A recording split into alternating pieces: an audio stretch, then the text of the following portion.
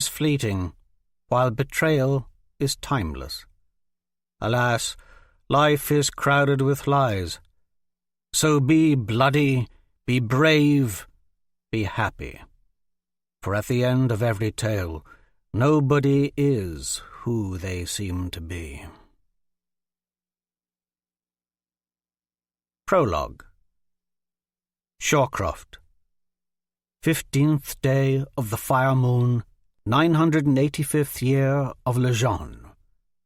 Skylocks, Gul Kana. In her panic, the woman had fled with the boy to the very edge of the glacier, a thin boning knife buried hilt-deep in her back. All that remained of her passing, a broad, bloody smear that led over the lip of the ice to the loch waters 500 feet below. The small boy, kneeling alone on the precipice of the ridge, stared up at Shorecroft with big calf eyes, piercing green orbs that gaped wide and vulnerable against the seemingly bottomless drop beyond. The boy wore rough-spun breeches, soft woolen boots, and a crude elk-hide coat fit for a child, his tiny hands bare and red from the cold. Wisps of blonde hair fluttered in the crisp breeze. Perched against the sunlit backdrop of the loch and the lofty snow-covered mountains, the child appeared the very essence of innocence and purity. No more than 3 years old, if that. And despite the horrific injuries of the woman who had carried him this far, there was not a drop of blood on him. All his life, a soldier for the brethren of Mia's cause, and Shorecroft's heart had never ached more than it did now. "Don't move!" he called out over the deafening roar of the mammoth glacial river thundering somewhere far below. The sharp ridges of the surrounding crevasses and crags and heaps of ice magnified the immensity of the roiling water's thrum. He could feel the glacier shifting under his leather boots as he carefully moved forward, knowing the ice would shear off at any moment and send both him and the boy plummeting to a violent, crushing death. Struggling not to stare at the red trail of blood that had led him here, Shorecroft stuffed his gloves into the buckled front closure of his fur-lined tunic and adjusted the cloak around his chest. Long sword, a barely noticed weight in the baldric looped over his shoulder. As he reached forth and helped the child from the edge, the plunging barrenness of the spacious air beyond seemed to pull at him with an immense, near irrepressible force, as he heard the hollow clomping of the two beasts coming up behind him. The boy's small hand in his, Shorecroft turned and blinked against the stark brilliance of the maze-like landscape he'd just travelled through. Beautiful in its own way, a hard-edged white beauty that tore at the eyes and scoured them raw. And shimmering darkly, two shadowy forms materialized out of that opaque brightness and glided toward him. He knew what they were. Bloodwood assassins, both cloaked in black, riding black stallions. He'd been expecting them. The day's battle wasn't over yet. Shorecroft imposed himself between the assassins and the boy and drew his sword from over his shoulder, his day-night sword, long and cold and sleek, with a black opal-inlaid pommel and leather-bound hilt that had moulded to the contours of his hand from long use. Despite the slick ice all around, both horses moved with an unobtrusive ease, sure of their step, seeping through the massive crags and jutting shards of ice like smoke. 30 feet before Shorecroft and the boy, the riders reined in their steeds. Large stallions both, their eyes a faint, hazy rose colour, the telltale signs of the Routhuin bane the two young assassins had been injecting into the still-growing beasts. Within a year, those eyes would glow a flaming red, and both stallions' shoulders and haunches would broaden with corded tendon, muscle, and might. They would be full blood-eye steeds then, rabid and wild. The killers atop these brutish creatures were brothers, known by the brethren of Mia as Hawk and the Spider, King Everett Rael of Sor Sevier's two favourite young assassins. Lithe and silent, they dismounted and shed their cloaks, both wearing the black leather armour of their craft. The brittle cold seemed to affect neither assassin as they drifted toward Shawcroft. They looked the same, 18 years old at the most, with cool, narrow eyes, squared jaws and cheekbones, raven-coloured hair cropped short, a serene self-assurance evident in their every nimble step. Shawcroft set his stance. "I do not wish to kill either of you," he yelled over the waters rumbling deep below. "Then I promise we won't die," the one named Hawk answered. His familiar voice carried a smooth, indignant lilt that cut across the glacier. The spider's eyes roamed the icy ledge behind Shawcroft, pausing on the boy but a moment, coming to rest on the dark stain left by the woman. "Oh, what people won't do to save their loved ones from death at the hands of a bloodwood. She took a terrible chance fleeing that pathetic mining camp, running out here so far." A dagger black as polished coal appeared in his hand. He looked at Shawcroft with fierce intent. "And what will you do to avoid death at our hands, old man?" "I'm not so old I can't handle the two of you. I've killed your kind before. Even today, one like you lies dead in the camp above." Hawk's flat eyes appraised him.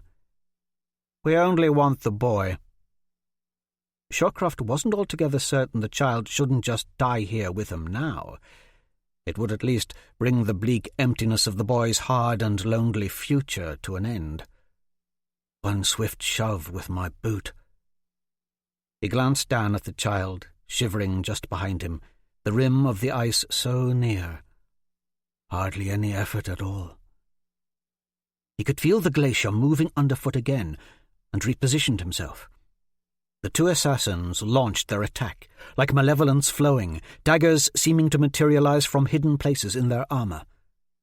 With a flash of his blade, Shawcroft blocked the first dagger thrown at his face. The second one cut deep into his right shoulder. From the left, the spider engaged him first, daggers like snapping shards of glass, striking like lightning. Hawk was on him from the right, his assault just as rapid. In the blink of an eye, Shawcroft was full of holes. He didn't feel the pain, but he knew from experience that numbness was a bad thing, for who knew what foul poisons coated a bloodwood's blades? Suddenly, all three of them were dashed face first to the ice as the glacier buckled and shifted violently. The two blood-eye stallions jumped and neighed, losing their footing as ferocious sound echoed and thundered. Then the horse on the left disappeared into a huge fissure that cracked open underneath, its scream feral and savage as it plummeted into the white yawning violence of the roaring water below. The ice split wider. Chunks as bulky and massive as castle towers plunged down, while others lanced toward the sky at precarious angles. On his stomach, clinging to the surface of the glacier, Shawcroft could only stare in awe as the great mountains of ice were thrust heavenward above him with a grinding brilliance. His vision was filled with lustrous deep blues and purples, webbed with luminescent streaks of white. And in an instant it all came boiling down, rolling and colliding and splintering into jagged chunks and wicked shards, all of it tumbling away to the left just beyond the spider, who was now balanced on his hands and knees along the remains of the ledge. Shawcroft took his chance and scrambled forward, stabbing with his sword. The spider tried to block the blow, slipped, and disappeared over the rim. With a burst of speed, Shawcroft was on his feet, whirling to meet Hawk, who came at him with fiery purpose. He blocked the bloodwood's first flurry of blows, the sound of sword on dagger muffled under the riotous carnage of glacial ice sloughing away around them. Shawcroft pressed his attack, forcing most of Hawk's flickering black daggers into superficial slashes and glancing blows, though some struck home. Determined, he advanced, connecting several times with the leather armour of his foe, backing the youth down, driving him toward the growling chasm where his fellow assassin had just vanished. But Shawcroft's injuries were taking their toll. With each heavy swing of his sword, his heart pounded and lungs laboured. His throat was dry and raw, sucking in gulps of freezing air. The glacier rumbled and shook again. Shawcroft lost his sword as he and Hawk were dashed to the frozen surface a second time, both sliding toward the tilting edge. Hawk's lower body slipped over the lip of the glacier. Eyes now wide, the assassin was clawing at the ice with both daggers to find purchase, while Shawcroft tumbled uncontrollably straight into him, forcing the youth completely over the rim. Together they clung there, Hawk dangling by one hand, clutching his black dagger still lodged in the ice, Shawcroft staring over the ledge into a stew of roiling, thunderous water and ice 500 feet below. To his shock, the spider had not perished in his fall, but had landed on a sizable shelf of flat ice some 50 feet down. He lay unmoving in a growing pool of blood, one arm awkwardly twisted under his body. Shawcroft's eyes met those of Hawk. "I know who you are, boy." The youth's eyes narrowed. "To the bloody underworld with you, old man. You were meant for greater things than this." Shawcroft punched the dagger out of the ice with the palm of his hand. As Hawk fell, his calm gaze never left Shawcroft's. The assassin landed hard on the outcrop near his bloodwood partner and rolled, clutching his side. Shawcroft slid himself backward from the precipice, carefully, or he knew he would be headlong down into the cruel, snarling gorge with the two assassins. He grabbed his sword off the ice and scanned the ledge behind him. The boy was gone. Shawcroft clambered to his feet, using his sword as a crutch, still shaky as the glacier around him continued to groan. At least a dozen wounds from the blades of the bloodwood soaked his clothes, and he could feel himself weakening fast. Frantic, his eyes searched the glacier. The remaining blood-eye stallion nickered somewhere behind him. He turned.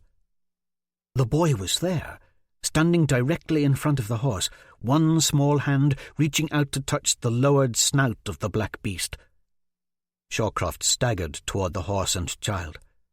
The blood-eye's flared nostrils gusted puffs of frozen vapour into the boy's pallid face. A dusting of ice crystals made the child's blonde hair glittery in the sunlight. The stallion's red-hazed eyes were ablaze with both fear and uncertainty, as the resounding crash and cracking of great blocks of ice could be heard all around. Shawcroft snatched up the reins of the blood-eye, and with one twist of the bit and a swift downward pull, brought the horse to its knees. He braced himself, ready to plunge his sword into the beast's neck. To him, this was no regular horse, but an alchemy-induced monster, and he would have no problem killing it.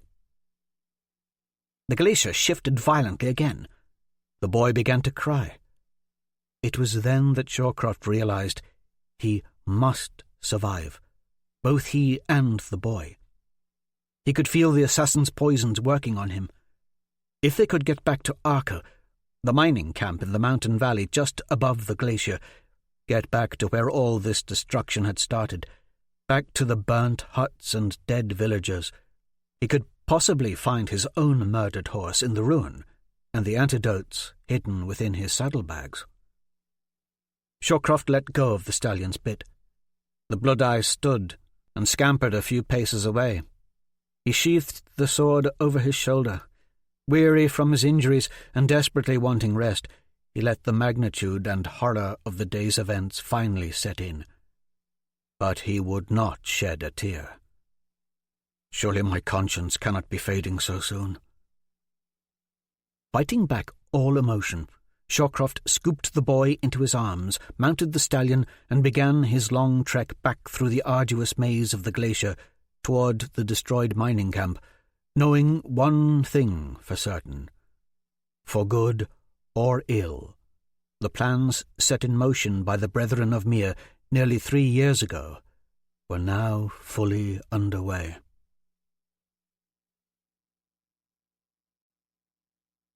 From the Way and Truth of Lejeune. Be we slave, peasant, knight or lord, within all of us dwells a craving, a longing deep in our soul to know our own heritage and to identify the birthright of our fellow man. For regardless the number of good works and heroic deeds we achieve in life, the fatherless are by nature deemed unholy, susceptible to betrayal, and useless in the eyes of the great one and only. Chapter 1. Nail. 7th day of the shrouded moon, 999th year of Lejeune. Gallows Haven, Gul Kana.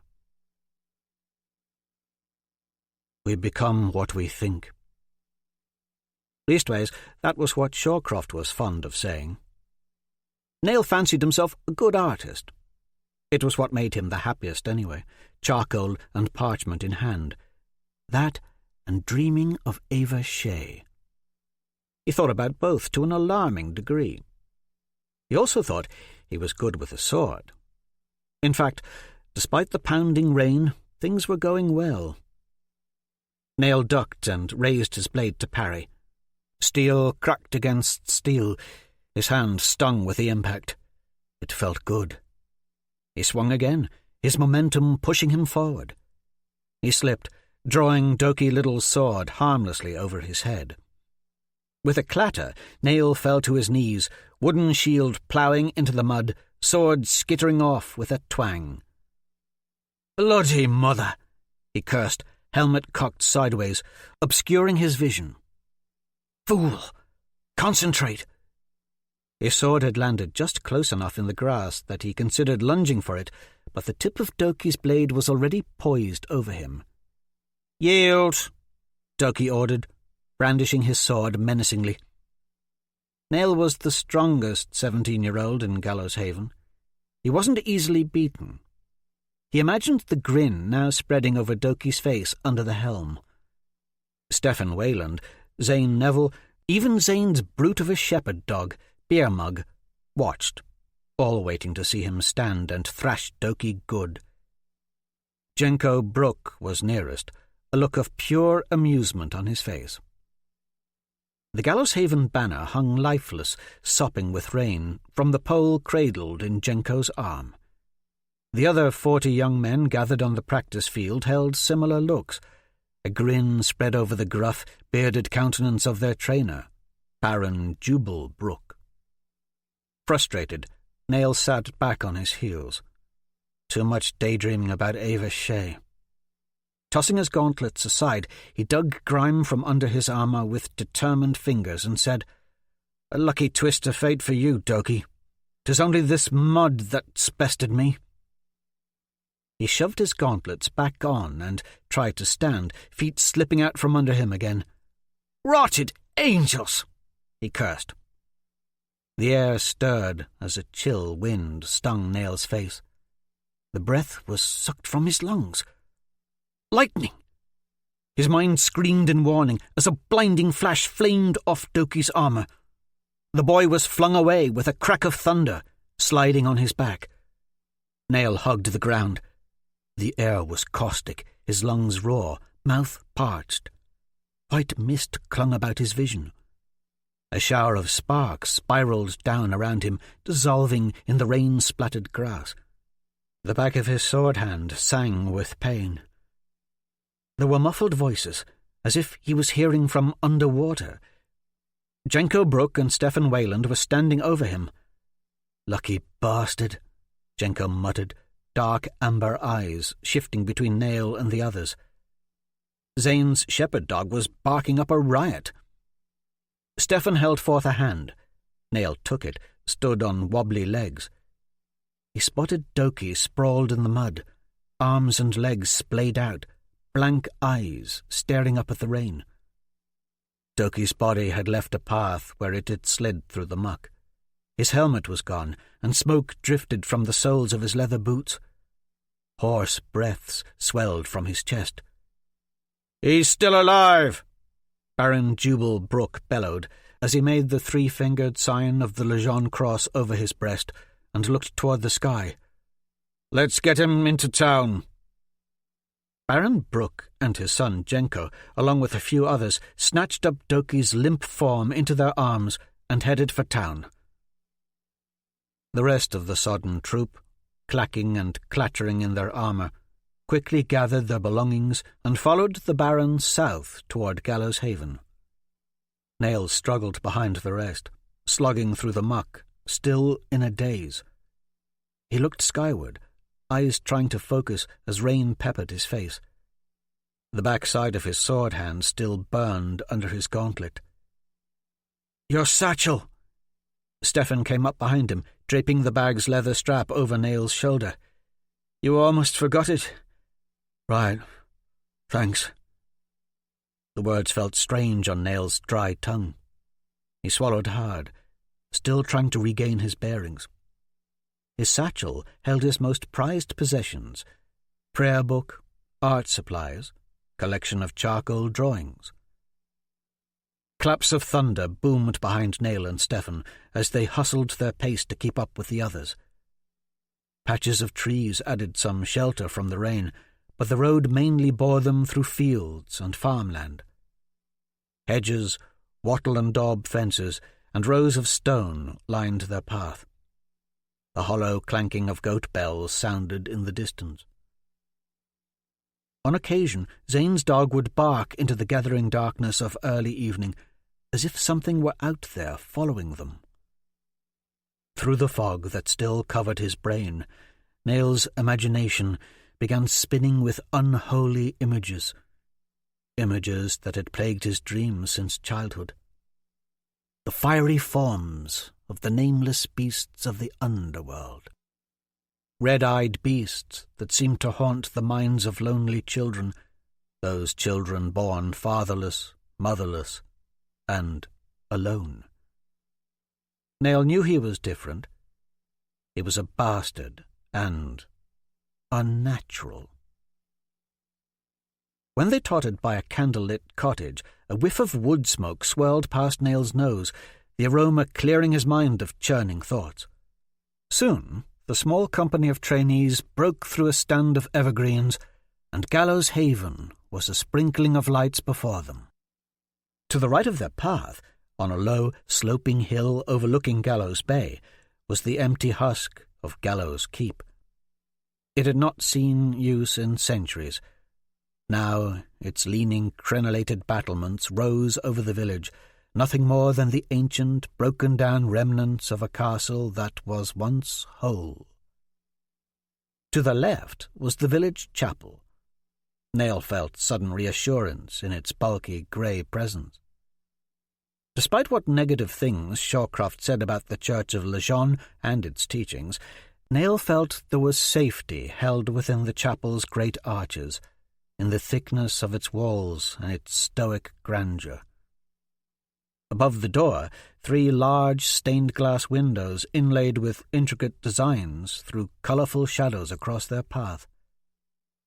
As those bearing Doki's lightning-struck form passed through the front doors of the chapel, Nail looked up at those splendorous windows. On brighter days, with tattered sketchbook in hand, he would sit outside under them and sketch. In the centre window was an image of Lejeune, 5 colourful angel stones hanging above him like halos, white, red, black, green, and blue. Lejeune wore a coat of shimmering chainmail and hefted a silver battle-axe named Forgetting Moon. In the left window floated 2 white-robed angels, one wielding a broadsword, Afflicted Fire, the other a blackwood crossbow, Blackest Heart. In the right window were 2 more heavenly apparitions, one with a horned war-helm, Lonesome Crown, and the other carrying a mythical shield, Ethic Shroud. These were the 5 ancient weapons of lore. Once Jubal and Jenko Brook and the others were inside the chapel, those 5 angelic images cast ghost-like reflections of white, red, black, green, and blue over them as they laid Doki on the floor before Bishop Tolbert.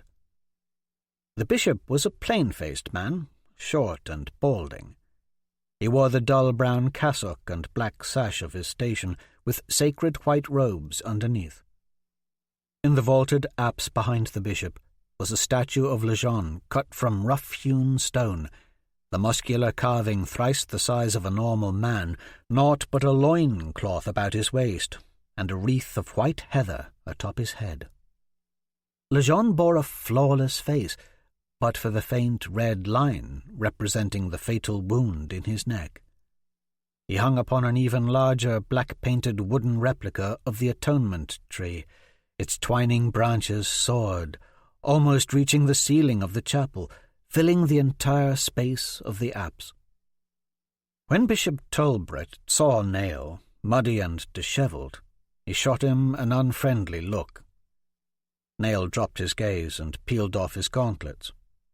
His right hand, his sword hand, stung something fierce.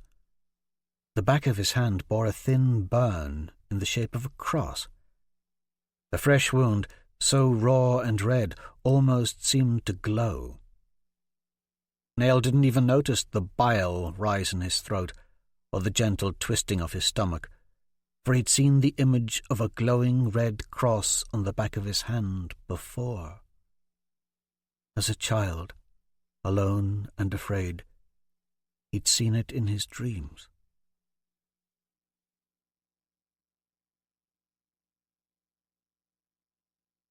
Nail and Stefan sat alone, Nail's charcoal drawing unrolled on the table between them. The Graken Spear Inn's tavern was abuzz about Doki Liddle.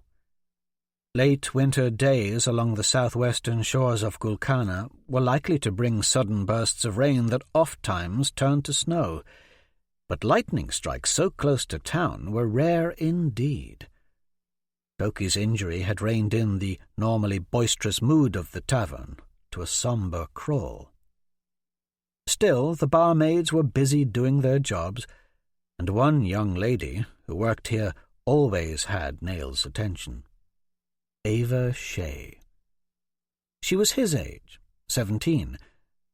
Over the past year, when Nail could break away from working the mines with Shawcroft and come into town, they had grown close. At times, Nail wondered if they weren't boyfriend and girlfriend. He found it nearly impossible to keep his mind off her.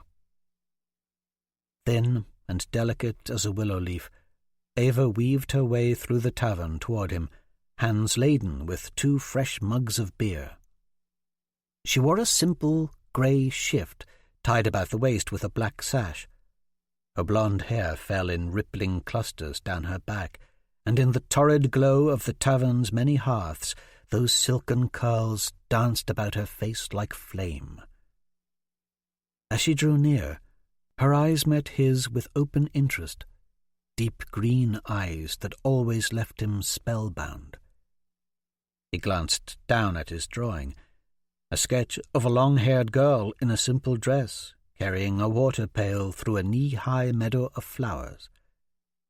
Nail imagined the flowers to be white daisies, and the girl to be Ava Shea. "Sad about Doki," she said upon reaching their table. "Will he be okay?" "His parents are with him," Stefan answered, "as are Bishop Tolbert and Baron Brooke. The Baron will bring further word, I'm sure." Ava placed a wooden mug of birch beer in front of Stefan. "One for you." She slid a mug in front of Nail. "And one for you too, my dear." She saw his drawing. "I'm not near as talented as you, Nail, but old man Leddingham displayed one of my fish carvings today."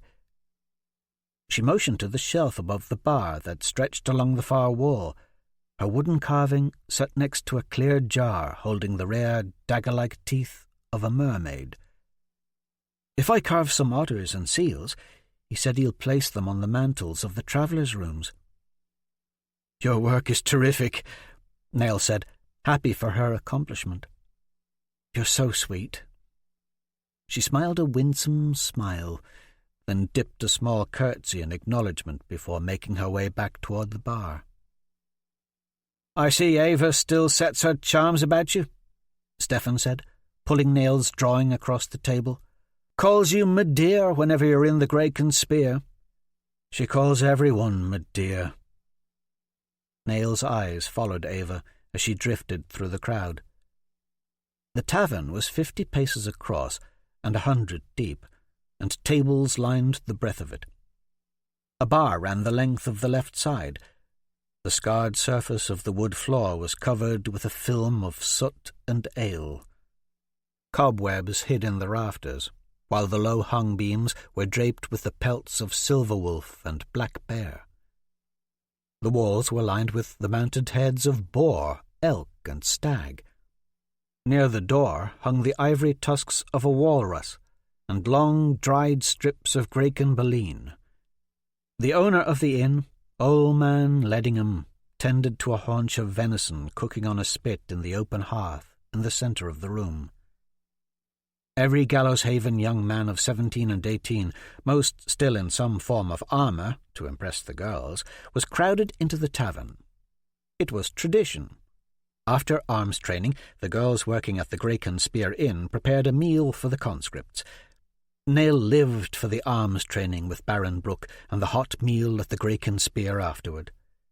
It was one of the few times Shawcroft allowed him to come to town. Arms training was mandatory. It was the law. Stefan pushed the drawing back to Nail's side of the table. "Ava seems quite taken with your drawing. She didn't smile once at me." "You suffer from no lack of attention." Nail noticed Gisela Barnwell approach, her eyes fixed on Stefan, who was now blushing. Gisela set 2 steaming plates of food on their table, curtsied, and said, "Poor Doki," before heading back to the bar. The dainty girl, 2 years younger than Nail and Stefan, wore a wreath of blue heather on her head. She had recently been crowned Maiden Blue of the upcoming Morning Moon Feast, the annual honour bestowed upon the fairest young girl in all of Gallows Haven. It was clear Gisela liked Stefan, but Stefan Wayland didn't see it. Nail's friend had the beginnings of a strong jaw and hawkish nose. Dark hair fell in a tumble over his shoulders. He had the hard eyes and tanned skin of one who had spent the last few years on Baron Brooke's Graken hunting ship. Where Nail was strong and fast on the practice field with the sword, it was the longbow where Stefan excelled. He was a lock to win the archery competition against the conscripts from Tompkins Sty and Pedlar's Point during the annual tournament between the towns. After all, he'd won every Morning Moon archery competition since he was 10, and from the look on Gisela's face, when she'd brought them their food, Stefan had likely won her, too. Nail knew how he himself looked to others. At 17 he was bigger and stronger than most men in Gallows Haven. He had greyish-green eyes, a thin nose, and a pleasant smile on a youthful face under locks of blonde. He continually flicked wild strands of hair from his face, a habit he couldn't shake, but a habit that made the girls notice him even more. Nail kept his hair just long enough to cover his ears, thin ears that he felt poked out from his head a bit too much. Stefan had stopped eating, eyes staring into space. "Eat," Nail said. "Don't mope. Doki will be fine." "I know," Stefan muttered. "It's not that." Nail set his fork down. "You'll soon be dancing with Gisela at the Morning Moon Feast like man and wife." He pointed a finger at his friend. "And you'll ask her to dance even if I have to force open your mouth and move your lips about for you." Stefan smiled weakly.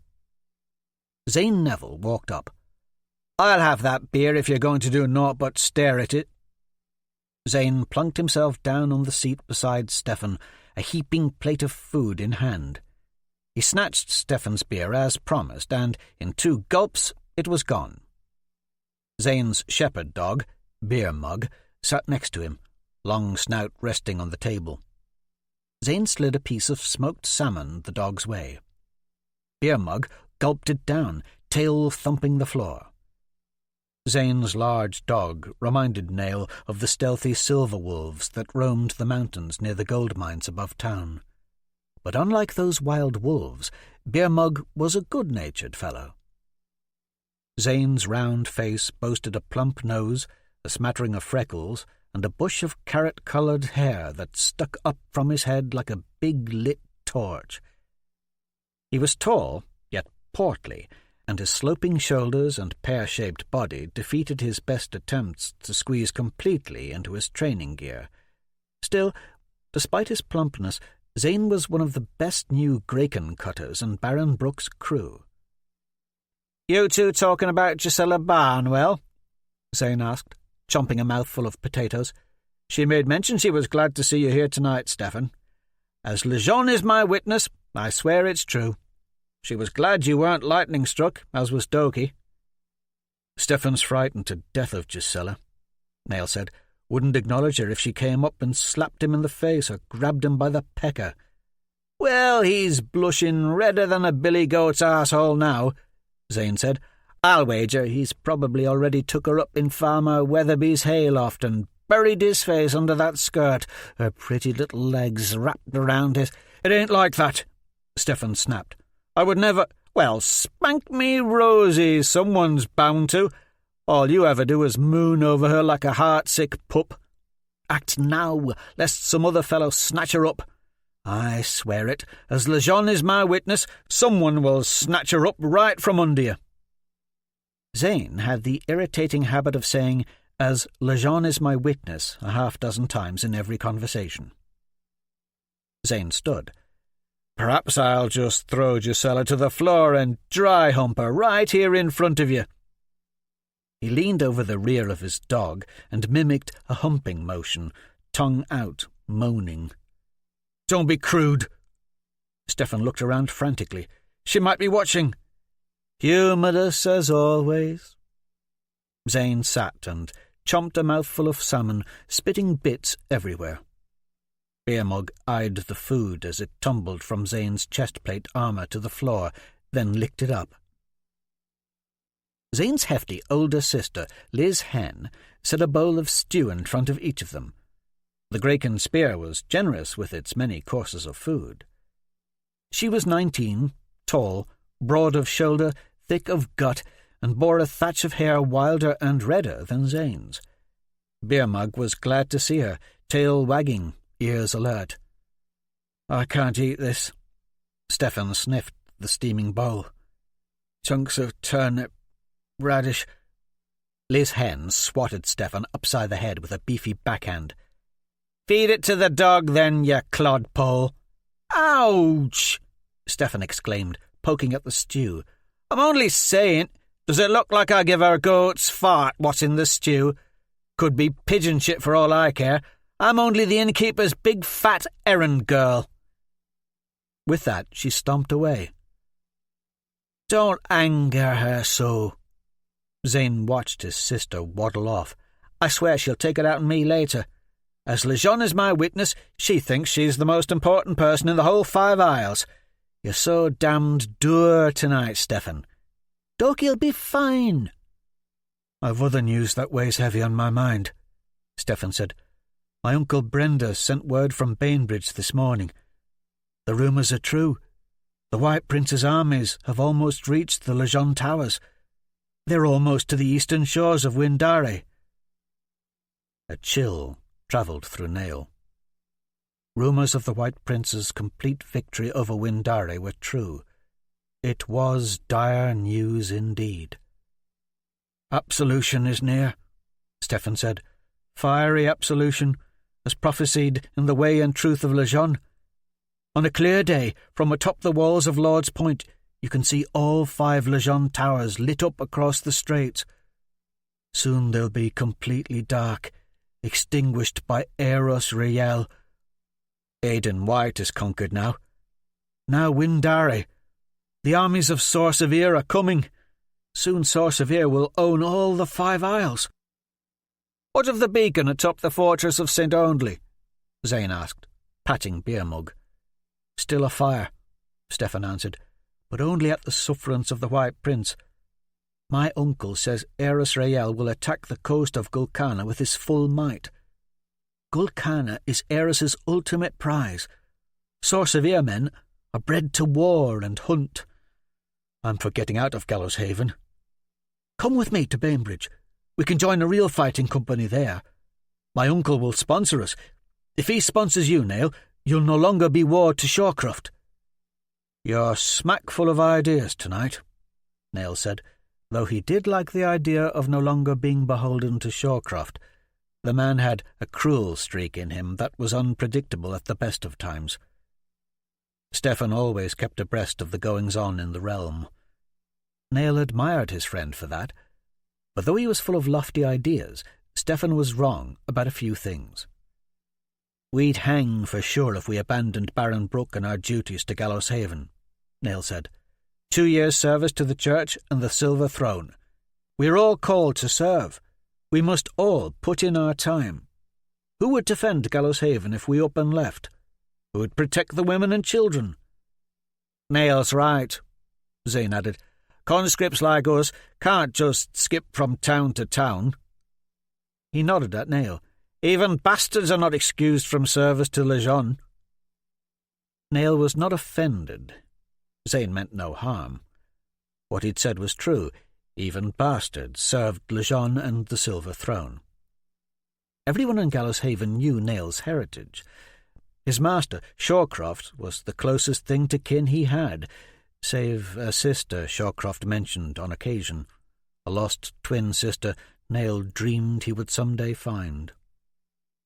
Never having known his real mother or father, he wondered if they'd ever existed at all. Those vague but real memories of the tender touch of the nurturing woman from his childhood were fading more each day. "If we flee to Bainbridge, Baron Brooke will hunt us down," Zane said. "Bishop Talbot would see to it.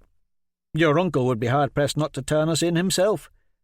Why must you always see things so contrary to the way and truth of Lejeune?" Zane snatched Nail's beer away this time and stole a long drink. "Stefan the Skeptic, I name you, always thinking too much. To question the laws of Lejeune is to show a weak mind." Nail felt stuck somewhere between Zane's blind devotion to the tenets of the way and truth of Lejeune and Stefan's cynical view of things. Master Shorecroft was no help in matters religious. Seemed he had a huge dislike for all things to do with the Church of Lejeune. But the man rarely explained himself. For his part, Nail enjoyed the church and its eighth-day services, mostly for the social aspect and as an excuse to get out of mining with Shorecroft and the tedium of swinging a pickaxe with the exacting precision his master required.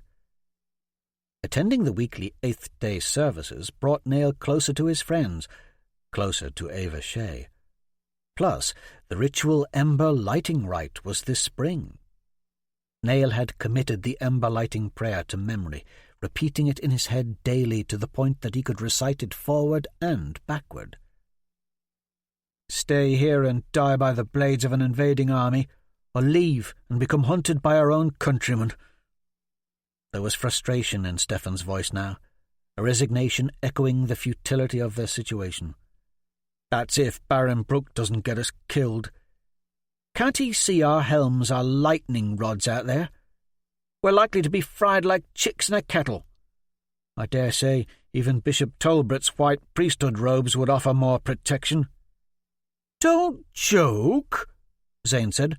"The silk robes of Lejeune are anointed by the Grand Vicar himself and rendered stronger than armour. Talbot would be well protected in any squall." "Talbot's priesthood robes are woven of silk, not iron, and certainly not magic. Tales of their holy properties are only fables meant to impress the children. The way and truth of Lejeune speaks of their sacredness and strength. All I am saying is our armour is naught but rusty relics dug out of that old keep. We can't stand against Sor Sevier with but 40 of us village conscripts and a few codgy sailors and farmers with rakes. Jubal Brooke. I know he's the baron of our lands, the owner of the Graken hunting ship upon which I work, but sometimes I think the man's brain has been addled." "Addled?" Baron Jubal Brook materialized from the crowd and stood over their table, his son, Jenko, at his side. The Baron was wrapped in a rain-soaked cloak that smelled of wet horse. Beer Mug sniffed the man and backed away. "Baron!" Stefan stood abruptly, bowing, looking like he'd just swallowed a frog. "How goes it with Doki?" Nail stood also and bowed. Despite what Stefan claimed, Jubal Brook was no dribbling fool. His eyes darted angrily over the table. The Baron had broad brows and deep-set eyes that always appeared fixed in a fearful squint. With a bearded face and forehead sloping back to a scruff of grey hair, the Baron intimidated all in town, especially with his huge sword and its thick leather-wrapped hilt and black opal-inlaid pommel. Rumour was, before he had settled in Gallows Haven 5 years ago, he had served as one of Amadon's famed day knights. Most in town thought him a good fighter, but ill-equipped as a leader of men. "Doki is burnt, but not bad." The Baron motioned for Stefan and Nail to sit. "Bishop Tolbert watches over him. With the blessings of the priesthood, Doki'll recover." "A lucky slip in the mud, Nail." Jenko smiled. "Otherwise it would be you cooked instead of Doki." Still wearing most of his battle gear, the Baron's son had a leather scabbard at his hip and a black shield slung across his shoulder. Jenko was a strong, swaggering fellow of 18. Tousled brown hair crowned his head and fell to just above his shoulders. Towering even over his father, arms stacked with muscle, Jenko was probably the stoutest man in Gallows Haven. "In battle, you need to keep your feet," Baron Brook said. "Lying face down in the muck whilst garbed in heavy armour is a horrible position to find oneself in. Truth is, I don't think any of you boys have a holy prayer's chance against the White Prince's army. Regardless, the Silver Throne requires land barons to train all conscripted young men the length and breadth of Gul Kana in the art of warfare. That's my charge. Believe me, if for some reason Sor Sevier should ever reach Gallows Haven, I guarantee they won't wait for a sunny day just so you fellows don't have to get your feet wet. I was in the Iron Hills with King Borden when Sor Sevier first invaded Windare. A snowstorm and freezing winds struck the walls of Oksana like needles of ice. Did that stop Aeros's slaughter? No. Our legion of Amadon Silver Guards and Day Knights lent Windare what aid we could, but our numbers were few. The White Prince marched straight through the snow and straight over us. Very few of us were lucky to escape that day. I saw King Borden fall with my own eyes. I have seen war." The Baron leaned over, planted scarred and calloused hands on their table. His steely gaze, angry and filled with purpose, cleaved through Stefan like a sharp knife. "In battle, not all die gloriously. Not all die instantly. Lest you forget your lessons, when armies face off, the first comes an onslaught of arrows. A Sor Sevier longbow is a 6-foot-long affair, and their archers can launch near 20 arrows a minute.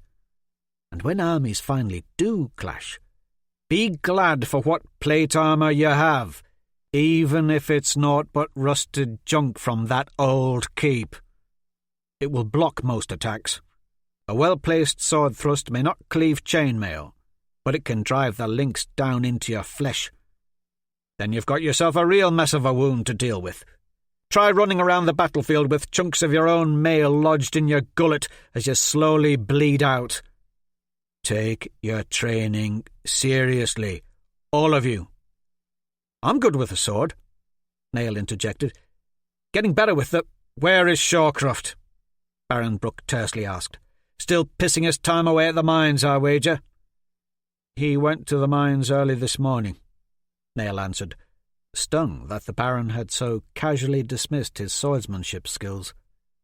He made mention he would be gone digging for a week. I'm to stay with Stefan's family whilst he's away. The Baron met Nail's gaze.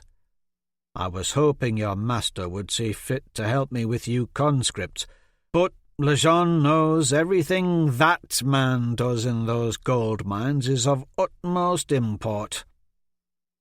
With that, Baron Brooke withdrew from their table and made his way toward the tavern's front door. What does Shawcroft know of swordsmanship or archery? Nail knew there had been some tension between his master and the Baron as of late. It had something to do with the gold mines.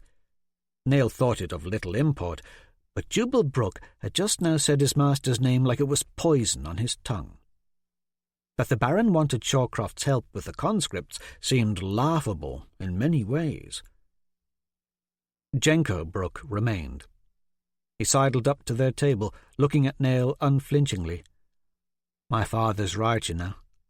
All the gold was stripped from the mountains centuries ago. No morning moon feast was ever held for gold digging. Graken hunts are what Gallows Haven was built upon. The Graken are what sustains Gul Kana. Spend your days at sea, doing men's work, Nail. Bring home a Graken or a load of salmon. Feed the entire town. Now that's a true living. When is your master going to realize that? Nail cared little for Jenko's tone. Jenko's 2-year conscription to the Church and Crown was nearly over. It was well known that he would soon inherit his father's Graken hunting vessel. Jenko's position in Gallows Haven was firmly set. Nail, on the other hand, was heir to nothing. Still, as much as he agreed with the Baron's son that mining was a waste of time, Nail knew the hard work Shawcroft had set him to all these years had built him up as a man. Swinging axe and pick had made him strong. He took some pride in that, and was loath to see Jenko slander it. Nail means to join us on your father's Graken hunt, Stefan said. Is that so? Jenko Brooke gave Nail a sharp look. I've Shawcroft's permission, of course, to learn the fishing trade whilst he's at the mines, Nail answered, knowing his words were a lie. Shawcroft would have no clue if he went Graken hunting, and would disagree with it strongly. But the man was working the mines for the week. The average Graken hunt took less time than that. Nail knew he would be in open defiance of his master, but he didn't care. The man could be demanding, stubborn, disagreeable, and cruel. Nail was completely dependent on Shawcroft, yet, at the same time, to be free of the man was his greatest desire. You wish to be a Graken slayer? Jenko asked. You'll more likely get shark bit or gill fucked by one of the merfolk than become a hero. Nail will come back a hero, all right, Zane piped up. A hero covered in Graken blubber. Evershay can do naught but fall more in love with him then. Evershay, huh? Jenko raised an eyebrow. Indeed. She's one ripe, skinny lass. Nail looked over his shoulder toward the bar, where Ava was wiping her hands on a towel. She glanced at their table and smiled. Jenko threw her a nod. Nail's heart leapt in his throat. That the Baron's son might see the same in Ava as he had never crossed his mind. But the look that crept into Jenko's eyes was alarming and challenging. In fact, the Baron's son was staring at Nail. A smile played at the corners of Jenko's mouth, and there was a smouldering, fierce squint to his eyes. What say we spar for the right to Avishay's hand at the morning moon feast, Nail? Well, kiss my pickle! Zane Neville slapped Jenko on the back. The gauntlet thrown. A bit of fun to top off an otherwise sorrowful evening, right? Doki would love it were he here. Beer Mug even seemed excited by the prospect, tail thumping the floor. Jenko was grinning now, fingers poised at the hilt of his sword. His gaze never wavered from Nail. "What say you? A spar in the street. Like Zane said, a bit of fun to lighten the mood around here. Or do you dare not draw swords with me?" On the training field, Nail had bested Jenko on occasion. Jenko had also beaten him. Every conscript knew he and Jenko were evenly matched, but to spar in the village street was another matter altogether. In front of the Graken spear, Eveshay could finally witness his prowess. At the same time, he could put Jenko in his place. "Do you lack courage, Nail?" Jenko said, his smile growing. He snatched Nail's charcoal drawing from the table, crumpled it, and tossed it to the floor. Nail looked at his ruined drawing through the stray strands of blonde hair that now covered his face. Anger welled. The back of his right hand flared in pain, the cross-shaped mark stinging.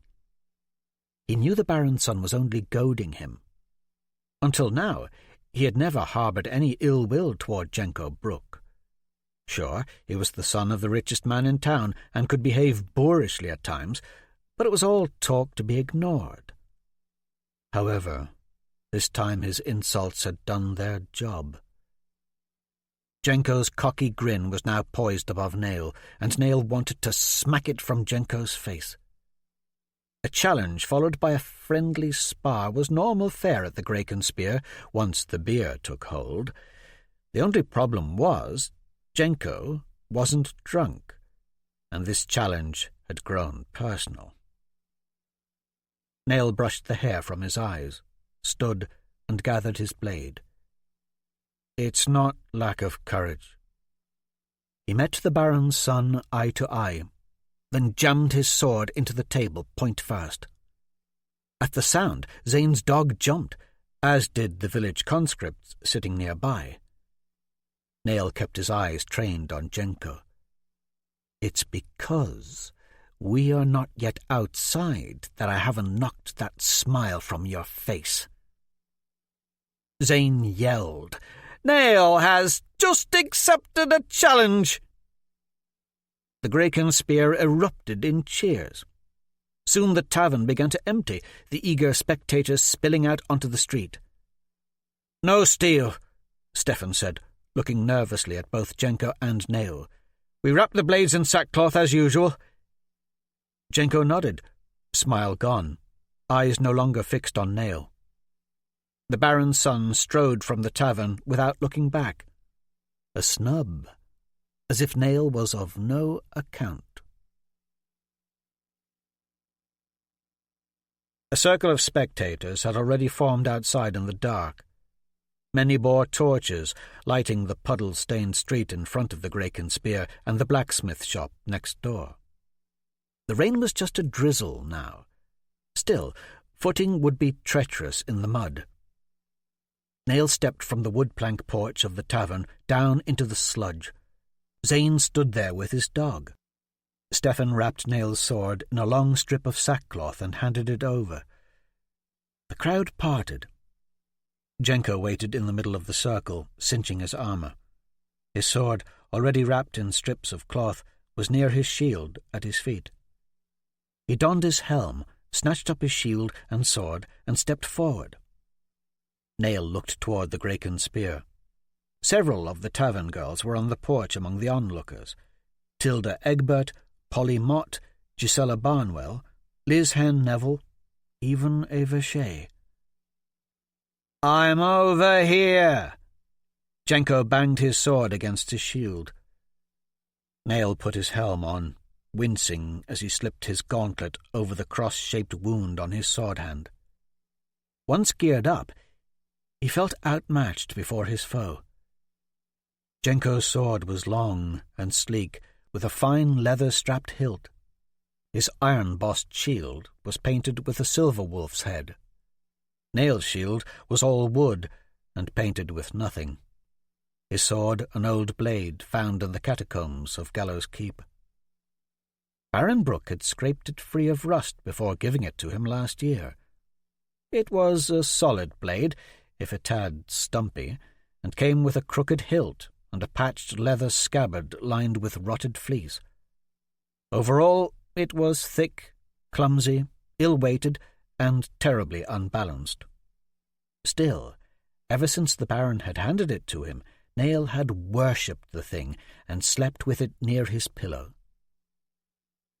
Stefan stepped between Jenko and Nail and yelled for all to hear, "You spar in the normal fashion, as if the Baron himself watched. Slash and counter, no thrusting. First with 3 strikes wins." Stefan moved back, and the way was clear. Jenko swung. Nail thrust his shield forward, and there was a clash of sackcloth-wrapped iron on wood. Nail stumbled back, and Jenko's next swing whistled over his head. Jenko swung 4 more times with rapid ease. Nail blocked each, but his shield arm grew weary. Jenko's next blow struck heavy and hard. Jenko then faked high. Nail raised his shield, and Jenko stabbed under it, striking the armor covering his stomach. Nail reeled back. "No thrusting!" Stefan yelled. "That strike doesn't count. Slash and parry!" Jenko backed away. A good 10 paces separated them now. Nail was embarrassed. He hadn't swung yet to Jenko's flurry of blows. Nail used the time and space to get a much firmer grip on his sword and shield and, more importantly, his confidence. He was wheezing for breath under his helm and tried to calm down. There were cheers for him, the loudest coming from Stefan and Zane. Their cheers bolstered him. He advanced with his head down under the rim of his shield, peering over it, sword poised. Jenko lunged, swinging for his legs. Nail lowered the shield, spoiling the stroke, and slashed at Jenko's helm. His sword connected with a thud, snapping Jenko's head back. The Baron's son stumbled sideways. Nail hammered Jenko with his shield, and his foe fell to the ground. "1 strike for Nail!" Stefan yelled, and a smattering of applause sounded from the crowd as Jenko scrambled away on hands and knees, mud sloshing under him. Nail, with the advantage now, swung again and connected with Jenko's back. "Strike 2!" Before Nail could finish him, Jenko sprang to his feet and lunged with 2 quick blows. Nail blocked them with ease. Now that Nail had gotten in 2 good hits, there was a bounce in his step. Jenko backed off, and there was space between them again. The Baron's son plunged ahead with 2 more strikes that landed fast and hard against Nail's midsection. "2 for Jenko!" Stefan yelled. Nail reeled back, angry, side throbbing. He came up swinging as Jenko's 3rd blow connected the same time as his. "Both strikes count!" Stefan yelled. "It's a tie!" Everyone cheered. "Rotted dog shit!" The Baron's son ripped off his helm and threw down his shield. "A bastard is no equal of mine!" No sooner had his shield and helm hit the mud than Jenko leaped forward, gripping his sword in both hands now. His high swing came crashing in. The blow knocked Nail's shield spinning away. His second blow planted Nail's butt firmly in the mud. Instantly, Jenko loomed over him, raining blows. Nail scrambled back on his haunches, mud ploughing up behind him. He kept his sword up in defence, but it was beaten back swiftly. Then it wasn't in his hand anymore. It spun off and lit in a puddle. Then Jenko was striking him about the shoulders, arms, and chest. "Enough! Enough!" Stefan yelled, but Jenko's blows were relentless. "It was a tie, you blood-sucking ogle! You're likely to kill him behaving like that!" Nail felt the breath pounded from his lungs as he tried to crawl away, at the same time groping for his lost sword in the puddle, finding it, turning, holding it aloft. He would not retreat. But the blows from Jenko kept coming. Stefan tackled the Baron's son from behind, and both dropped in the mud. In a heap, they struggled. Jenko threw Stefan off and stood, sackcloth-wrapped sword still in hand. He came at Nail again, "Stop!" Stefan bellowed. Zane was there, and with Stefan the two wrestled Jenko to the ground a second time. "Get off!" Jenko snarled, eyes blazing at Nail from under dark, wet locks. Nail, kneeling in the mud, the percussion of Jenko's crushing blows reverberating through his armour, could feel the fresh dents in the iron plate pushing in. There was a dull ache throbbing deep in his chest. He wasn't certain if he could stand, if he wanted. "Let me up, you pox-scarred scum!" Jenko fought against Stefan and Zane. "The wraiths take you if you don't stop fighting," Stefan said, breathing heavy. "Turn him loose!" Nail snarled between hard-fought breaths. "I'll still fight him. I ain't dead yet." "That's right! Army up! Let me finish him like he wants!" Jenko yelled. Zane whistled for Beer Mug. Soon the big shepherd dog was snarling and barking at the pile of struggling bodies. With the threat of the dog, the fight died in Jenko, and he gave up, head hanging. "I'm done, then." "Let him up," Stefan said, motioning Zane to hold his dog. "Be wary." He released the Baron's son. Jenko stood, brushing the mud from his greaves, smiling, his teeth stark white shards in the lamplight as he walked toward Nail. Nail didn't know if Jenko was going to help him up or what. Either way, he wouldn't allow himself to accept any help. He'd stand on his own no matter how much his body ached. Jenko plucked the sword from Nail's hand and threw it. It sailed over the crowd and into the darkness, landing near the narrow alley between the inn and the blacksmith shop. "Fetch that, you goose-shit-eating bastard!" Jenko stepped around Nail, shoving his way through the crowd and back up onto the porch of the Grey Spear Inn. Nail growled and scrambled to his feet, his mind set on tackling Jenko and ending the fight with his fists. But his foot slipped, and down he went again, face first.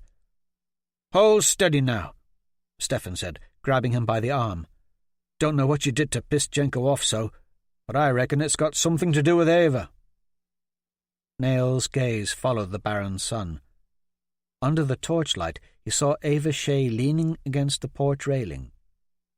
Jenko stepped up to the girl and whispered something in her ear, his hand brushing lightly over her shoulder before he entered the tavern. Nail was humiliated more by the small interaction between Jenko and Ava than any blow the Baron's son could have dealt with his sword. "Pay him no mind." Stefan helped Nail stand. "You'll be stiff on the morrow. Bruises for a moon or more. You put up a real fight, though. Gave us all a grand show." The crowd was dispersing, some back into the Grey Spear, others wandering off into the darkness and home. Zane trundled back into the inn, Beer Mug bounding happily behind. Nail didn't know how far he could walk on his own. He hunched over and clutched his stomach. Soreness blanketed his body. Despite all his hurts, he was most of all embarrassed. Stefan ducked under Nail's arm, propping him up. "My pa can send word to Shawcroft if you like. He let your master know you're hurt." "I ain't hurt," Nail mumbled. "Besides, Shawcroft's never been concerned about me. Jenko's right. His only concern is those gold mines." He was envious of Stefan's family and the comforts of a warm home, surrounded by loving parents and siblings. Nail lived on the outskirts of town in a small, cold, one-room cabin with his master. He put on a strong front, but deep down he knew how lonely his life really was. "I'll sleep in the coop tonight. I'm sure your mother hasn't the room inside." "You needn't sleep with the chickens," Stefan said. "We've the room." Nail had managed to hobble only a few steps when Ava's soft voice sounded from behind. "You fought well." He turned. She held his sword. It was covered in mud. Nails slid from under Stefan's arm and took the weapon from her. Mud remained on the palm of her hand. In her other hand was the drawing Jenko had crumpled. "I'm sorry it got ruined," she said, handing it over. It was pretty. Ava hesitated, as if wanting to say more, then pulled a leather thong necklace from the folds of her linen skirt. She reached up and slipped it over his head and around his neck, and quickly backed away. "A gift," she muttered shyly, "to make amends for the drawing Jenko ruined." Hooked to the leather thong was a small carving of a turtle, no bigger than the end of Nail's thumb. He held the carving in his hand, admiring Ava's delicate workmanship. Every display of her talents filled him with desire. "Thank you," he stammered, meeting her soft gaze. That she had made this wooden trinket for him set his heart soaring. Ava kissed him lightly on the cheek and made her way back toward the Grayken Inn. And as she stepped back up onto the inn's porch, Nail saw it. At the back of the alley, between the Grayken and the blacksmith shop, a cloaked figure astride a red-eyed horse, silhouetted black and hollow against the glittering waters of Gallows Bay beyond.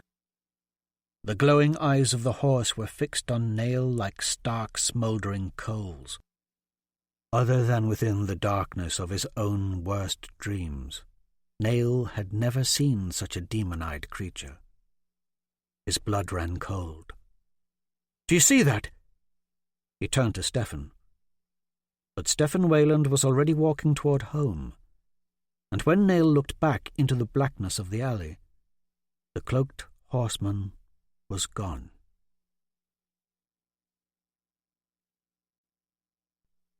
From the Way and Truth of Lejeune. The lost and lonely ship finally berthed in Avalonia, thousands of days adrift. What few were left stumbled ashore, the first lands lost to them forever.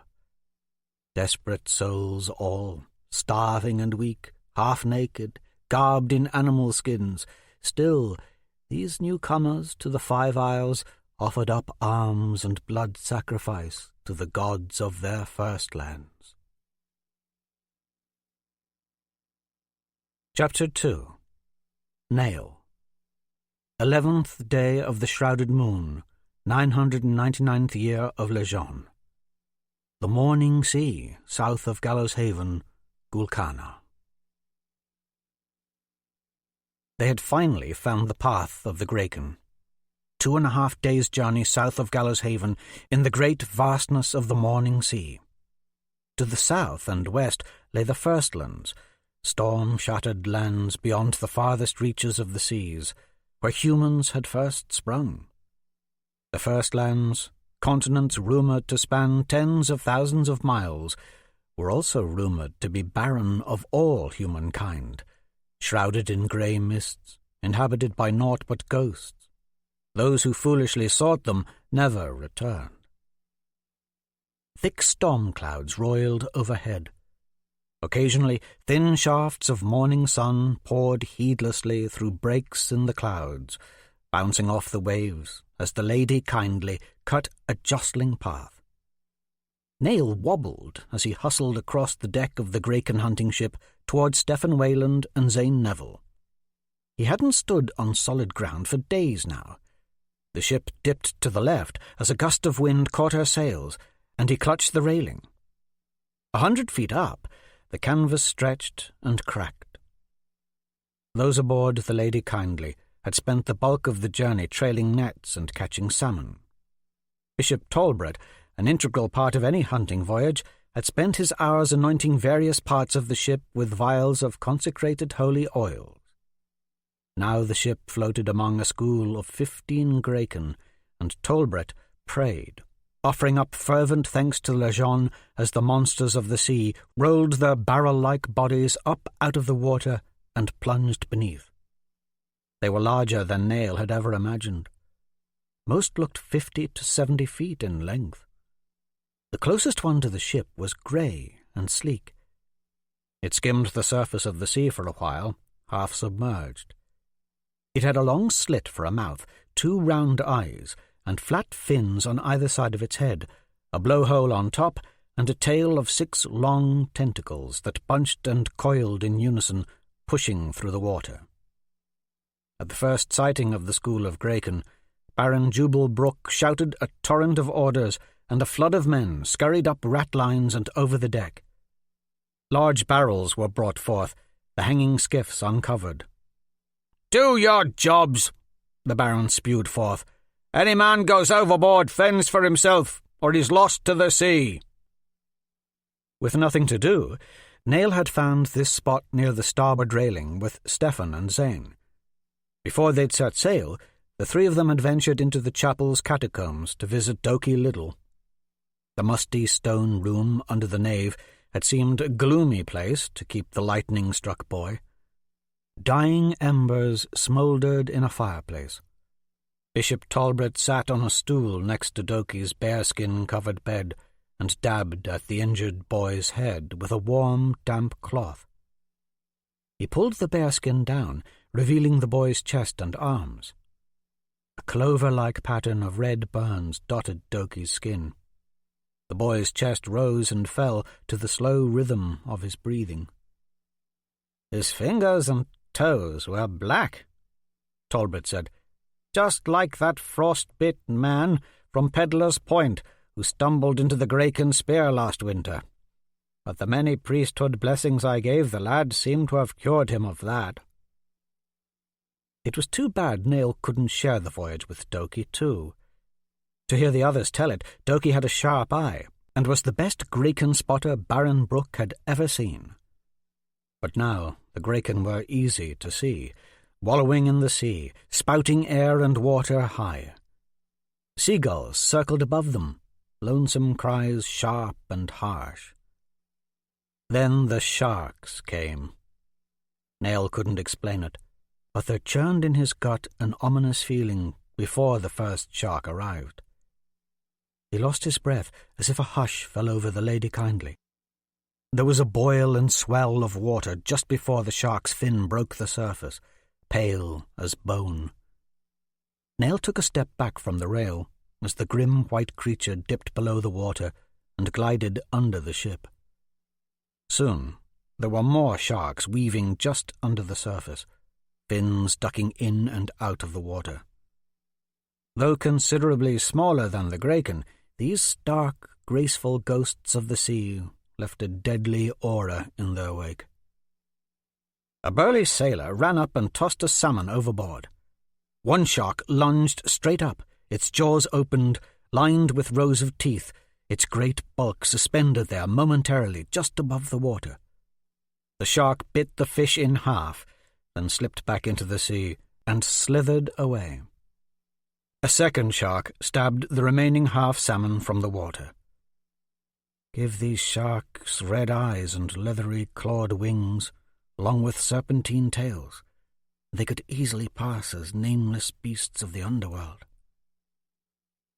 With that thought, Nail's mind jumped to the cloaked figure he'd seen in the alley between the Graken Spear and the blacksmith shop. The gaze of the red-eyed steed had burned a hole in his soul, bringing back a flood of terrifying memories. Memories he'd suppressed over the years. Memories that clawed their way to the forefront of his mind now. But he'd fight off those dreams and memories as he'd fought Jenko Brook. Cramps still ached throughout his chest, and a knot the size of a seashell was lodged under his ribs somewhere, the lingering physical pains garnered from the drubbing at the hands of the Baron's son. But he would not let thoughts of the dark-cloaked horseman or the physical evidence of Jenko Brook's thrashing get him down. In fact, despite the brewing storm above and the sharks below, the last few days seemed sunnier than any he'd ever known. On every place aboard the ship was the surrounding scent of heavy timber, which lightened his soul. and the ocean smelled fresh in comparison to the rocky shoals around Gallows Haven. Today, Neil observed and listened more acutely than he ever had before.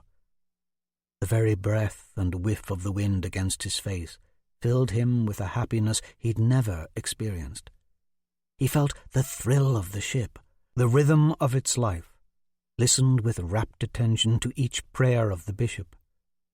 He had wanted to know everything about the ship, the name of every sail, brace, bowline, and rope, and how each worked, even going so far as to pull out scraps of parchment from his satchel and sketch each new thing shown him. Things had been different at the start of the voyage, and Neil had wondered if he hadn't made a terrible mistake by joining the crew of the Lady Kindly. That first day, he had recalled doing little else but leaning against the railing, fighting the seasickness. Jenko Brooke had noticed him against the railing and informed him that vomiting was a sure sign of weakness in a seaman, and anyone caught vomiting on deck would be pitched over the side. Zane Neville had waddled up, looking half hazy about the eyes himself. "Pay no heed to Jenko. Seasickness is nothing a cheerful disposition can't cure. Just do like this." Then Zane leaned over the railing, jammed his finger down his throat, and puked a green stream over one of the canvas-covered skiffs hanging below. "You'll feel better in a jiffy," he said, wiping slime from his chin. "I always feel grand after a major spew. My stomach's emptied, and I can eat more later. Got to keep up one's strength. Seasickness will dehydrate a fellow. Make your mouth feel as dry as a fat man's titty." Jenko leered at Zane. "If my father sees that skiff all covered in vomit, he's going to make you climb down there and lick it clean yourself." "The birds will take care of it," Zane said. Indeed, the seagulls were alighting on the white canvas, pecking at Zane's spew. In the end, Neil had not puked that first day aboard the Lady Kindly, and was the prouder for the accomplishment. By nightfall, his seasickness had dissipated completely. After knighthood, or the clergy, Graken slaying was considered the grandest of all trades in the Five Isles. The Way and Truth of Lejeune spoke of Graken hunting as a much simpler thing in ancient days, men doing nothing more than waiting for a Graken to drift ashore, dead. But that had been over 1,000 years ago. The Book of the Great Hunts, in The Way and Truth of Lejeune, told of how Lejeune, as a teenager, would spear the Graken from the rocky shoals just southwest of Mont Saint-Only, jumping from rock to rock, leaping over the merfolk who tried to snare him, thrusting and jabbing with his many spears until the great Graken were tired or dead, sometimes even jumping onto the backs of the leviathans themselves. Legend was he would tie the beasts up and pull them ashore by the strength of his own arms. It wasn't long before Graken hunting became almost a religion unto itself, the launching of voyages and ships in hundreds that would last all day and bring in 2 or 3 Graken per ship. But over time, the Graken grew scarce. Now, a normal hunting voyage lasted about a week, sometimes 2. Some hunters predicted, come 1,000 more years, it might take a year of sailing to find but 1 Graken. For Neil's part, to be working alongside a crew of hardy men aboard the Lady Kindly was far better than traipsing through dark mines or toiling away with the sluices and pans alongside a lonely stream high in the autumn range. Jenko had been right when he'd said there was freedom at sea. After scarcely a few days on the water, Neil agreed. No good ever came of gold digging with Shawcroft. Here, on the ocean, Neil could be with his friends. And now that they were among the Graken, Neil wondered what his role would be. As if reading his mind, Stefan handed him a small dagger and said, "Let's watch from above," and bade him follow. Stefan, with his bow and a quiver of yellow-fletched arrows strapped to his back, scrambled halfway up the fore-topmast rigging. Neil slipped the dagger into his belt and scurried up behind his friend. Once perched upon the slender spar, hands grasping the cold rigging, he prepared to watch the great hunt. Stefan, more sure of himself, boldly straddled the rigging and strung his bow. A crack of thunder boomed over the ship, and the sea became more agitated. The Lady Kindly was brought to a slow halt in the water by backing the mainsail. The canvas tarps were quickly pulled off the 3 white hunting skiffs tied to the side of the ship. Harpoons, killing lances, and barrels of harpoon lines were placed into the skiffs as the bishop prayed over each vessel. The skiffs were lowered into the water carefully. Men descended by rope into the skiffs, until each boat had a crew of 8, but not before every man of the 50 aboard had knelt before Tolbert and received a blessing. Once the men were blessed, and safely in the hunting skiffs, bobbing beneath the Lady Kindly, the 3 skiffs struck off, the men rowing madly out to sea. Baron Brooke was a harpooner on the first boat, a man named Brutus Grove on the second boat, and Jenko Brooke was harpooner on the third. Each harpoon was fashioned from hardwood, rough-hewn to provide a solid grip. From his perch in the rigging, Neil watched the skiffs as they cut through the water, each with a single harpooner, a helmsman, and 6 rowers. The 3 boats swept in among the large school of Draken, the Baron's skiff leading, sneaking up on a particularly massive monster, billowing blasts of air from its blowhole. "The Draken will blow once, right before it plans on diving underwater," Stefan said, readying some arrows. "Once submerged, they can resurface anywhere, oft-times straight under a boat, capsizing it. Baron Brooke better strike quickly because that Draken is about to go under." The Baron's skiff hove to, right beside the beast. Baron Brooke launched his harpoon, a rope tied to its end. It flew short of the mark, and the Draken moved away, sinking below the surface. The Baron reeled his harpoon back aboard by its rope line. "The real show starts once a Draken is struck, fins and tentacles thrashing, sharks swarming," Stefan said. "Let's pray no merfolk show up. They're apt to help the Draken, cut the harpoon lines with sharpened fish bones, tear at our ship. A huge bloody nuisance they are. But if they do," he held up his bow, "I've got this for 'em." Jenko's skiff peeled away from the other 2, sneaking up on a different Draken from the rear. An even bigger beast than the first. The helmsman nimbly directed the boat until the prow was thudding right against the beast's flank. Jenko had his rope line and harpoon ready, his left leg planted in the bottom of the boat, his right knee securely fixed against the side walls. Jenko's harpoon rose up in his hand, and his arm stretched back. A tense moment passed, and for Neil there was never a more incredible sight. As if he were carved of marble, the Baron's son, with long harpoon held aloft, stood perilously poised there on the lip of the tiny bobbing boat like a glistening sculpture of Lejeune himself, the sun shimmering off the tip of his harpoon's clover-shaped blade. Jenko struck with astonishing speed and power, the shaft sinking deep into the Draken's thick side. Quickly, once the beast was struck, Jenko leaned his weight onto the harpoon, pushing it farther inward until the entire shaft was almost buried, only the thin rope sticking out from the dark flesh. The beast leaped halfway out of the water and slammed back home. A great wave almost swept Jenko overboard, nearly swamping his boat. The Draken disappeared into the ocean, tentacles thrashing, rope trailing. A huge cheer rose up from the men on the Lady Kindly. "Lucky Jenko wasn't sent straight to the underworld with all that thrashing," Stefan said. "They'll have to row away from the beast if they can." Jenko's harpoon was not meant to kill the Draken. From Neil's vantage point it was clear. The harpoon was merely the easiest way for the helmsman and his crew to link their small boat to their now quarrelsome large quarry. The Draken lurched above the surface again. Quivering in its grey flesh was the harpoon line, trailing the beast like a darning needle and spool of thread. Rivers of bright blood from the harpoon raced along the Draken's sleek surface. The beast blew air, and then plunged in an attempt to shake off its tiny tormentor.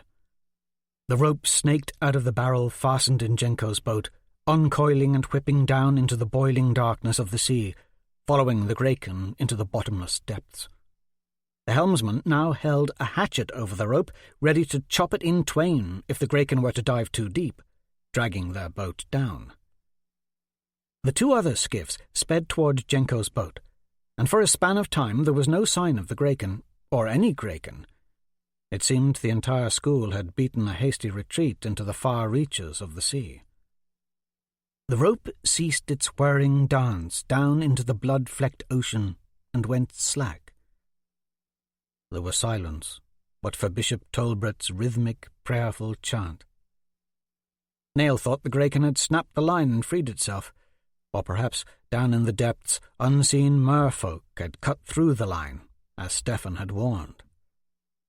But the Graken came roaring upward. A sweeping surge of water nearly overturned all three boats as the monster flew high. Nail's heart lodged in his throat as the full length of the beast's massive body hung above the ocean's surface, glistening red sheets of water streaking its flesh. He gawked in mute wonder as the beast twisted in midair, blowing out a fountain of red, then splashed back into the sea, great fins and tentacles lashing the water with bloody foam as it disappeared. "Jenko stuck him good," Stefan shouted, "and his line's still attached." Rolling waves rocked the three skiffs. The helmsman of Brutus Grove's boat steered into position, the skiff bobbing in the dying waves. A throng of sharks circled the area now, weaving ominously just beneath the Lady Kindly. When the injured Graken surfaced again, it rose up in a swell of water nearest to Brutus's boat. He struck the beast with his harpoon. It thrashed with less vigour now. "Merfolk!" Stefan, alert now, knocked his arrow to his bow. Nail saw them too. Three spun up from the sea near the Graken, half human and half fish, two male and one female, launching themselves so high their full forms were briefly suspended above the water. From head to fin, all three were taller than a man, all wielding long, sharpened bones in their webbed, clawed hands. Nail was stunned by the pale beauty of their skin and sparkling brightness of their scales. Almost white was their human half. Their fish half was like polished steel. The rippling muscles of the two males were magnificent. The full breasts on the female caught Nail's eye, while the shimmering scales of her lower half shone like gems of emerald, copper, and silver. As the merfolk silently splashed back into the sea, Baron Brooke roared, "Bloody rotted merfolk! Be wary, Brutus!" And when the three merfolk spun up from the water again, screeching and shrill, they lashed at Brutus Grove's rope with their fishbone weapons. Just as quickly they fell back into the sea, Brutus's rope severed in twain. One of the mermen came back up, head bobbing in the ocean, shrieking. Stefan loosed an arrow. Over 100 feet it sailed true, then struck the merman in the face, and he dropped below the water. Nail had had no idea how deadly with a bow Stefan really was. The arrow's shot afforded Brutus Grove the time to launch a second harpoon straight into the Graken's side. Another cheer rose from the Lady Kindly as the beast dove again, the rope uncoiling from Brutus's skiff. The rowers scrambled and ducked to avoid being swept up in its twining path. The ropes from both skiffs went taut, slack, taut, then slack. The Graken resurfaced quickly this time, blood bubbling from its blowhole. Several sharks lunged at it then, their toothy mouths carving chunks out of the Graken's flesh. One shark even sailed forth and latched onto one of the Graken's 6 tail-like tentacles, but the mighty monster flung the shark back into the cold ocean as if swatting at a flea. The merfolk, a dozen of them now, slithered up from the sea, occasionally hacking at the ropes and harpoons attached to the Graken.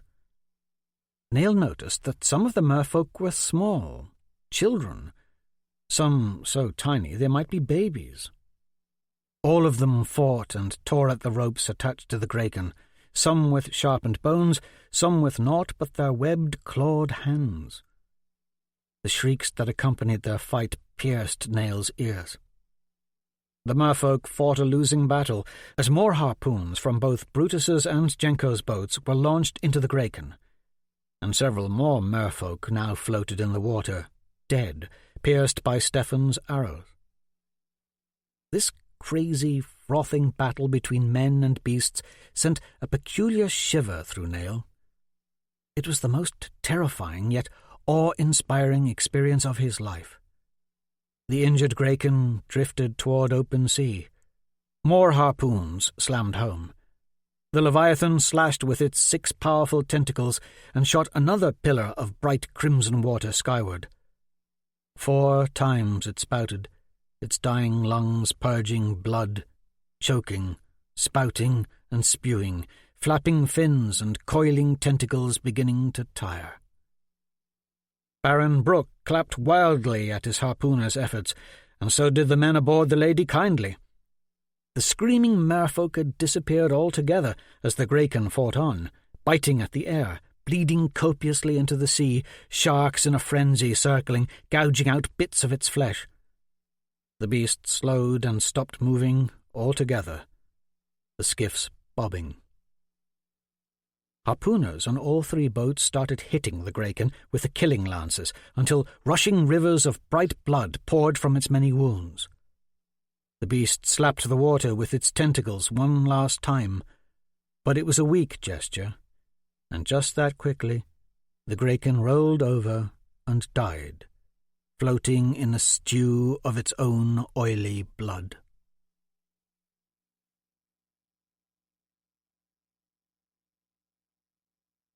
A sprinkling rain began to fall as the 3 skiffs towed the dead beast, tentacles first, toward the ship, a T-shaped wooden toggle attached to a hole in one long tentacle. Sharks circled, looming under the small boats, drinking in the trailing wake of blood. Below Nail, along the starboard side of the ship, a wood-plank platform was lowered into the sea by the same block and tackle system used to lower the 3 skiffs. Men lugged huge iron hooks across the deck, each sharp as an axe and half as large as a man. They hauled them to the starboard side, and thick ropes were attached to all. Nail was alone in the rigging now. Stefan had climbed down and was scurrying around on the deck with Zane. The 3 skiffs were near enough to the ship that the harpooners had pulled their harpoons loose, raindrops peppering their faces. Soon the beast's heavy body was thumping against the side of the Lady Kindly, as waves swelled up around it. The water along the starboard side of the ship was a swirl of red. Occasionally, a shark would emerge, ghost-like, from the frothy pink and take a hunk of Graken flesh back down into the deep with it.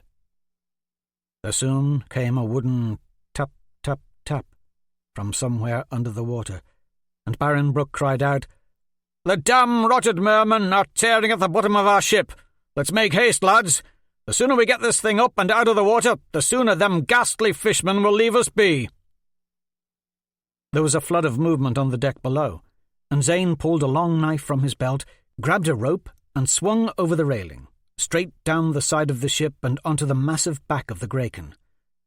Stefan followed Zane's plunge over the side, and soon both were running, balancing along the great Leviathan's barrel-like body, slicing deep gashes into the back of the Graken's flesh with their knives. It was their job, as Graken cutters, to cut slits into the blubber where massive hooks could be inserted, their work accompanied by the wooden tap, tap, tap of the merfolk under the ship. Soon, other men were down upon the Graken with Stefan and Zane, and the iron hooks were lowered. The hooks swung wildly as the Lady Kindly jostled in the waves, the dead beast's girth hammering against the side of the ship. The men began securing the Graken by inserting the hooks into the gashes Stefan and Zane were opening with their cutters. 2 hooks were inserted just above the Graken's fin in the deep slits the boys had previously made. More thick ropes, suspended from the lower masthead, were attached to each hook. Then, the tremendous muscle of the windlass was put to the test, heeling the Lady Kindly onto her side, using the weight of the great Graken as a counterbalance. Nail was surprised as he slowly descended out in a great arc. The creaky wooden crosspiece he hugged was unsteady and difficult to grasp with his arms and legs. The sudden drop caused a swooning light-headedness, giving him a fright for several heartbeats. His perch, high in the rigging, was no longer a perch. As the Lady Kindly turned onto its side, he now feared being lowered almost to the level of the sea itself. The mast quaked with the strain. The ship trembled and creaked as more and more it leaned over toward the Graken. Nail clung to the crosspiece with a knuckle-white grip. He slipped and fell, catching himself in the rigging below as it swayed and twisted under him. Leg scrambling, he managed a quick reorientation, gripping the ropes fast, remaining securely suspended over the water. Only the strength of his own arms had saved him. Zane, on the back of the beast, gave a hoot of surprise when he saw Nail hanging in the rigging pass overhead. Actually, Nail was passing over the flank of the Graken and sailing onward beyond it. The helmsman of Jenko's skiff had to scramble to turn his small boat, and all aboard rowed vigorously, not wanting their vessel to become entangled in the wood and rope rigging of the bigger ship's foremast and topsails. Nail was soon suspended a mere 20 feet or so above the ocean surface. He was ripe with fear at the thought of being dunked in with the sharks and merfolk. But the Lady Kindly heeled as far as she was going to heel, and Nail found himself staring straight down into water red and thick with blood. "Having fun?" the Baron's son said, standing in the bobbing skiff not 15 paces away. Nail nodded with enthusiasm, and Jenko laughed. There was a sudden shift in the wind, a brisk gust of rain, and a rolling of the ship upon the water. Men shouted. One of the great iron hooks tore loose with a snap and rending of Graken flesh and spun through the air, striking Zane Neville square in the chest and launching him from the security of the Graken's great flank straight into the rain-pattered sea. With a huge splash, the bloody water engulfed Zane.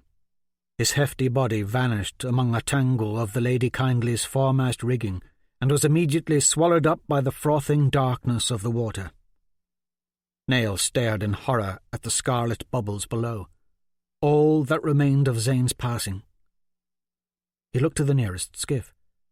Jenko Brook was there, standing in the small boat not 20 feet from where Zane had disappeared. Their eyes locked. They stared at each other a moment, and the look in Jenko's eyes was not one of concern for Zane, but a look of resigned callousness, knowing there was nothing to be done. The severity of the situation dawned on Nail. Many aboard the Lady Kindly had seen Zane fly from the body of the Graken and sink like a stone beneath the water's surface. Even Bishop Tolbert's face was impassive as he stood at the railing. At that very moment, Nail realized no one was going to do anything about it. "Any man goes overboard, he's lost to the sea," Baron Brook had said. It was clear. Zane would have to fend for himself.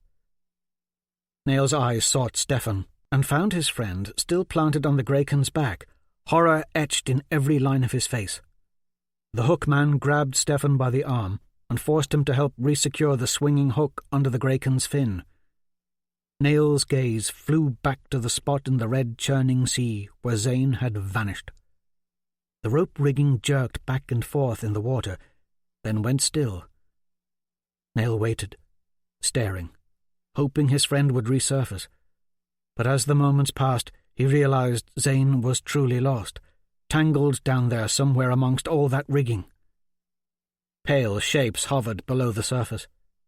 The thought of a shark biting his friend in half like a salmon sent a shudder through Nail, and suddenly this grand Graken hunting adventure wasn't so fun. Seabirds shrieked in joy around him. The tangled rigging where Zane had disappeared thrashed about wildly as if someone beneath was struggling within it. Nail thought he saw the metallic sparkle of one of the merfolk down there too. The rain picked up. Thick droplets splashed the water. Lightning flashed above. And with all the blood, it seemed as if fire danced along the surface of the sea. Without thinking, Nail pulled the small dagger Stefan had given him from his own belt, gripped it firmly in hand, and dove from his perch. 20 feet straight down he flew. Head first, he knifed into the ocean. Water spewed over him, and a deep red darkness pressed inward. At the water's bitter touch, the cross-like burn on the back of his right hand flared with pain. The bloody sea was icy and stole his breath, the water seeming to constrict inward, paralyzing his muscles. He spun and clawed to the surface, crimson bubbles churning. His head broke the skin of the ocean. He choked. The taste and smell of the Graken's blood gagged him. Chunks of regurgitated Graken bile were floating everywhere in the rain-splattered sea. Water closed in around him as he bobbed below the surface a second time. When his head surfaced again, he could scarcely see through the film of red seawater blanketing his eyes. The men on Jenko's skiff stared down at him. One man held an oar out to Nail. "Fool! He'll pull you down with him!" Jenko yelled, and slapped the oar away. Nail sank below a third time, his vision awash in red oblivion. Panic set in. He kicked wildly, his foot striking something. Sharks! He resurfaced one more time and floated there. His limbs couldn't move. The water was too cold. Wind gusted. Stinging rain raked over Nail's face. The cold hurt, dreadfully, like needles racing under his skin, like molten metal poured over his bones, driving bolts of pain from muscle to muscle. Agony encompassed him as he gazed pleadingly up at Jenko Brook and the 7 other men who were slowly rowing away. Something brushed against his foot, and he spun, kicking slowly, legs numb, the sudden surge of adrenaline spinning him, all limbs flailing. Useless. He now faced the Graken, not 5 feet away. Bloody water lapped lazily against its massive bulk. Rainwater washed down its side. Stefan was crawling down the slippery slope of the beast, a rope line tied around his waist, one hand reaching for Nail. Lightning ripped down from the sky, hitting the water between them. The blinding flash was followed by a thunderous clap that set the sea to buzzing and dancing with an eerie light. Nail's skin tingled so sharply that all other senses were drowned out, and he couldn't move. Every nerve in his body felt pinched and frozen in pain. Something caught him by the leg, and he was jerked beneath the sea. He swung out in defense, but his knife only sliced through water, slowly, ineffectively. It must be Zane clawing at him from below. His friend's grabbing hands were a mad thrash, claw-like, pulling Nail farther down into the darkness. Soon Zane's arms were beating wildly against him, and the small dagger was knocked from his hand. Zane's limbs found purchase, clutching, squeezing the breath from Nail in one great hug, pinning both of his arms to his side. Zane's clenching bulk was going to drown them both. Nail felt his lungs burning. Pain stabbed through his straining chest as he tried not to gasp for air. Then he realized it wasn't Zane who had hold of him. His eyes flew open, and he saw her pale, ghostly visage, the mermaid who held him tight. Inches away, her face floated in the deep. She had a delicate chin, thin lips, thin nose, and eyes that were as wide and crystal blue as the summer sky. Her eyelids blinked ever so slowly. A serrated row of gills fluttered open and closed along her slender neck. He felt her breasts against his chest, her slithery scaled tail coiled around his legs. She tilted her head and opened her mouth, revealing long fangs that were shockingly sharp and grotesque in comparison to her overall glamour. Nail mustered what strength he had and wiggled one arm free of her. He attempted to push the fearsome mermaid away, but the pointed claws tipping her webbed hand raked across his right bicep, tearing shirt and flesh. Lightning struck the surface of the sea above again. Soul-shattering sound flashed down through the blood and water, engulfing Nail and the mermaid in a flame of crimson light. Pockets of redness pulsed in waves around them, whilst runnels of red seeped and flashed. It felt as if the ocean was slowly twisting over on itself. The bands of sparkling ruby light that streaked the water throbbed like veins along a monstrous scaly arm. In, out, in, out. Then the deepening red light was gone. Dark. The mermaid shrieked, her eerie voice muffled and ghost-like underwater. Another lightning blast. Light and sound blossomed brilliantly, illuminating everything under the sea in crystal-clear, bloody redness. The underside of the ship, sharks, mermaids, the Kraken and its dangling tentacles, and, most startling of all, symbols. Emblazoned like pockets of flame in every direction, squares, circles within circles, crosses, all twinkling like shooting stars. The glittering veins of light intensified into a flaming red, blooming and running like spiraling streams of flowing fire. Even the cross-shaped wound on the back of his hand was pulsing light and pain. The mermaid jerked violently in front of him, and the ocean seemed to spin inward on itself again.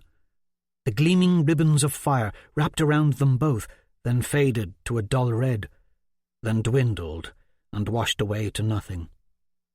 The water was pitched in black. Nail could feel himself drowning.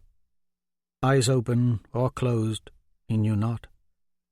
But deep down, somewhere below in the darkness, he saw something, hazy, fluttering in the water. It slowly solidified. He saw himself, standing under a large burning tree.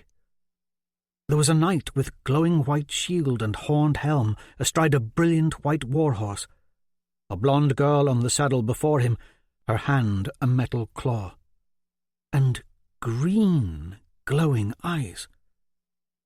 Something slammed into him then, hurtling him from the mermaid's grasp and up through the water and to the surface. "There they are!" Nail heard Stefan yell.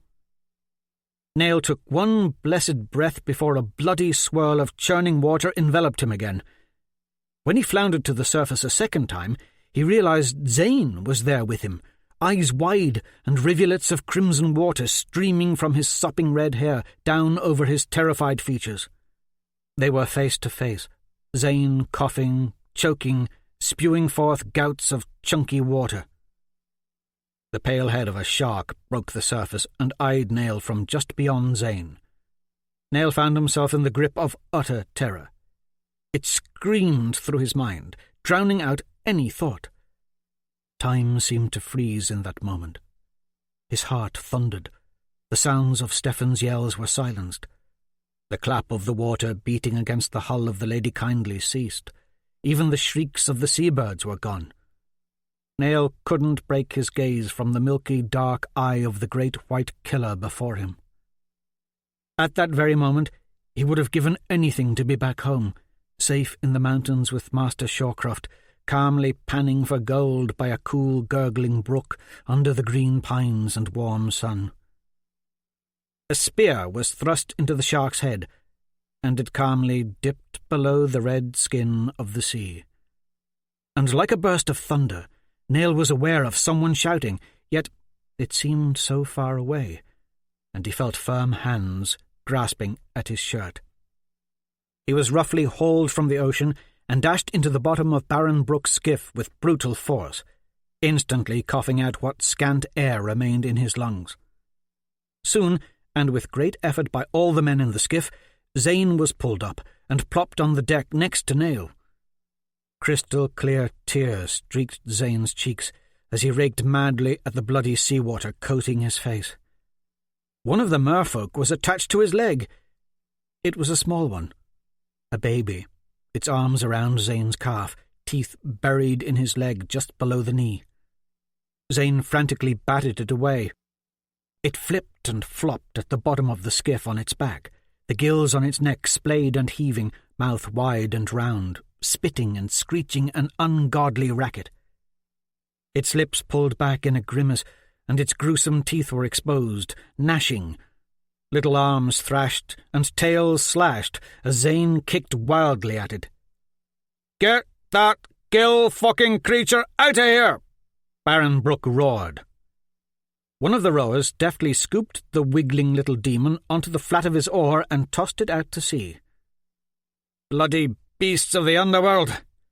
The Baron knelt above Nail and Zane, eyes dispassionate and cold, the sky grey and rainy behind him.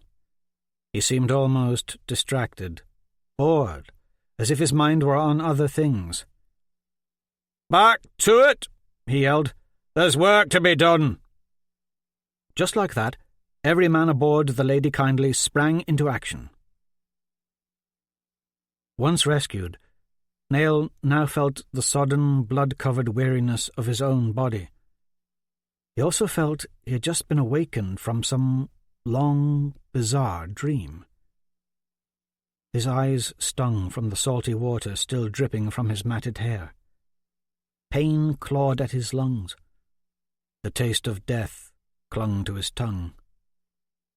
And the eye of the shark, staring right through me mere moments ago. By the blessed Mother Mia, the thing was a terror. And the merfolk, demons all. His mind couldn't shake the red-hazed horror of what he'd seen under the water. Visions, symbols. He would not think of it. He would lock it away. The claw marks on his biceps were not deep at all, barely having broken the skin, but they were ragged and bleeding, and stung something fierce. The leather thong necklace Ava Shea had given him was still around his neck. He was dimly aware of the curious faces peering at him as the Baron's skiff cast free of the Graken. Zane remained curled at the bottom of the skiff, coughing, eyes on Nail. "I thought I'd never see my poor dog beer mug again." He managed to do the three-fingered sign of the Legion cross over his breast. "Blessed Mother have mercy upon my soul. Buried under all that red water like that, the only thing that crossed my mind was that if I died, my dog would surely miss me. As Legion is my witness, I swear it, Nail." Still trembling, Nail watched in a daze as Stefan, still on the Graken's back, finished refastening the large hook that had struck Zane under the Graken's fin. Soon all the men on the Graken began climbing up ropes to the deck of the Lady Kindly. The men handling the lines leading to the heavy hooks began to haul. The ship gradually began to right itself, and the Graken slowly spun in the water. There were now men standing on the wooden planks above the Graken. They carved at it with long scythes. As the Graken's barrel-like body spun over in the water, they began peeling a layer of blubber away from the beast in a giant spiral. It reminded Nail of how Master Shawcroft would peel the skin from his apples with a hunting knife. The first strip of blubber fell to the deck and was chopped into strips and pieces by stout axe and sword, and shoved down through the ship's main hatchway. This process of healing the ship and spinning the Graken and slicing rinds off its flesh was repeated for about an hour. Soon, the deck of the Lady Kindly was awash with slaughter and huge chunks of flesh. The rain stopped. Nail and Zane were eventually put back aboard the Lady Kindly. Zane immediately sought the bishop and knelt before him. Tolbert laid his hands on the boy's head and offered a brief blessing. Seeing what comfort the blessing had given Zane, Nail knelt too. But the bishop grunted, "No," and ordered him to stand. Nail, hurt, wondered why the bishop had so coldly refused him. Tolbert bandaged the wound on his bicep, if a trifle reluctantly, then set him to work hauling strips of blubber to the hatchway. Zane helped too, but soon collapsed from exhaustion and was carried away to Jubal Brooke's quarters. For the next few hours, caught in a dull haze, Nail hauled blubber, It was not soft and flabby, as he had imagined, but rather tough as leather. The work wore his hands raw and left them stinging in pain. Once the Graken was stripped of its blubber, a giant saw was brought out, and 2 men began sawing at the monster's mammoth head. The beast's head, a third the size of its entire body, was hoisted aboard the ship. It thudded to the deck amidst a great cheer. It was then harvested of its oil with shovels. Men began to shear strips of baleen from the roof of its mouth. Soon the deck ran slick with a mixture of ghastly white brain fluid and blood. The savagery in the looks of the blood-soaked sailors who hacked at the Leviathan's head gave Nail a fright. What remained of the corpse was turned loose from the ship. Despite having just been beheaded and stripped of its most valuable flesh, the Graken was still a colossal mound of ivory meat as it floated away. The frigid water soon became a boiling mass of swarming, feasting sharks. Even the seabirds swooped down and began pecking at it. Cries of the merfolk could be heard in the far distance, their shrieks harsh and shrill.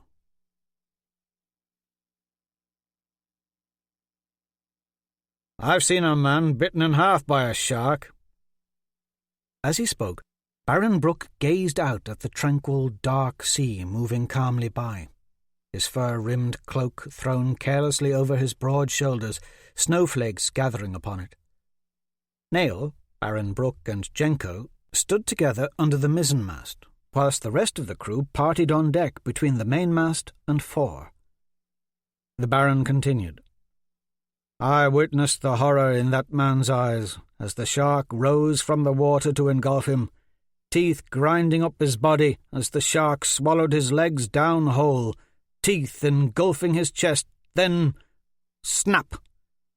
Half of him was gone. And when I was a boy, I watched an enraged Durwood Rutherford wade out, waist-deep, into Bainbridge Bay, dressed in full armour, complete with helmet, greaves, chest-plate and sword, to do battle with a great white that had been wreaking havoc with his crab-traps.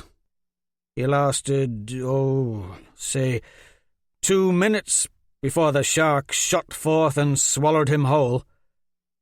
Odd thing was, in the end, Durwood did kill that shark. Armour, as it turns out, is none too digestible. 6 days later we heard tell of a great white washed up in the shoals near Tompkins Stye.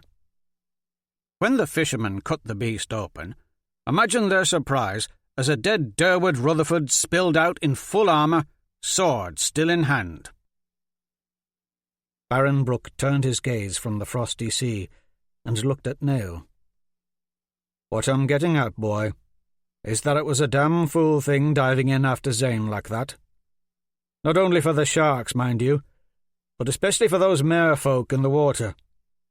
Once they catch a Graken slayer, they'll give him one grim, slow death." Jenko added, "Lucky my father's men disobeyed his orders and rescued you." Nail shuddered at the thought of a suffocating death at the hands of the merfolk. He'd figured a tongue-lashing was coming when the Baron pulled him aside after the deck was swept and swabbed. He didn't want the Baron's son to hear the scolding, though. Nail stared out at the placid sea and drifting snowflakes, figuring if the Baron was going to tell him he was not wanted on any other voyages, he would just remain quiet. The air was crisp. Luckily, he was wearing an extra pair of sailor breeches and shirt and jacket, clean and warm. His own clothes stank of blood and salt water. The pain from where the mermaid had clawed him was mostly gone, but as he stared at the ocean, the moon a shimmering gleam on the black of the morning sea, he thought of the mermaid and the visions he'd seen. As the sullen waves splashed away from the hull of the ship in lines of glistening white foam, he imagined the ghostly horror of a mermaid was following him still, clinging, trying to pull him under, forcing his eyes open wide so that he had to see the glowing red symbols again. "I could legally have you flogged for disobeying my orders," Baron Brooke said. "But if I have you flogged, I'd also have to flog the 7 good men on my skiff who insisted on rescuing you." Nail still stared out at the sea and growing snowstorm. As he listened to the Baron, he could feel the anger building inside, throbbing like muffled drums in his head. He'd seen terrible things in the water. "The truth is, Zane Neville was standing in the wrong spot," Baron Brooke said. "It was no accident that sent him spinning into the sea. If anyone is to be flogged, it is he." The Baron paused. "Look at me, boy," he said curtly. Nail looked up, defiant, but he could feel himself growing more and more cautious, withdrawn. Baron Brooke continued. "Shawcroft doesn't know you stowed aboard the Lady Kindly, does he?" A sudden pang of guilt touched Nail. He didn't answer, just turned his gaze from the Baron to the sea. It was true.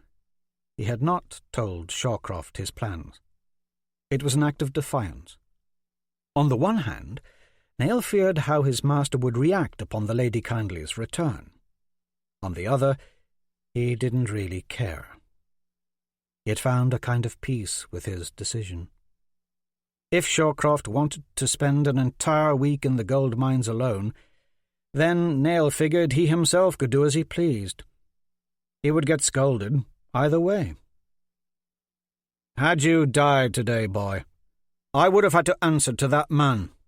Informing Shawcroft that his ward had perished under my command is not a thing I would take lightly. May the wraiths take me, but I know who Shawcroft is." Who Shawcroft is? Shawcroft was, well, just Shawcroft, a mean, gold-digging fool. What could Baron Brooke know of Shawcroft? Nail took a deep breath and looked out to sea, composing himself.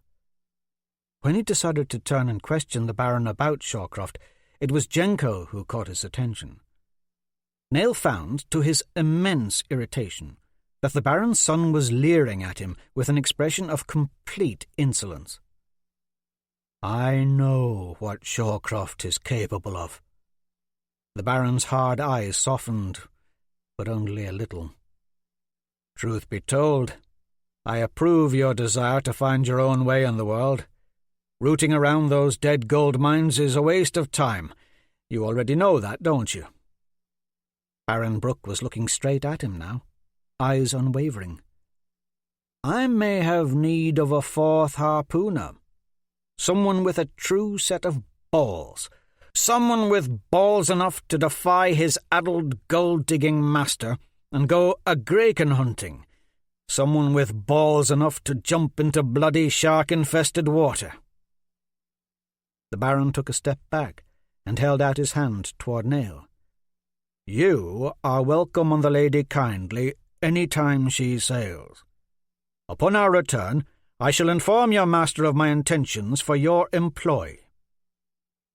Stunned, Nail knew not what to do.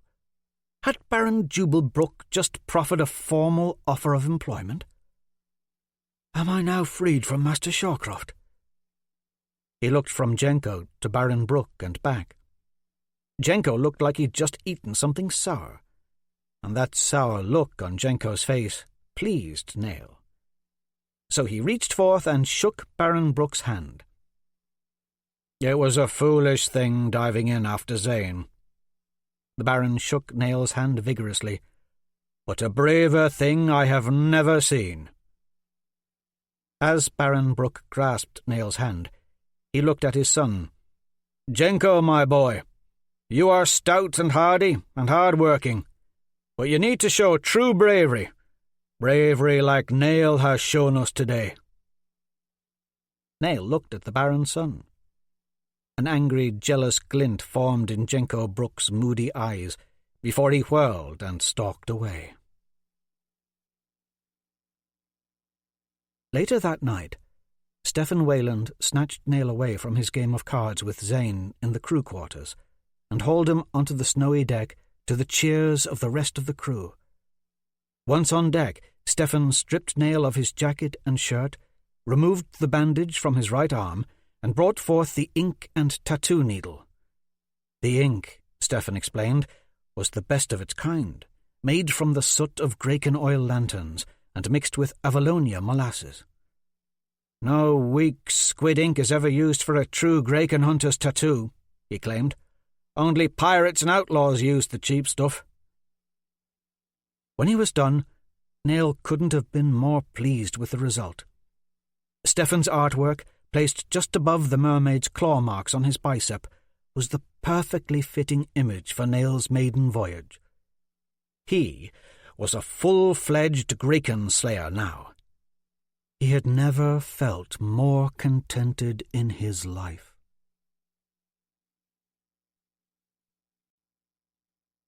From the Way and Truth of Legend. The 5 Isles are drenched in secret history, every castle smothered in intrigue and steeped in lore, and every carving on every standing stone has roots in the past. Hence, that secret past survives, always clawing to the surface, breathing, growing like a living thing, never resting, always clawing in the deep. Chapter 3. Nail. 15th day of the shrouded moon, 999th year of Legend. Gallows Haven, Gul Kana. A rudimentary latticework of wooden flumes, ditching, damming, and aqueducts had diverted most of the water off to the side, leaving the stream bed full of dry boulders for a lengthy stretch. With little enthusiasm, Nail unslung his satchel and tossed it to the ground near a mossy tree trunk. Shawcroft handed Nail the tools, a pickaxe, copper bowl, and a knife. Nail bemoaned the fact that he was here again. Like the lines on the palms of his own hand, he knew every pond, creek, canyon, trail, and meadow in these peaks, panned for gold at every watery twist and turn. In all that time, they had found scant colour, just a handful of nuggets and a cupful of gold dust, enough to eke out a meagre living. But what was most bothersome, it had been days since the Graken hunt, and Baron Jubal Brooke had still not made the formal offer of transference to Shawcroft, or officially offered Nail a place on the Lady Kindly. "Let's get to it." His master released the water through the sluice, shoveling sand and gravel along with it. The water rushed down the stream bed, crashing against the dry boulders. Nail stood just as he was trained to, feet set, balanced, left one slightly in front of the right, shoulders straight, front knee bent at just the correct angle, and swung the pickaxe down with all his might. The pike sank deep into the ground, and then he raked back, loosening the soil and stones in the stream bed. He did this 3 times in succession, the same each time, for he knew Shawcroft would make him do it over if it wasn't done just right. Once the soil was loose, he set down the axe and filled the copper pan with heaps of sand, water, and rock. With little enthusiasm, he shook the pan back and forth in his hands, allowing the slurry to spill over the sides, carrying with it silt and dust. "Hold the pan and swirl just right, or you'll make him mad." He completed the sifting by half-heartedly blowing on what remained in the pan, causing it to dry some. It wasn't long before his fingers were numb from working the cold water, just like swinging a pick at the ground or in the dark mines. "All your body weight into the blow. Crush that rock, Nail." Ever since he could remember, it was all so useless. He hated this dreadful work more each day.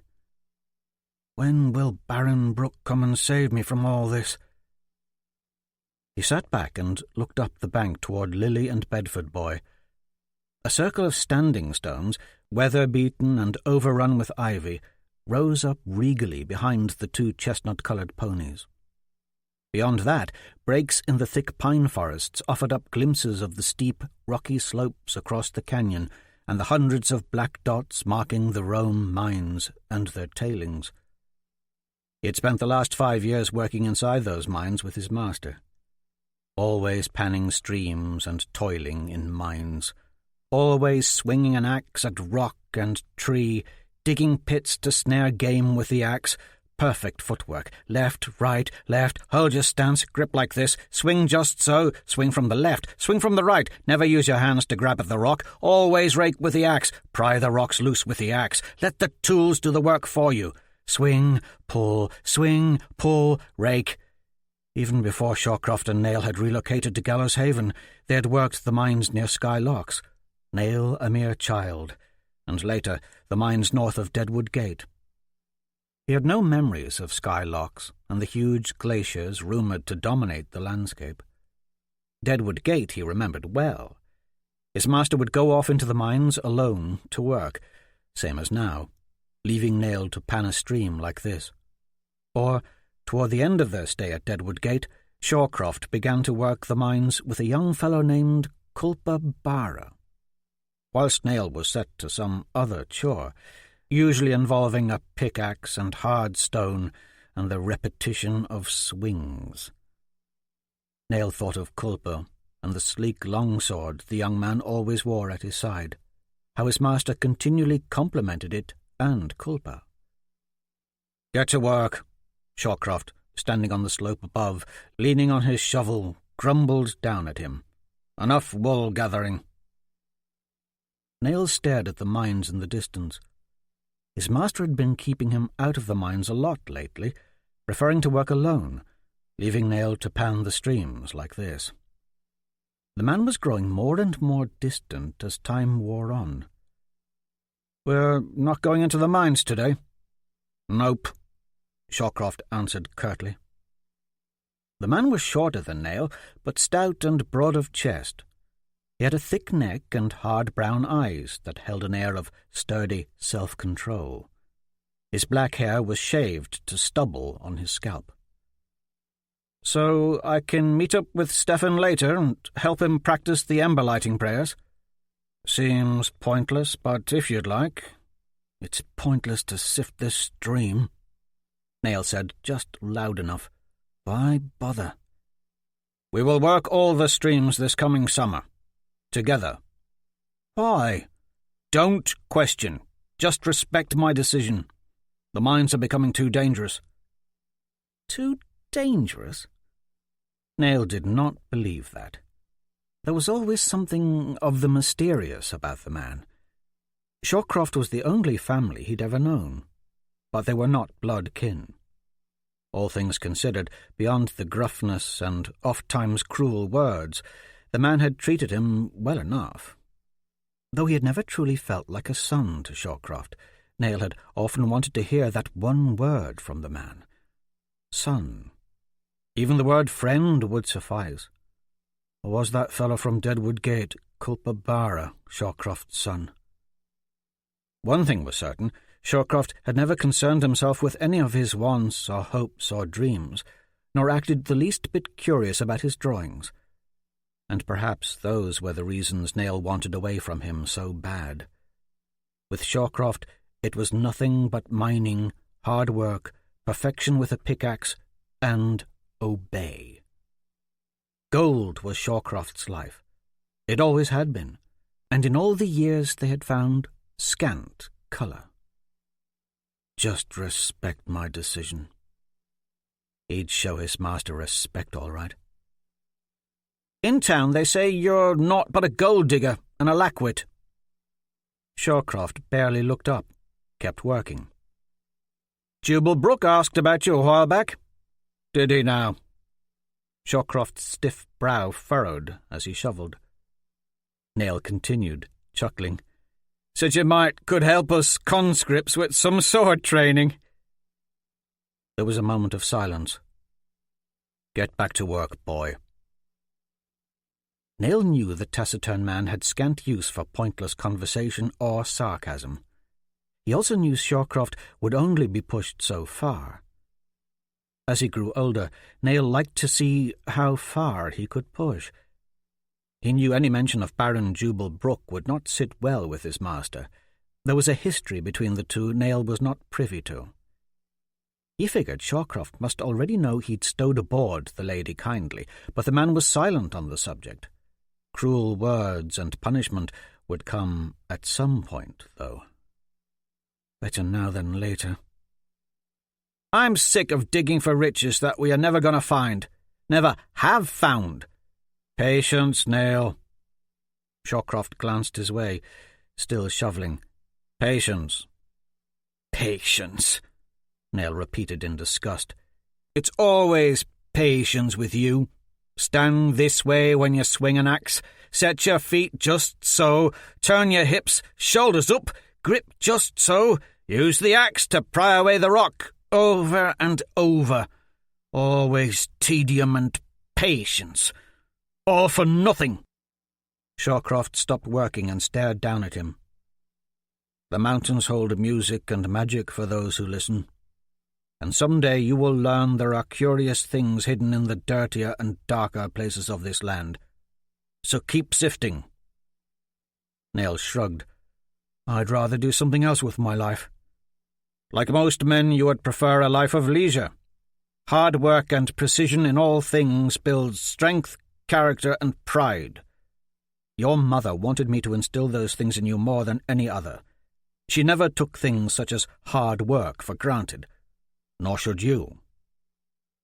Nail's ears perked at the mention of his mother. What do you remember of her?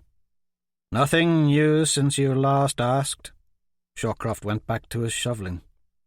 Nothing at all? Nail hung his head, letting the hair fall into his eyes. She was only 15 when she bore you and your sister, Shawcroft said, still working.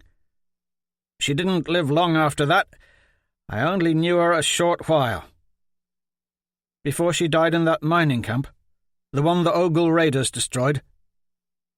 Shawcroft shot him a dark look.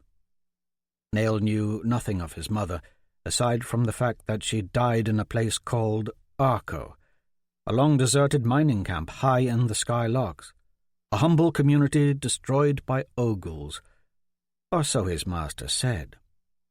In fact, that was the sum total of the information the man had ever offered on the subject. I only want to know my heritage, Nail said. What of my father? Was he— I know nothing of your father to answer with any certainty what he was like. What of my sister? Shawcroft had answered these questions the same many a time, with silence. Still, Nail charged ahead. Where is she? We were twins, right? We've gone over this before. Shawcroft's voice was strained with impatience. I know not if your sister even lives. I rue the day I ever mentioned her to you. There seems to be much you won't tell me. About a great many things. Shawcroft planted his shovel in the dirt and leaned into it, and for once looked thoughtful. I dare say we're the same, then. There are secrets you hold from me. Nail's heart hammered. So he does know I went Graken hunting with Baron Brooke. Back to work. The heavy tone of Shawcroft's voice brooked no argument. I've had enough questions for one day. He took his shovel and hiked up the stream bed. Nail wouldn't let it be over so easily. Like what secrets do I keep? Shawcroft turned. There's been talk in town of how you saved Zane on that Graken hunt. A hint of pride seeped into the man's voice as he spoke, but that only confused Nail. He didn't understand how the man could be so inconsistent with his emotions. Shawcroft continued. They claim he would have drowned had you not been on that ship. His face turned dark. The problem is, you should not have been on that ship. You were supposed to stay at the Waylands after your arms training. It's my right to work for Jubalbrook. He'll make an offer soon, freeing me from you. He's a baron. I'll refuse the offer. I will inform Jubalbrook that you will not be allowed back aboard the Lady Kindly again." The man turned and walked away. "You're wrong! I will join the Graken hunting crew. I will go to sea when they next launch." Shawcroft whirled, fists clenched. "In all these years I've never whipped you, boy, but I just might. Just you try!" Furious, Nail snatched up the pickaxe, wielding it like a club. Shawcroft was a stout, hardy man, but Nail knew he was big enough to take his master down. After all, he'd had training with swords, while his master had none.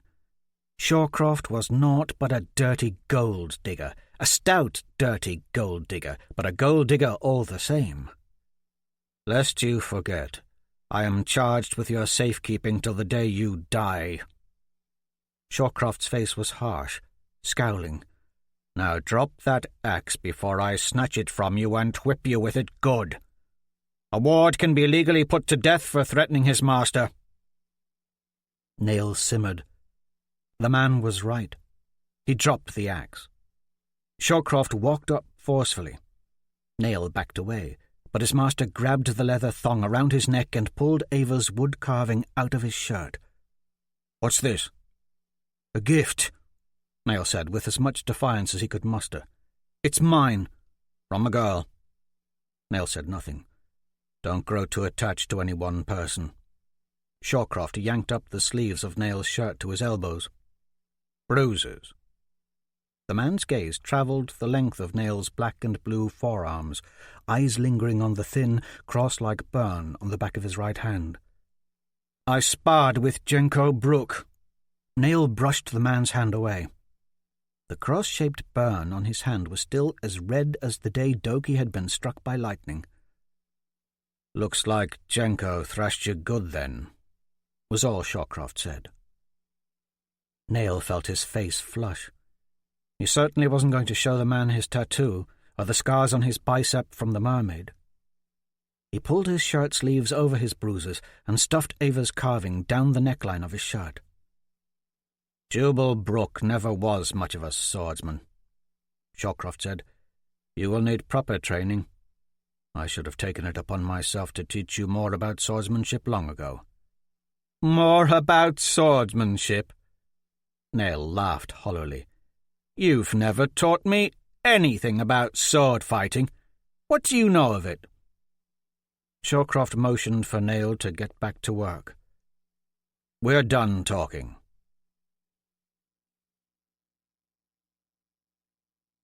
"All the chatter about town is of how you saved Zane," Ava Shea said. "Zane especially mentions it often." Nail felt pride well up. After his earlier conversation with Shawcroft, it was good to hear anything positive.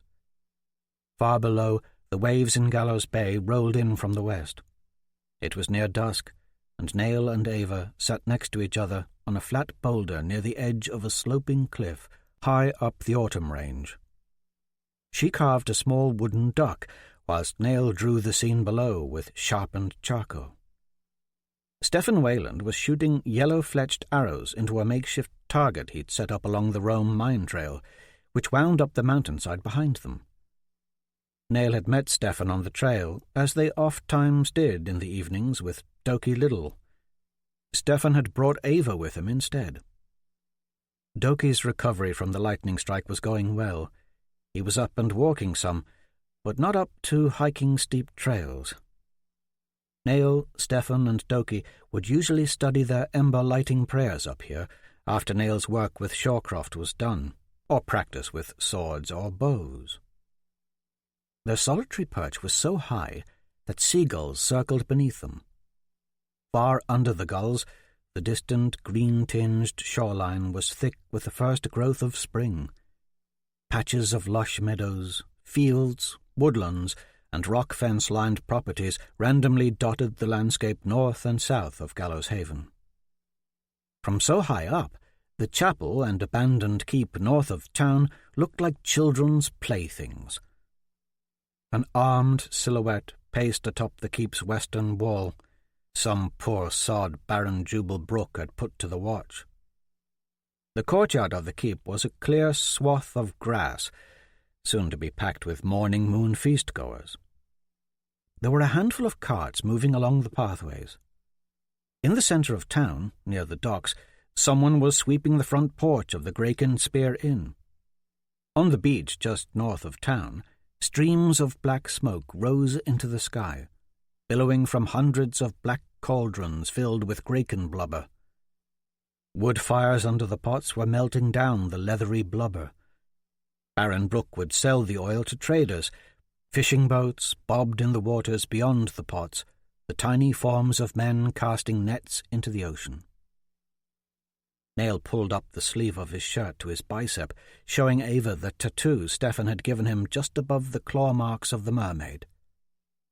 3 shark's teeth. Most Graken hunters get a mermaid or a sea serpent tattoo. Some get an anchor. A lot get crossed harpoons. It's wonderful. Ava ran her fingers gently over the tattoo. But what's this? She asked, touching the still visible scars from the mermaid's claws. One of the merfolk tried to drown me while I was in the water. How ghastly! She immediately withdrew her hand, revulsion on her face. Nail sat up straighter. I fought my way free. Saved Zane. Baron Brook said it was the bravest thing he'd ever seen. His eyes darted to Stefan on the trail behind them. His friend was fussing with his quiver of yellow-fletched arrows, oblivious to their conversation. Nail had never mentioned his encounter with the mermaid to anyone. He'd told Bishop Tolbred, who had wrapped the wound with bandages, that it was just the ratlines that had slashed his arm. The lingering image of the mermaid's pale face in the bloody water, and the feel of her scaly tail wrapping around his legs had become a nightmare fixed in his mind that he would not soon forget. It's why Baron Brook offered me a place on his ship, for saving Zane, he finished. Graken hunting ships are magnificent indeed. She ran her fingers over his bicep again, tracing the lines of the tattoo over his muscles. The town is a talk of how you snuck aboard the Lady Kindly, but they also say Shorecroft most likely won't let you sail with Baron Brook again. It must be sad, always belonging to people. Her words hurt, but the pain was brief as she leaned into him and rested her head on his shoulder. Even in her drab hiking clothes, brown jerkin over tan shirt and plain rough-spun pants, her beauty kindled a flame that flared in his heart. He felt the turtle carving she had given him resting against his chest under his shirt. It must be sad, always belonging to people. Nail's world was a small one, and he knew his place within it. Along the coastline, as far as he could see, between mountain range and ocean, his entire world was spread out below. The social order of Gul Kana and its peoples was broadly similar to that of Windare. The king in Amadon ruled alongside the holy vicar of the church of Lejeune. The land was divided into shires. A local bishop, along with a sheriff or baron, ruled the largest town within the shire. Together they collected the king's taxes and the church's tithes, and oversaw justice. It was these 2 leaders, under the direction of Amadon, who made sure every Gul Kana male, be they peasant, freeman, or baron's son, served church and crown as a conscripted soldier in training for 2 years, starting at 17. The rulers of the larger cities like Avlonia, Rivermead, Eskander, Lord's Point and the like were titled lords. Large estate owners near the smaller towns were titled barons. Peasants and freemen were tied to business owners or large estates and were subject to the barons. One station, high or low, fortunes good or bad, was established by one's parentage. Whatever your lineage, you had security in your station.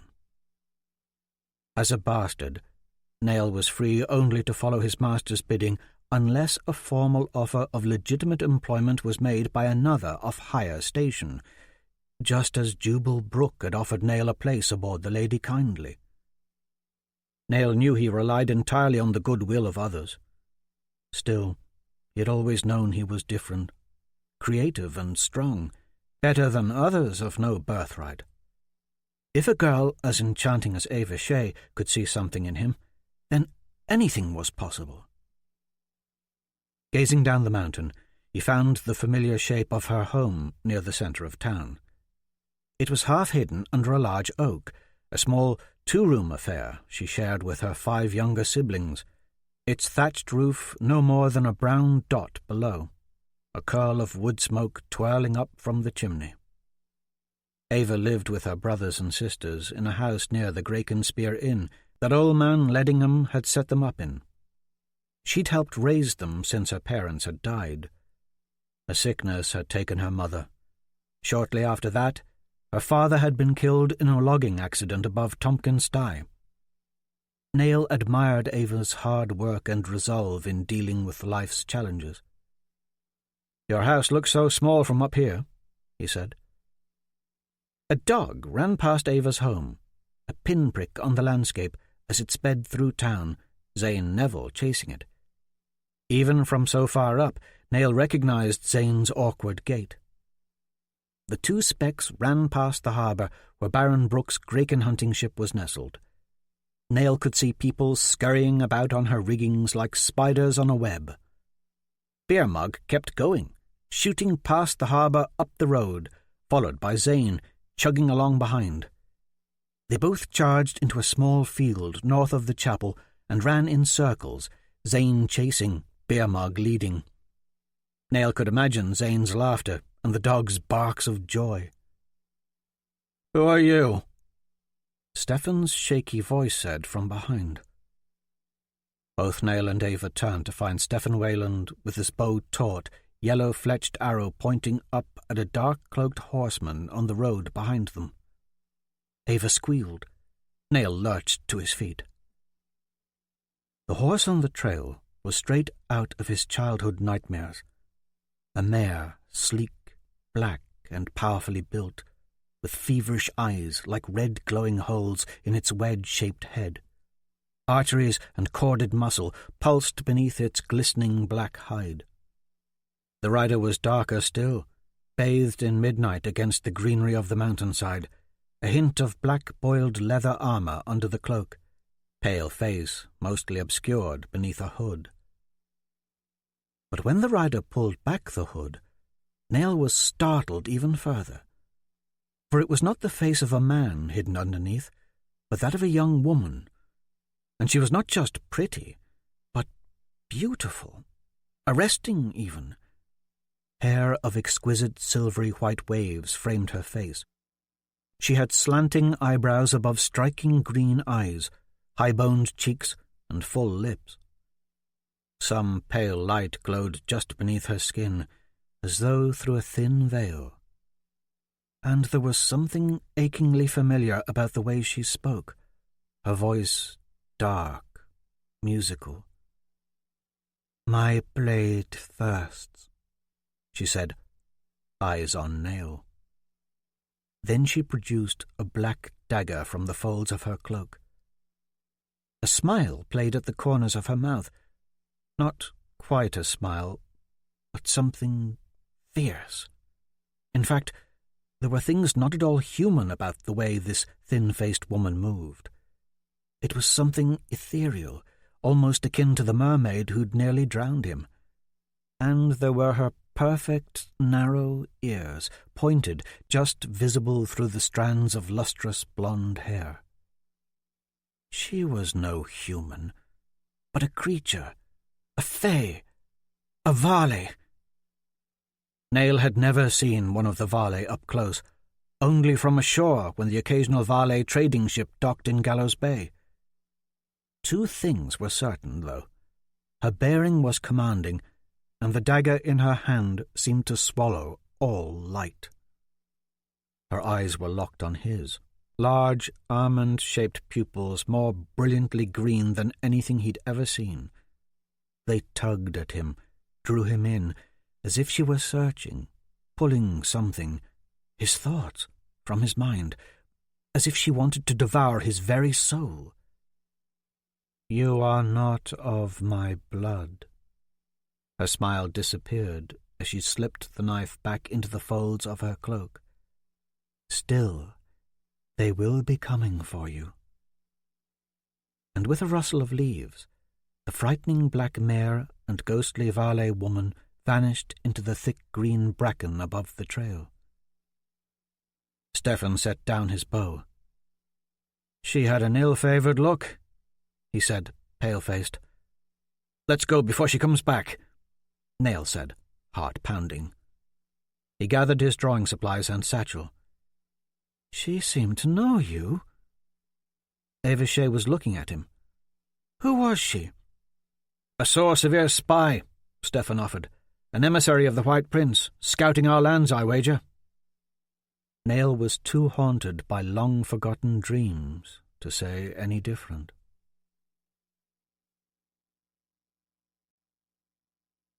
From the Chivalric Illuminations of Rael. In life, as in war, more is lost when hope dies than by a cold steel and slaughter. Chapter 4. Gault Albrecht. 15th day of the shrouded moon, 999th year of Lejeune. Aletheia Plains, Wyn Dare. Gault Albrecht had walked among the dead for so many years he had grown hardened to the horror. The enemy blood that coated his chainmail had also splattered his face. He could feel it stiffening on his bald head in the frigid air. As his gaze ranged over the landscape, dusk leached daylight from the foggy air, adding a measure of unwanted difficulty to his search for the body of the rival Wyn Dare king. Gault led his white destrier, Spirit, by the reins, the stallion's dark eyes wide and aflame. In the sullen mist that hung over the battle, the ground was boggy with horse entrails, vomit, and blood, and the stench was gathering strength. No Wyn Dare fighter had escaped the massacre this time. Even those who attempted surrender had been slaughtered without mercy. Over 5,000 Wyn Dare knights and half as many war horses were strewn across the Aletheia plains. What few still moaned, Gault silenced with his sword. He considered himself a man born of a harsh and lonely land. Still, his body begged for respite. How long ago was it he could run like a silver wolf and scarcely feel his heart race? Perhaps not since before he last saw his stepdaughter, Christa. Maybe not even since before her mother, Avril, had died. Where is that hard-earned stamina I once possessed? Gone with his youth, he reckoned. After years of endless soldiering, it was a wonder he could walk at all. And I dare say I've done more killing than most. But to be so bone-weary and tired now, after his lord's greatest triumph, was a disgrace. Gault was one of the 5 Knights Archaic of Sor Sevier, a vaulted member of the Angel Prince's personal guard. Weakness was not an option. As he and Spirit picked their way through the corpse-strewn gauntlet of blood-splashed boulders, through the leaning thickets of shattered spear and halberd shafts, Gault focused on the faces of the dead. A stick-thin boy, scarcely old enough to wield a weapon, lay legless in the mud. A grizzled Wyn Dare veteran listed awkward and broken against the split belly of his roan destrier, beard befouled with grime, helm cocked sideways over bulging dead eyes, rusted links of a chain still wrapped around his neck. Evidence of one of the many lonely struggles that had played out in this swarming morass of screaming humanity, this crazed havoc of slash and parry. The ground was littered with the drift and crimson carnage of a human storm. Amongst this stillness and destruction, Gault and Spirit searched for the enemy king. They made their way up a grassy slope toward a patch of yellow atop a standing stone, both man and horse wary of the treacherous footing. The blood-soaked ground was slicker even than wet clay. The standing stone, its lichen-covered carvings weathered and crumbling, was shoulder-high. A yellow Windare banner with a black serpent crest was draped over it, damp to the touch. When Gault stepped around the stone, he let go Spirit's reins.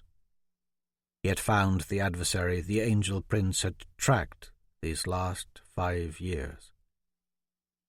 Torrance Rayborn, king of Windare, lay on his back, legs crushed beneath the bulk of his dead warhorse. One arm twisted awkwardly. The splintered bone showing through a joint in his armor was shockingly white against the stain of war. Clutched in Torrance's gauntleted fist was the hilt of a broken sword. His other hand, smeared with blood, gripped the tattered corner of the yellow banner. An ox-horned helm, burnished bronze with intricate gold and silver inlays, rested in the grass near his head. It sparkled despite the surrounding fog. Something about the helm struck Gault as odd. It was the 2 horns sprouting from it. Not oxen at all, but something else entirely. Something unrecognizable. The king's eyes were closed, face blackened with blood. Many Sor Sevier barb-tipped arrows and crossbow bolts lay scattered around his body. 2 thick quarrels jutted from the ridged steel cuirass over his sternum. 2 more pierced the ringmail covering his stomach. Gault turned and yelled for his prince. Aeros Rael, scarcely visible in the fog and searching the battlefield not more than 100 paces away, came running. His white cloak billowed behind, revealing a sheathed longsword at his belt, holding the blue shimmering blade of Rael lineage named Sky Reaver. So fine was the pearl-coloured chainmail of the Angel Prince that it rippled like water as he ran. There was not a spot of blood upon him. As his prince approached, apprehension gnawed at Gault. The vague, unsettling feeling struck him more frequently now than it used to, and only around Aeros. In Windare and Gul Kana they called Aeros the White Prince. It was meant as an insult, but in Sor Sevier he was the Angel Prince, for he was King Everett's son, the heir of Rael. Upon Aeros's arrival, Gault sheathed his sword, bent his knee, and bowed to his lord. The Angel Prince was only 28, 10 years younger than Gault. He always appeared ghost-like, with bright blonde locks of shoulder-length hair, skin as pale as a walrus tusk, and bloodshot eyes with irises and pupils as black as obsidian. "You've a knack for sniffing out fallen kings," the Angel Prince said, motioning for him to stand. Indeed, Gault had also found King Borden Bronachel of Gul Kana, buried amid the carnage after the Battle of Oksana. Aeros bent down and snapped the yellow banner from King Torrance's clenched fist. "He must have it with him," he said, pulling at Torrance's ribbed steel cuirass and the boiled leather vestments and ringmail underneath. But the armour was battened down, effectively nailed to the king's body by stout quarrels. "Help me pull him from under his horse." Before Gault could move to help, the king of Windare sucked in a deep gasp of air. Frothy blood welled from his mouth. The Angel Prince grabbed the king by the shoulders. "Where is it?" Aeros shook him. Torrance stared blankly up into the fog. "Where is it, you goddess-worshipping fool?" Aeros latched onto one of the quarrels lodged in the king's sternum. "Speak, damn you!" Torrance reached out with his uninjured arm and grabbed Aeros's wrist with a strength seeming impossible for one so near death. "You killed them. My wife. The daughter I'd—" Blood bubbled between his lips. "Promised to King Jovan." "Carowin was as ugly as you." Aeros jerked away from the man's grip. "I did Jovan a favor ending her life. Now where is it?" "It will do you no good," Torrance choked. "A useless trinket. Nothing more." "Then where is he?" Aeros demanded. "The boy your brother stole from us." "A ghost you chased, that one. You don't even know what you've brought upon yourself." Torrance's voice trailed off. "You will never destroy the brethren of Mia." A bloody, wet hiss escaped the king's throat, and his eyes rolled up.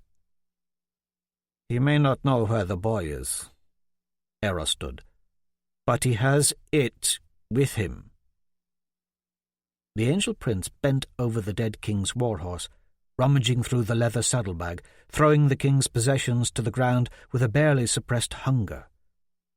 Finally, Aeros pulled forth his prize, a smallish object wrapped in black silk.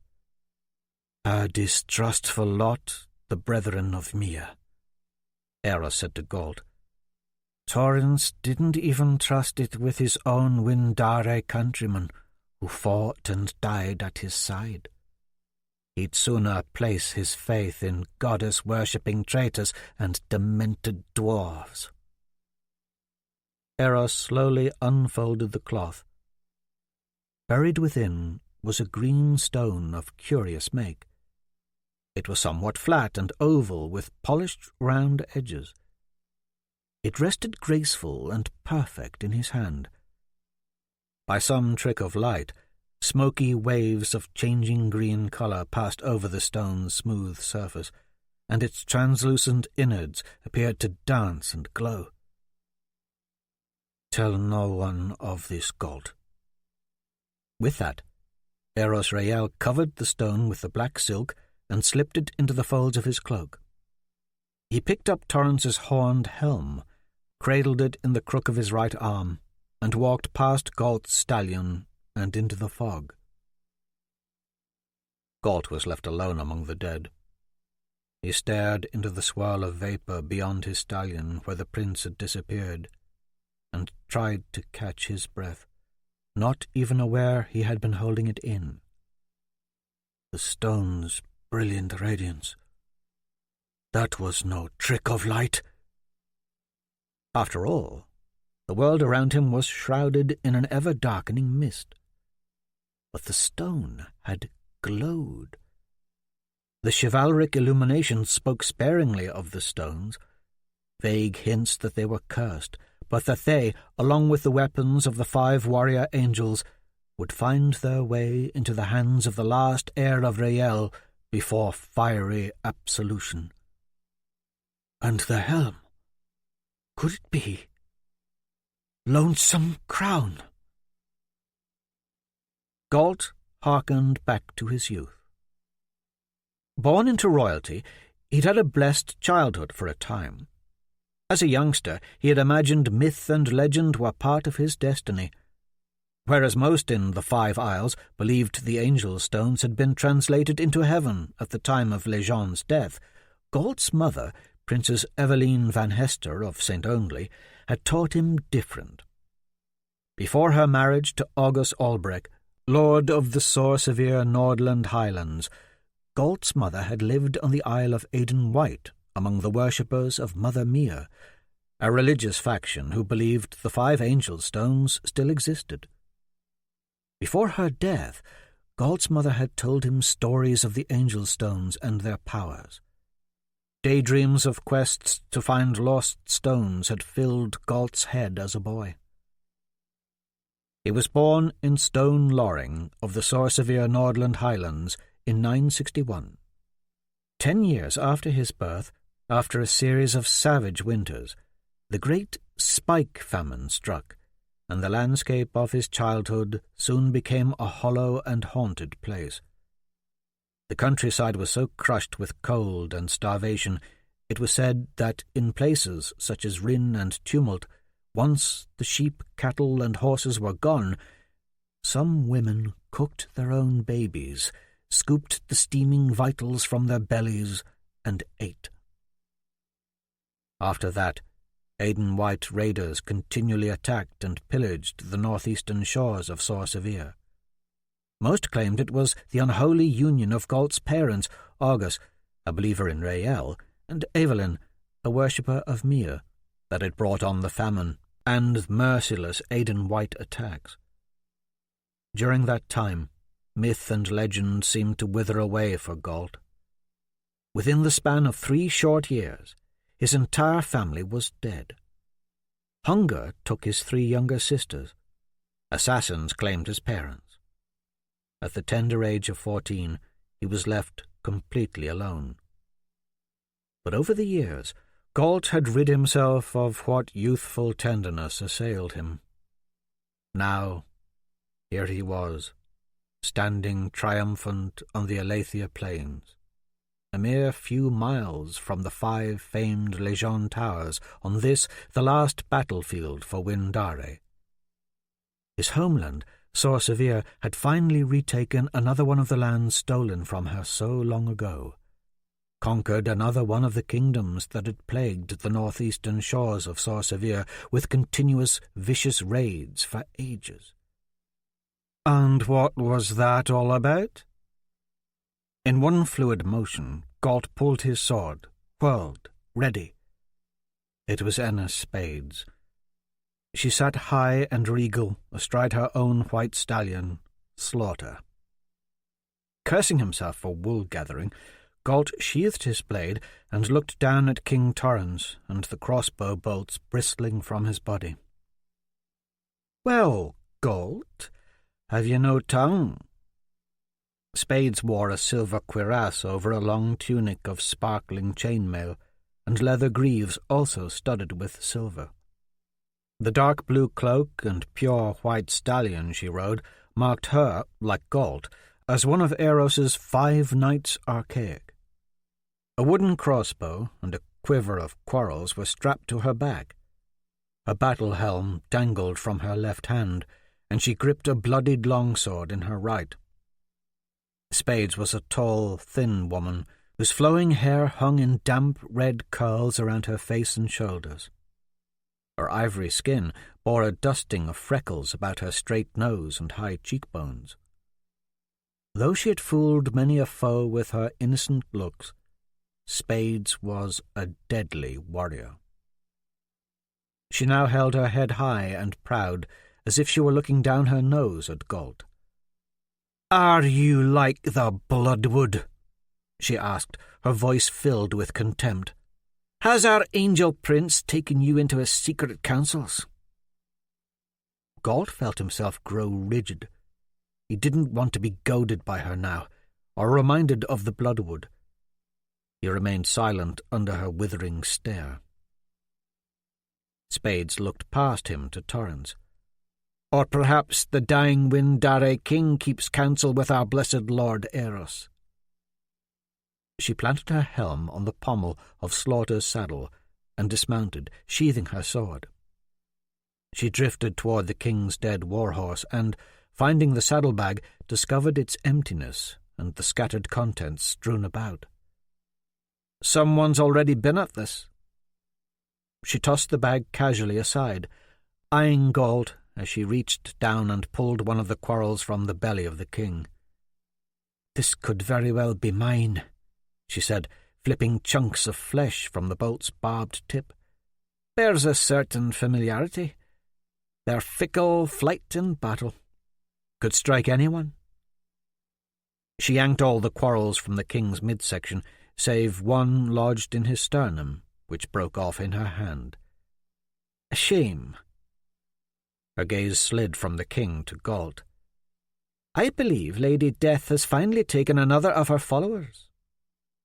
She swiped the ropey red flesh from the quarrels, keeping her eyes fixed on Gault. She tucked the bolts into her own saddlebag and remounted Slaughter. "Shall we make a deal, Gault?" He remained quiet, stoic as she took up the reins of her charger. "I'll let you into my tent again," she said, "if you tell me what Aeros found in that saddlebag." Continuing his blank stare, Gault refused to show any trace of emotion. "I care little for your deals, your games. They always end poorly." Spades glowered down at him a moment, then whirled her mount. Gault wasn't cold, but he shivered as he watched her ride away. Sometimes the flinty look in her eyes could freeze his blood. He watched as Spades pulled a copper coin, a trinket she kept with her always, from her leather greaves. She flipped the coin up, caught it, then made it dance lithely between her gloved fingers. Before she disappeared into the gloomy mist, Gault saw her turn in her saddle and throw him a coy, curling little smile.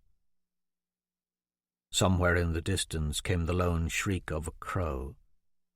Gault's gaze followed a few lazy flakes of snow as they floated to the ground, melting as they landed gently on the dead king at his feet. Gault dipped his head to the rising wind.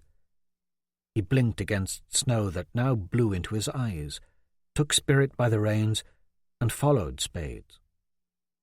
His mind was consumed by thoughts of a small green stone.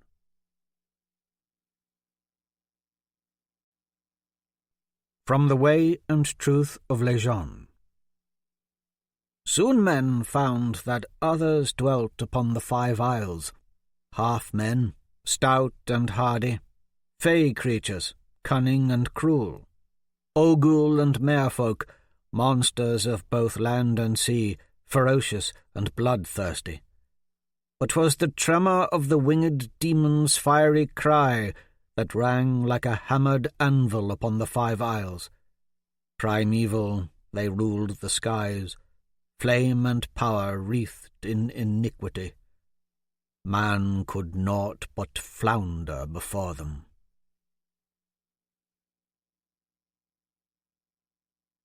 Chapter 5. Tala Bronachel.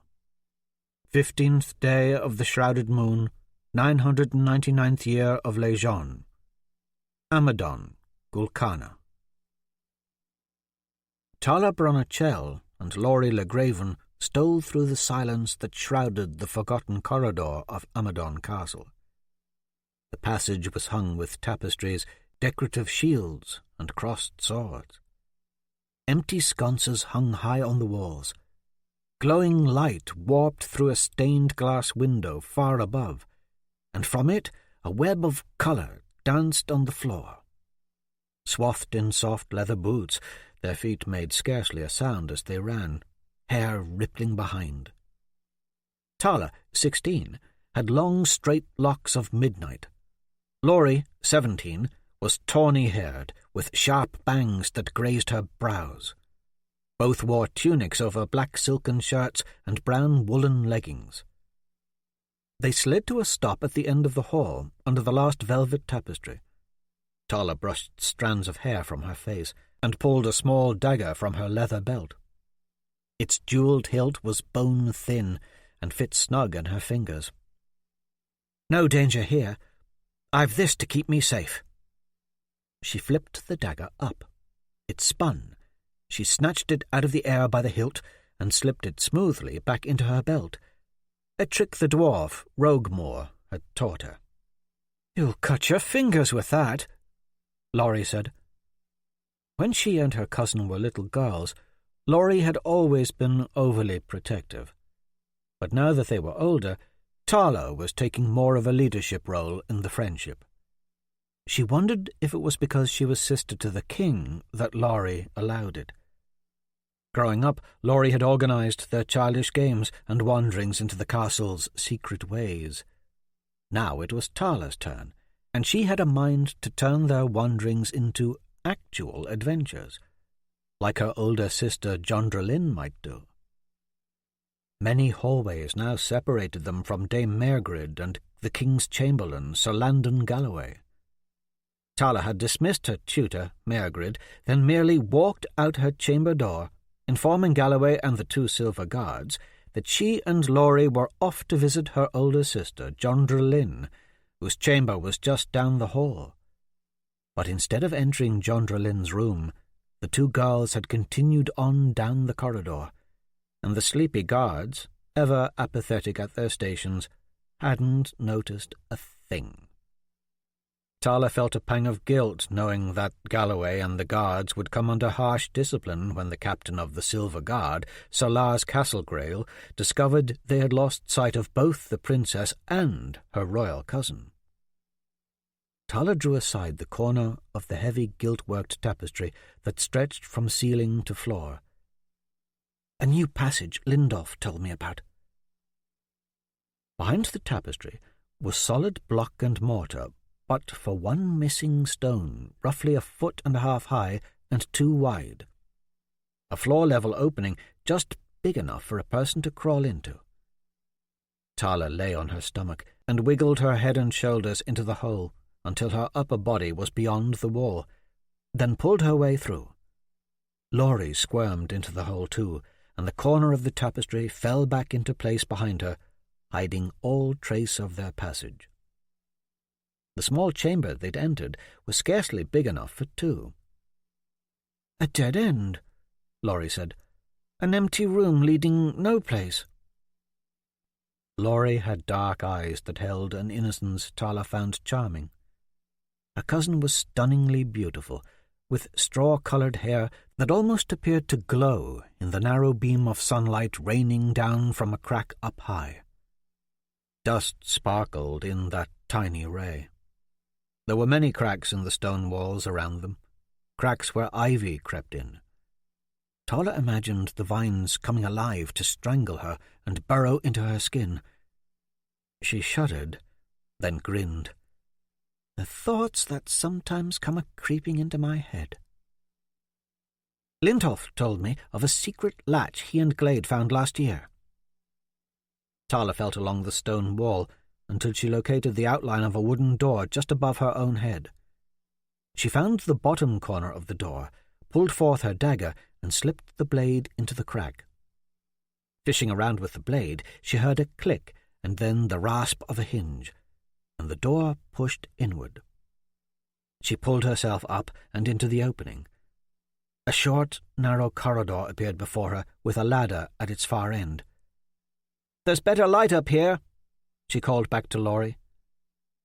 Soon her cousin was up and into the new passage, too, a worried grin on her face. "Aren't we getting a little old for this?" Laurie asked. "Sneaking about the castle with Lindolf and Glade was fun when we were children. It seems silly now." "It's never silly," Tala said, bothered by her cousin's attitude. After all, there were many secret things to be discovered whilst sneaking about. Like when she'd spied on her sister one recent evening as Jondralyn had squirreled away a folded parchment within which was a hidden sapphire necklace behind a removable panel built into the wall behind her bookshelf. "Third book to the left, on the top shelf, to be exact." Later, Tala had snuck into John's room, admired the glittering necklace, and read the scroll. Nonsense their late father had written about something called the Brethren. Exploring the hidden passages of Amadon Castle kept Tala from growing bored with life as the pampered youngest daughter of the late king, Borden Bronachel. After all, the drudgery of leisurely castle life under the cumbersome tutelage of Dame Mairgrid could grow unimaginably tiresome. Adventuring was the only time she could put aside the facade of the high-born princess everyone expected her to be. In fact, the only moments in life Tala felt normal were those precious few she'd spent with her older twin cousins, Laurie and Lindolf le Graven. But it seemed lately all Laurie was concerned with was what young noble had been given what lands and title, or what dashing young prince had been newly knighted. Her father was Lord Lot le Graven of Esconder. Her mother Mona was Tala's aunt, sister to Tala's late mother, Queen Alana Bronachel. The le Graven family and their lion court had journeyed from Esconder to enjoy the coming morning moon festivities and watch Lindolf perform his ember-lighting rites in the royal cathedral, an honour only bestowed upon the sons of royalty. Other young men performed their ember-lighting rites in their local chapels. Laurie and Lindolf weren't the only set of twins in the le Graven family.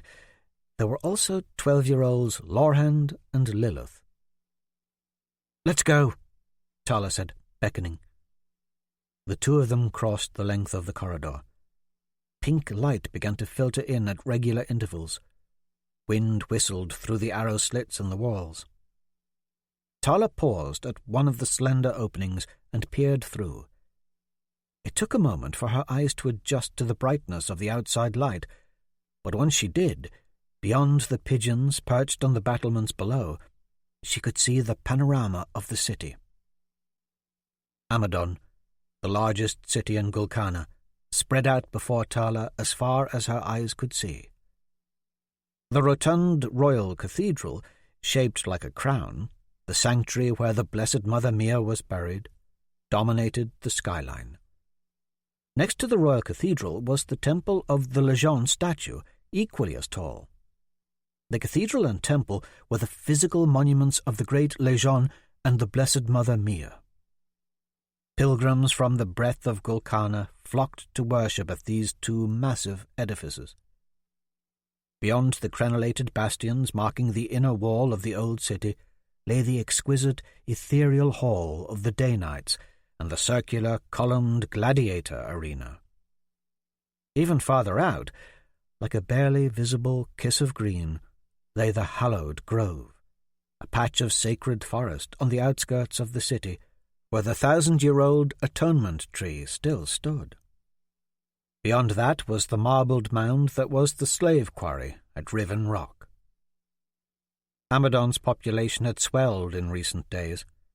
Royalty from all corners of Gul Kana had flocked to the city, along with freemen, peasants, and farmers. All had come to partake in the 3-week gladiator spectacle and annual morning moon celebrations. A myriad of tents had been pitched in the outskirts of the city to accommodate the eager throngs.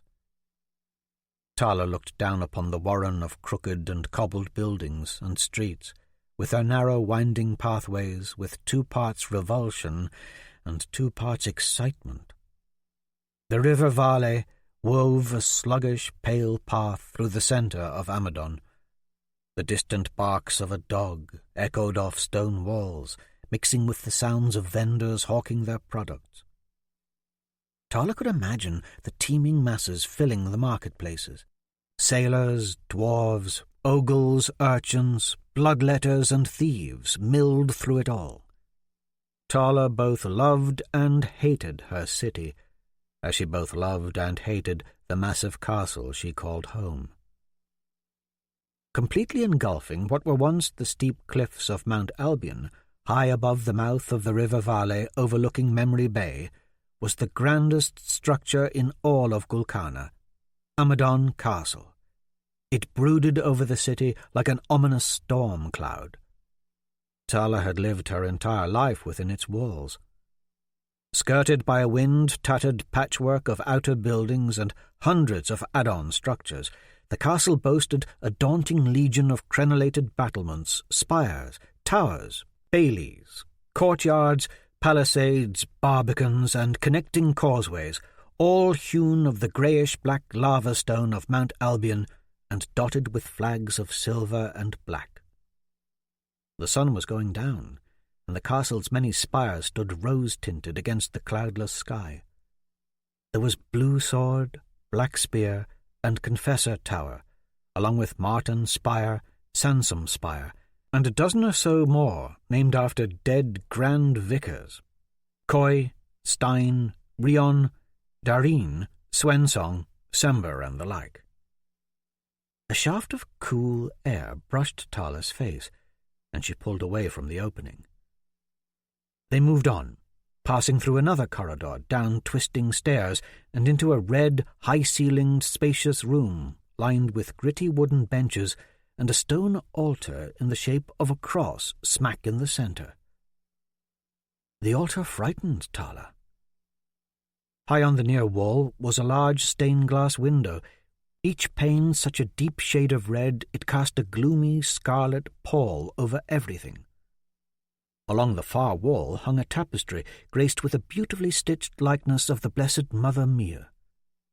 This ruby-hazed room looked big enough to hold near 20 people, yet none of the furniture appeared to have been used in years. Its white-plastered walls were so discoloured and streaked by smoke they were almost black.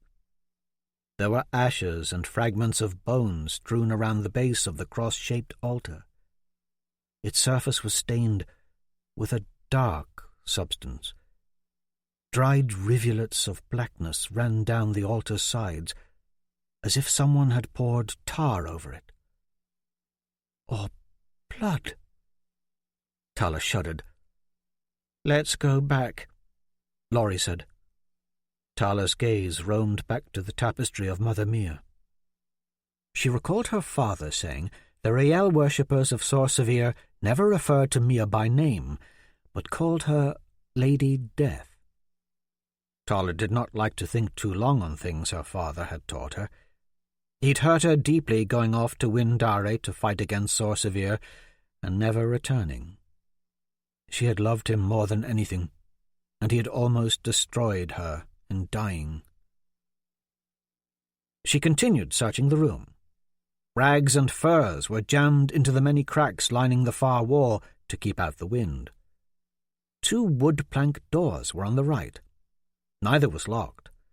Both doors yielded easily and, with a creak of rusty hinges, opened. Behind both doors were stairs, one set leading up, the other down. "Upward, I say." Tala climbed the stairs. Laurie followed. They soon found themselves in a long, peculiar corridor. The ceiling was lost in darkness. The floor was flat.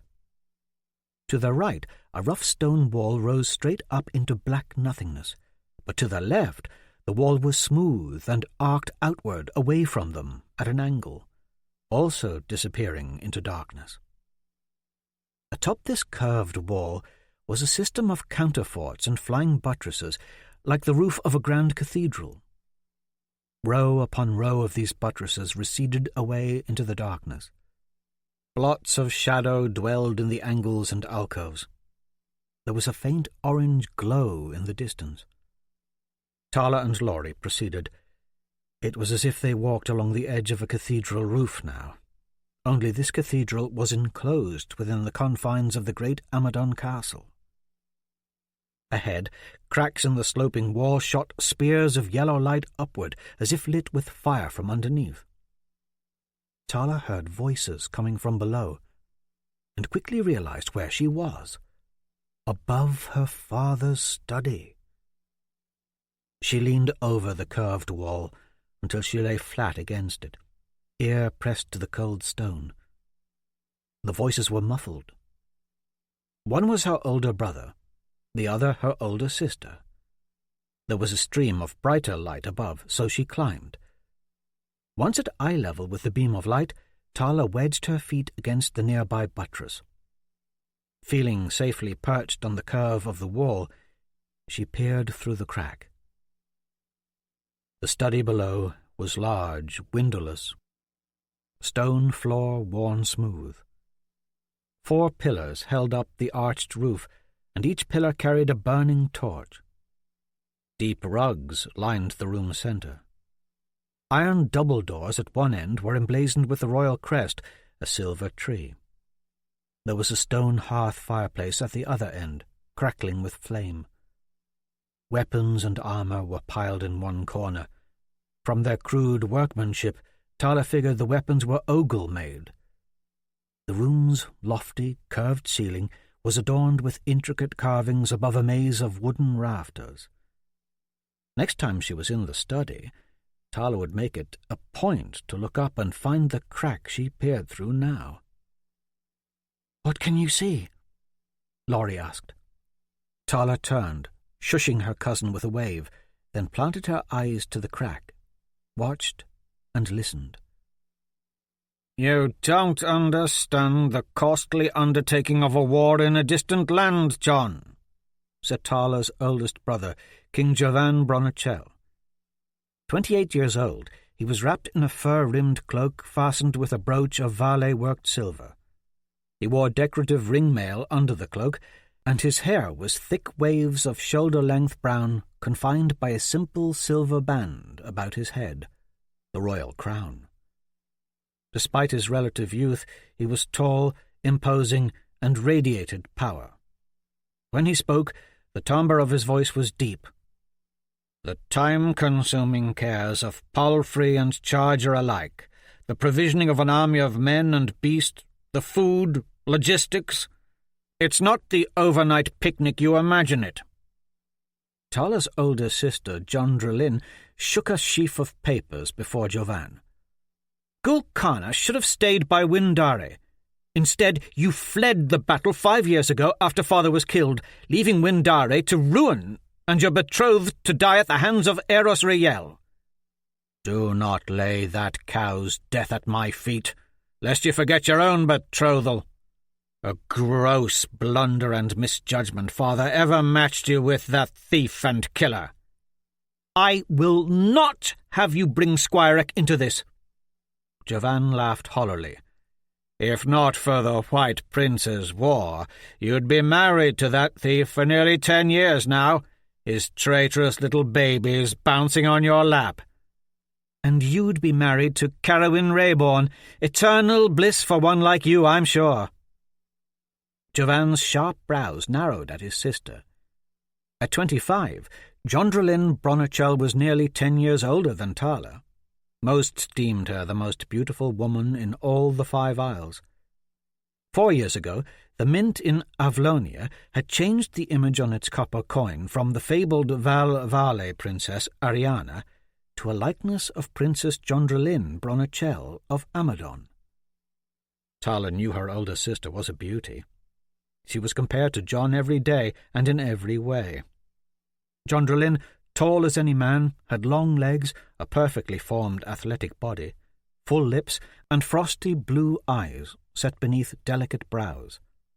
Her shoulder-length hair matched Tala's in colour, but seemed more alive and lustrous. Jondrelin was dressed in a flowing blue, richly brocaded gown tied at the waist with a silver belt, a casual forest green cape thrown over one shoulder. "I know you wish to act the crusader." Jovan made a crisp gesture at Jondrelin's outfit.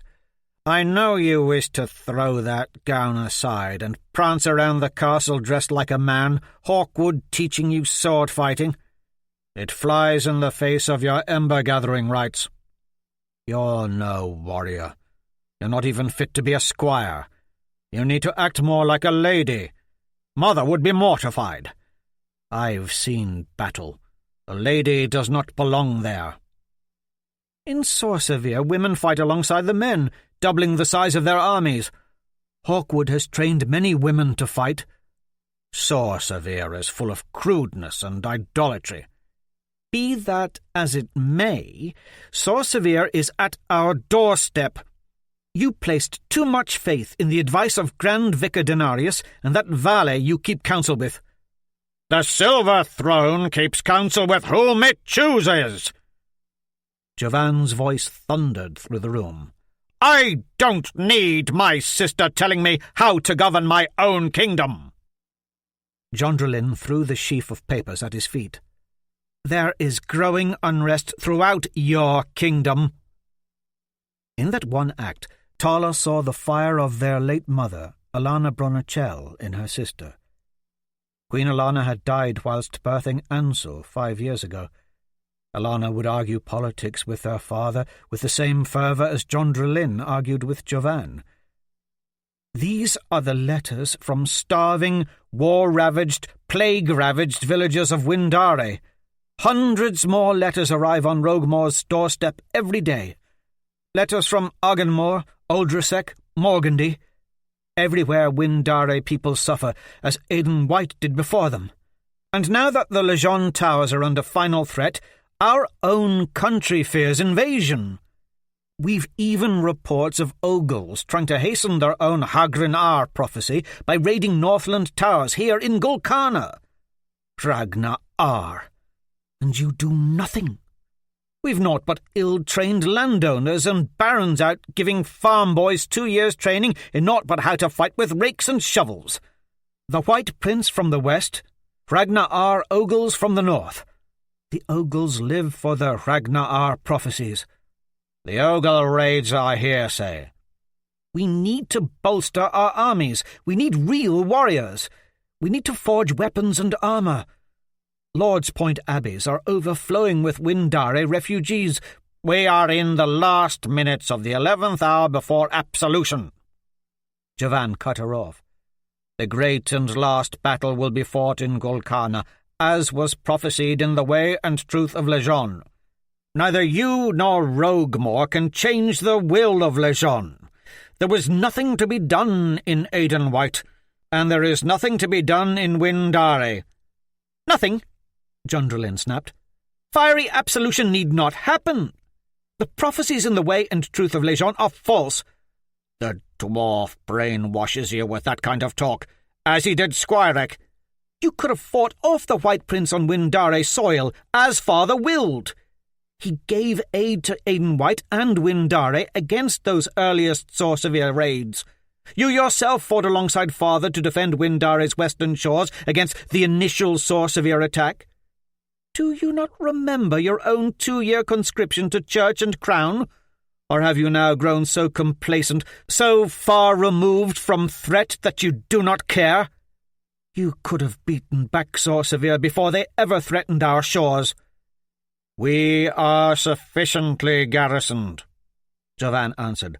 There are many who believe Windare and Aidan White now pay the butcher's bill for the centuries of turmoil and death their pirates and raiders caused Sor Sevier. There are many who say Sor Sevier is merely taking back what is owed. The wars and battles and back and forth between those 3 kingdoms have gone on for 1,000 years. Gul Kana will endure until the time of fiery absolution. Once father died, I was right not to further waste our armies in Aidan White or Windare. Father once told me he wished all leaders of men could walk a battlefield and witness the horror of mutilated bodies and cries of the dying. Leaf Chaparral and I did fight in Windare. You retreated from Windare after father's death. We should be rejoicing that Lejeune's return is nigh. Aidan White and Windare's ruin was foretold in the Way and Truth of Lejeune. We could have staved off that ruin. Absolution need not happen. Do not speak against Holy Scripture.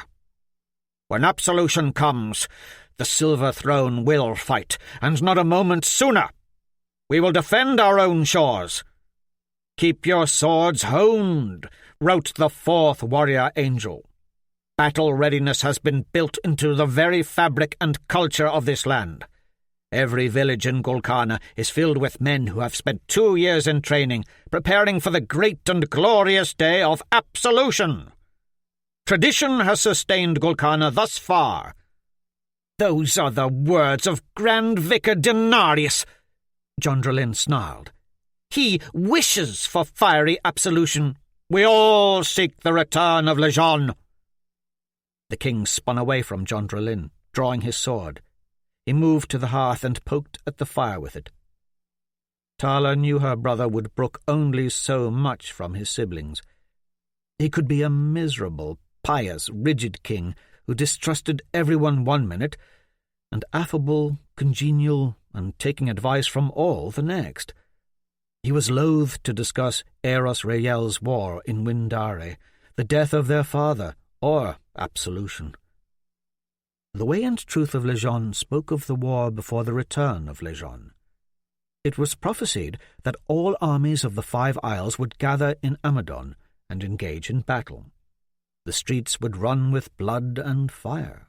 Jovan turned, glaring at Jondralin. "Roguemore has set you against me." "He is my dearest friend, and one of your own high councillors." "He is not your friend. You think he will make you part of his secret brethren?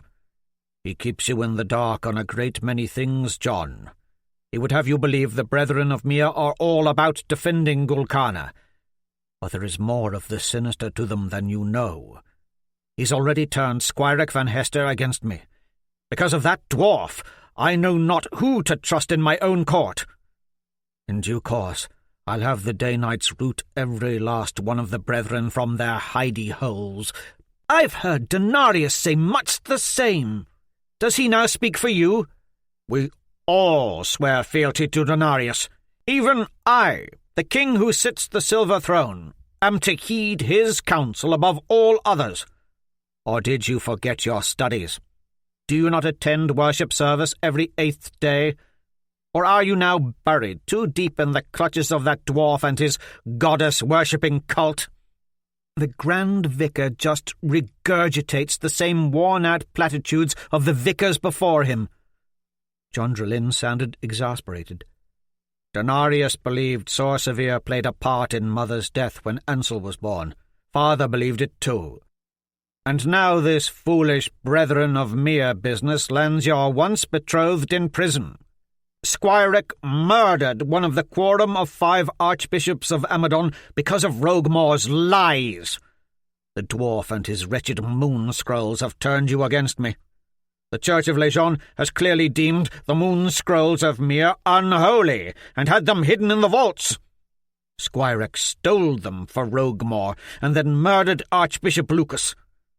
As if his father hasn't been humiliated enough, having already been conquered by the White Prince. Squirek's crimes have plunged the entire kingdom of Aidenwhite into further shame. Or have you forgotten his sins? Have the dwarf and that Sor Sevier traitor, Hawkwood, clouded your mind so? Squirek did not slay Archbishop Lucas as Denarius and the Quorum of 5 would have you believe. He is a peaceful, innocent man, wrongly imprisoned. I'm sure your heart just bleeds for him, now that he has chosen death in the arena. The dignity of a quick death by the noose would be far more than he deserves. Tala's foot slipped, and she slid from her perch. She hit the floor hard, smacking the backside of her head against the opposite wall. "You okay?" Laurie whispered. Tala rubbed her head. Talk of fiery absolution scared her.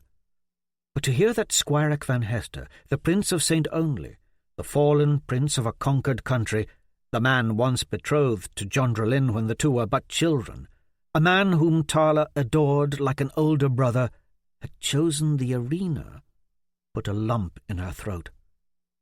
Of all things, Tala hated the arena most. Squirek, though decent with a blade, was not gladiator material. She remembered herself at 5 years old, sitting on Squirek's lap, him 18, tall and lanky, entertaining her and Jondralin with stories of Manfred the dwarf jester. Such an innocent, simple, and happy young man Squirek had been, and that good-natured quality had followed him into adulthood. But that was before his kingdom had come under war. That was before he'd been convicted of murdering Archbishop Lucas. At the time, it had been the most infamous crime in all the 5 Isles. It was said that Squirek's father, King Edmund Guy Van Hester, conquered ruler of Aidenwhite, Lord of St. Only, was so overcome with grief over his son's crimes that he moped about the halls of St. Only in rags and a broken crown, his throne abandoned to ruin, his lancer guard destroyed or scattered to the winds by Aeros Rael's armies. So deranged with grief that it cast his family and advisers aside, and now supped with curs and swine, lounging in his own filth at the foot of his empty throne. Rumour was He'd professed that he'd rather have died at the hands of the Sor Sevier fighters than live under the shame of Squire's murderous betrayal. Tala's heart sank with the weight of knowing her family was fractured. Her older siblings hated each other. Gondrelyn, increasingly full of honour and chivalry, tried to bridge the gap between them when she could, but Jovan trusted the Grand Vicar and the Quorum of Five more than his own kin. Tala wished her parents were still alive for a few reasons. First, to bring their family back together, and second, to keep their country from crumbling under Jovan's rule. She knew Jovan's unshakable, rigid faith gave his character its hard, unforgiving side. He could be narrow-minded, stubborn, and uncompromising where religious principles were concerned. And because of it, he was losing control of his court to the Grand Vicar. "Let's go," Laurie urged. "It's getting dark. Our path will not be as well lit." Tala noticed her cousin's shoulders were covered in dust. "You're filthy." She brushed the back of Laurie's tunic, then brushed herself too, and quickly realized something was missing. "I dropped my dagger." It was not at her belt. "Leave it." Laurie turned, heading back the way they had come. "It's too dark." "It was a gift from Roguemore." Tala dropped to her hands and knees, crawling back to where she had slid from the sloping wall, carefully feeling along the floor. It was carpeted with dead bugs and who knew what else under her searching fingers, but she didn't want to leave the dagger behind. Finding it, she stood quickly, relieved. The dagger, with its thin, jewelled hilt, felt snug and proper in her hand. "Here it is," she announced. But Laurie did not answer. "Laurie!" She called out for her cousin. Laurie was gone. A chill wind blew across Tala's face, and she felt the hairs prickling at the nape of her neck. Either her mind was playing tricks on her, or the shadows, a few paces beyond where she stood, now moved. "Is that you, Laurie?" Something rustled softly, a movement in the dark. "Laurie?" Tala kept her eyes fixed on the place where the shadow hovered, a clot of blackness, like a hole had been punched into the dark. "Answer me, Laurie!" Tala felt the menacing glare of unseen eyes, as if the darkness were taking solid form. Then next to her was a shapeless, shadowy blur. Tala twisted her slender body to avoid the phantom's clutch. Then it had her.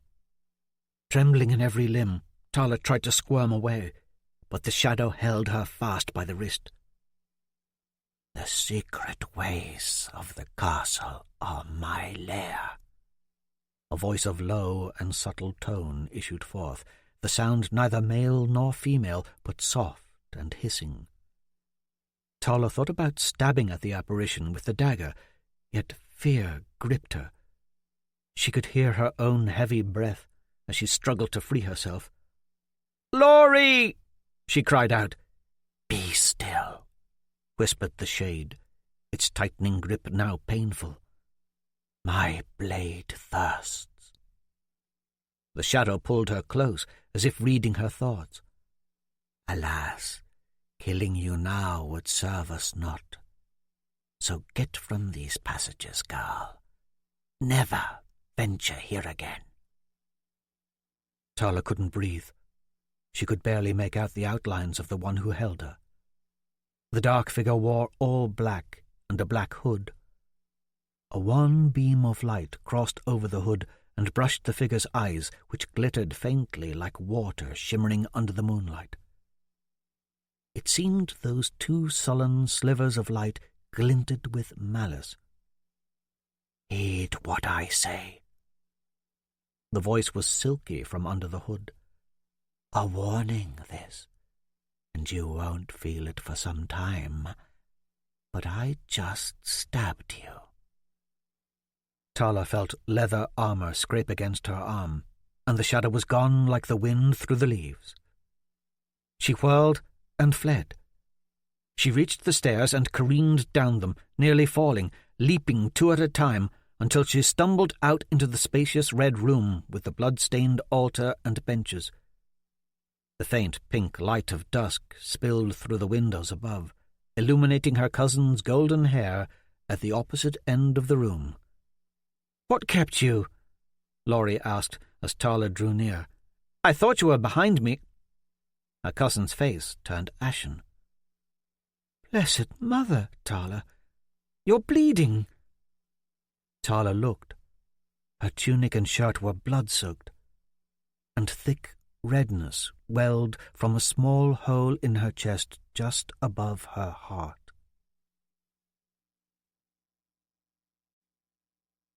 From The Way and Truth of Lejeune. For the time of the fiery demons was a dark time, full of strife and much peril. It is thus commanded that from this moment henceforth their true name shall never be uttered by the mouth of man, nor shall any likeness of them be painted or carved. They are to be forever known as the nameless beasts of the underworld, and any who bear the mark of the beast upon their flesh are especially cursed. Chapter 6. Tala Bronachel, 15th day of the shrouded moon, 999th year of Lejeune, Amadon, Gul Kana. The man dropped. The rope snapped. Squaric Van Hester, the Prince of St. Only, executed. Tala jolted awake to a profound sensation of horror and dread. She jerked up in bed, heart thundering, dark memories returning in a mad rush. It seemed all hope and happiness were now staunched by the vivid recollection of a dark-cloaked figure and the all-too-real wound in her chest. Blood and death everywhere. A haunting panic had rendered her all but helpless since she was stabbed in the secret ways. She searched with trembling fingers for the small scab newly formed above her breast. Her heart quickened at the discomfort she felt of being watched, always watched. She searched the darkness of her chamber. A space between the heavy curtains let in a slice of moonlight. She could just make out the familiar shapes of the room and the vague contours of her dresser, chairs, and chest, along with the form of her cousin, Laurie, curled on the divan near the door. A giant stone hearth was built into the far wall. Double doors, barred and latched securely, were at the near wall. 2 silver guards were always posted beyond those thick wooden barriers, but they were of little comfort. She kicked the covers from her bed and padded barefoot across the cold stone. She felt naked in her sleeping garment, a light, loose-fitting pullover shift of dyed silk. But she feared changing clothes. She might wake Laurie in the process. Carefully opening the chest near her desk, she pulled out a length of twine along with the thin dagger Roguemore had given her. She tied the twine around her waist and fitted the dagger snugly into it. She closed the lid of the chest and snatched the wooden stool from her desk, crossed the room quietly, and placed it directly into the cold stone hearth. The floor of the hearth was swept clean of soot. A fire hadn't been lit in the fireplace in her memory. Her quarters, so near the centre of the castle, stayed warm, even in the harshest winters. She stood atop the stool and felt inside the chimney with her hands, searching for the bottom rung of the ladder hidden there. Once firmly grasping the iron rung, Tala quietly pulled herself up. Hanging, she felt around with her toes until she located the underside of the stool's round seat. Once she felt the tops of her feet were secure enough under the wooden seat, she lifted the stool, bent her legs at the knees, swung back, and flipped the stool onto her bed. The stool was not heavy, and landed softly on the thick quilts. Flinging the stool to the bed with her feet was a move Tala had performed 100 times. It was a risk leaving the stool so obviously placed within the hearth. Anybody, in particular Dame Mairgrid, who came calling, might find the stool, which would lead to the ladder, which would lead to the discovery of the passageway that joined with the many secret warrens crisscrossing Amadon Castle. And Tala didn't want that. This passage through the hearth was her only escape from her chamber.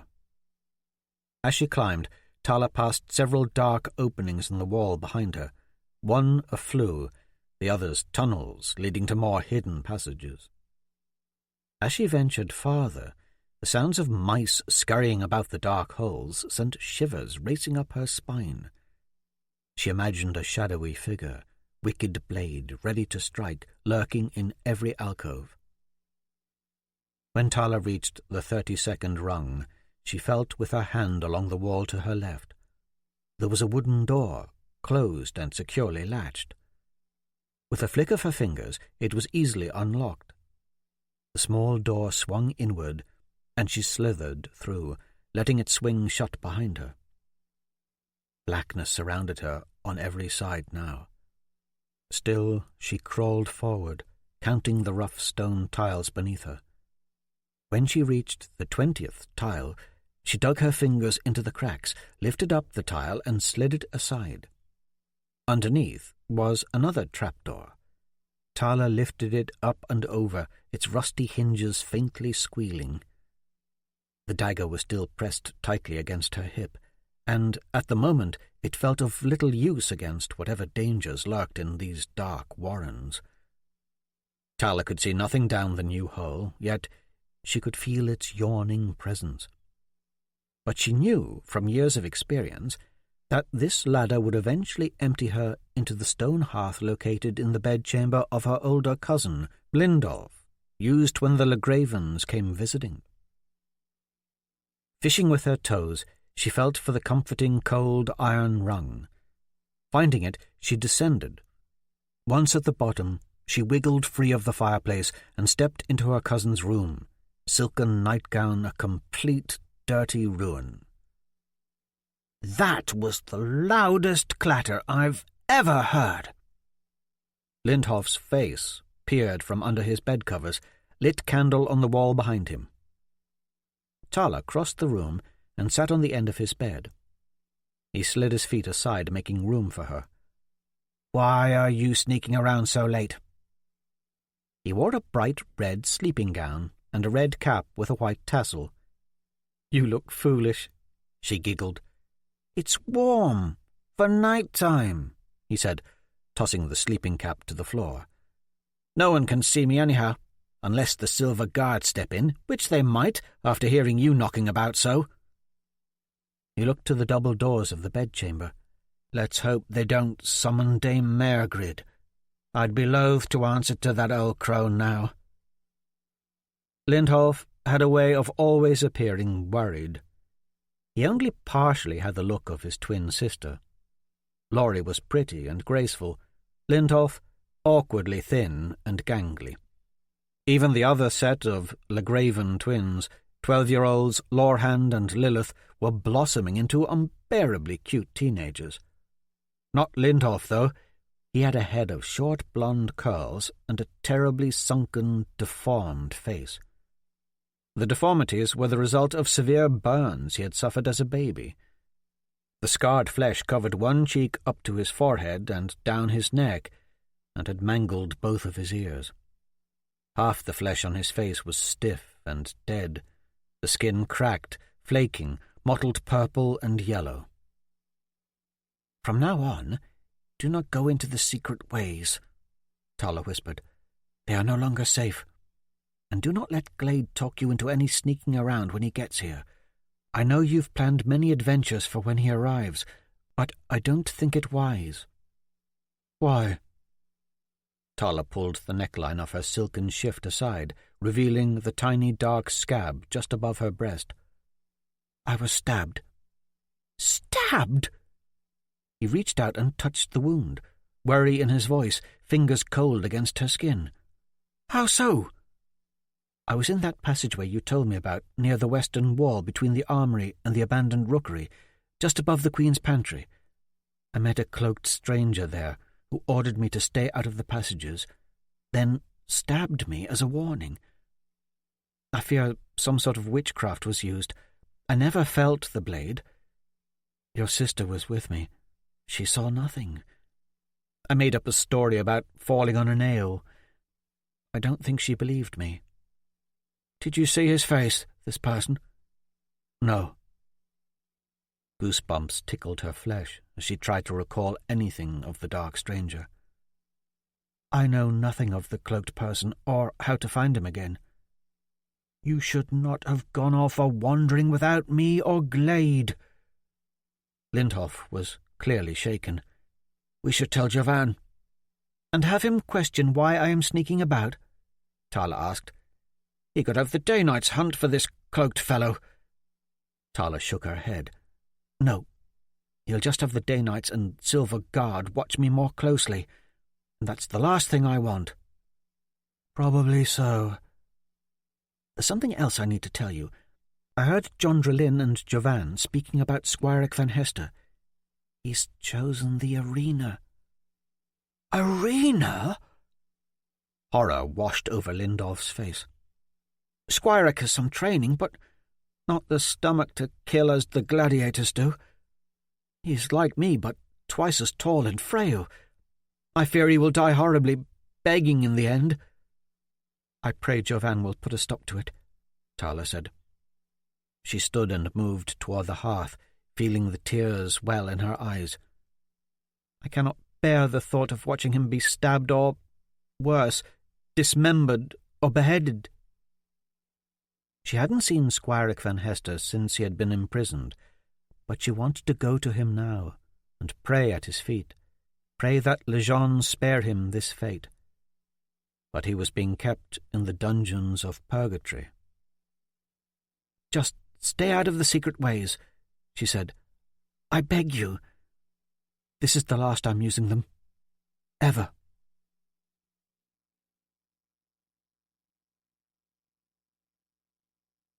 As she lay comfortably in bed, moonlight from the window fading, Tala felt at peace. Warning Lindolf of the danger in the secret ways had lifted a load from her mind. Relaxed now, she felt sleep overtake her. But just before she dozed into sweet oblivion, an awful thought struck her, and she shot up in bed. Her eyes flew open, sweeping the room. How could I have missed it? She'd come straight down the chimney and crawled right into bed, wrapping herself snug in her blankets, welcoming the comfort. Yet, in her haste to curl up under the warm covers, she had overlooked one gigantic detail. The stool! When her frantic eyes fell upon the stool, cold reality struck. Her blood froze, and everything in the room came into clear focus. Wide awake, heart pounding, Tala could only stare at the wooden stool as it now sat smack in front of her desk. She hadn't put it there. And there was a small slip of white parchment pinned to the centre of the stool's round seat by a thin black dagger. Laurie! Tala sprang from her bed. Her older cousin was still on the divan, lying in the same position as when Tala had left her. Dread filled Tala's heart. "Wake up!" She shook her cousin. "What is it?" Laurie moaned sleepily, yawning and rubbing at her eyes as she sat up, her golden hair tousled. Tala breathed deeply, relieved that Laurie was alive. She crossed the room, lit a candle, then held it over the stool with the dagger sticking from it. "What's that?" Laurie asked, still not quite awake yet. Tala focused on the dagger. She dared not touch it, yet, as she leaned down to study the thin blade, she couldn't help but read what was written on the parchment. The ink was black as night, the writing small yet beautifully executed. I warned you once. Stay out of the secret ways. If I have to warn you again, you will surely die. I stabbed your cousin with this very knife. She will not feel the pain for some time, but feel it she will. This is your last warning." Tala whirled and stared at Laurie. A small spot of blood welled from under her cousin's nightshirt, just above her heart. Laurie followed Tala's gaze and clutched her hand to her own bloody chest, dark eyes wide with confusion and panic. Tala's eyes flew back to the note. The ink slowly faded, then was gone entirely. She flew to the doors and threw them open, startling the 2 silver guards posted outside. "Fetch Jondrelin immediately!" she shouted. "This time of night?" one of the guards chuckled. "I think not. But I will get that old bat Maregrid. She'll set you straight." "Get Jondrelin!" Tala screamed, "or I'll have your head! I swear it!"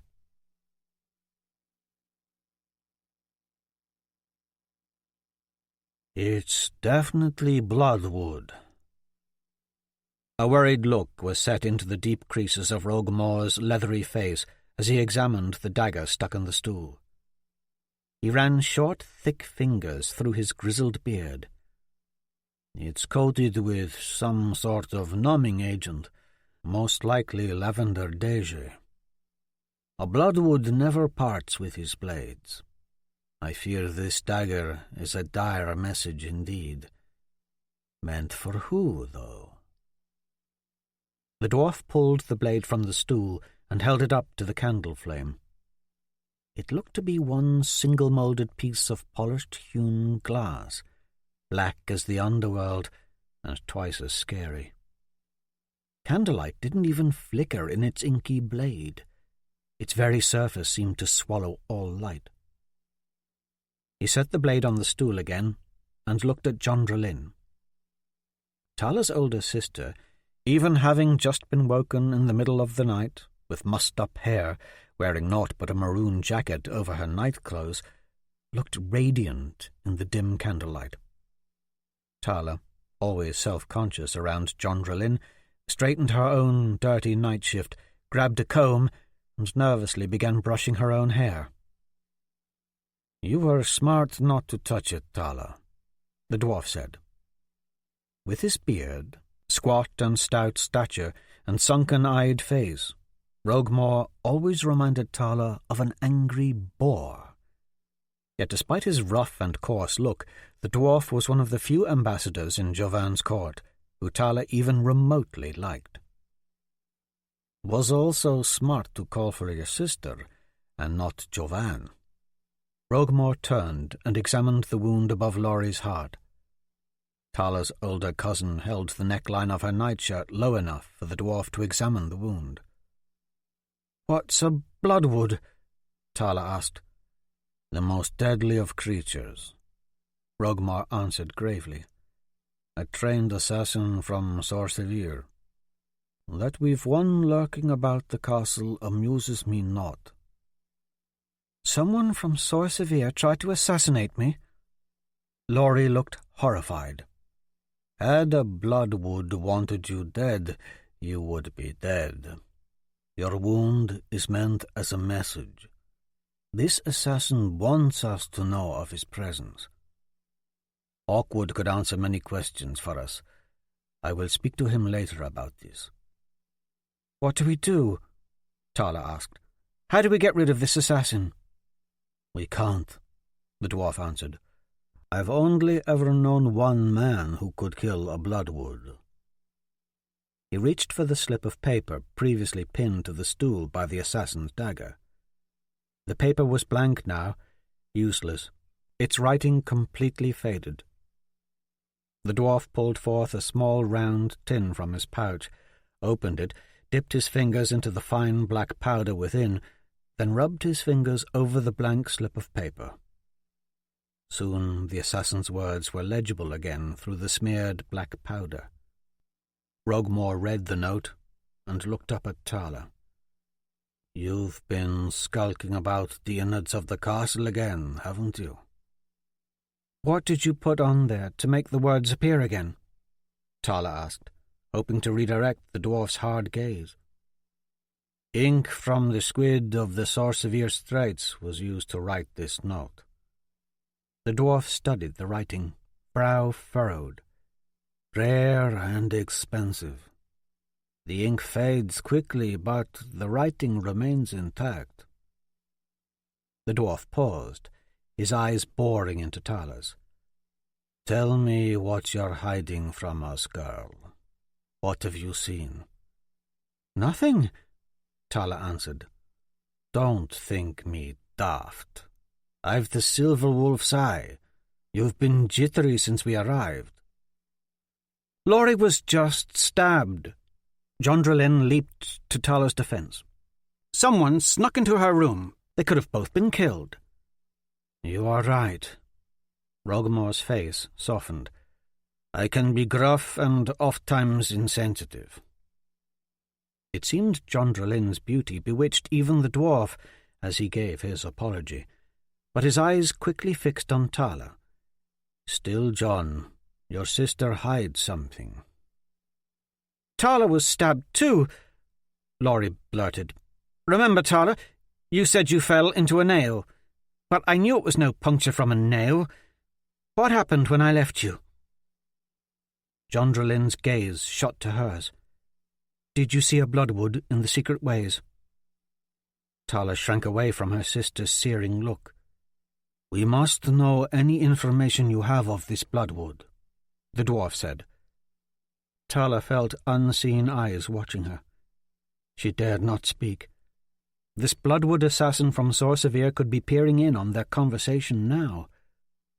Prove you are not stabbed and I will drop the subject, Rogmore said. Tala had no choice. She pulled the collar of her own nightshirt down, revealing the still raw scab just over her heart. Jondralin gasped. The dwarf leaned in, examining the wound. His breath smelled of stale pipe smoke. I dare say you never felt the blade either. He ran the tip of his calloused finger over the wound. It was true. Tala had not felt the knife slip in and out of her flesh, yet she shivered at the dwarf's cold touch. "Tell us what happened," Jondralin ordered.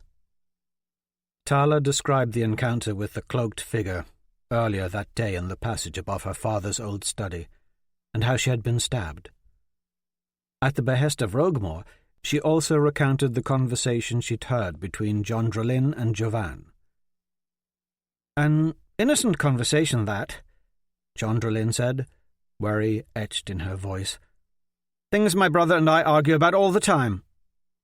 But who knows what other conversations might have been overheard, between who and about what? The dwarf picked up the dagger and held it to the light again. The next knife we see may not be a warning. "Did a beast of the underworld make that knife?" Laurie asked. "It scares me." Better a demon had forged it. Rogmore set the blade into his satchel, but, alas, was Black Dougal who helped craft the blade. Forged from the sap of a bloodwood tree. "Bloodwood tree?" Tala asked. They grow in the southern mountains of Sor Sevier, between Rokenwalder and Cade. Like aspen or birch, only black as pitch. Take an axe and chop into the leathery black bark of a bloodwood tree, and its sap runs thick and red and sizzles to the touch. Black Dougal and his caste harvest the sap in a ritual called the Sacrament of Souls, then forged the daggers using a mixture of Sor Sevier steel, bloodwood sap, and the souls of the condemned, pulled from the dungeons of Rokenwalder.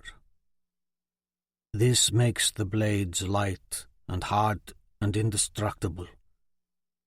Only a select few are chosen to wield them. "You mean only a bloodwood assassin can wield them?" Tala was hoping for more information on her silent tormentor, shuddering at the thought of her brush with a Sor Sevier assassin. Roguemore did not answer. He pulled a small glass jar and bandage from his satchel, dunked his fingers into the jar, and placed a yellow, pasty salve from the jar onto the bandage. He put the bandage over the small wound on Laurie's chest. "That's Sylvia root. It should help the wound heal. Bloodwood assassins are a dangerous lot. Resin from the lavender deje plant is boiled and then spread over the bloodwood's blade to numb the flesh instantly upon the blade's entry. A flea lighting on your skin would cause more commotion than a bloodwood dagger coated with lavender deje." He rubbed some of the salve onto Tala's wound, too. "How many bloodwood assassins are there in Sor Sevier?" she asked. "Nobody knows." Roguemore looked at Jondrelin. "Hawkwood could shed light on the subject, though it's been a while since he lived in Sor Sevier. I'm curious to see what he knows of the dagger and what this bloodwood may be up to." Whenever Tala thought of Hawkwood, she also couldn't help but think of Jondrelin's previous betrothal to Squirek van Hester when the two were youngsters, and Aidan White an unconquered land. As for Squirek, the Prince of St. Only had been imprisoned for a year now. Over the years, things had changed for Jondrelin. It was clear she was falling for Hawkwood, an ex-soldier from Sor Sevier. He was tall, gorgeous, charismatic, and, as it turned out, one of the most graceful sword fighters in all of Amadon. When Aeros Rael had first attacked Aidan White, many from Sor Sevier had disagreed with the Crusade, and feeling betrayed by their homeland, they'd fled to Gul Kana. Hawkwood was one such ex-soldier. Tala did not know everything about the man, but she had gleaned some information over time. Hawkwood, having successfully gained favour for his fighting skills, eventually worked his way into the graces of Jovan's court, and had become friends with Squirek, Jondrelin, the Day-Knight captain, Sir Sterling Prentice, and the dwarf ambassador Roguemore, all to the consternation of Jovan. As the dwarf rubbed more Sylvia root on her wound, a sudden and unpleasant thought dawned on her. "Was Hawkwood once a bloodwood assassin?" she asked. Jondrelin looked up at the question. Roguemore met her eyes briefly, placed the tin of Sylvia root back into his satchel, and left the room.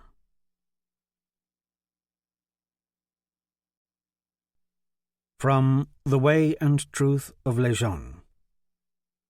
There is scarce to write about the dwarves, other than that man is commanded to consider them naught but stupid farmers. Stubborn, yes, bold, indeed, but mostly stupid. And what can be said of the Ogles? Not eloquent like the Vale, nor hard-working like the dwarf, but slothful and slow of tongue. Man is commanded to consider these foul drinkers of blood naught but wild creatures, one step away from savagery. Chapter 7. Tala Bronichel. 17th day of the shrouded moon, 999th year of Lejeune. Amadon, Gul Kana. "I don't feel well." Laurie's face was pale. The arena orchestra, just a few rows below the King's suite, played a soothing song during the break in the action. "Jovan will not allow any of us to leave," Tala said. "A contingent of Silver Guards would have to escort us back to the castle, and they would be most unhappy to miss the final match. I doubt Mairgrid desires to waddle back there with us in tow either." Dame Mairgrid whirled, an unhappy expression on her broad face. Tala's tutor sat in the row in front of them. She was a big woman with bulging eyes on a perfectly round head, topped with a nest of grey. "Quiet!" she ordered with a stern look. Below, slaves restored the arena floor to its original state, raking the blood-stained dirt from the previous bout into iron grates in the ground. More than 30 gladiator matches had already taken place today. The last bout of the afternoon was drawing nigh. A looming dread consumed Tala's soul. She did not want to see Squirek down there. During the fights, she had not only shut her eyes, but held Laurie's hand for reassurance. Dame Mairgrid would turn and slap their hands with her sweaty palms, admonishing them to act like proper court ladies and watch. Even with her eyes clamped tight, Tala could still hear the agonies of the condemned, abandoned and alone in the dirt, fighting for their lives. Their horrid screams had a way of rising above the sound of the orchestra horns and drums and the roar of the crowd. Tala and Laurie sat in their uncomfortable dresses at the end of the row next to Tala's younger brother, 5-year-old Ansel. Next to Ansel sat Jondralyn. Tala's older sister wore calf-high black leather boots, woolen horse-riding pants, and a buckled leather vest over a billowy white silk shirt. Many in Javan's court did not approve of her unladylike attire, but were loath to voice their opinions. When asked why she'd not come in her gown like the other ladies of the court, Jondralyn had professed that she'd been out riding earlier and hadn't had time to change. Beyond Jondralyn sat Laurie's twin, Lindhof, the valet Princess Seta, and 17-year-old Glade Chaparral of Rivermead. Tala found her eyes were continually seeking out those of Glade. He'd just arrived yestermorn with his family to participate in his royal ember-lighting rite in the cathedral. Javan had been hinting of a betrothal between Tala and Glade for moons now. The notion of an arranged marriage bothered Tala not at all, for Glade Chaparral had the dashing looks of his older brother, Leif, who at the moment was stationed in Lord's Point with a garrison of day knights, watching for Sor Sevier raiding ships. Glade, on the other hand, was here in Amadon, not 10 paces from Tala. Though they'd been friends since childhood, Glade had, over the years, developed a regal aura about his bearing that currently left Tala a trifle unbalanced in his company. His father, Lord Claybor, was a man of height and bulk, but rather than growing thick around the gut like Claybor, Glade was filling out in a more pleasing way. He had well-chiselled muscles, along with a square-jawed face and auburn curls atop his head that glistened in the sun. The scullery maids and court girls were hard-pressed not to notice Glade. Tala flushed, as red as a turnip, whenever she was in his presence. But today, Glade, in Amadon's Silver Guard training attire, only had eyes for Seta. The valet princess pulled forth a curious small ball-and-chain weapon from some hidden place within her white cloak and began spinning it around her arms and shoulders deftly. It made a loud whirring noise. Both Glade and Lindhof seemed delighted by the weird weapon. Seta handed it to Glade, and he attempted to spin it, his efforts awkward. "My dear, you're doing it wrong," Seta giggled, placing her delicate hand atop his, helping him hold the chain correctly. "You must roll your hand like so." Her fingers interlaced with his, "to build up the muscles in your forearm." The valet princess leaned into Glade's shoulder, the two squeezing and twirling the chain together, slowly. Tala felt her entire body stiffen in jealousy.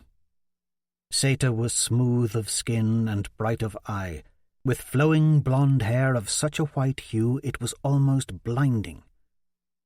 Today she wore a form-fitting light grey gown of valet make under a shimmering white cloak. After a 5-year absence, Seta had just returned to court in Amadon. She had an older sister, Breta. The two valet princesses were nearly identical. Breta had also been gone from court for 5 years, but she had not made the trip back. Seta was young, Still older than Glade by at least a few years, and a good deal more experienced in courtly flirting than Tala. Along with their green eyes, upturned ears, needle-thin brows, and cat-like grace, the Vale were renowned for their silken tongues. In fact, Seta was just now complimenting both Glade and Lindolf on how much she was looking forward to their ember-lighting rites, and how handsome they would both look in their white robes whilst passing the ember-lighting flame. Lindolf Legraven handsome? Tala's cousin was anything but. Whenever she looked upon the scarred flesh that covered his neck, cheek, forehead, and ears, it was oft-times with pity. Though she loved him dearly, she couldn't help but wonder what unfortunate court girl would find herself one day so unluckily betrothed to him. Just beyond Seta was Hawkwood. The Sor Sevier man wore dark leather riding breeches and a billowy shirt like Jondrelin. With a graceful gesture, he drew aside a strand of black hair from his face and threw a nod of greeting toward Tala, eyes lingering a moment. There was a mysteriousness within those eyes as they sliced through the air, piercing into hers. That Hawkwood was once from Sor Sevier, perhaps even a Bloodwood assassin, gave Tala a smidgen of a fright. She didn't mind admitting that to herself. Hawkwood smiled at her, and in that one look, apprehension faded away. Tala could see why Jondrelin, now that her childhood betrothal to Squirek van Hester was long over, was falling in love with this captivating man. A breeze bit into Tala's skin, rippling the awning over the king's suite. The vastness of the arena surrounded her. Tall columns, crenulated balconies, grandstands, a warren of grates and tunnels under a dirty battlefield, and intricately carved stonework palisades that rose up in a glorious circle around the crowd of over 10,000 spectators. During the bloody bouts, the nobility, and those in the king's suite, did not but laugh and carry on, pretending to admire one another's clothing and acting like fools, all while condemned men hacked away at each other in the bloody battleground below. To Tala, the annual gladiator event was, in a word, wrong, lasting for 3 weeks until only one was left alive. Hundreds of criminals fighting for freedom. The last 4 invited to dine with the nobility in the Grand Sunbird Hall in Amadon Castle during the morning moon celebration. The citizenry of Gul Kana rejoiced in the shed blood of the lawless who waged battle in the arena. After all, to die in the arena was a shameful death, for it proved one's guilt. Royalty from the breadth of Gul Kana surrounded Tala, bloodlust in their eyes. On the road directly behind her, bearded and hefty, dressed in the white and silver marble colours of the crest of Avlonia, sat Lord Nolan Darkley. Next to him was Lord Kelvin Cronin of Lord's Point. Lord Kelvin was tall and angular, and dressed in leather leggings and a doublet of bright blue, representing the ocean near his homeland. His wife, Imogen, had remained at Lord's Point, pregnant with their first child. Next to Cronin was Glade's father, Lord Claybor Chaparral of Rivermead. Thick-chinned and stalwart, he wore the maroon raiment and silver wolf crest of Rivermead thrown over his shoulder. He sat with his wife, Lady Lesia. Laurie's father, Lot Legraven of Eskander, thin, pale, and freckle-faced, sat next to Claybor. Lord Legraven wore the yellow colours and lion crest of Eskander. Tala's aunt, Mona Legraven, looked truly splendorous next to her husband. She was draped in a richly brocaded gown, her neck and arms bejewelled in ruby and pearl. At 53, she appeared as radiant as her sister, Tala's mother, Alana, once had. Mona's youngest twins, Lorhand and Lilith, sat nearby, faces pale with shock at the arena events. Next to Mona, 2 spear-wielding Day Knights stood on either side of the king's chair, shielding Tala's older brother Jovan. Grand Vicar Denarius and the quorum of 5 archbishops of Amadon, Van Devore, Donalbain, Spencerville, Leaford, and Rhys Duncan, were all seated behind the king, all in their most opulent finery. The holy vicar wore the burnt-orange cassock of his position, silken priesthood robes underneath. From neck to belly, Denarius's chest was hung with chains and necklaces of every shade of gold. He was bald on top, but had a strip of brown hair running around the back of his head. He also had a round red face, puffy jowls, and a large, paunchy stomach. The vicar had opened the arena matches with a blessing of peace, then spent the remainder of the day gorging himself at the banquet table, not 20 paces behind the king's suite, discussing trivialities and court gossip with the day-knight captain, Sir Sterling Prentice, and 4 others, the commander of the Silver Guard, Sir Lars Castlegrail, the king's steward, Sir Thomas Vorkink, the king's chamberlain, Sir Landon Galloway, and the stable marshal of Amadon Castle, Sir Terrell Wickham. At the moment, the vicar whispered conspiratorially with the day-knight captain. Sterling Prentice, tall and broad, was an imposing figure in the silver surcoat and black lacquered armour of his station. Saita's father, the Val Valle ambassador, Val Corin, stood near the vicar too. He respectfully bowed when he met Tala's gaze. He was ever watchful. With their delicately sculpted features, Val Corin and Saita stood out in the king's entourage like statues of polished ivory in a thicket of moss-covered boulders. All looked upon the Valle with a certain measure of reverence. The Silver Throne had a long-standing relationship with the neighbouring island of Val Valle. Val Corin was one of Jovan's most trusted counsellors.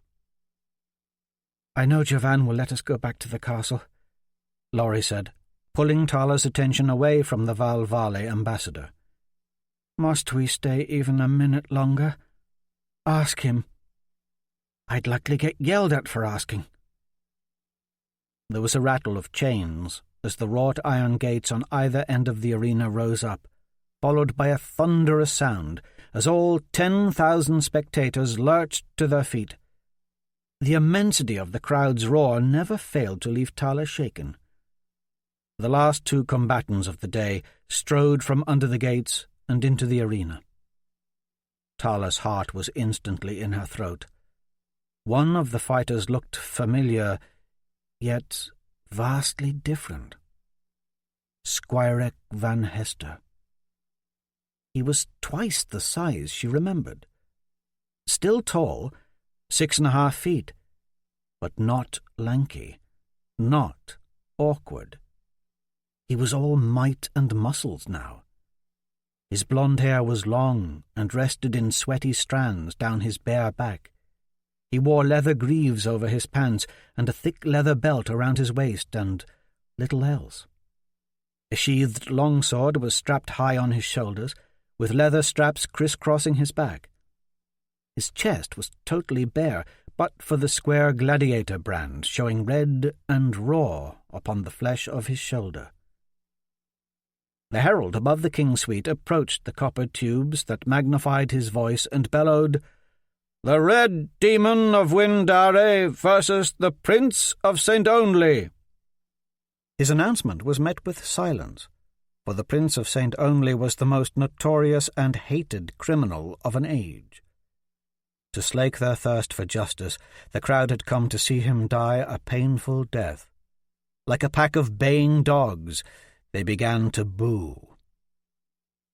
Tala knew everyone in Amadon hated the Prince of St. Only, fallen son of a conquered king, the one accused of murdering one of their beloved 5 archbishops, Devon Lucas. She remembered herself at 5 years old, just before Sor Sevier invaded Aden White, marvelling at the shiny trinkets from St. Only Squirek spoiled her with. But the Squirek Van Hester that Tala saw now had changed. At 28, and after over a year of imprisonment, the Prince of St. Only had grown in stature. Great muscles in his arms coiled and bunched as he pulled 2 long daggers from his belt. He held the daggers by their blades, testing their weight in his hands.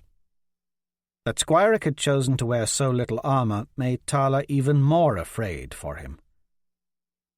The fighter from Windare prepared himself too, swinging a curved sword above his head in wide, sweeping arcs. He wore red armour, shined and polished, and the sharpened spikes jutting from his helmet and arm guards made him appear more ogle than man. His armour gleamed like molten stone, his black shield twirling in his hand for show. When the shield stopped twirling, the Windare fighter screamed and shouted. He swung his great sword up and then down, swinging it so low it dug into the ground, throwing a spray of dirt high into the crowd. The crowd loved him instantly and chanted, "Demon! Demon! Demon!" The orchestra struck up a big bass sound like thunder set to the rhythm, da-da, da-da, da-da. A little girl leaned over the railing just above the Windare gladiator. She was grabbing handfuls of bright flowers from the copper ewer and tossing them gaily into the air, where they fluttered down about the fighter's feet. Roguemore came waddling up the aisle toward Jondralin, panting as his short legs churned. "I'm sorry, John," he said upon arrival, his rough voice barely heard over the crowd's roar. "I've been working to put a stop to this. The Quorum of 5 has matched him against this Windare brawler, a murderer of women and children, and several of King Torrance Raybon's personal guard. The Grand Vicar and Quorum are not going to make it easy on Squirek for killing one of their own. Thing is, I don't rightly know who to blame, Jovan, Denarius himself, or Squirek's own father." The crowd erupted. A wave of sound washed over them, drowning out the dwarf's voice.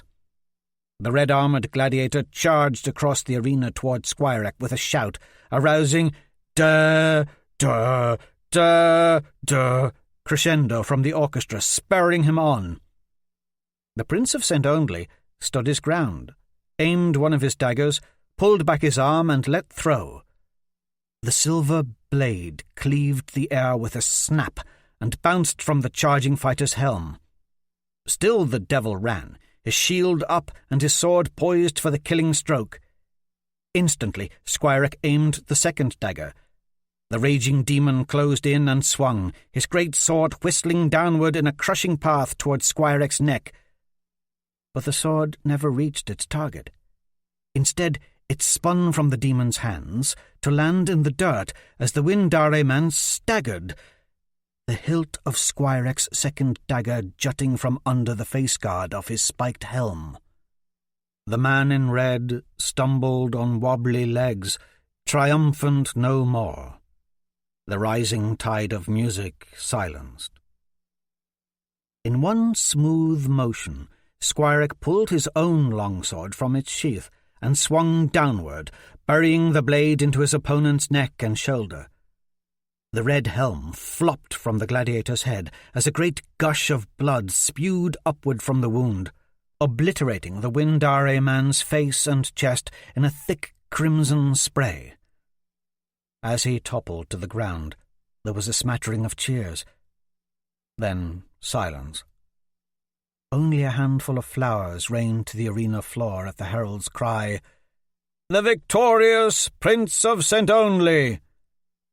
Then, in a brutal display, Squirek swung his sword as if chopping at a fallen tree and cleaved the head from the Windare fighter's body. Jondralin gasped and turned away. Tala could barely contain the sense of horror rising within her. Horror of a sort that blocked everything else out. Laurie Legraven was vomiting in the seat beside her. "May the wraiths take us," Rogamore said, as Squirek snatched up the severed head by a bloody mat of hair and flung it in the direction of the king's suite. A gift for Denarius and the quorum of 5, Squirek shouted, as the head sailed over the throng. The king's suite was too far above the orchestra box, and the head landed among the cellists and bagpipes below. Musicians scattered as it bounced down the aisle. A crowd of gawkers circled around the head, stopping its path. "His blood be upon the Grand Vicar and quorum of 5. Squirek spun slowly on the arena floor, both arms held aloft, sword still gripped in his right hand. "His blood be not upon me! Legion is on my side! His blood be not upon me! I am innocent!" And there was no blood on Squirek. His skin glistened with naught but beads of sweat as he began stripping the red armour from the headless gladiator at his feet. Muttering amongst themselves, the quorum of 5 archbishops of Amadon looked to their leader. The Grand Vicar remained stoic, face unrevealing. "A flower to throw to the victor." There was a small, dirty-faced boy standing there in the aisle, holding a yellow flower out to Tala. "No," she answered, wondering how the boy had slipped through the silver guard and into the king's suite unseen. "No, please, go away." "Take it, my lady." The urchin grinned and held forth the yellow rose. "It's a special flower, meant just for you." Before she knew it, the flower was thrust into her hand, and the boy was gone, running up the aisle. "Who was that?" Dame Margaret asked with a disapproving frown. The sour smell of Laurie's puke wafted up from under their feet. "Just a boy." Tala examined the flower, a chill crawling up her spine. It was no flower, but a thin sheet of yellow parchment folded into the shape of a flower. There was something written on it. She turned her back to Margaret, unfolded the flower, and read, "Tell no one of this note, or your cousin Laurie will die within a heartbeat, pierced by a poisoned dart from my own hand. Bear in mind, the knife I stabbed Laurie with was not the same knife I left on your stool last night. The knife I stabbed Laurie with was coated with a slow-working poison. She will die from this poison in the turning of a moon if you do not do exactly as I wish. Only I know where the antidote can be found. It will be hidden somewhere within Amadon. I will give you clues to its location from time to time. Laurie will grow more ill by the day, delusional, in a few weeks completely mad, bedridden. Within a few weeks of that she will be dead unless you follow my every instruction and complete every task I set upon you, tasks that are important not only to Laurie's survival, but also the very survival of Gul Kana. Think of it as a game. With each task you complete, the closer you will get to the antidote and saving Laurie, and the closer you are to fulfilling your destiny as the Princess of Prophecy. Your first clue is this. Retrieve the red helm of the dead demon and read what is inscribed therein."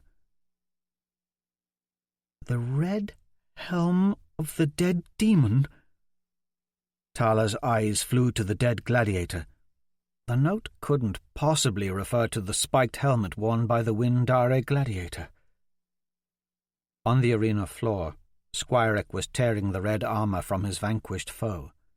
Once done, he gathered up the decapitated man's sword and shield, placed the dead man's red spiked helm on his own head, and walked through the northern gate. Another man strode forth from the southern gate with a hot iron and branded the flesh of the corpse with the mark of Legion, the 4-pointed cross. Tala knew the branding served a threefold purpose. First, the cross of Legion brand was meant as a heavenly seal, representing the criminal's blood penitence for his crimes. Second, It served as a conduit through which his soul could be escorted into the afterlife.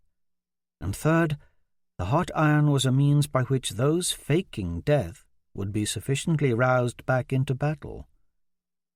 Yet, in this instance, the severed head lying in the orchestra pit was proof enough that this particular gladiator was sufficiently dead. A horseman rode out from the southern gate, his sorrel charger long of mane, a thick rope and meat-hook tied to the saddle-horn. The rider dismounted, uncoiling the rope. He sank the hook into the flesh of the headless gladiator, climbed back upon his sorrel, and dragged the body away.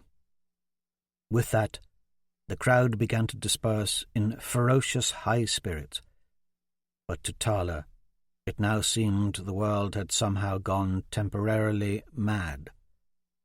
Squirek a gladiator, Laurie poisoned, retrieve the helm of a dead man. A brisk wind blew. The black and silver banners of Amadon snapped to attention, and the petals of 1,000 flowers kicked up and drifted about the arena like snow.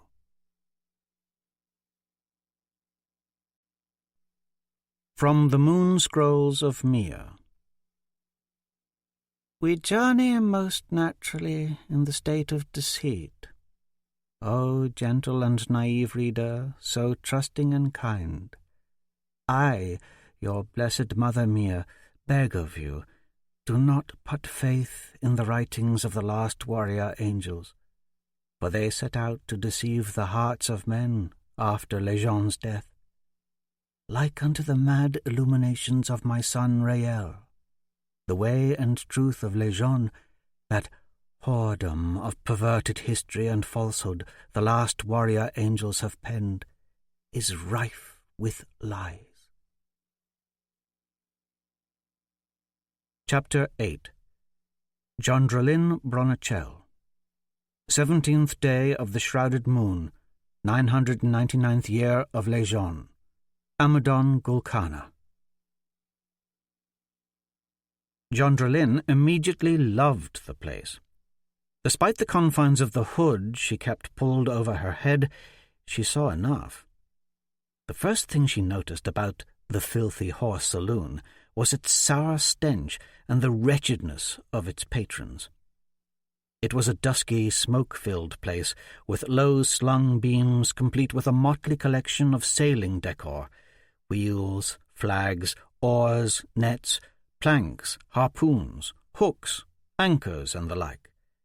It reminded her of being inside the bulwarks of a heavy-timbered sailing vessel. Hawkwood had chosen a table in the back corner of the tavern with a clear view of the entrance. He placed his hand in the small of her back and guided her to a seat opposite the dwarf. She was both irritated and thrilled at his touch. He sat to her left, eyes on hers. Sometimes she found she could not meet Hawkwood's dark, devouring orbs. As if the very moment her eyes met his, he would somehow gain the upper hand. She wanted the control in the relationship, and she feared she'd been slowly losing that advantage over the last year with his every mysterious look. What are you thinking? She wondered if she could ever plumb his depths. Who exactly are you? She knew there were many types of suitors, and Hawkwood seemed the wrong type for her in every way.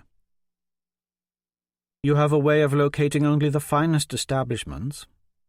Her comment was directed toward Roguemore, who was sitting at the table opposite her. And it stings. It's a trifle unfair to single out this locale, Roguemore said with a smile, when this entire city stinks of rubbish. Besides, I didn't choose it. The dwarf had drawn unfriendly stares as they'd entered the tavern. Perhaps it was the heavy mace bristling with sharp spikes strapped to his back. They were all well armed. Jondralin bore a short sword under her cloak. Hawkwood had 2 cutlasses slung over his back, the hilt guards of each sprouting a profusion of serrated spikes. Several burly sailors, looking none too sober, beards as woolly as unshorn sheep, crouched around a stew-pot hanging over a fire-pit in the centre of the tavern. They eyed Roguemore still. The unkempt men were roasting strips of salmon on sticks, the crackling light of the fire dancing over their crude tattoos and body piercings. Indeed, at a glance, the filthy horse was certainly a sight, what with its food-stained bar, unswept floors, nasty spittoons, vulgar sailors, plump and ugly serving wenches, and underlying smell of tar and graken oil. This establishment would never suit the king's counsellors, or, more importantly, Jovan. Nobody of the court was liable to recognize them here, and just to be safe, Jondrelin, the most recognizable of the three, kept herself covered under cloak and hood. After all, her likeness was on every copper in Gul Kana. "I have the uneasy feeling we were followed," the dwarf said. "Someone was indeed skulking behind us," Hawkwood said, "for a time." That surprised Jondrelin. She had been unaware of anyone lurking about. Still, she wanted to add something to the conversation. Perhaps it was the Bloodwood who attacked Tala and Laurie who now stalks us. Hawkwood shrugged, and in his casual shrug she glimpsed what he might have looked like as a young man. Jovan had once snidely called Hawkwood beautiful, and he was. There was something both manly and lovely about his face, the angles, the shadows, the way his long dark hair framed his cheekbones. And the tone in his voice when he said her name would set wing to her heart. Hawkwood was a distraction for her. Sometimes it was enough just to be near him and hear him speak. It didn't matter about what, be it danger or assassins following them. Anything he said could arouse her interest. "Much of what a Bloodwood does is mere deception," Hawkwood said. "Every move is calculated. Leaving that dagger in Tala's room was just a ruse in a bigger game. I can't make sense of it. If indeed a Bloodwood followed us here, it could mean nothing, or more than nothing." "That's reassuring," Roguemore said.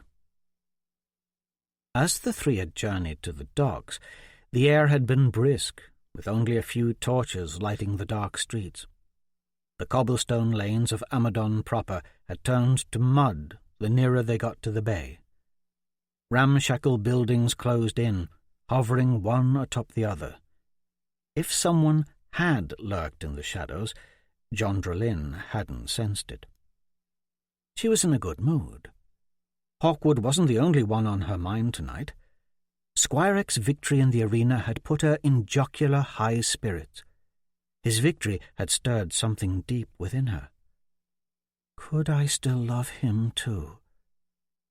She'd thought she loved him when they were first betrothed as teens. He'd been in prison for over a year. To see him again after so long, to see how large and powerful he'd made himself, to see him fight, had changed her. She was conflicted. She had always prided herself on her strong sense of fairness, of knowing right from wrong. Her mother, Alana, had instilled that in her, compassion and empathy to always go with fairness. But Jondrelin wanted to be like Squirek, strong, in control. Her beauty gave her control to a point, but what she desired most in life was real control, power, so she could see the injustices in the world around her set right. Another thing that had put her in a good frame of mind was that this would be her first secret council as a member of the Brethren of Mir. It was Squirek who had first mentioned the Brethren to her, hinting at the Brethren's interest in the moon scrolls of Mir, hinting that her mother and father had been studying them. That had been more than 5 years ago. She'd asked her father about the brethren, and he'd confirmed his involvement, though reluctantly, offering little detail. Then he'd gone off to war and died. To be involved in the Moonscroll histories that had so consumed her parents, the histories that her older brother Jovan had shunned as heresy, was exciting.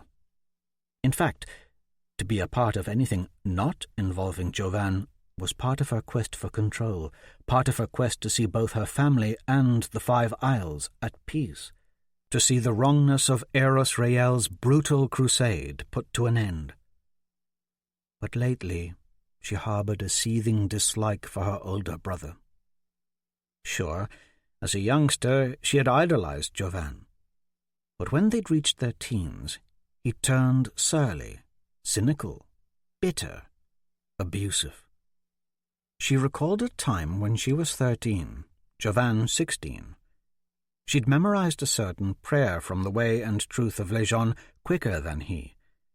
It had spun him into a rage unlike any she'd seen before. To escape his abuse, she'd hid. Alone, she'd cowered behind a tapestry at the top of the stairs of Sunbird Hall. He found her and tore the tapestry down, then stripped her naked.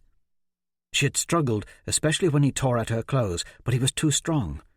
She was mortified he'd seen her nude. Her breasts were just starting to form, and she was embarrassed enough. But he made it worse when he hesitated and stared right at them before dragging her onto the fallen tapestry. She would always remember that look of both rage and twisted lust on his face, as he rolled her up into the tapestry and pushed it down the stairs, with her trapped inside. The tumble down the stairs of Sunbird Hall wasn't the worst of it. As she lay rolled up tight in the stiff fabric, she struggled for breath, struggled to find light. But the tapestry was too heavy, too constricting around her body, neck, and head. He'd left her there, naked, fighting for air.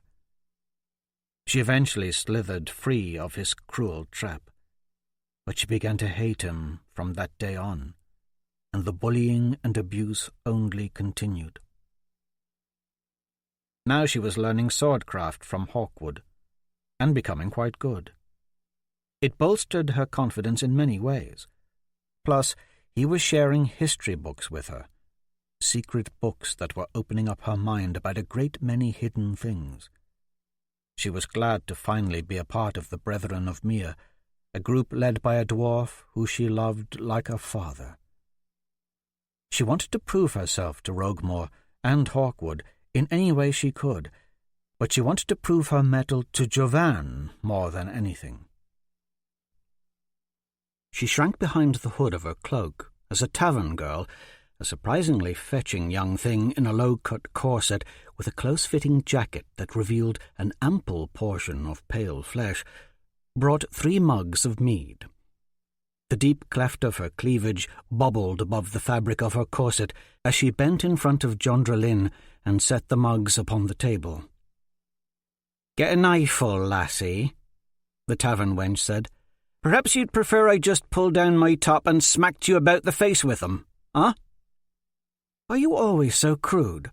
Jondrelin was embarrassed at the girl's forwardness. "I'd gladly smoosh my titties in that warm spot betwixt your legs, then lick you head to toe, if that's what you mean by crude, or if that's what your men want to see."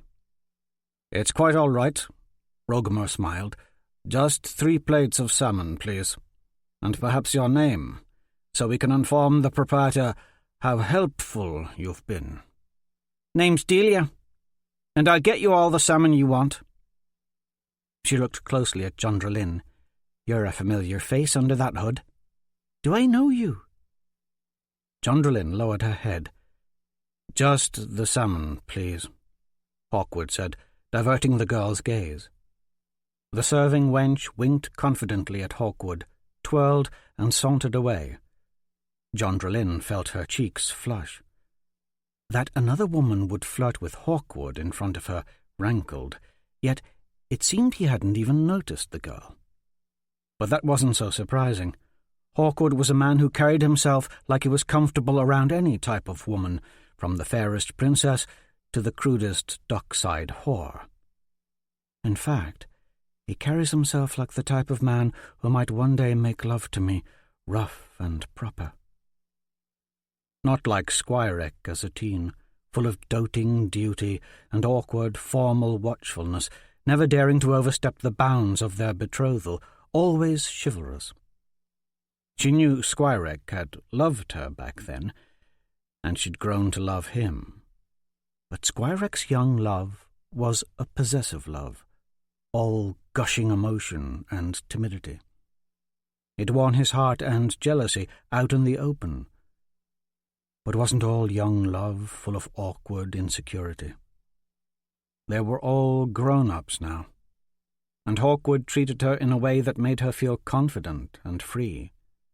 He was quiet, calm, as if there were some hidden part of him she would never know, no matter how close they became. She'd never wanted a forced marriage, a betrothal at 15 for political advantage. It went against all things fair and right. Even her mother had voiced her displeasure at the arranged marriage, but her father had insisted. Jondralyn wanted to be caught off guard by love, caught unawares by her feelings, swept away in a moment. And Hawkwood's timing had been perfect. He'd entered her life right as Aiden White was being conquered by the White Prince, and Squirek's kingdom was being destroyed, their betrothal crumbling to ashes. And then, after Squirek had been accused of murdering Archbishop Lucas, right when she'd been forced into the part of the bereaved princess, Hawkwood's strength had comforted her in just the right doses, never overbearing, and with no judgment.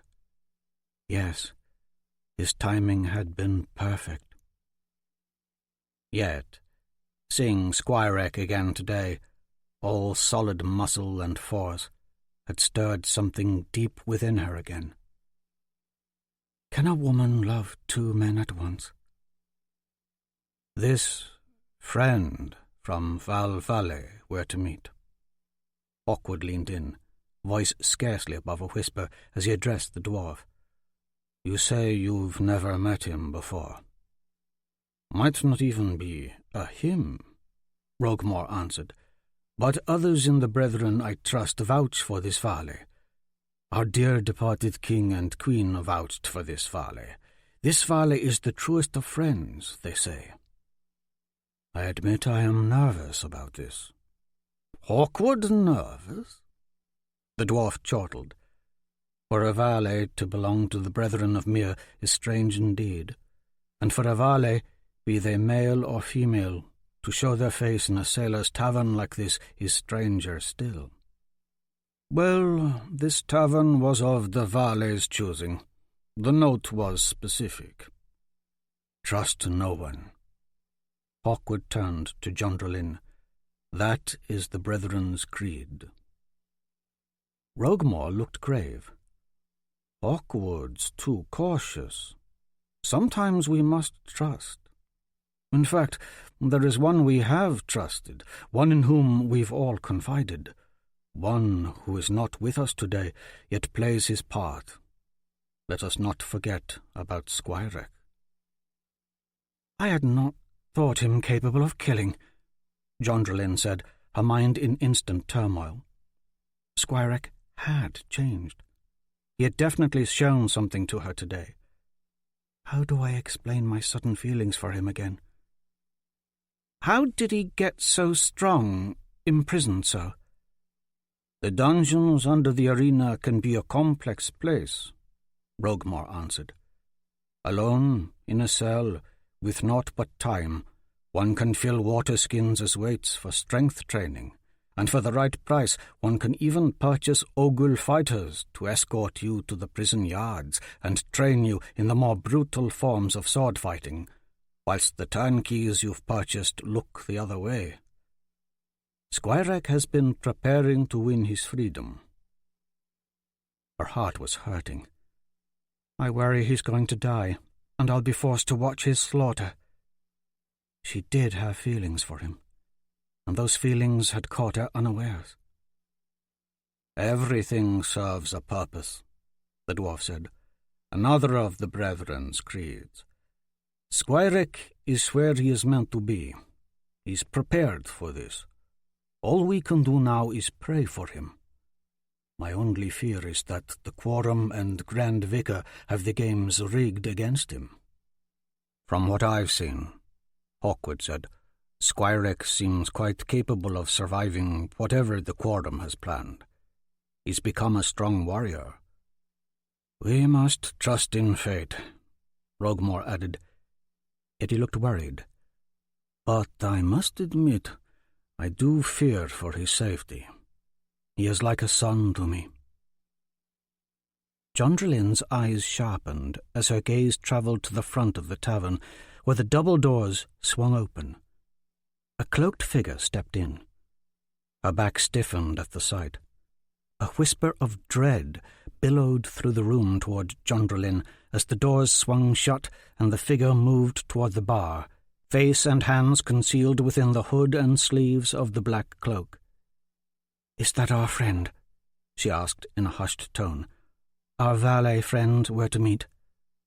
"I know not," the dwarf answered, taking a swig of his mead. "Watch him, John," Hawkwood whispered. "Every third sailor he brushes against, he picks their pocket. It's subtle, but notice how the sleeves of his cloak ripple." If the cloaked figure was pickpocketing his way through the room, Jondrelin could not detect it. The person almost floated through the crowd, effortless. "He is brazen indeed," Hawkwood said, as the newcomer reached an open spot at the bar near an old man whittling a graken bone. Once seated, the newcomer threw back his hood, revealing the unmistakable green eyes and sharp face of a valet. A face that seemed like any ordinary man, but for the upturned ears visible through the strands of inky black hair, and facial features appearing to have been stretched back a bit beyond human shape to form something more unblemished and refined. The sailors around him looked brutish and coarse by comparison. The tavern wench nearest the valet gasped when she realized what had sat next to her. Sailors backed away, glaring darkly. The valet untied his cloak, revealing supple black leathers studded with fine layers of ringmail about the neckline. No weapons were visible. The newcomer's gaze swept the tavern, yet never focused on one thing, though a shudder swept through Jondrelin when the valet's eyes fell upon their table momentarily. "Is it him?" she asked. "Or is it the Bloodwood?" Rogmore whispered. "The one who's followed us here. The one who stabbed Tala and Lori." "A Bloodwood wouldn't bother pickpocketing a room full of sailors," Hawkwood answered softly. "Unless it's a ruse to throw us off? A valet trained as a Bloodwood would be rare. No one knows who Black Dougal recruits or why. Anyone could be a Bloodwood, one of these sailors, our server. We may be being played in some grand scheme." "Once again, reassuring to the last," Rogmore said. "The valet has seen us sitting here, yet hasn't approached." Hawkwood sat forward on his chair, elbows on the table. "This worries me." It wasn't long before everyone in the tavern was staring at the newcomer.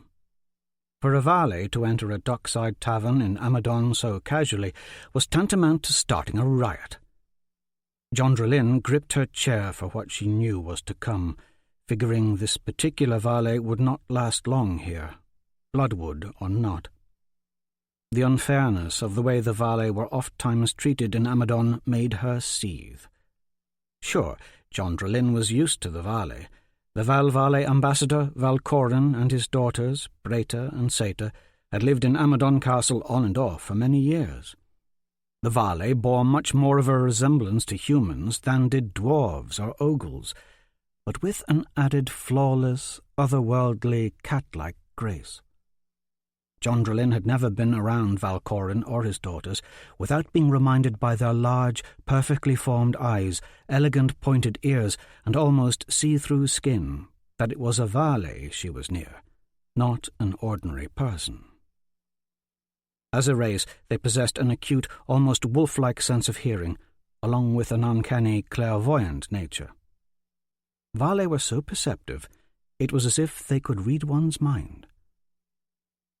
Like the dwarves and the ogles, according to the way and truth of Lejeune, the valet had roamed the 5 Isles long before humans arrived from the first lands. As the humans slowly conquered the 5 Isles, the dwarves were pushed into the Iron Hills on the Isle of Windare. The ogles were beaten back into the Jute Peninsula north of Crucible, and the valet fled to the most eastern, most barren of the 5 Isles. Now the valet were the sole inhabitants of that isle, Val Valet. On a clear day, their island was visible from the top of Amadon Castle, just across Memory Bay. Few humans ventured there. Most folk in Amadon were not used to mingling with such creatures. So rare were the valet, so sublime their aspect, so disconcerting their air of superiority, that no human in Gul Kana was likely to welcome one with open arms, but rather with abhorrence and anger, unless it was King Jovan, who bore an unwarranted affection for his Val Valet ambassador, Valcorin.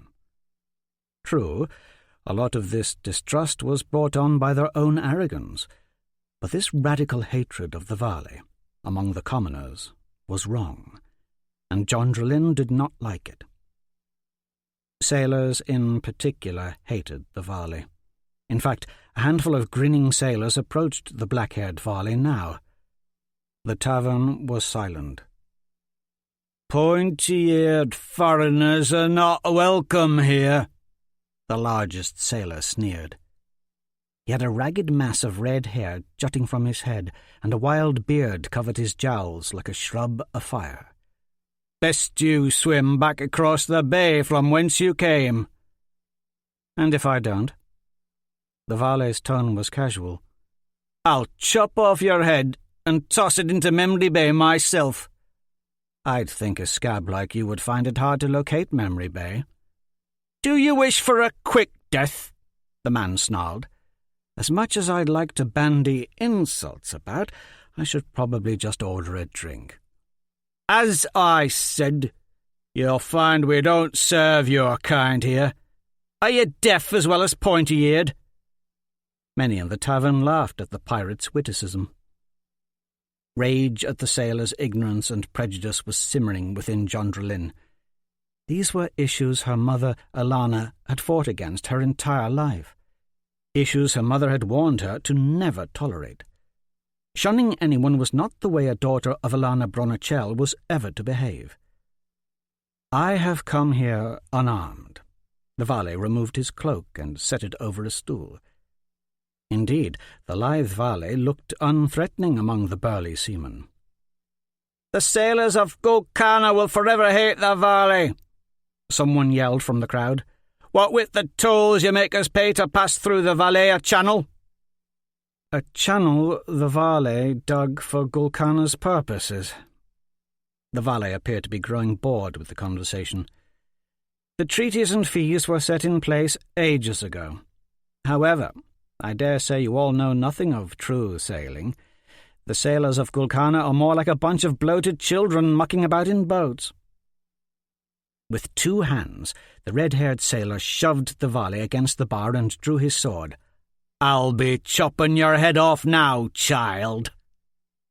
The valet moved with astonishing speed. He lunged forward, spinning in mid-air, kicking out. There was a meaty thump, and his leather shoes slammed into the sailor's crotch. The man instantly vomited a smear of half-digested stew and salmon onto the floor. The valet landed firmly on 2 feet, a dagger in his hand. Another sailor scuttled toward him, raising a long serrated knife, strips of salmon clinging to it as he swung. The valet's blade slashed out as he stepped back, slicing through the sailor's neck, opening a great streaming gash beneath his jaw. The room was plunged into shadow as the man fell into the fire pit with a hiss. Grasping at his frothing neck, the man thrashed in the middle of the glowing coals, and billowing smoke like a beetle on its back. Jondrelin's heart pounded with anger as every sailor in the room boiled toward the Valet, their curved cutlasses ringing from their sheaths. The wenches and old men remaining at the bar scattered out of the way. The Valet withstood the first few blows, then took a wicked slice to the upper arm. He did not cry out, but effortlessly leaped onto the bar, feet dancing, as swords cracked and clattered around his legs. He bled from the gash in his shoulder now as he kicked back at the massive sword swirling under him. With naught but his kicking feet, the nimble Valet managed to disarm most of the attacking sailors. "We can't just let him die." Jondrelin stood, incensed at the lawlessness. Hawkwood already had his 2 cutlasses in hand. In a flash, he sprang over their table and plunged into the fray. Jondrelin's stomach leaped into her throat. But with a few deft sword strokes, Hawkwood knocked sailors aside and soon stood between the mob and the Valet atop the bar. A thrill ran through Jondrelin as she watched him, all deadly confidence and calm, standing up for justice. "Out of my way!" The sailor who had started the fight snarled, glaring at Hawkwood, chunks of vomit still dripping from his tangled red beard. "Would you like me to kick you on the balls, too?" Hawkwood swung his boot up, then instantly pulled back, the move a mere feint. But the sailor covered his groin with burly hands. Hawkwood grinned, a cocky grin in the face of overwhelming odds that made Jondrelin's heart race with excitement and desire, not just for him, but for the just cause he fought for. The rush was more intoxicating than mead. She pulled her short sword from under her cloak, Hawkwood's training fresh in her mind. She wanted part of this fight against inequality. She wanted to feel power, too. With confidence, she strode through the bar toward the fight.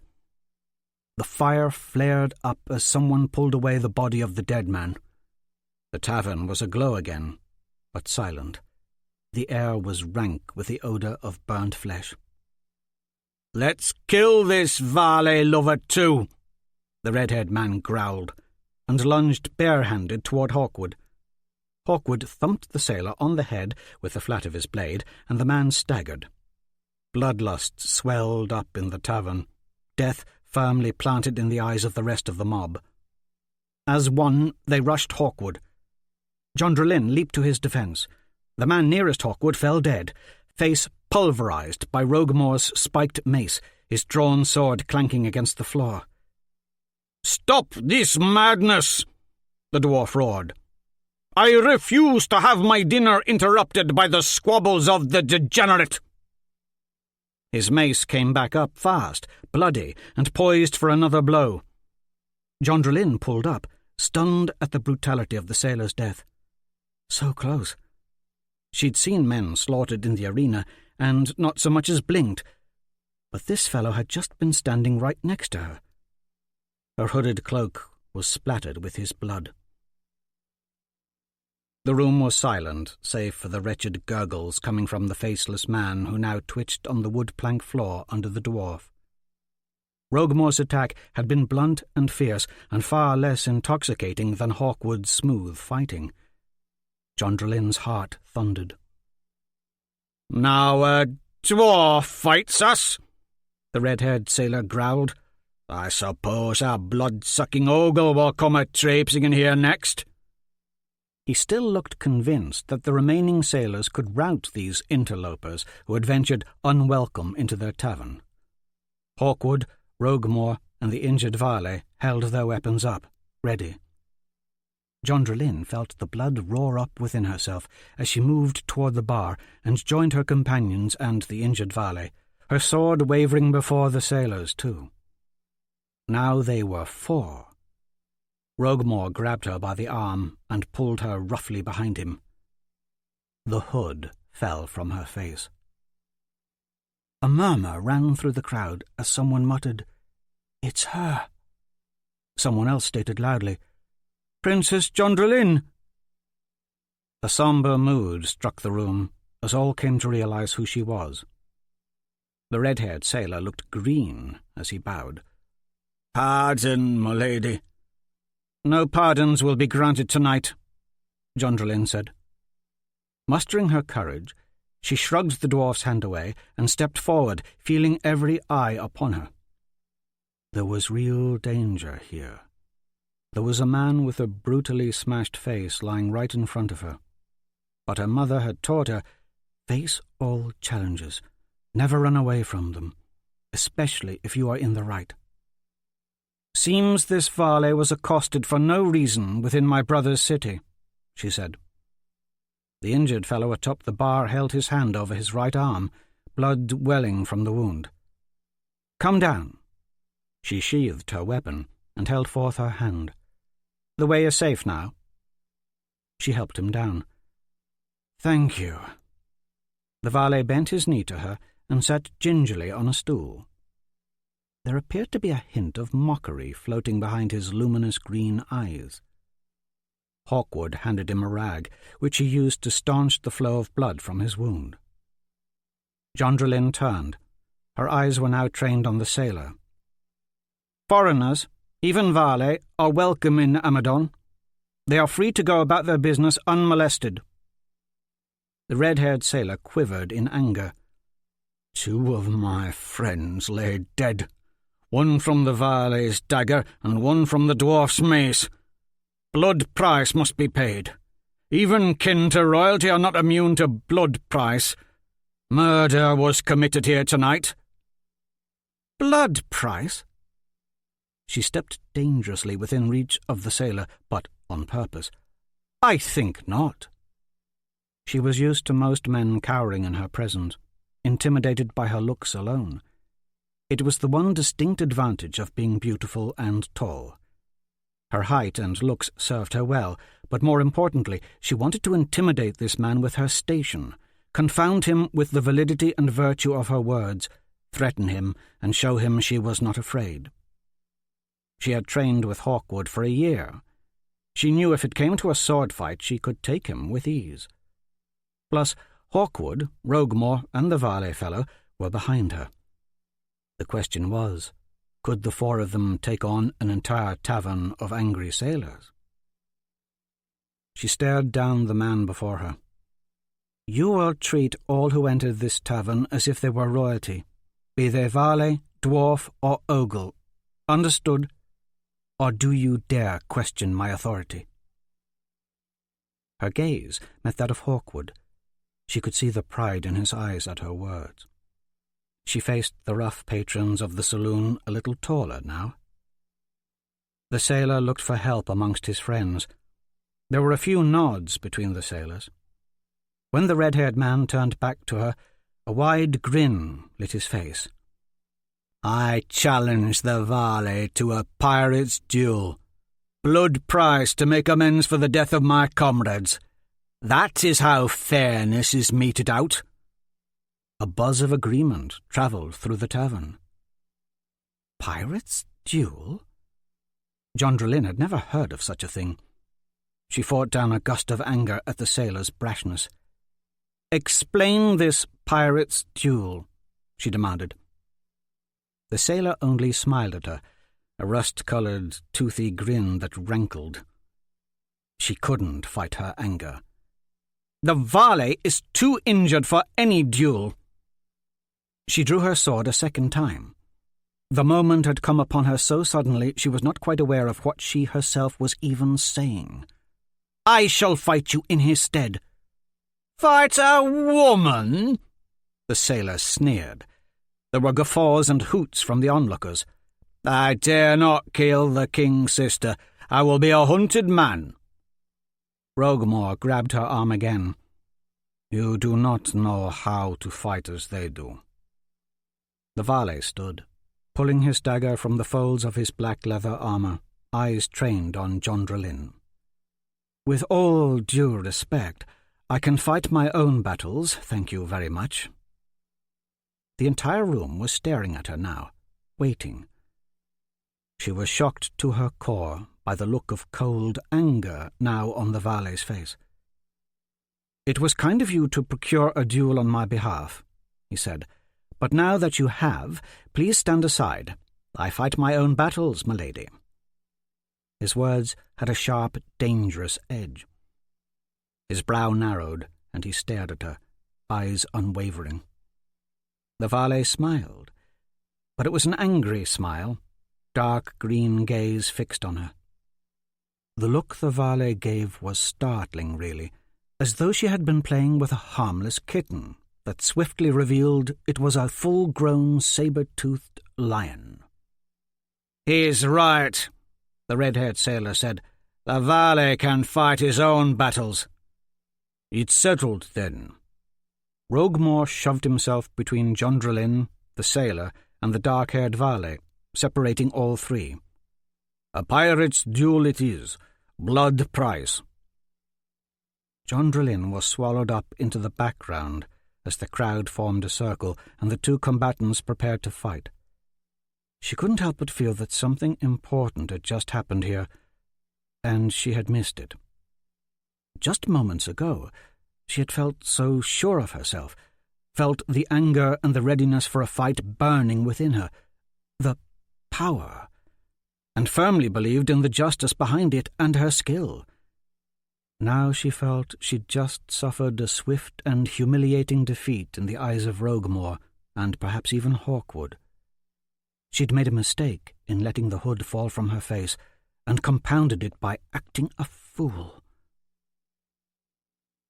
Roguemore tied a bar rag around the valet's wounded arm and cinched it tight. The red-haired sailor removed a rope belt from around his waist and handed one end to the valet, who placed it in his mouth, clenching it between his teeth. The sailor placed the other end of the belt into his own mouth and stepped back until the rope was pulled taut between them. Roguemore stepped away from the combatants and said to Jondrelin, "Witness the pirates' duel, and be glad you are not part of it." "Ready!" the sailor growled between tightly clenched teeth, flipping his dagger from hand to hand, a gleam in his eyes. The valet nodded, but from shoulder to fingertip his right arm was slick with blood and dangled near useless at his side. Still, he held his dagger low in that hand. "As they fight," Roguemore leaned toward her, "if one of them fails to keep the belt in his mouth, the other wins and gets free rein to finish the fight however he sees fit." The dwarf drew his hand across his own throat. "Quick and easy.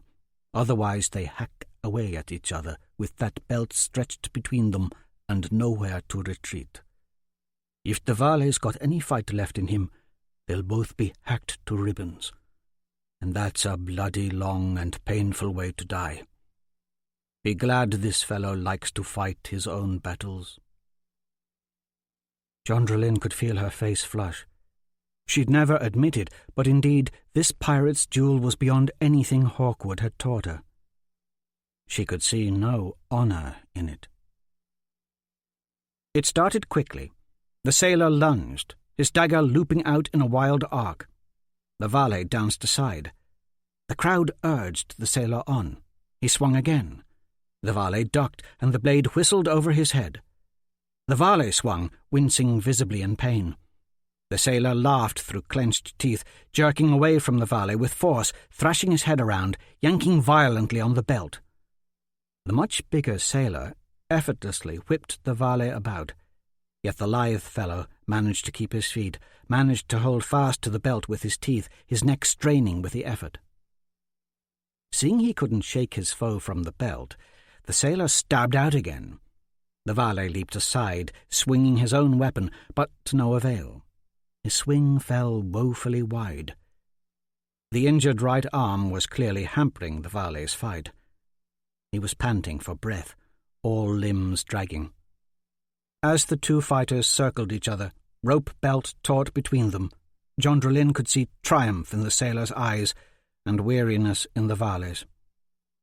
Another lunge by the sailor caught the valet by surprise. The dagger slammed into his already wounded shoulder with a meaty smack just above the bloody rag, and he folded to his knees. The sailor waggled the blade in the wound before jerking it free and striking again, aiming for the valet's throat this time. But the valet jerked back, and the blade ploughed a shallow furrow into the black leather armour covering his chest. The sailor stabbed out again, nicking the valet's armour a second time. The valet, still on his knees, swung in response, his blade scarcely rising above waist level. The valet's attack was so slow and awkward, the sailor easily clubbed the dagger from the valet's hand. The weapon spun to the floor with a twang and skittered under a nearby table. "Pick it up and fight!" the red-haired man snarled, rope still clenched in his teeth. He kicked the dagger toward the valet, who scooped it up. As he slowly stood, the valet now gripped the blade firmly in his left, uninjured hand. Then the valet grinned, eyes now icy and sharp with a killer's keenness. Any trace of weariness had instantly vanished. With a flick of his left arm, he lashed out, and a ribbon of blood opened up along the sailor's forehead. A startled gasp rippled through the crowd. The valet no longer moved like one injured, sluggish and slow. There was now a bounce in his step, and his eyes burned with bright vigour. His left hand, holding the knife, flitted around in a blur, shaving a swatch from the sailor's beard clear to the skin. With another flicker of his blade, a second chunk of hair was gone, and another, and another. Soon the sailor stood stock still, not even trying to duck the blows, blinking wild and nervous. He went quite pale, realizing his death was nigh. The valet planted the dagger straight into the sailor's ear-hole, burying it to the hilt. When he yanked the blade free, blood spurted from the sailor's head and nostrils, splattering a nearby serving wench. An expression of astonished horror was on the man's face as he crumpled to the floor, dead. "It's over!" Rogamore leaped to the valet's side, his mace at the ready. "He won the duel fairly. We all saw. Blood price is paid." The dwarf led the valet through the tavern, shoving his way through the crowd and out the door into the dark street. John Drelin followed, Hawkwood retrieving the valet's cloak. Soon they were all hustling from the filthy horse through the cool night. Amadon Bay, a choppy glitter just a stone's throw away, could be seen between the filthy horse and its neighbouring staggered buildings. The masts of many ships rose up just beyond. The valet stumbled and leaned into Hawkwood for help. "We must make haste," Rogamore said. "Just because it was a fair fight doesn't mean they don't still wish to thrash us. We've got to get him to the castle and properly dress these wounds before he bleeds to death." "Do you think it's a good idea to haul him to the castle?" John Drelin asked. "He hasn't even told us who he is." She looked at Hawkwood. "Trust no one, right?" Then she recognized her own hypocrisy. Now she was being the suspicious one. "Good idea or not, we take him to the castle," Rogamore said. "We owe him at least that. Of all of us, you owe him the most, John." Despite all the abuses Jovan had heaped upon her over the years, there were few times in her life when John Drelin had felt less significant and more foolish than now. She hurried her pace and stepped in front of the injured valet. "Who are you?" she demanded. "You are welcome in my family's castle, but I must know who you are." The valet hung his head. Blood flowed freely from his injuries, and his large eyes were fogging over. "I fear I fouled up my own plans and become fatally wounded here. I do admit I need help with these injuries." "What is your name?" When the valet answered, his eyes never wavered from her. "I hail from the Val-Valet village of Vitali. I have come to Amadon to find Valcorin's daughter, Breta. We were to be betrothed, yet I have not seen her in 5 years. My name is Valdraken." "An inauspicious name." Rogamore's thick brows furrowed. Then he let out a big, hearty guffaw. "Breta, huh?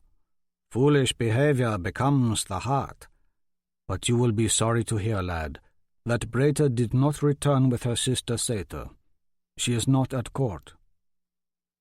The valet smiled weakly. "That is what I feared. Perhaps Valcoran can tell me where she went, where she's been. I am most desirous to know." "Perhaps you're telling the truth. But what if we had not come to your rescue?" "Had you not come to my rescue, dwarf, many questions would have been answered for me." Valdraken met the dwarf's gaze, unflinching. "And then I would have been forced to kill every sailor in there, I suppose." "And then you'd have been thrown into the dungeons under the Hall of the Day Knights for the effort. Most likely. Not even purgatory can hold me long." Rogmore laughed. "I'm beginning to like you. You remind me of Hawkwood.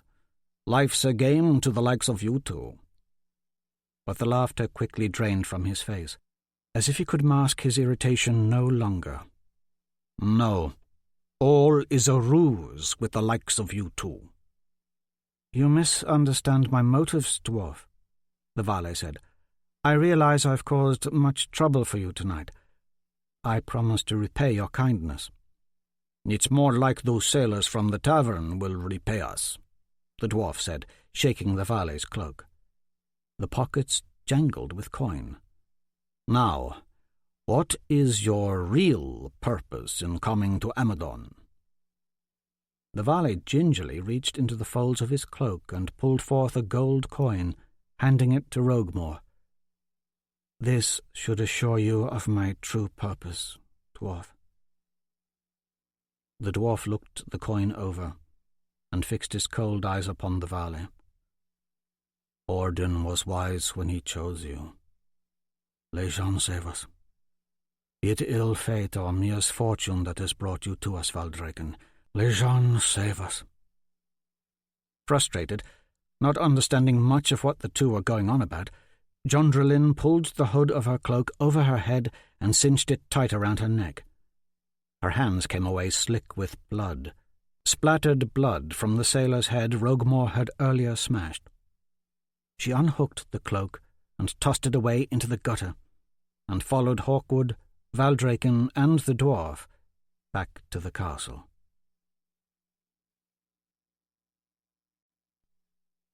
From The Way and Truth of Lejean. As with the fairy and fey creatures of the First Lands, man is commanded to consider the Valet of the 5 Isles an indolent race full of mischief and guile. Some claim the Valet are like unto witches that can pull at a man's will and read a man's mind. Some say a Valet maiden of royal blood can foretell signs and prophesy the future.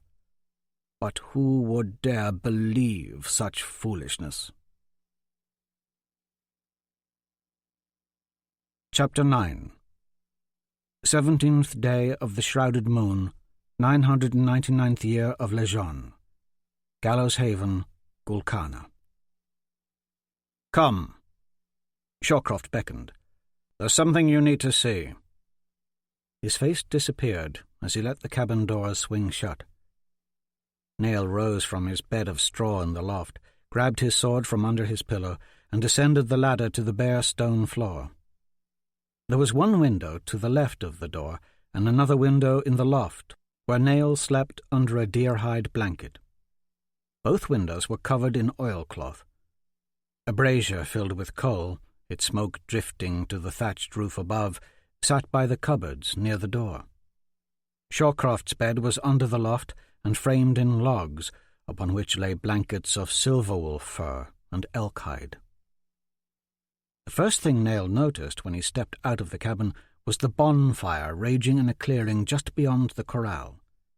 Its glow illuminated the yard in an orange haze. He'd heard his master hacking away at deadfall in the woods earlier that evening. The man had since piled the wood and set it ablaze. Despite the nearby fire, it was a cool evening. Nail was glad for his shirt and woolen breeches. Their one-room log cabin sat in the foothills above Gallows Haven, in a small meadow between rolling mounds of grass and aspen, and was made of pine logs and covered with shingles of cut cedar. Outside were 2 small sheds filled with mining tools. An apple orchard and a garden were situated on either side of the cabin. A corral, where Shawcroft kept Lily and Bedford Boy, was behind the cabin. In the trees above the corral was a small wood and wire-framed cage, where Shawcroft kept 2 carrier falcons. Nail's master held one of the falcons atop his arm gauntlet of black polished leather. Shawcroft opened a satchel slung at his hip. Made of dark umber leather, the satchel had a flap that wrapped over the top and buckled on the side. The curving scroll-work inlays stamped into the leather were of a strange design.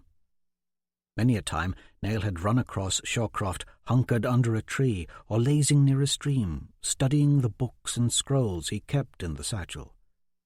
Now Shawcroft sprinkled some gold dust in a tiny pouch, then tied it, along with a tube in which a rolled note had just been inserted, to the leg of the falcon. The bird, flecks of yellow and ebony in its plumage, fixed amber eyes on Nail. "She knows what lies at our feet," Shawcroft said. "She's spooked."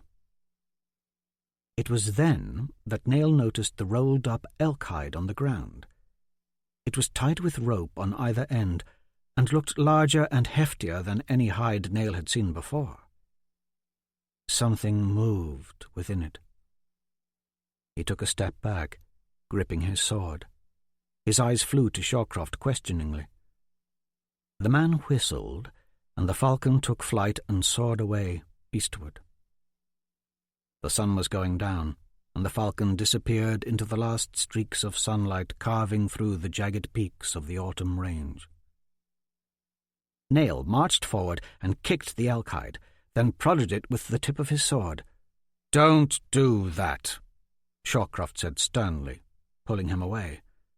"Something in there moved. What is it?" But the sound of a heavy horse clomping hollowly up the path behind them stole their attention. Shawcroft bade Nail follow as he made for the approaching steed. Nail was half expecting to see a horse with red glowing eyes appear out of the dusky night air. He gripped his sword, feeling the cold reassurance of the blade. But the mount was a familiar dapple-grey draught mare, its mane braided with ribbons of white. Its broad chest and powerful hindquarters glistened in the firelight. Baron Jubal Brooke sat tall upon it. He wore his sword with the black opal-inlaid pommel at his side. Nail's heart thumped with anticipation, the sword in his right hand forgotten, left hand nervously caressing Ava's turtle carving, which lay under his shirt against his thudding chest. "I've come to ask permission to employ your ward." The Baron's voice cut through the stillness of the night as he reined his stout mare up before them. "Nail stays with me." Shawcroft's answer was quick in coming. At his master's casual dismissal of the Baron's offer, rage blossomed in Nail's heart. "Do I get any say in this?" He looked at Shawcroft accusingly. "You do not," the man answered. Jubal looked at Shawcroft. "Nail deserves more than the pointless toil you offer. Even so, he stays with me." The Baron sat up straighter in his saddle. "There's been talk of a dark-cloaked stranger on a curious-looking charger seen about town." Shawcroft met the other man's gaze without speaking. Jubal Brooke leaned and spat on the ground. "Curse you, Shawcroft. Have you brought danger to Gallows Haven? Don't think I cannot tell who your ward resembles. Nail bears their look about him. Don't forget, I fought in Windare at Bordenside. I know what I saw there, who I saw there." "I look like who?" Nail felt his whole body shiver, as if he'd just crawled out of an icy river. "I look like who?" "You fought at Borden's side?" Shawcroft said coldly. "Or did you run like Jovan and Leaf Chaparral?" "Unlike you, Shawcroft, I've seen war. I haven't been wasting my days away digging for treasures that don't exist. Need I remind you of your duties, and you know naught of my duties." Shawcroft cut him off. "The dwarf has seduced your brain with goddess worship and relic digging, as he's done with Squire Van Hester, and he now does with Princess Jondrelin, as he did with your brother. Roguemore is the only one with a reasonable plan for fighting off the Sor Sevier invasion, while King Jovan does nothing." "Nonsense!" the Baron shouted. His horse skittered to the side. He gained control of the dapple grey and reined around.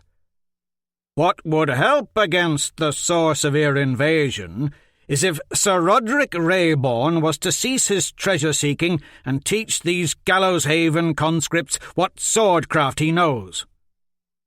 "Sir Roderick Rayborn?" Nail looked at his master. "That's right, Nail. How much do you really know of Shawcroft?"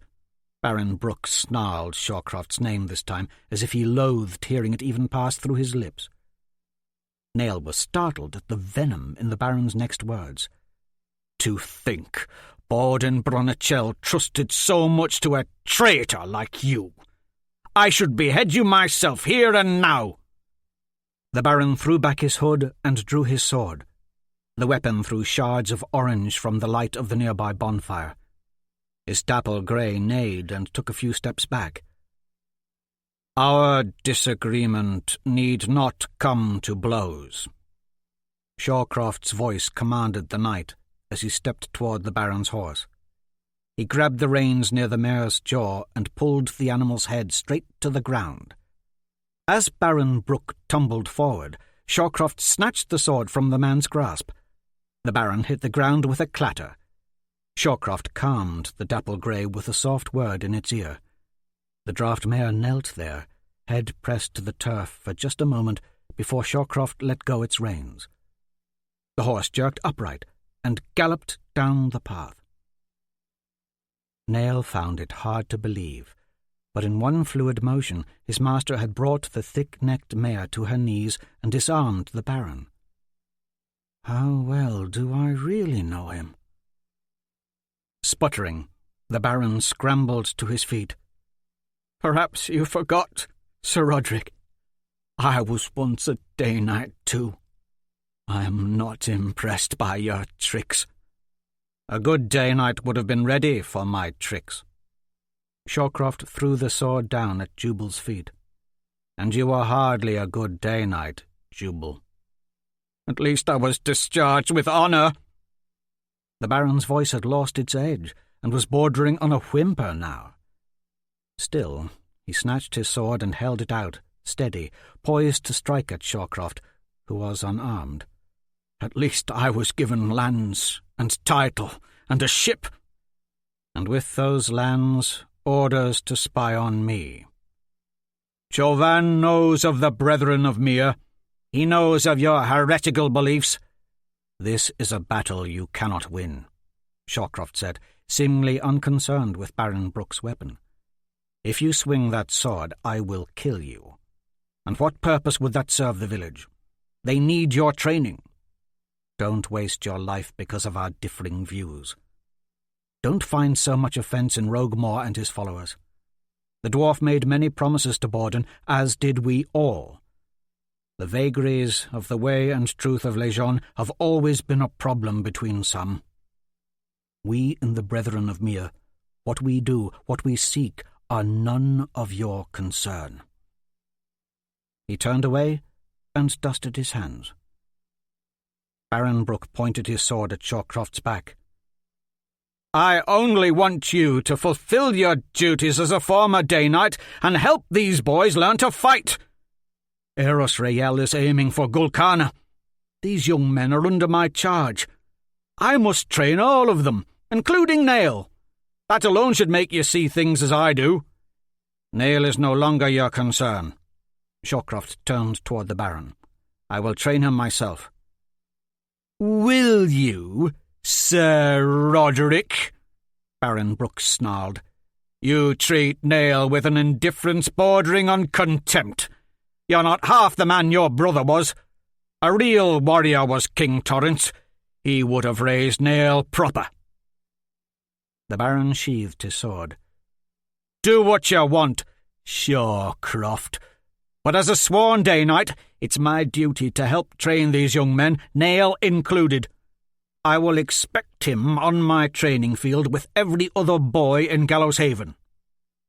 With that, Baron Brooke trudged down the path toward his horse, and with him went Nail's chance to join the Graken hunting crew.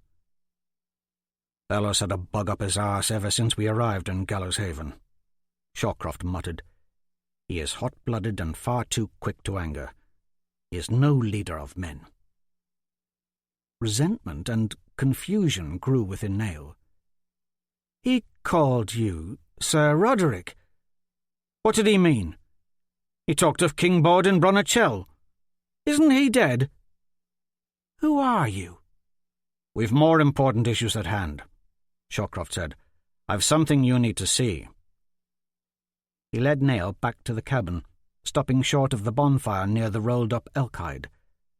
"Help me untie it," Shawcroft ordered. "He'll never answer any question I ask."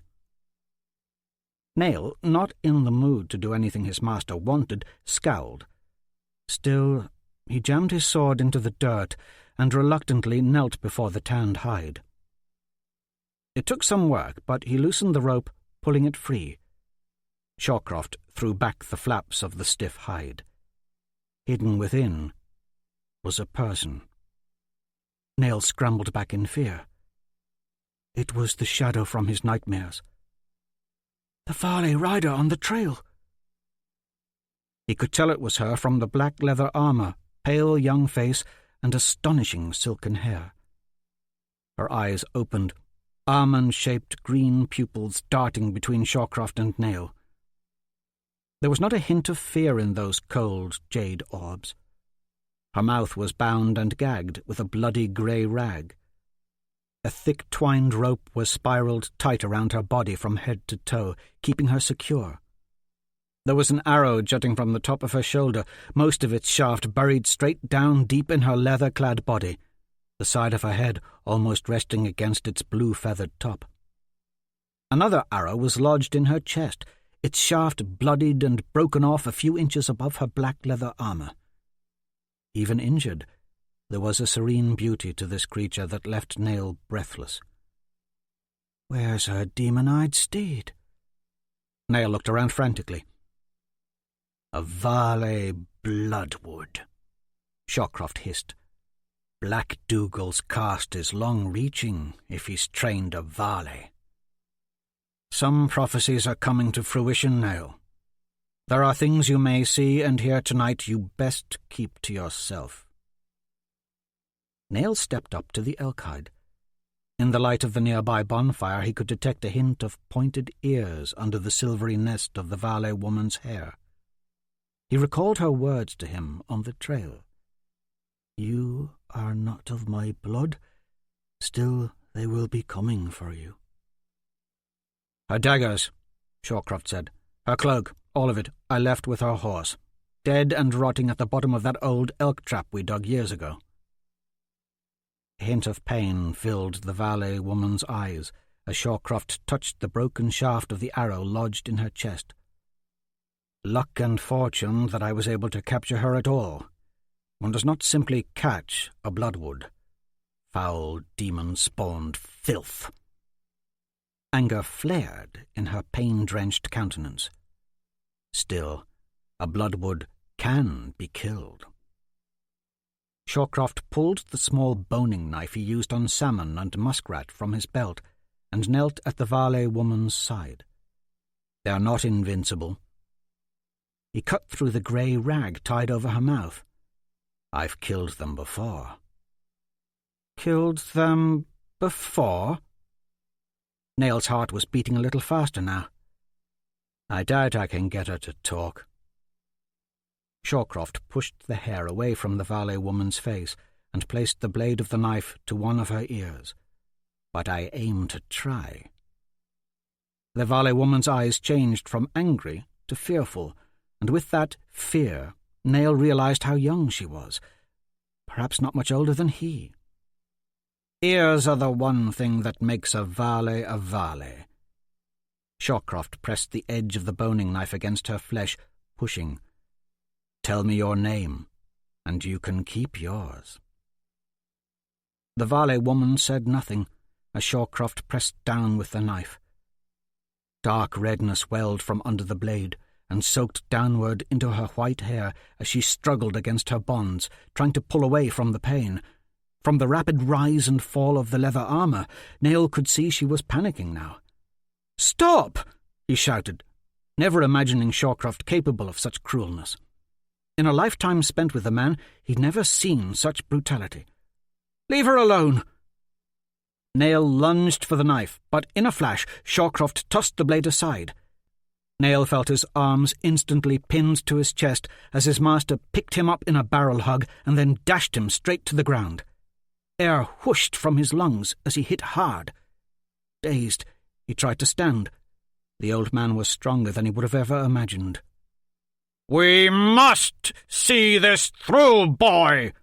Shawcroft roared, eyes ablaze. "This creature before us is pure evil, a bloodwood, deadly and fierce.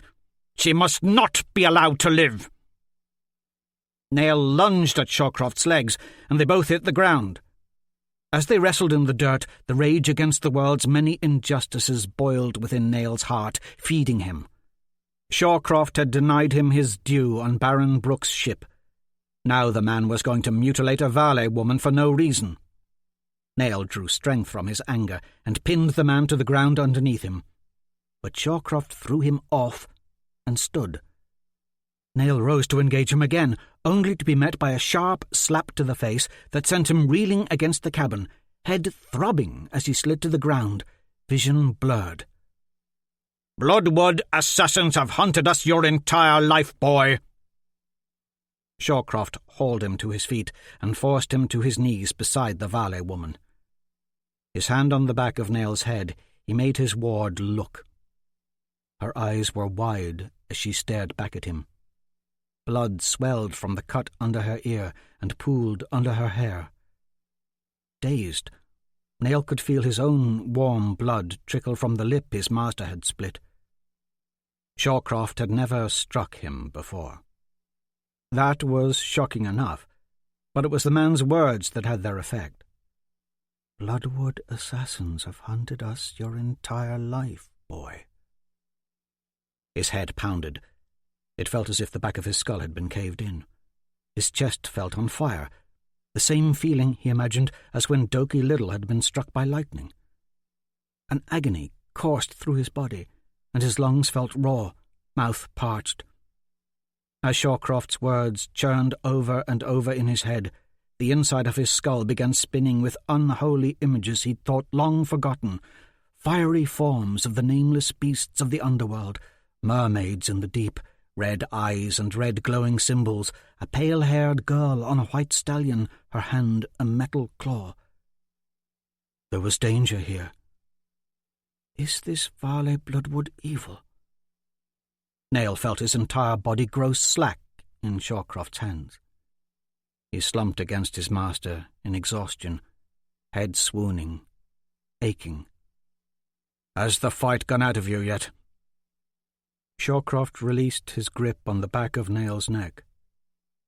"Why torture her?" Nail breathed heavily, face beading with sweat as he fell forward to the ground, struggling to rise and giving up. "You are right." Shawcroft's voice was strained, growing hazy and seemingly distant. "She will never divulge her secrets, and we must set off for the Abbey and Bishop Godwin soon. It's only by chance this Bloodwood lies at our feet. Who knows what information she's gathered? There are some who wish this farce to be over." Deep breaths filled his lungs. "I, too, wish this farce to be over," It has cost me dearly, and has gone on too long. There are some who still wish you dead." Face pressed sideways in the dirt, Nail felt his heart plunge to the depths of his gut. It was all hazy, though. Shawcroft was speaking of him, and people who wanted him dead. He couldn't move. The slap from Shawcroft, the blow he'd taken to the back of the head while he'd struck the cabin, both had rendered him immobile, nauseous. He couldn't even sit up and ask the questions he wanted to ask. "Ne'er bears their look about him," Baron Brooke had said earlier. As he rose up and looked at the Valet woman next to him, Nail realized much had been opened up to him now. Yet, at the same time, more questions arose. "We must set off for the Abbey and Bishop Godwin soon." Bishop Godwin was the old hermit who tended to the Swithin Wells Trail Abbey, high in the Autumn Range. Feeling hollow, sick, Nail knew he should pose more questions to Shawcroft, but it would likely get him nowhere, and then the man's lips would become even more tightly sealed. Why was Shawcroft doing this? Why was he taking care of me at all? Or is he taking care of me? Perhaps he is keeping me from the family I never knew. Or perhaps it is the Valet woman wrapped in the Elkide who knows my true parentage.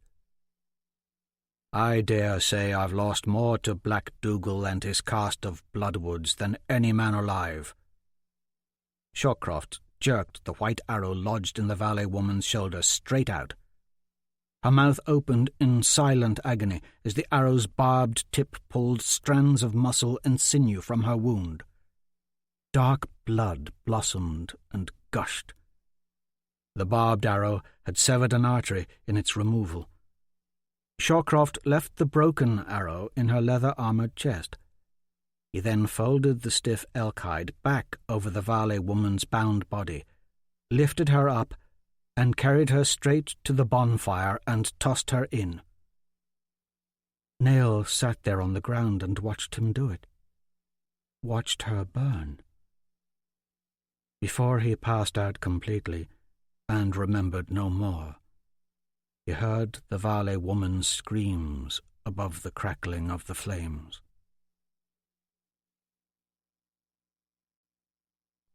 From the Chivalric Illuminations of Rael. For the sword of Rael is bathed in heaven. There are some sins unforgivable in the eyes of Rael. Grace is not sufficient.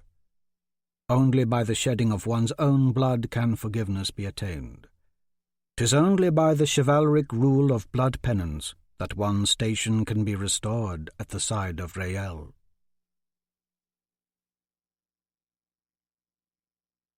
Chapter 10. Gault Albrecht. 17th day of the shrouded moon, 999th year of Lejeune, Aletheia Plains, Windari. The storm was one of those quiet hammerings, the snow so thick it felt as if the cloudy sky might cave in under the burden. But the heavy squall had mostly passed over them now. Gault and Beau Stabler lingered near the fire, awaiting their turn at watch.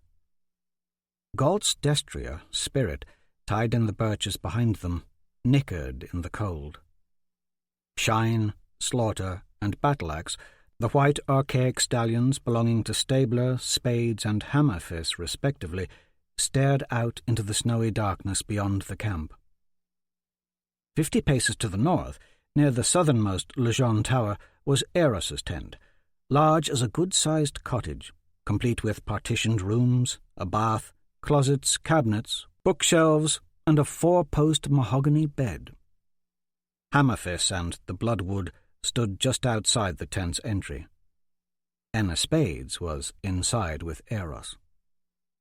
The flicker of candles lit up the tent's far end. The rest of the army encampment, some 15,000 hound guards, rowdies, and knights of the Blue Sword, and more than 5,000 archers and squires, were sprawled out to the northwest. Their fires, twinkling clusters in Gault's periphery, receded away into the cold distance. An air of exhaustion still encompassed the army, but their victory over Windare nearly 2 days ago certainly lightened the fatigue. They were itching to fight again. 10 miles to the west, King Torrance Rayborn and the last of the Windare army lay as they had fallen, rotting. Snow covered them now. Their bodies would be left to freeze, then rot, freeze again, thaw, rot, bake in the sun, until naught remained, never to be given religious rites or a proper burial, fated to become food for the nameless beasts of the underworld. 100 paces to the east, beyond the Legion Tower, lay the Aletheia Cliffs and a sheer drop to the morning sea below. The Legion Tower itself was 500 feet of quarried granite soaring above them. The circumference at its base was impressive, the size of 4 to 5 horse stables clustered together. Vines of ivy, brown from the late winter chill, grew up the tower's base in a twisty maze. Its northern side was thick with moss. The 4 other Legion towers rose up into the darkness to the north, 10 miles separating each. Hammerfist walked up to the fire. "There are good ways to die and bad ways to die," he said. His skin was coloured with anger beneath the blue scarred clan tattoos spanning his face. The small fetishes tied in the tangled mass of his red hair and beard seemed to quiver with anger too. His battle armour thunked heavily as he plopped down on a birch stump directly across the fire pit from Gault and Stabler. The bark of the stump splintered under his girth. "That's exactly what that sneaky little bastard over there said. Good ways to die and bad ways. Quoting the illuminations right to my own face." Gault shrugged, drawing his cloak tighter around himself. "Best leave that man be." Bo Stabler pulled the hood of his own blue cloak away from his face, revealing a dark mane of hair and an eye patch over his right eye. A legion of battle scars crisscrossed Stabler's face, but most were hidden under his beard, a scraggly, unkempt bushiness, rarely trimmed. The only hair on Gault's head was a finely carved goatee. He kept the hood of his cloak pulled tight over his bald head. "Gives me the creeps, he does," Hammerfist said. "What do you make of the Bloodwood assassins, Gault?" Gault looked toward the Bloodwood, Aeros's newest member of the Knights Archaic, who was now writing in a small book and reclining against the base of the Legion Tower. His gaunt, blood-eye stallion stood watch over him. The horse's ribs gleamed with the oils rubbed into its velvety black hide, and the beast's eyes glowed red. The demon-like steed, different in both colour and temperament from the other 4 steeds belonging to the 5 Knights Archaic, was named Scowl. Enna Spades had the first 2 hours' watch over the Angel Prince tonight. Normally she would be standing watch at the door of the tent, but Aeros had earlier ordered her inside. The Bloodwood would soon take second watch, Gault third. "True, I suppose," Gault answered.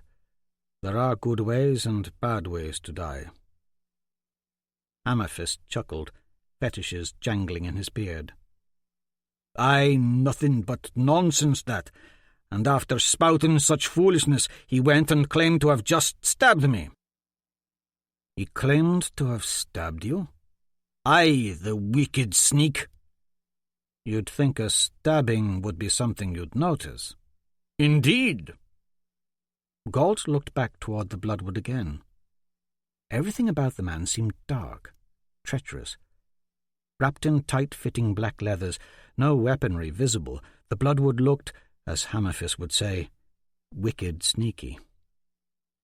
The entire camp knew of the dozen or more daggers hidden within the assassin's boiled leather armour, and how rapidly those thin blades, black as smoke, could slice and fly at a moment's notice. Gault and Stabler, once finding themselves surrounded by Windare knights at the Battle of Crag Keep, watched amazed when the Bloodwood swooped into their midst, knives seeming to scarcely graze everything they came near. Before Gault or Stabler could even draw their swords, there was naught but corpses. The air was a mist of blood, every throat severed and every assailant dead before they hit the ground. Yes, the Bloodwood was deadly. Spiderwood was the name given him by Black Dougal, leader of the caste of Bloodwood assassins. Spiderwood's real name and age no one would ever know. Most in camp avoided him. Most, but for Hammerfist, who felt the need to incessantly prod at the Angel Prince's newest Knight Archaic. Most in camp just called him the Spider. Quite a trick to stab a man clean through his armour without him even noticing it, Gault said with a grin. Quite a trick indeed. Hammerfist smiled at that, a big, yellow, toothy smile which, in spite of his tattooed and wildly bearded ruggedness, made him look a trifle childlike. Like you said, mate, I'd likely notice something like that. Well, Stabler pointed, you do have a bit of blood about to drip from under that armoured plate.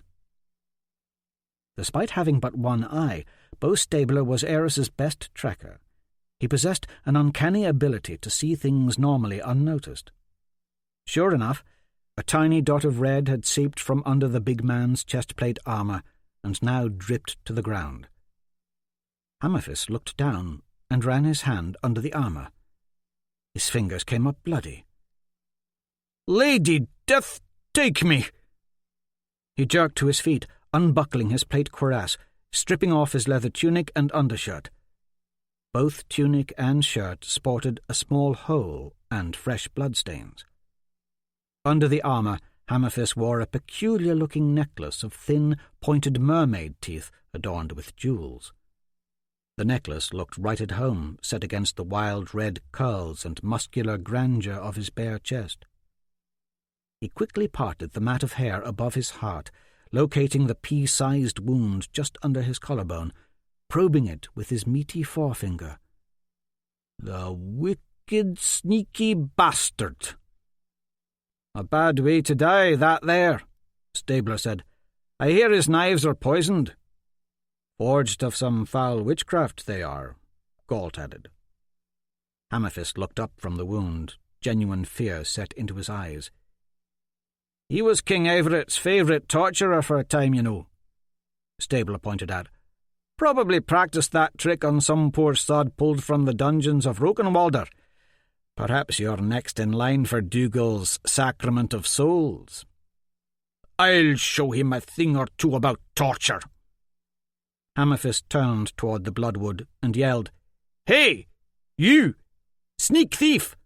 Come over here and answer for this!" Spiderwood scribbled in his book a moment, then sheathed both book and pen and rose. He casually brushed snow from his cloak and walked toward them, his steps soundless. Gault stood, as did Stabler, who rested his hand on the hilt of his sword. The Bloodwood dipped his head in greeting as he stepped into their midst. He looked at them through cold, narrow eyes bloodshot with red. He had a chiselled set to his jaw and cheekbones. Brows were sharp. Hair was cropped short and glistened with the same bluish-black hue of a raven's wing.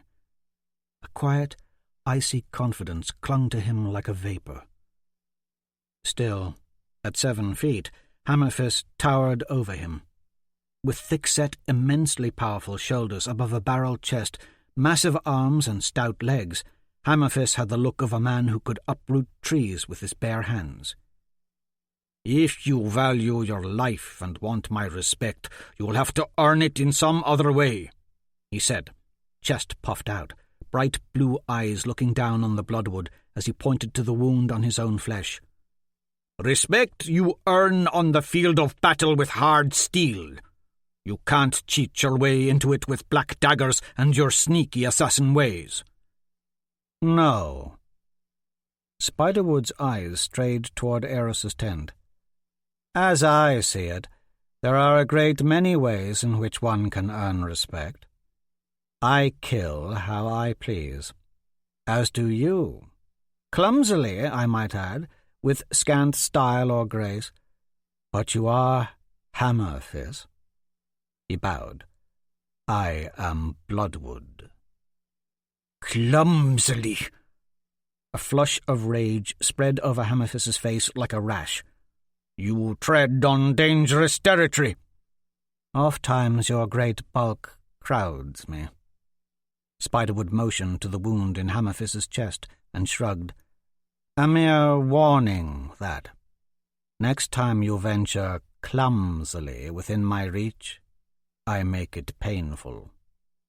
"If it weren't for Aeros's misplaced affection for you, I'd flog you right now." "I think not." The Bloodwood took a step back. With a flick of his arm, a dagger appeared in his hand.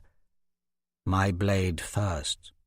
If you made such an attempt, you would be dead between heartbeats." Gault slipped between Hammerfist and the Bloodwood. Stabler drew his sword, saying, "I like not the tone of this conversation."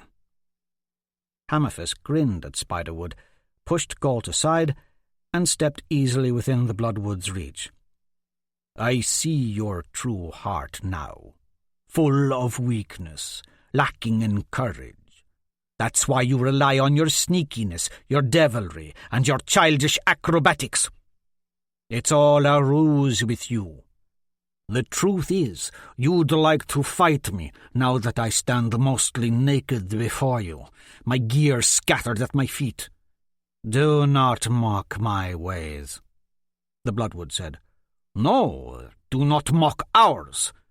What have you and your black-hearted Bloodwoods done to help this war effort? Where were you when Felisar Gannon yanked a dozen Windare arrows from his own chest and then flung himself back into the Battle of Agonmore?"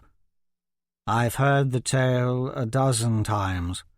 Wasn't Felisar crushed by his white Destria moments later, his death opening up a vacancy in the Knights Archaic for Stabler?" "Where were you when Wulfmere Lord, still impaled by a spear, staggered into camp after the Battle of Oksana and tossed the severed heads of his foes into the fire pit?" "Then he keeled over dead, right? Now I have replaced him at Aeros's side." "He died proper," Hammerfist said, voice rising. "A glorious death, with honour."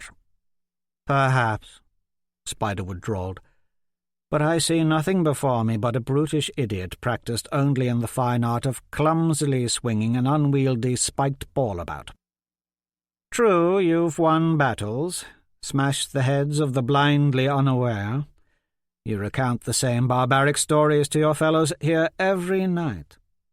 "I've helped conquer an entire kingdom. The Illuminations record my deeds." "Oh, yes," the Bloodwood said. "Bloody violence will save you." "Don't quote the Illuminations to me. I was reading them before you were born." "Did your Illuminations record Hollis Burns' death? Is it written how this fool charged straight into the fray along the River Seine, leading a cavalry of 100 knights of the Blue Sword behind him?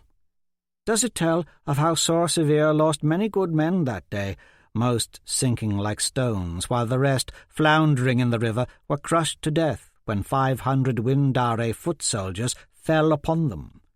Do your Illuminations tell how Hollis's compressed corpse was dug from under the mass of dead and returned to his homeland in shame, accompanied by the severed head of his Destria? Does it tell why he was not burned as a hero? Does it tell why his soul was not allowed to take wing with the smoke of a holy pyre and rise into heaven to dwell in service of your precious Rael, but was instead banished to the underworld and the dreadful abyss of the dishonoured? Your Illuminations are selective in who they speak of." Stabler jumped in. "Victory is a gift from our Lord Aeros, a lord who communes with both Lejeune the Father and Rael the Son. Our success is not carved by the skill of our weaponry and bravado alone. Slay all is our creed. Rael will know his own. Again, you quote the Illuminations, the Bloodwood said. Better to read the Illuminations than those black words of a non-believer you must scribble in that secret little book, Stabler said, his anger now matching that of Hammerfist. Why are you even here? My reasons I keep secret, Spiderwood said, in my little book. Again you continue to think us idiots, Stabler said. With respect, you know that we Bloodwoods pay scant homage to Rael or Lejeune, or even Mother Mia. Still, Black Dougal and my fellow assassins have much business in Gul Kana. All has been sanctioned by our blessed King Everett. This last statement brought with it a moment of silence. Gault knew that Black Dougal, his caste of assassins, and their relationship to King Everett were all hard to define. It had been a mystery to the other 4 Knights Archaic why this particular Bloodwood was counted among them. "So you hunt your brother?" Stabler asked. "You hunt Hawkwood?" "You will not speak his name around me." There was challenge in Spiderwood's eyes as they raked over Stabler. "There are many I hunt in Gul Kana." "Enough!" Enna Spades yelled. They all turned. Spades let the flap of Aeros's tent fall shut behind her. "The tune of your blathering disturbs the prince." Snow crunched beneath the red-haired woman's boots as she strode toward them, purpose in her gait. The 4 men, Gault, Stabler, Hammerfist, and the Bloodwood, parted as she stood among them. They lapsed into an uncomfortable silence. Spades appraised Hammerfist first. He was still naked from the waist up, a trail of blood running down his chest from the small hole. She eyed the Bloodwood. His dagger had vanished. "Idiots," she said, glaring at them all. More silence followed her withering stare. "Aeros's wishes are known," she began. "We strike at Gul Kana. We aim for the small fishing village of Gallows Haven." She turned to Spiderwood. "Your fellow Bloodwood has gathered evidence that one of the brethren of Mia, Sir Roderick Rayburn, King Torrance's younger brother, resides there under a false name." Spades paused, her gaze roaming toward the Aletheia cliff and its 300-foot drop to the morning sea below. "With Sir Roderick may be the one thing Aeros desires most, the boy who was stolen." It was faint, but Gault saw it. Spiderwood had narrowed his eyes just slightly at the mention of Sir Roderick, tightening them into something fierce and cold.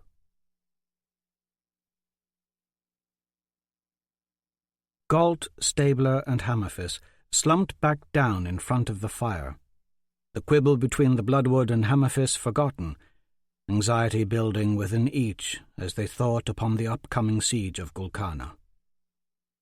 The Bloodwood was standing watch before Aeros's tent. In the silence, Gault's mind wandered back to his childhood and the famine that had left him an orphan. Home, Stone Loring. Those words held scant meaning for him now. Starvation, squalor, and assassination, the ways in which his family had all died, were not honourable deaths. According to the chivalric illuminations of Rael, the ideal death was in war. The ideal death was not a tame one. A peaceful death in bed, lovingly embraced by family, was a humiliation to any true warrior of Rael. An ideal death needed to satisfy the Illuminations' code. Bloody violence will save you, awaiting survival won't. In death, a warrior's soul was taken up into heaven to serve the one and only son of the first warrior angel, Lejeune, in the court of Rael. The chivalric illuminations of Rael, a 10-volume and growing manuscript housed in the Rokenwalder Castle Library, was a detailed history of Sor Sevier warfare to be read as holy script. Warfare was Sor Sevier's heritage, and Gault knew war. Almost his whole existence had been honed in violence. It was simply a way of life. He knew no other. 5 years after conquering Aidan White, and then 5 more raiding and pillaging across the island of Windare, had led the armies of the Angel Prince to this point, under the southernmost of the 5 Legion towers. In their wake, the armies of Sor Sevier had left behind a mournful collection of burned cities, smoking ruins, deserted hamlets, scarred fields, empty churches, and penniless marketplaces. The once fruitful and mighty Windare was now no more than a wasteland of scattered rubbish, a people a simpering, beaten-down lot. Just like Aidan White before, Windare was now full of naught but criminals, poverty everywhere. The plague had sprung up from the squalor and was spreading. Roads were unsafe. Murder was rampant. Robbers and thieves now ruled with scant regard for life.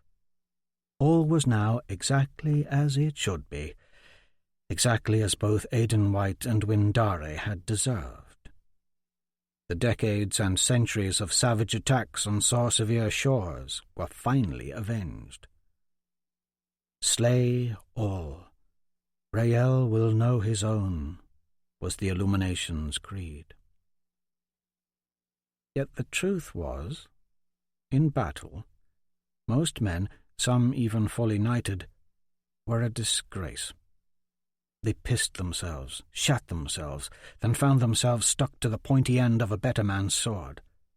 Some warriors, the green ones usually, the Hound Guard and rowdies, cried for their mothers in the end. 17-year-old Connor Riddle, lying face down in the mud of Pensio fields, encased in 50 pounds of armour, blood spurting from 2 severed legs, had cried for help before Gault's merciful killing stroke took his head. Then there was young Salasan Lusk. As the surgeon pulled chunks of chainmail from the gruesome wound done to his groin, Salasan had squalled like a babe. He begged Gault to deliver a copper trinket to his girlfriend in case of his passing. Salasan did die. Gault pitched the trinket into the River Seine. Both he and Spirit had watched it sink.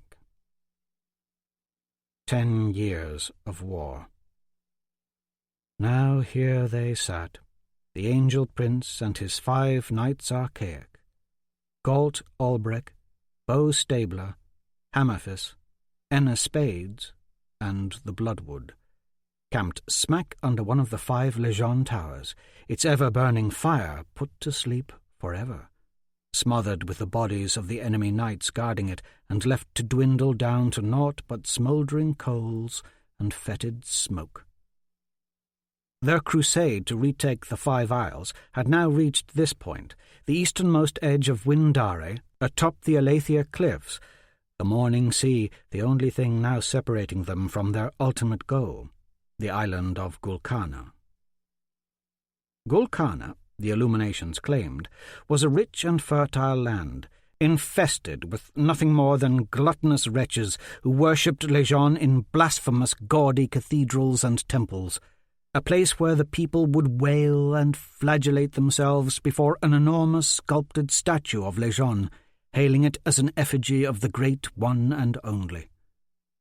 The chivalric illuminations of Rael spoke of Gul Kana and the ghastly harvest of carnage and bloodshed Church of Legion zealots had reaped in the name of their perverted view of Legion, when they had taken and lost and retaken time and again both Windare and Aidan White from the heirs of Rael over the centuries.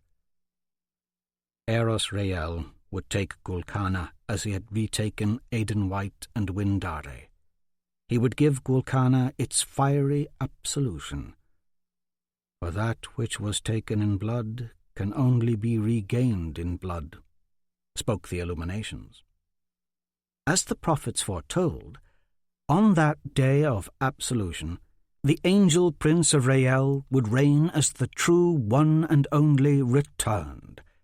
King Eivrit Rael had raised his only son, Aeros, for just this purpose, and Aeros had fought these last 10 years for just this goal. To the armies of Sor Sevier, Aeros Rael was not only their fellow warrior, but their prince, their lord, even their one and only returned. In Sor Sevier, to be saved, one must only proclaim Lejeune as the true one and only, and swear fealty to Aeros Rael as Lejeune's living heir. There was no vicar or quorum of 5 archbishops in Amadon to pay homage and tithes to. There were no temple prayers, lists of good works, flagellations before holy statues, or ceremonies of ember and ash to earn your way into heaven. In Sor Sevier, belief was simple.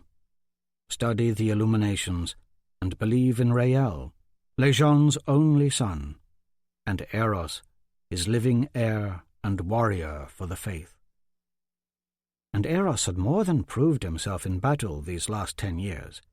He was a keen and brave fighter, at the forefront always, seemingly indestructible, glorying in the savagery of battle.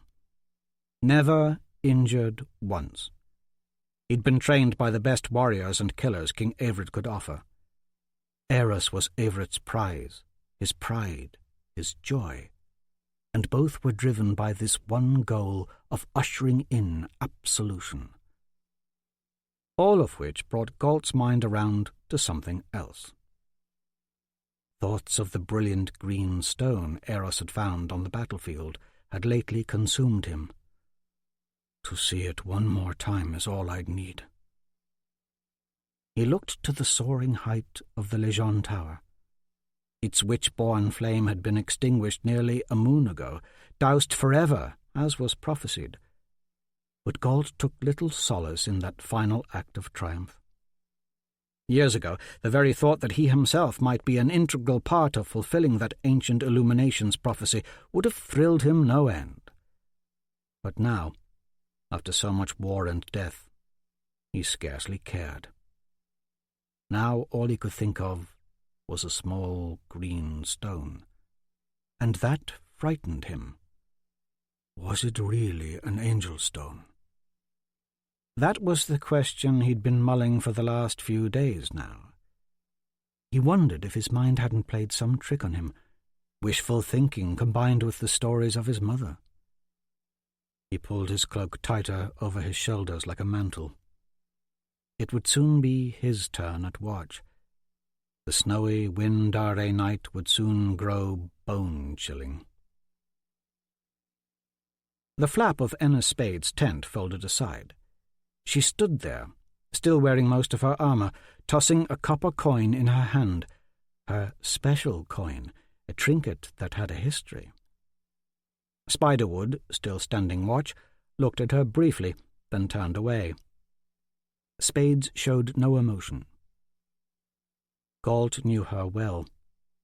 She'd described her childhood to him once, traumatic, full of pain and betrayal, horrific things he himself would rather not think of. She'd never felt much power in her life, but in the hideousness of war, she'd discovered a way in which she could gain it. She'd joined Aeros's army in her late teens and, through sheer skill and ruthlessness, had risen through the ranks, squire, hound guard, rowdy, knight of the blue sword, and she'd rightly earned her spot at Aeros's side as Knight Archaic. She faced Gault with a curious tilt to her chin. He knew that look and wanted to turn his eyes away. In matters like this, she had nurtured her icy lack of facial expression to an art. He could read nothing in her, but knew what she wanted. He purposely looked away. She pocketed her coin and retreated into her tent. Both Hammerfist and Stabler chuckled. As much as Enna Spades tempted him still, Gault knew nothing good would come of their coupling. Let the bloodwood pleasure her, if he so desired. They'd been together as of late, After all, the two shared a common bond. Spades and Spiderwood both hunted the same man, the former Bloodwood assassin known as Hawkwood. Hawkwood had betrayed his homeland for the love of a woman, Jondrelyn Bronachel, sister of Sor Sevier's greatest enemy, King Jovan Bronachel of Gul Kana, and daughter of the woman he had been sent to assassinate, Queen Alana Bronachel. Most believed Alana had died in childbirth, but there were some, like Gault, who knew the truth. Alana Bronachel had died at the hands of a Sor Sevier Bloodwood assassin, and that assassin had been Hawkwood, and that assassin had fallen in love with the woman's eldest daughter, Jondrelyn, the fairest woman, it was said, in all the 5 Isles. So fair, her face was minted on every copper coin in Gul Kana. Now Hawkwood was known in Sor Sevier as a betrayer, a turncoat. Many wanted him dead, for he was to have killed Jondrelyn too, but had not. Hawkwood was not only a former Bloodwood assassin, but also Spiderwood's brother, and Spade's former lover. A Bloodwood was not allowed to fail in his duties, and one did not just leave Black Dougal's cast of assassins for a woman, and one certainly did not leave Enna Spades for anything. And now Spades kept a Gul Kana copper with Jondrelyn Bronachel's image emblazoned on it with her always. She kept it so she would know the face of the woman she most desired to kill.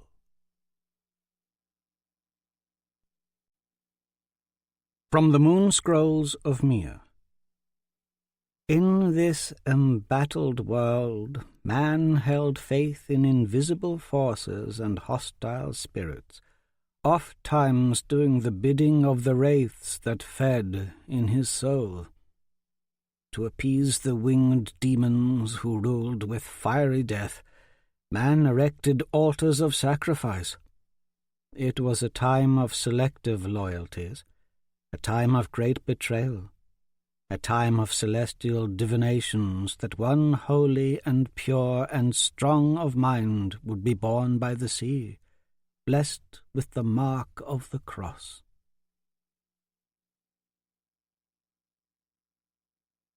Chapter 11.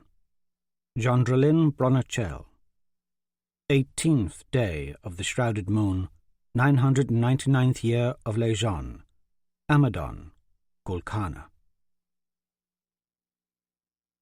Squire Ek Van Hester circled his foe, a stick-thin man in rusted chainmail, wooden breastplate, and dented helm, bearing an unwieldy-looking longsword. The orchestra bell gonged a deep boom, boom, boom, whenever the Prince of St. Only stepped onto the arena floor. The crowd booed to the cadence, the bells heralding the inevitable. The air was ripe with the stench of death. But that was the way of the arena, ancient, grey, pitted, rancid, and stained. Today the King's suite was crammed with the entirety of Jovan's court. Only Lord Kelvin Cronin was absent. He had taken leave of the festivities yestermorn, and journeyed back to Lord's Point to attend to his wife, Imogen, and their newborn daughter. Tala held hands with Laurie Legraven, both with heads bowed and eyes clenched shut. Occasionally, Dame Mergred would reach back and slap the top of their hands with one of her own beefy palms. Jondrelyn knew her sister and cousin merely wished to have their delicate sensibilities unsullied by the arena horrors. But Jondrelyn saw things differently. She figured a princess must look unflinchingly at the world, soak it all in without abhorrence. Those were things her mother Alana had instilled in her. Though her mother had hated the arena as much as Tala seemed to now, she'd taught Jondrelyn to see it for what it was. She worried for her younger sister. Tala hadn't spent as much time under the tutelage of their mother as she had. Now it seemed Tala wandered about the castle full of naught but idle mischief. But soon Jovan would have her marry Glade Chaparral, and her standing in the court would be firmer, and she could avoid the arena if she so desired. Jondrelin elbowed her, but Tala refused to look. Jondrelin turned her own attention to the arena floor. She would look.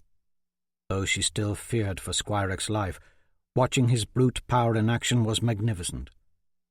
To her, there was a quiet accuracy in Squireck's movements, a clean efficiency. He swung his longsword only once. It flashed fiercely in the sun, and his foe fell dead at his feet, chainmail and wooden breastplate torn asunder, chest split open, and weeping sheets of scarlet over the dirt. Boom, boom, boom went the bells, and a great chorus of boos rained down upon the Prince of St. Only. Squireck held his bloody sword aloft. He stood there, below the king's suite, in naught but his leather breeches, frozen in place, bare-chested. Wearing no armour, beads of sweat glistened on his tanned, rippling torso. He was fearsome, eyes wide and inflamed. Golden hair just a wild tangle down his neck and back. Except for the quivering of his forearm held high, Squireck was quite still, elegant even, as if forged of marble. Jondrelin knew her feelings for her once-betrothed were deepening. Sitting here next to Hawkwood, watching Squireck kill in the arena, she had never felt more vibrantly alive. The Prince of St. Only had scarcely taken his eyes off the king's suite. Even in the midst of slaying his latest challenger, Squireck's eyes almost never wavered from the spot where Grand Vicar Denarius and the Quorum of Five sat. Archbishop Spencerville, squat and round, seemed especially to squirm in his seat. "The victorious Prince of St. Only!" The herald's voice swelled through the arena once the ravenous boos of the crowd and thunderous booming of the bells ceased. "Blessed Mother," Frogmore said. He sat near Jondrelin with Hawkwood. "What a specimen. I dare say his arms have grown 2 sizes bigger since his last fight." What the dwarf said was true.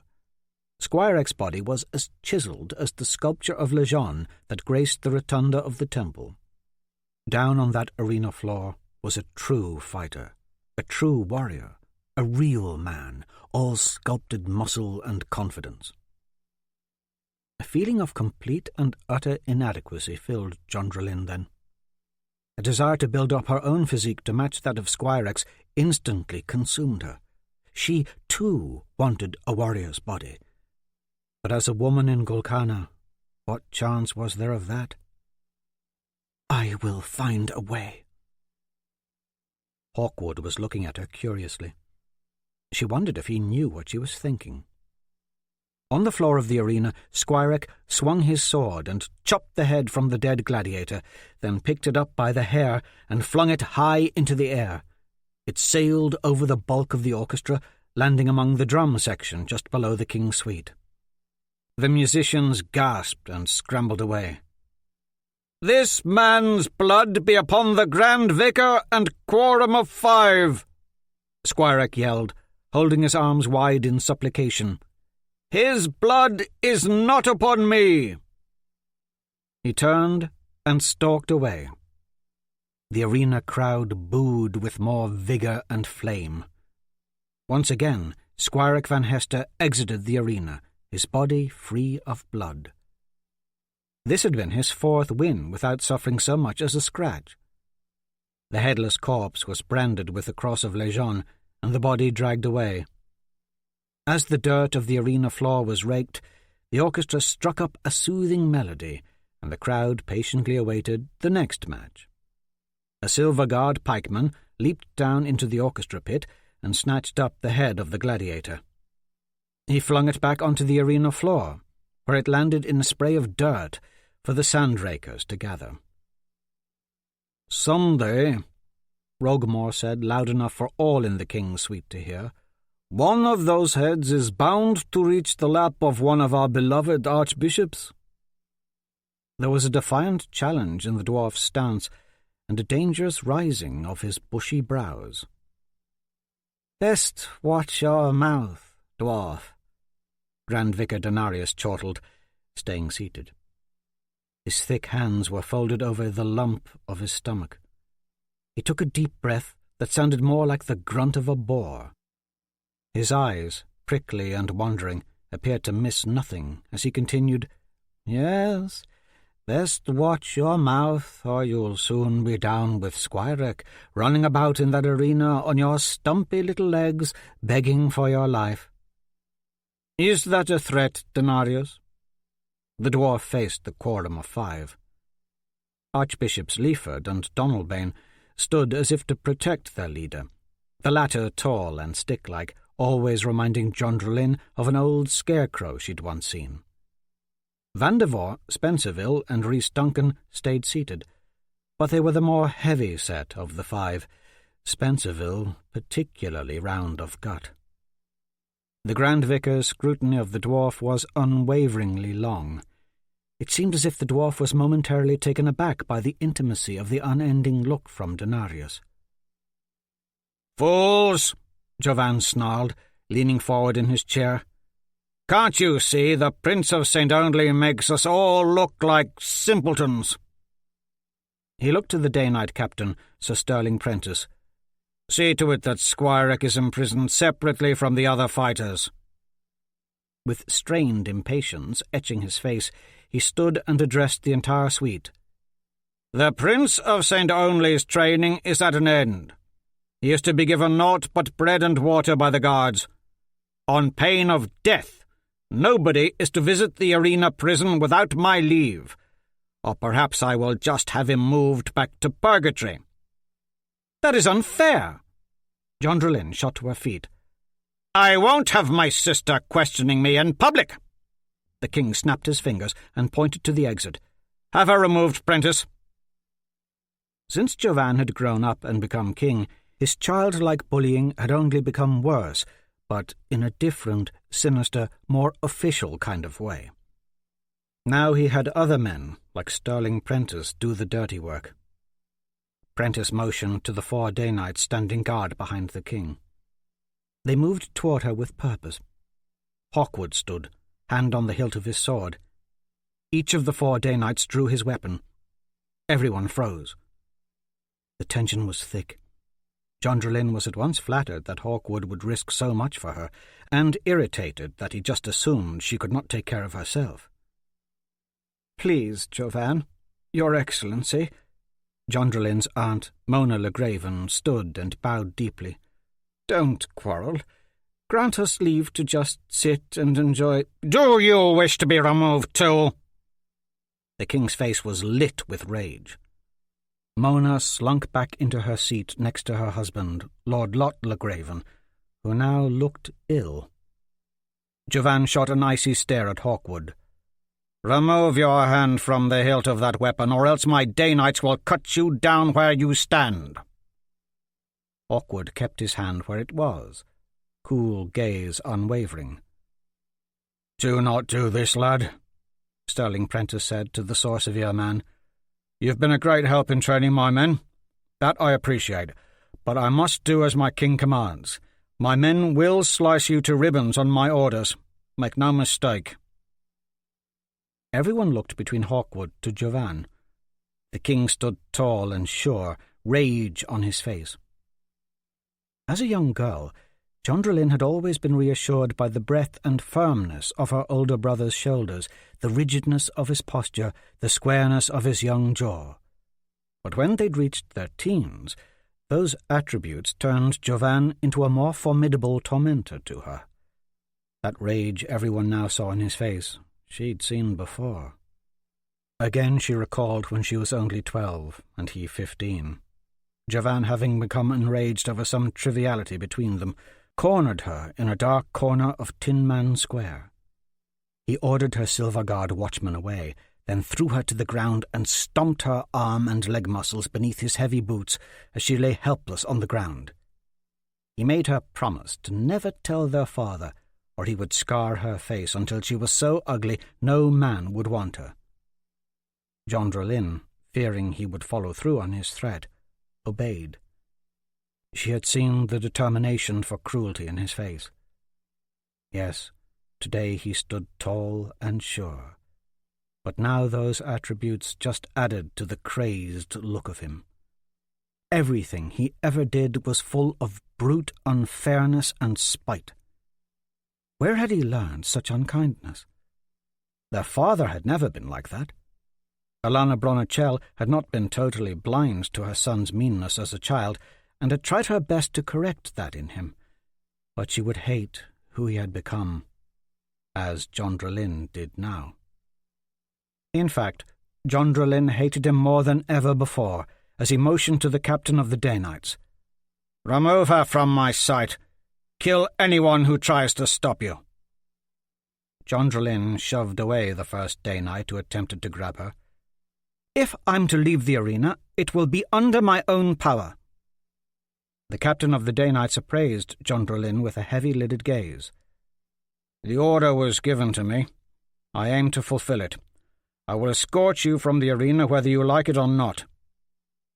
There was purpose behind his words. He had once been Borden Bronichel's most trusted knight, but since her father's death, the Day Knight captain had been a bulky threat looming at not only Jovan's but the Grand Vicar's side. When she was a child, the grim look of Sterling Prentice could send John Drolin scurrying away in fear. He was looking down on her now with those squinty, steely eyes of his. She wondered if the man sat up at night, practicing intimidating looks in front of a mirror. The thought made her giggle. This earned an even darker look from Jovan. Sterling's thick hand went to the black opal on the pommel of his sword.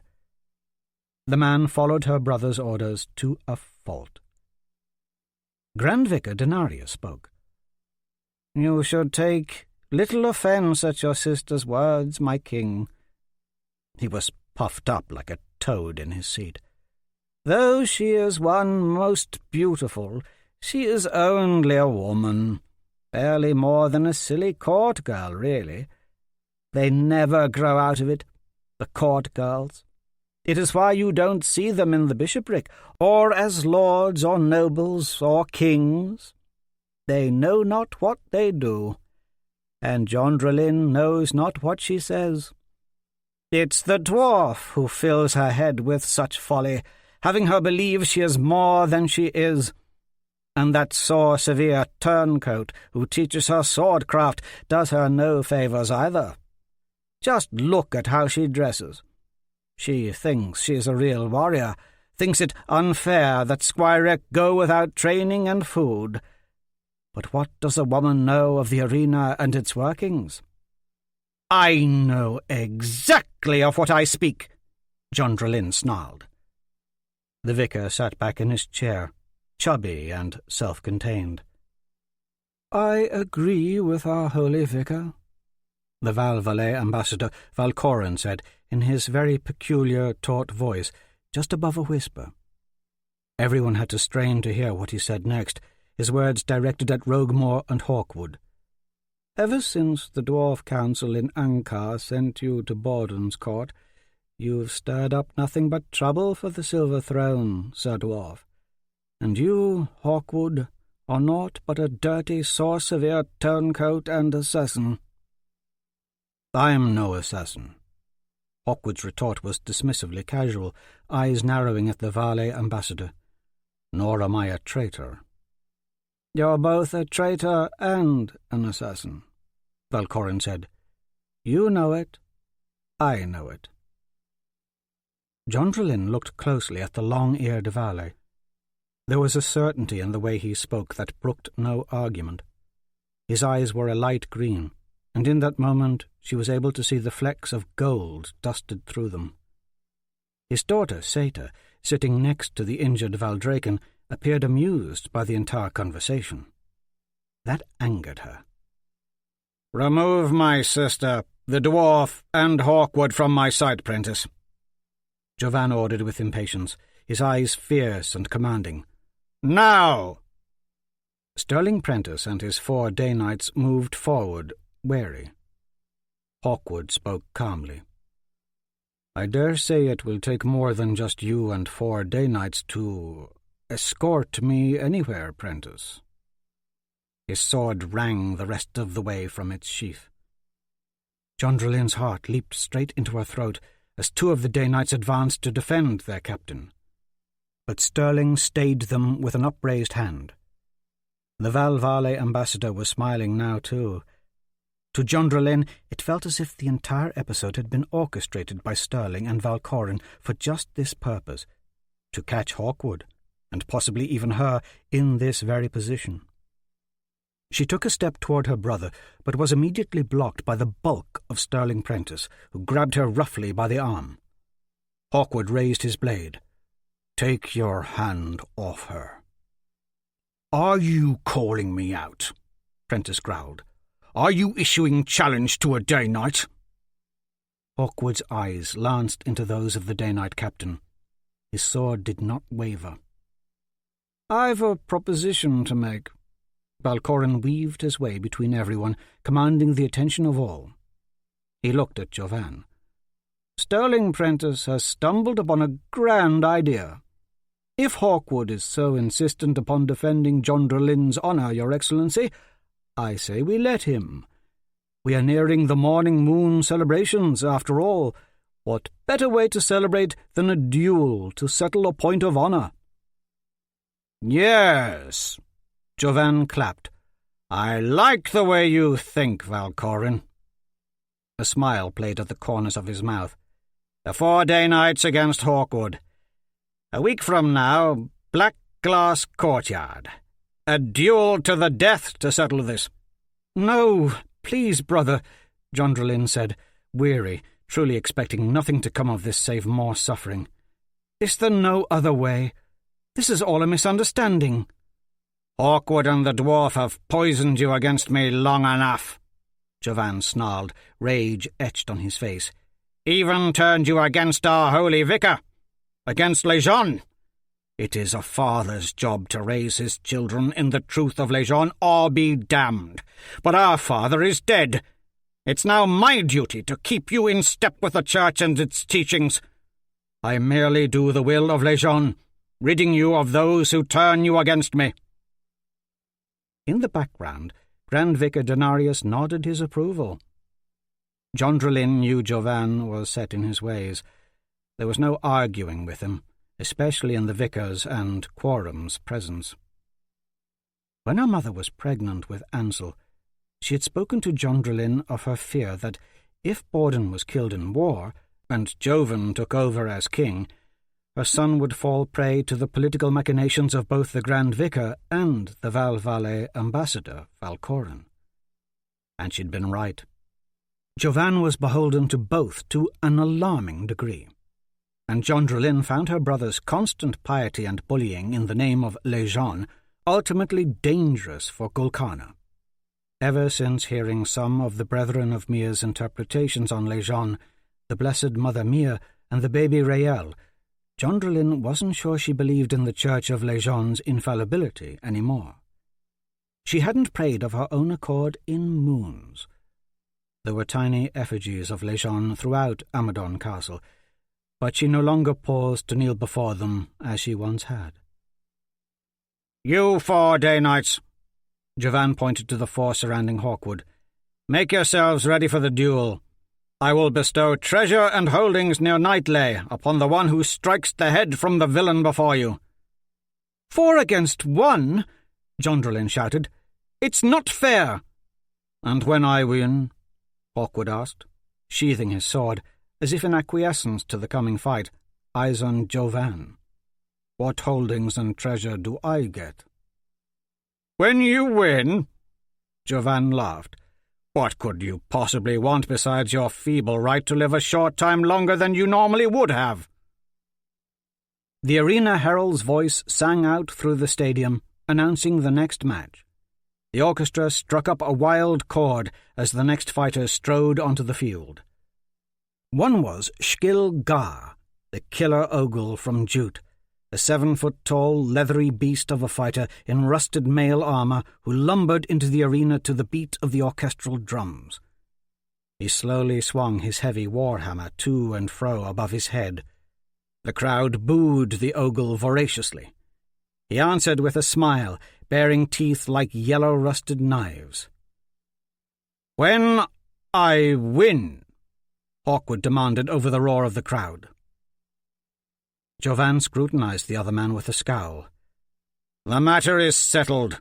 You win your right to live but a moment more by my leave." Jondrelin pleaded. "That means next to nothing." "Shut up!" Jovan bellowed. "I don't wish to miss watching this blood-sucking ogle crush his opponent." He then clapped loudly. "This foul beast is my favourite." Below, Skilgar pulverized his foe beneath the weight of his massive warhammer. His victorious roar was so loud it drowned out the chorus of boos from the crowd and swallowed up the sound of the orchestral horns and drums. "I fucking shite on you all!"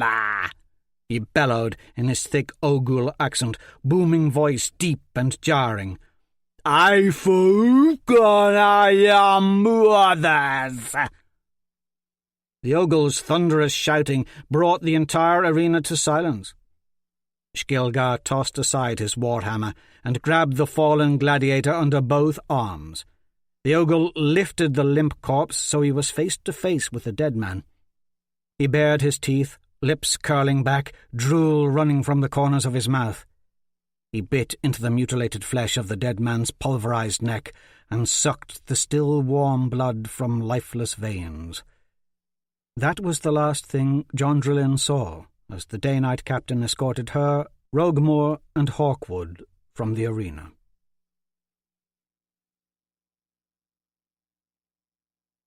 An iron-grey sky, heavy with clouds, boiled above Jondrelin and Roguemore as they stood upon the battlements.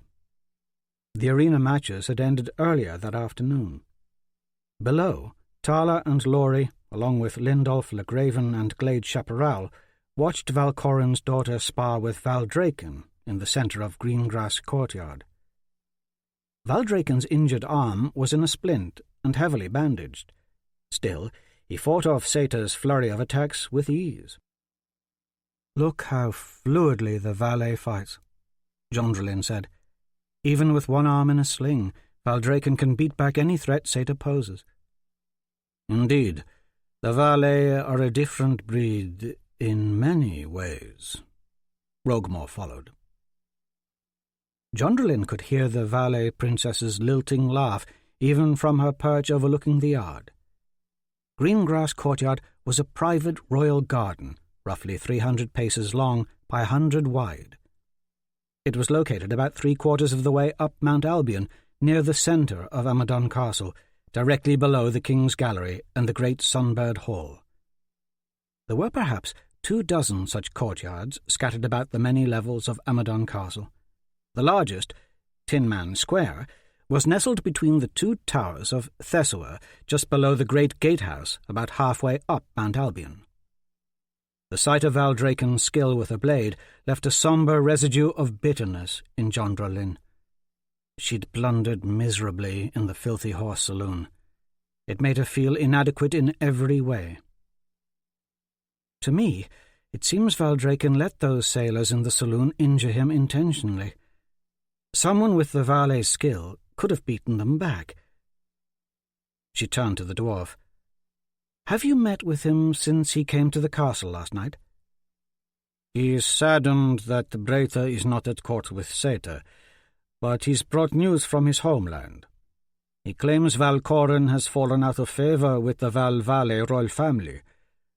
I will leave it at that for now." With 2 flicks of his wooden blade, the injured valet disarmed Sator. Her wooden sword spun off into the grass, but cat-quick she dove and caught it before it touched the ground. Tumbling, she sprang to her feet and launched her own wave of blows. Valdraken was soon retreating under her onslaught. The 2 valets looked like dancers as they sparred, yet there was something almost barbaric about them too, some savage quality that was both lethal and serene. As they fought, Valdraken's face remained beautiful, yet devoid of passion. Satyr always appeared at ease with the world. Indeed, pleasant laughter lived within her eyes and voice. She disarmed Valdraken. His wooden sword arced away, and he nearly dove for it, then pulled up short, motioning to his injured arm. Valet flesh healed thrice as fast as a human's. Injuries like Valdraken had suffered in the Filthy Horse Saloon would normally take a man 6 moons to recover from fully. It would take the valet about 2. Still, even injured and in defeat, Valdraken moved with a languid grace few possessed and many envied. Jondrelin knew she would have been slain in that pirate's duel had Valdraken not fought in her stead. "Don't feel so sorry for yourself," Rogamore said. "Don't think I can't tell what you are thinking." "How do you know what I think?" she snapped, then realized the dwarf did not deserve her wrath. Still, many things had upset her today. "True, I am unhappy. Hawkwood is now under guard of the Day Knights, awaiting the duel." "Everything has a purpose," Rogamore said. "Another of the Brethren's creeds. I know you worry for both Hawkwood and Squirek, but everything has a purpose." "Everything has a purpose?" She was beginning to think the dwarf was not telling her all he knew about Hawkwood, Valdraken, the Brethren of Mere, and their plans. She saw the honour in Hawkwood's defence of her at the arena, but the whole episode seemed entirely pointless. It felt almost staged by her brother to catch Hawkwood in just such a dilemma, defending her. She wondered why Jovan hated Hawkwood so. "I see no purpose in the duel. Surely Jovan knows Hawkwood will kill the Day Knights." "Don't be so sure he will, John." "You doubt his skills?" she asked harshly. "You remind me of your mother, headstrong and foolish, the both of you. Your brashness at the Filthy Horse bears that out. You want to challenge and threaten and fight and out-argue everyone, including your brother. Everything to you is a crusade for fairness. In a great many ways you remind me of Elana.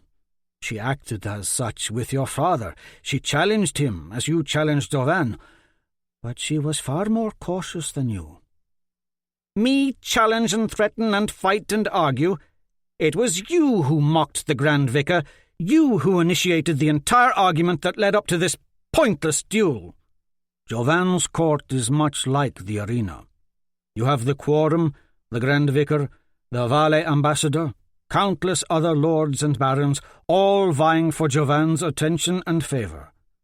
Jovan senses you are smarter than them all. He fears you." "Fears me?" She felt herself swell with pride. "Hawkwood says you have potential as a fighter, but you attack too quickly, with too much attention spent on cutting and slashing, with no attempt to defend. You could do well in the arena fighting in such a brash way against untrained criminals. Perhaps you could have taken that old sailor in the Filthy Horse had the fight not been a pirate's duel. But in reality, you haven't the patience to find your opponent's weaknesses. You shoot your mouth off in the same way. Think before you speak or threaten or challenge. Unlike your mother, you wear your emotions too visibly, John." "You advise me to think before I threaten or challenge?" Rogamore looked directly at her, eyes unyielding. "Ask yourself this. Why was your father in Oksana when the White Prince first attacked Windare?" "I don't know," she answered, feeling the dwarf was just running her around in circles. "It was nearly 5 years ago when he died." "Is he dead?" The abruptness of the question stunned her. Sir Jubal Brooke saw him die, as did Jovan and Leif Chaparral and a host of other survivors of the battle. Jubal Brooke claimed he saw your father fall, and from a distance of several hundred yards, mind you. And I doubt Jovan or Leif saw a thing. But more importantly, Why was Borden on the far side of Windare at that particular moment in time? Under Father's rule, Gul Kana always lent what aid it could against Sor Sevier's crusade. He was there in Oksana to stop the White Prince's invasion in Windare before it reached Gul Kana. Yes and no. She looked at the dwarf, expecting more, but she could read nothing in his gaze. There are such things as prisoners of war, Rogma stated, turning away. Sor Sevier would have bragged they'd captured Borden, held him for ransom. Not if they wanted us to keep Gul Kana's armies out of Windare. A dead king is easier to reconcile than a captured king. A captured king needs rescuing, and Sor Sevier did not want Jovan rushing to the aid of Windare. Their spies and influence run deep. Sor Sevier knew that Borden's councillors would pull Gul Kana's armies out of Windare at his death. If what you say is true, and Sor Sevier influences our court, and if the White Prince indeed captured my father, then, in all likelihood, he killed him soon thereafter. Not if he wanted to bring him out later for some other purpose. You are like Jovan. You see a conspiracy in everything, dwarf. At her words, she detected a measure of hurt behind those dark, unrevealing eyes of his. The 5 Isles are thick with conspiracy, John. I just told you. Trust no one. Your father was a clear thinker. He would have marched the entire might of our armies into Windare and fought off Sor Sevier on foreign soil had his councillors and lords allowed it and backed him in his plan. He was not enamoured of the idea, but he knew that if an enemy comes, you fight. For if they keep coming, they may destroy you. He knew that the only way to utterly conquer an enemy is to go to his kingdom and burn his lands, kill him, kill his wife, his children. He believed one does not negotiate with a butcher. With a butcher, the only way peace is achieved is with the honed edge of a blade and the spilling of blood. And the White Prince is a butcher, as, I fear, Gul Kana will soon learn. Rogmore paused before continuing. Your father believed a Sor Sevier assassin was responsible for your mother's death when Ansel was born. Most chalked Alana's death up to the complications of childbirth, not your father. His desire to strike against the White Prince was spurred not only by practicality, but by his emotions too. He fought Sor Sevier despite what others thought. There were barons, lords, archbishops, and even a grand vicar along with scores of others in Gul Kana who did not approve. Their case was that Windare's problems are not Gul Kana's. Let Windare fight its own battles. After all, Sor Sevier is no direct threat. The entirety of the king's court thinks the prophecies in The Way and Truth of Lejeune are about to be fulfilled, and fiery absolution is inevitable. So why send good men to fight against prophecy and destiny? These notions, in part, were planted in their heads by conspirators, emissaries of Sor Sevier. But your parents and others in the Brethren of Mia swore many oaths together, promising to never allow absolution to happen. That is our focus, the prevention of fiery absolution. Now that fighting the White Prince on Windare soil is no longer an option, we must proceed by other means. The Brethren have been preparing for near 2 decades. We've a way to defeat Aeros and his armies that does not involve the deaths of tens of thousands of Gul Kana soldiers. What are you getting at? Trust no one, John. Not the vicar or the quorum. Certainly not Valcorin or his daughters. And as I see it, perhaps not even Valdraken. I have not made up my mind yet, though your father spoke highly of him. His words only added to her confusion. "Indeed, you are like my brother." Jondrelin was growing tired of the vagueness in parts of their conversation. "Everything is a conspiracy with you two. Why is Valdraken here?" "We must keep him close. The information he carries is important to the many oaths I swore to your father so long ago. Valdraken has the potential to become either one of our greatest allies or our worst enemy. It depends upon how we treat him. No, how you treat him, John. You are tied to him in a way. He is important to the plans of the Brethren of Mir, more so than your father initially believed. If something should happen to Hawkwood during the duel with the Day Knights, do not lose sight of Valdraken." The dwarf had earlier hinted that he did not expect Hawkwood would kill the Day Knights, when she knew he was more than capable. Her brother was setting Hawkwood up for something worse, she feared. "It is clear Jovan wants the Brethren of Mir eliminated. You should escape the city, Roguemore, now, while you can, before my brother sets you up too. Flee from this place if you value your life. There is something about this duel that doesn't seem right. We fell right into Jovan's trap." "Indeed." The dwarf smiled, and his deep-set eyes now sparkled. "Sometimes it is best if you make them believe the trap is theirs." With an icy rattle along the nape of her neck, Jondrelin had the sudden stark sensation of falling into a brisk rolling river, of being hurled about by unseen currents.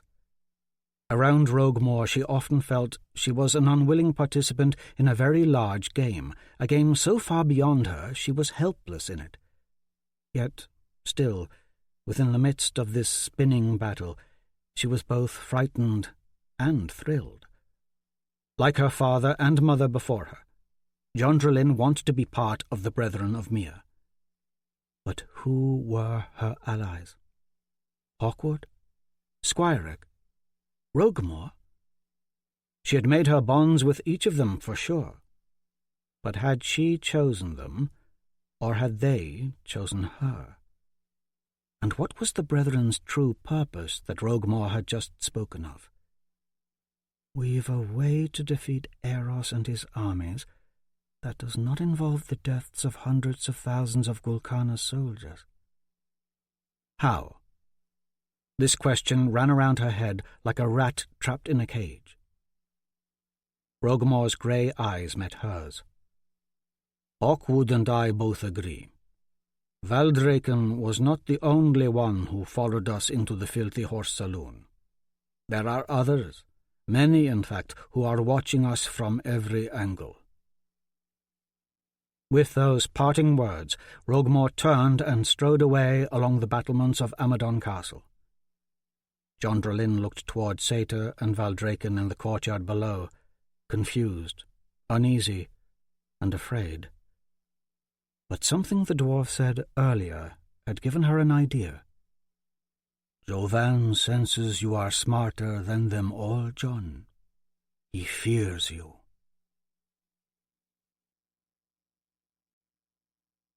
From the Way and Truth of Lejeune. But worst of all creatures found in the 5 Isles are the merfolk, beautiful and shocking to behold, dangerous beyond measure. They will rape you, and they will eat you, for they are the most vile of all living things. Chapter 12. Tala Brunachel, 18th day of the shrouded moon, 999th year of Lejeune, Amadon, Gul Kana. Glade Chaparral's eyes were dark and bold. Whenever he removed his helm, his golden-brown hair was a careless but glorious tangle. His armour glistened in the sun like shards of lightning that pierced Tala's heart, and when he looked her way, she felt an invisible cloud of warm air, luxurious and heavenly. Yet today In Greengrass Courtyard, Glade only had eyes for the Valet Princess. Glade and Lindolf gave Satyr and Valdraken their full attention as the two demonstrated how to block and parry with wooden swords. To most in Gul Kana, the very notion that a woman would want to sword fight was heresy. But Tala secretly desired that someone would teach her such things, as Hawkwood taught John Drelin. She wished to be acknowledged in just the way Glade acknowledged Satyr. She longed to be treated with fondness or even respect. It was because the Valet girl could fight as well as a man that she was treated so. But Tala lacked patience. That is, she lacked the patience to wait contentedly, or patience to practice her knitting, or memorize her ember-gathering prayers, or patience to learn the craft of sword-fighting. Everyone knew John Drelin practiced with Hawkwood against Jovan's wishes. But Tala had nobody to champion her cause, to defend her honour. She'd like Glade to take that role. She felt her impatience with everything was always there, simmering beneath her graceful poise and polite veneer. Ah, yes, poise and grace, the quality and high breeding of a princess. Tala had never before seen a couple of boys eye a woman as attentively as Glade and Lindolf eyed Satyr. Valet women had a way of turning men into slobbering, blathering fools, mostly because it was well known that a human male could have as much sex with a Valet female as he wanted and never get her pregnant. And what human woman in her right mind wanted to contend with that? As Satyr leaned into Glade and helped him with the grip on his wooden sword, Tala imagined bitterly that the two were not talking of weapons, but pledging eternal affection or sharing little lovers' jokes. It made her stomach churn to see Glade so near such an exquisite beauty. It further sickened her that she felt such jealousy over a boy who until just recently had paid her scant romantic attention. They had been friends since childhood, but things were slowly changing between them since Jovan had hinted of their betrothal. There was a strained awkwardness now. Tala stood with Laurie near the inner wall. Atop the battlements were a dozen silver guards keeping watch over the courtyard and the safety of the king's sister and cousins. Normally, Tala would be thrilled to be spending time with Glade and her twin cousins, but today was different.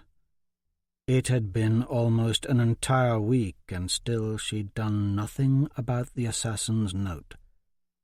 Retrieve the red helm of the dead demon, and read what is inscribed therein. She refused to believe the Bloodwood's intent to poison Laurie was real. After all, her cousin did not appear the slightest bit ill. She still radiated beauty. "Milady Tala, would you care to join us?" Satyr bowed toward her. "It would do me great honour. I wish to show you and Laurie something." As Tala made her way toward Satyr, she crinkled her nose. The smell of Glade and Lindolf in their battle gear was that of damp leather and old mildewed stockings. "You seem troubled today, milady," Satyr said. The statement came out pleasant, yet, in a way, there lurked a cold indifference in Satyr's congenial concern. "It's nothing," Tala responded. The Valet princess wore form-fitting leather breeches laced up the sides, a black belt and a tan tunic. Her lithe legs fit perfectly in the pants, and her silvery hair was the colour of fine-spun silk, sleek and clean and hanging a little loosely over the sides of her face and ears. She might be 18 years old, Tala figured, or perhaps 20. Over the years, all in Amadon had been charmed by Satyr and her sister Breta. However, Breta had not returned to court with Satyr, which, Tala supposed, was a good thing. She had a hard enough time competing with just one Valet princess. Tala considered her own yellow dress and frilly shawl, wishing she'd worn something more befitting the courtyard. Every time Glade and her cousins visited Amadon, The visits would start as dress-wearing formal affairs, with all the pageantry of royals of the opposite sex getting together. But after a few days, the formality would wear off. They would soon relax and begin conversing as real people, as real friends. Seta pulled forth a thin dagger from her belt and held it hilt first toward Tala. "I would teach you something Breta and I learned when we were your age." She motioned for Tala to grab the dagger. She took it by the hilt. Seta continued, "Hold it firmly, threateningly, and look me in the eyes as if you truly mean to slay me." Tala did as instructed. Seta clapped, and the blade went flying from Tala's hand, landing in the grass at Laurie's feet. Laurie picked it up. The back of Tala's hand stung, as did her inner wrist. She rubbed the tender flesh. Seta took the dagger from Laurie and handed it back to Tala, saying, "Hold it out again. Grip it as tight as you can this time." Tala clenched the dagger's hilt and glared at the valet. This close, she could see that Seta's face was indeed narrow and sharp, with a flawless beauty of porcelain, and green, frosty eyes, but gorgeously exquisite. Oh, yes, if I could slay her now. Seta clapped. The dagger spun from Tala's hand. Skin blossomed red along the underside of her wrist. She looked at Seta, quickly realizing that the valet princess standing before her was not only a beautiful creature, but a dangerous one as well. She found herself shrinking back from Seta's quiet gaze. She was also worried that this princess was purposely making her look a fool in front of Glade. Part of the trick is speed. Seta retrieved the dagger from the grass herself this time and handed it to Lindolf. It's a simple trick, really. Most who attack with a knife are not usually looking at their own hands, but into the eyes of the one they are attacking. So look me in the eyes and attack me with the blade, Lindolf. Tala's cousin removed his helm with one hand and held the dagger out before him in the other. Lindolf's hair was a matted, corncob-coloured mess. His every attempt to look manly took on a certain magnitude of foolishness, and his misplaced attempt to grow facial hair did little to help his cause. A mere wisp of a goatee clung to his burn-scarred face. Lindolf crouched, planting his boots in the turf and bracing his legs. He clenched the blade so tightly his face strained with the effort, and his protruding brow furrowed, making his freckled forehead bulge unnaturally like a deformed potato. He lunged. Seta clapped. "Holy Mother Mia!" Lindolf exclaimed as the dagger spun away. He waggled his hand as if injured. "May the Blessed Mother show mercy on me." He made the three-fingered sign of the Legion cross over his breast. Seta picked up the dagger and handed it back to Tala.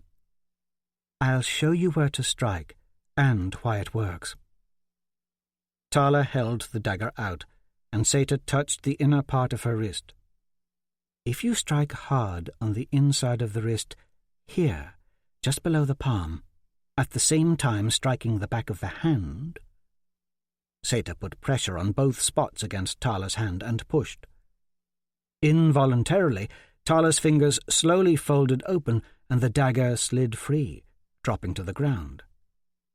The hand has no choice but to release the blade. Tala picked up the dagger and held it out again with a bit more enthusiasm. Seta clapped, not as hard as before, but still the blade was forced from Tala's grip. She looked at Seta with new admiration. The fact that someone, anyone, was taking the time to teach her something, especially of weaponry, meant a great deal. "Your turn." Seta held the dagger out tightly in her own hand. With a well-placed clap, Tala disarmed the valet princess. "You're good at it, Tala," Lindolf added with a pleasant smile. "We should all thank her for teaching us her elfin tricks." "What did you say, boy?" Sata's eyes darkened. A gravelly, strange tone was now set in her normally silken voice. Her posture was tense, limbs seeming on the verge of uncoiling in fury. The sheer coarseness of her question evoked an awkward silence. Lindolf appeared stunned at the stark look in Sata's eyes. "I merely wish to express to you my thanks for teaching us your elf trick." "Elf trick," Sata snapped. "Have you learned nothing from your history studies? Do you think Valdraken and I are naught but fairies, tossing magical trickery about as if we have nothing better to do than prance about in some sort of fairy tale?" "I merely meant—" "Fairies are stupid," Sata said forcefully. "To call a Vale an elf or fairy is an insult. It only reveals your own ignorance. Just because we have ears unlike your own and clearer skin does not mean we are mere elves. We are just like humans. Well, I suppose we can run faster and perhaps jump higher. After all, can a fairy do this?" Sata whirled, throwing a dagger across the courtyard where it stuck point first into the stone wall. Lindolf took 2 steps back from her, averting his eyes, clearly frightened. "For centuries, the very word fairy denoted weakness to you humans," Sata continued. "It recalls the ancient tales of fey devil worshippers who talk to animals and breed with dragons and other such nonsense. Let me tell you something. There are no such things as talking animals. It's a stupid notion. So mind your tongue, boy. We are no dragon breeders.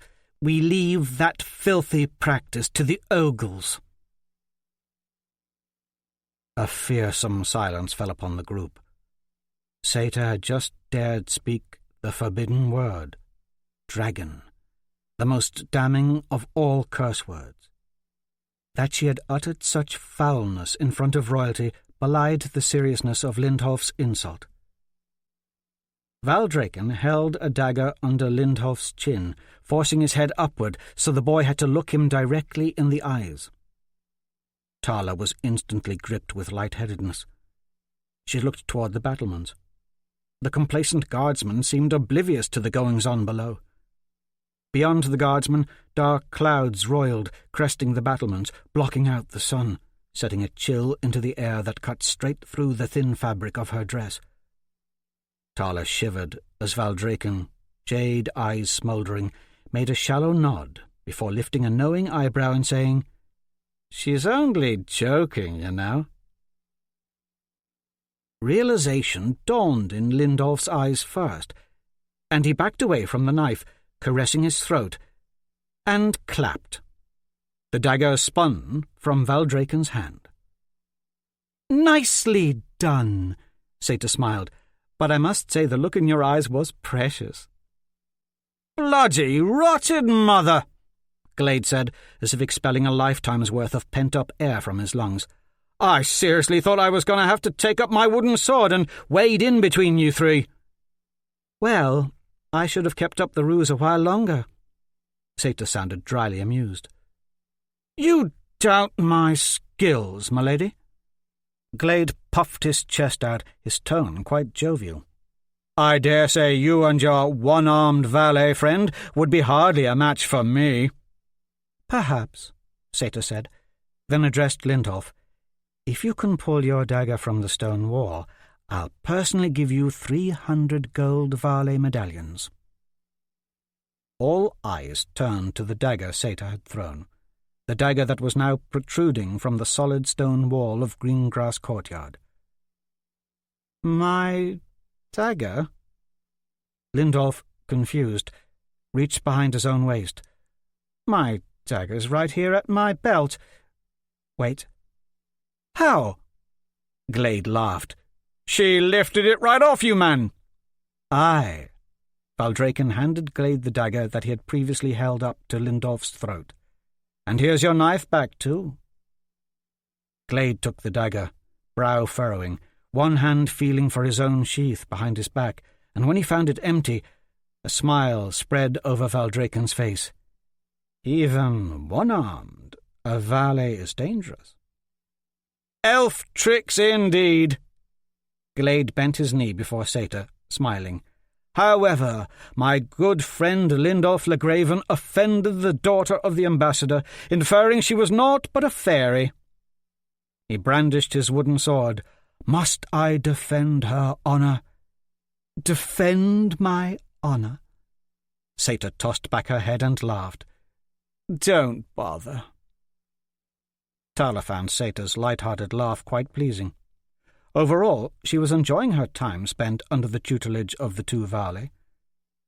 My honour will never need defending, Satyr said, a distant tone in her voice. But I fear the arena changes every man in Amadon. The whole city has gone gladiator mad. Every man wants to defend honour. Every man wants to prove the rightness of his cause by throwing a challenge. They have more regard for a bit of honour than any 100 lives.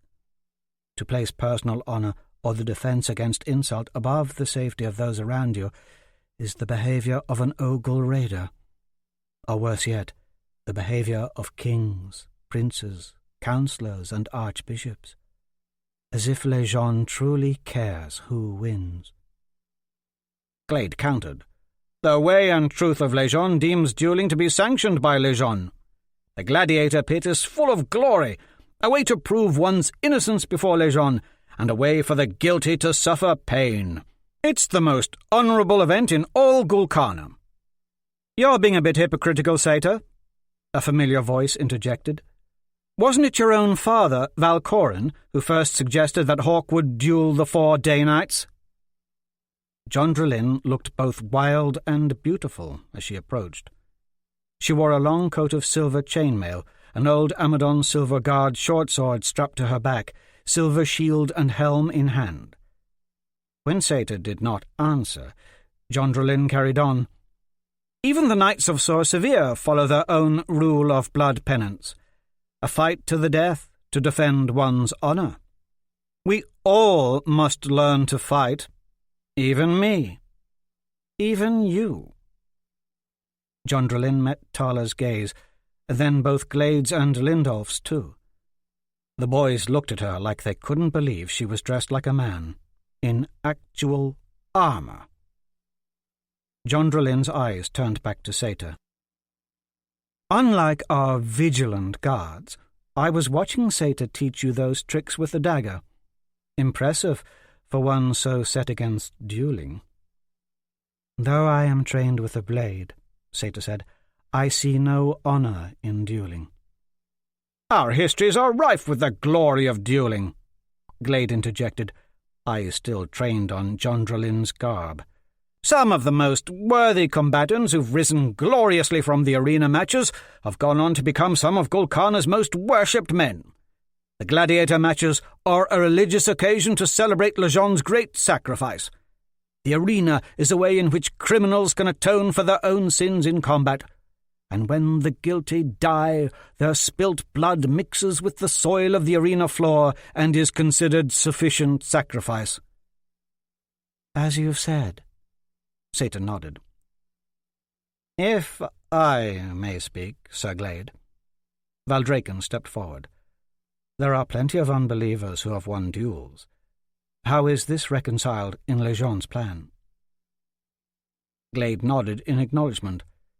In such cases, the way and truth of Lejeune says that we must pray for the wisdom to know what holy lesson can be learned by the victory of an unbeliever. Perhaps the supposed righteous loser of the duel was not true in his faith, or perhaps he was an unrepentant sinner. Or more simply, perhaps Lejeune's divine plan was for him to lose. Lejeune's ways are not our ways.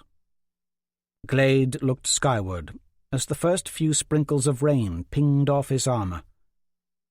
Jondrelin again took up the debate. Even nobility has joined in the arena matches for sport. And won, mind you. King Laban Bronichel, in the year 324, renounced the kingship and fought in the arena, claiming he would take up the crown again only if he could prove his mettle. He slaughtered every foe and became one of Gul Kana's most revered kings. There were even women gladiators for a time. One became queen, who ruled. You seem to have been thinking on these matters quite carefully. Valdraken bowed before John Drolin. Does your interest in the history of the arena have something to do with the pirates' duel? John Drolin shot the valet an angry look. That matter seemed to resolve itself just fine. My pardon. Valdraken bowed one final time, truly seeming contrite. I only bring the subject to your attention again in the hopes that perhaps you might allow me to teach you how to fight such a duel, and never lose. Tala had no idea what a pirate's duel was, but her older sister's countenance softened for a moment, only a moment, and then her brow sharpened darkly. The sudden rumble of heavy steel-toed boots and the clamour of armour sounded above. Silver guards were running across the battlements, taking positions, surrounding the courtyard, crossbows drawn and cocked. The ponderous bronze doors under the battlements creaked open, and Jovan stepped from the inner bailey into the courtyard. The king, dressed in the silver surcoat and black lacquered armour of the Day Knights, walked toward them. Sterling Prentice was by his side, carrying a black shield with the silver-painted Lejeune tree centrepiece, and a long day-night sword with black opal-inlaid pommel. It looked freshly sharpened. Everyone bent their knee as Tala's brother strode into their midst. Jovan took the sword and shield from Sterling. He thrust one arm through the strap of his shield and hefted the sword, feeling its weight. He met Tala's eyes for but a moment, and she saw something she hadn't noticed in Jovan before. Her brother's face looked tired, older, drained. The once boyish cast to his features had faded. He stared at John Drolin in her armour for a moment, then turned from her. "You shouldn't worship Hawkwood so," he said casually to Glade and Lindolf, who now stood at attention before him. "I have been watching you from above, dueling, using Hawkwood's Sor Sevier tricks. The techniques of that Sor Sevier bastard are no longer a part of your training." "With all due respect," Seta bowed before the king, "those were valet tricks I was teaching, with just a sprinkling of Sor Sevier bladework intermingled." "And Hawkwood's the best fighter in Amadon," Lindolf said. "We've learned so much from him already." Laurie let out a sharp gasp. A Sterling Prentice slapped her twin brother's face hard with the back of his gauntlets. "Don't argue with your king, boy." Lindolf's head snapped back. Cuts from the gauntlet welled red along his cheek, and his nose was bloodied. The rain had picked up. It quickly washed the blood away. For some reason, Lindolf glanced at Tala. It seemed he was more embarrassed that she, of all people, had seen him get slapped. Tala took pity on her cousin and sent him what she thought was a warm look. It didn't seem to help matters, though.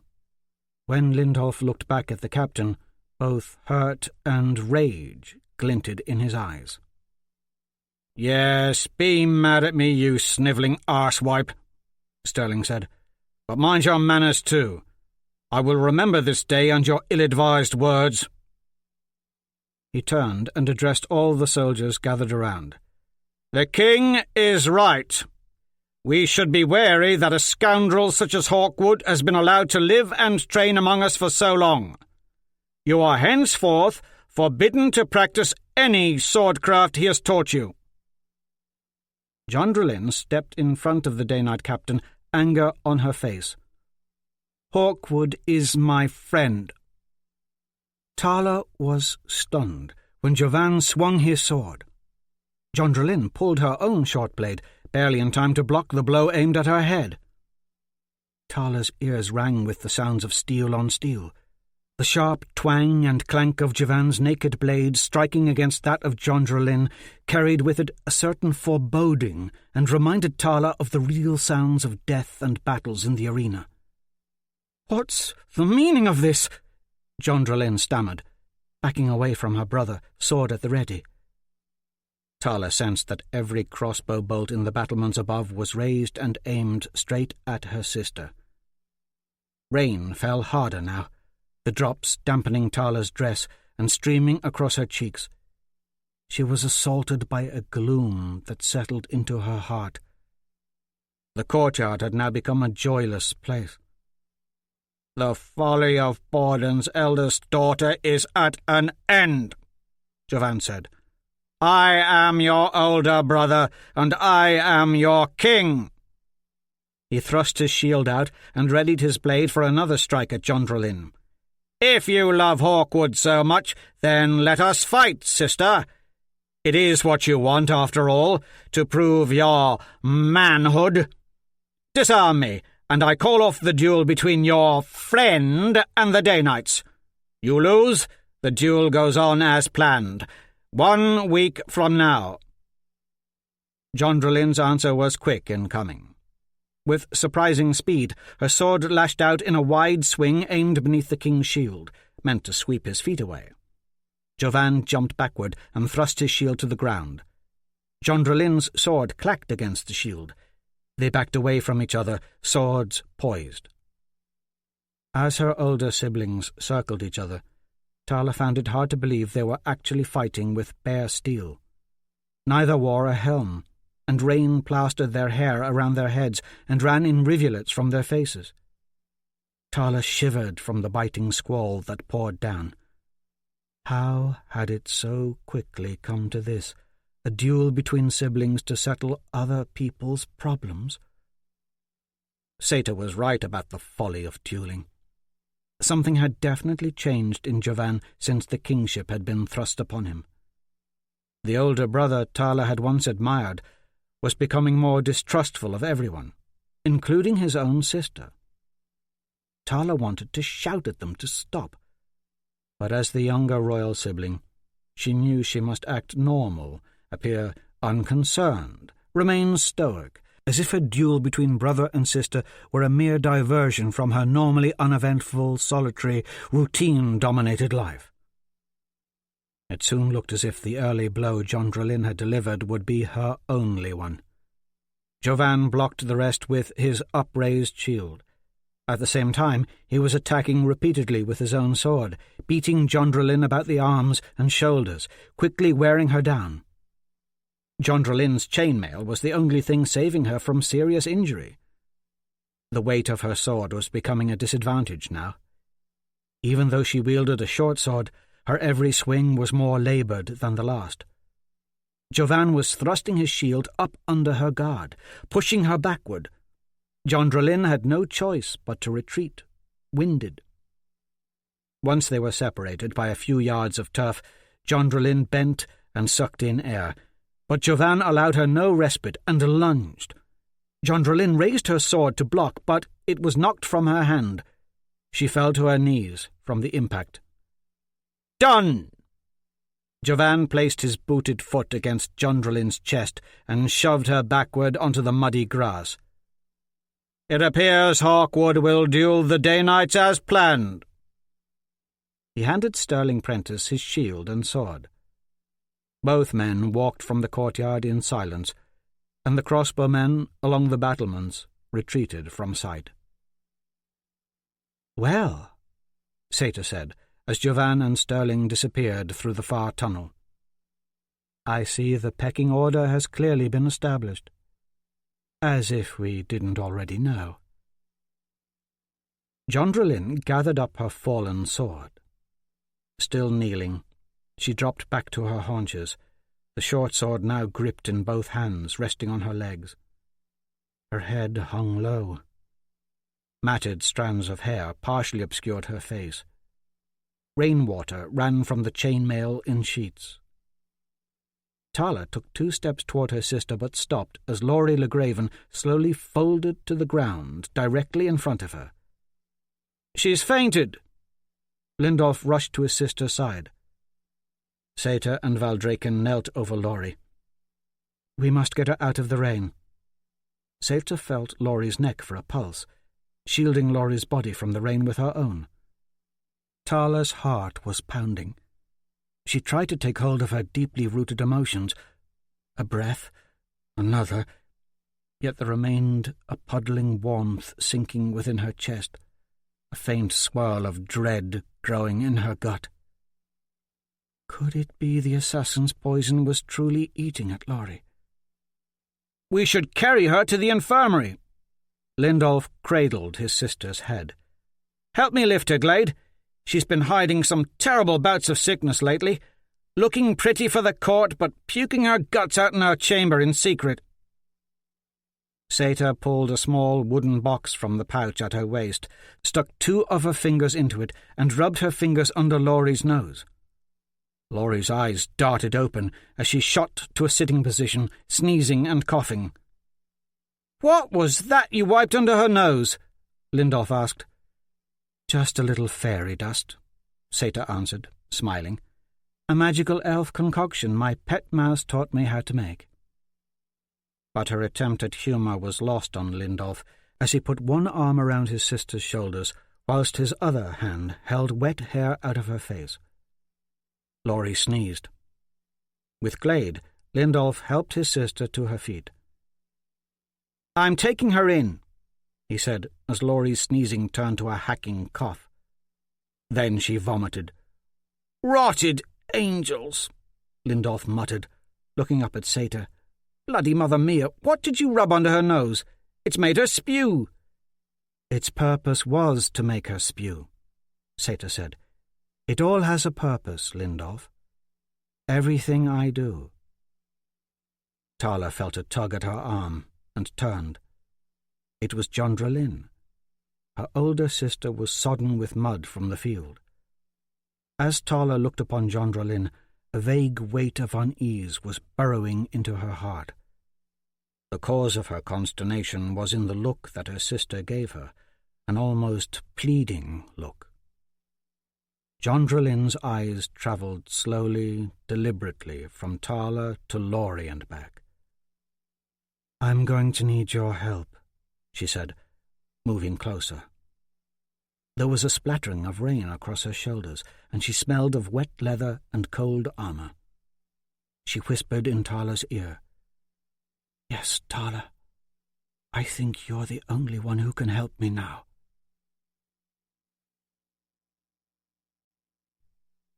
From the Way and Truth of Lejeune. "Whoso believeth that hostile spirits dwell in the totems, let them be accursed. Whoso believeth the standing stones guard buried treasures and the holy weapons of Lejeune, let them be accursed. For we, the prophets of old, say unto you now, the weapons of the 5 warrior angels were taken up into heaven." Chapter 13. Nail. 2nd day of the morning moon, 999th year of Lejeune. Gallows Haven, Gul Kana. "There are those in Gallows Haven who expect me to be perfect," Ava Shea said with a touch of sadness, her face a golden silhouette against the starlight twinkling off the ocean waves beyond her. "I fear I may never be able to live up to their expectations. Living alone, raising my brothers and sisters takes its toll." "I think you're perfect," Nail said simply. "You're so nice." They sat in the sand, gazing at the ocean. Nail's sword and armour rested nearby. All the day's morning moon feast competitions were now over. Nail wore a rough-spun shirt, pants, and leather greaves. Smoke from Jubal Brook's black cauldrons billowed up into the darkness to the north, the boiling of Graken blubber still ongoing. A few scabby chickens pecked in the dirt just to the south. The sound of dogs barking in the distance, and the natter of the village women preparing food for the revellers of the morning moon feast, were a blur of noise near the keep far behind them. So conscious was he of the nearness of Ava Shea, Nail was only dimly aware of any of it. The turtle necklace she'd made for him was still around his neck, its presence a burning reminder of his want for her. "The future can be frightening," she continued. Some prospects seem exciting, overwhelming even. Things may open up for me and my siblings soon. I mean, my parents have been dead a while now. I'm so conflicted most times." Ava trailed off into silence. Nail studied her golden-hued face, lit from the distant bonfires of the morning moon feast. There was an ivory peach tint to her skin. Her full lips glistened. "I've made plans." He thought of his own uncertain future. "Perhaps I can design stained-glass windows for chapels, maybe a cathedral." Though he wondered if he would ever be able to do anything without Shawcroft's permission. "You are a splendid artist, Nail. The best in the village. Never change. I like you just the way you are." Her statement moved him profoundly. Nobody had ever said such a thing to him, certainly not his master.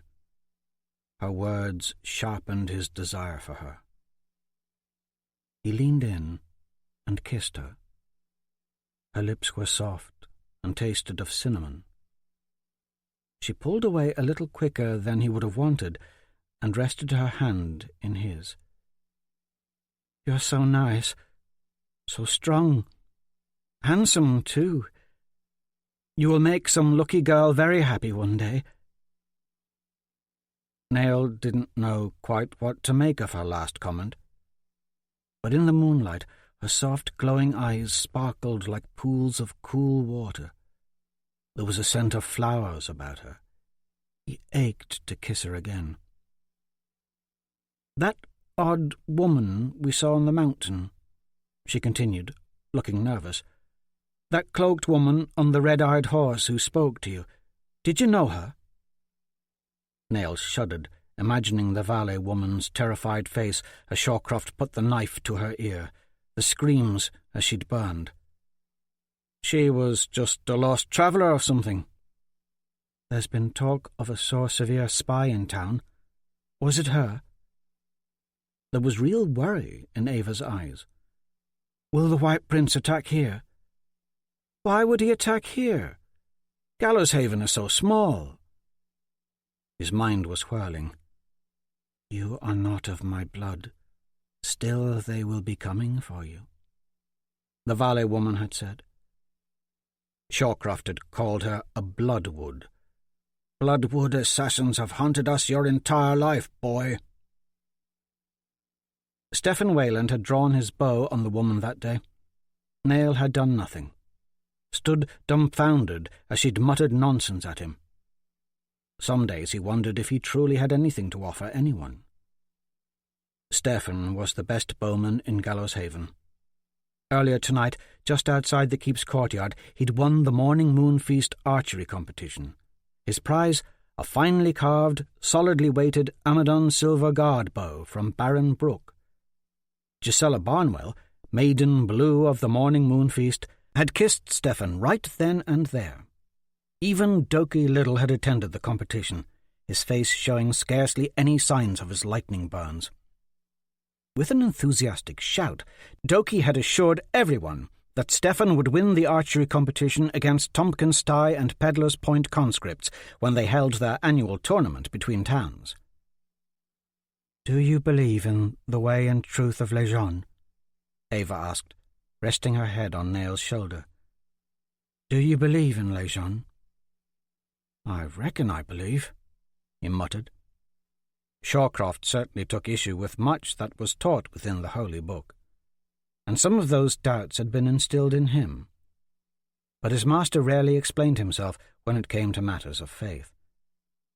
"It's just, sometimes, the writings of the Way and Truth of Lejeune seem awfully hard to decipher." Ava giggled. "At least you are honest, Nail.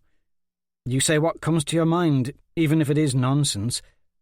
You just might be the most honest young man in all of Gallowshaven. It is admirable, to be sure. My mother, when she lived, was devoted to Lejeune, almost to the point of distraction. She carried the cross about her neck and rubbed the ember-gathering beads in her hands. When I am given my cross and beads, I will do the same. The way and truth of Lejeune has commanded us to shrug away the cloak of unrighteous doubt. I have prayed often and felt Lejeune's Holy Spirit warm within my body, within my own heart. His spirit has frightened away the wraiths that might steal my soul. He answers the prayers of the worthy. Neil admired her devotion, wishing he could find the warmth of Lejeune's spirit within his own heart too. It seemed some were blessed with a gift of faith, a type of faith that he longed for. That he couldn't summon it within himself was frustrating. Ava lifted her head from his shoulder, took his arm, and pulled him down. They lay in the sand, gazing heavenward. "When you look at the stars, what do you see?" Neil studied the southern Gul Kana sky. Pin-pricks of frosty light twinkled from horizon to horizon. "Seems so big. Makes my life seem so insignificant." "I wonder what the sky is." Ava spoke softly. "The way and truth of Lejeune speaks of heaven being in the sky. But why can I not see it up there?" Nobody had talked to him about the sky since he was a child. He recalled the fellow, Culpa Bara, who had lived with him and Shawcroft for a time in Deadwood Gate. Culpa had read to him from old scrolls, taught him secrets of the stars and the lights of the Borealis, ideas and concepts he only half remembered. "There was a man, a friend of Shawcroft's, who once told me of heaven," he said, his voice reverent in tone. "He spoke of Lejeune and the other warrior angels. He spoke of those fighters who have died in the service of Lejeune, being raised into heaven to live among the stars." "How horrid!" Ava said, leaning on one elbow, looking at him now with revulsion. "And did you believe such blasphemous ideas?" Neil was taken aback. "He spoke of stars without end," he said hastily, thinking if he explained himself further she would understand. It was one of his fondest memories, Culpa Bara taking him aside and teaching him of the stars. "All created by Lejeune, numberless and without end."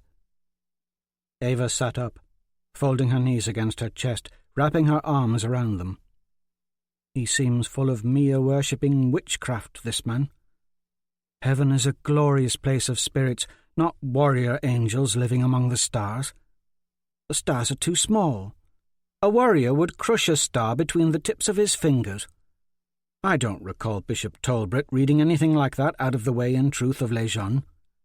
The Holy Book says the Blessed Mother is to be revered, never worshipped. It is taught that she was a great woman, but we are not to worship her in place of Lejeune. Goddess worship is wrong. Old man Leddingham heard tell, long ago, that before Baron Brooke came to Gallows Haven, he burned a raggedy Mia-worshipping witch who preached such wretchedness in Amadon. Leddingham said this woman was unclean before Lejeune and deserved to die by fiery absolution." The entire conversation was not at all going the way Neil had hoped. Now it looked as if he had offended the only person he wished not to offend. Both of them being parentless, he'd always felt a shared bond with Ava. But that now seemed to be unravelling. "Perhaps I misheard," he stammered. Ava was looking south down the beach. Two figures were making their way up the waterline. They veered off and began climbing the grassy knoll toward Gallows Keep. When the firelight from the morning moon feast struck the two figures, Neil could see it was Jenko and Jubal Brooke. "We should get back to the feast." Ava stood and hurried up the beach. Neil grabbed his armour and sword and followed.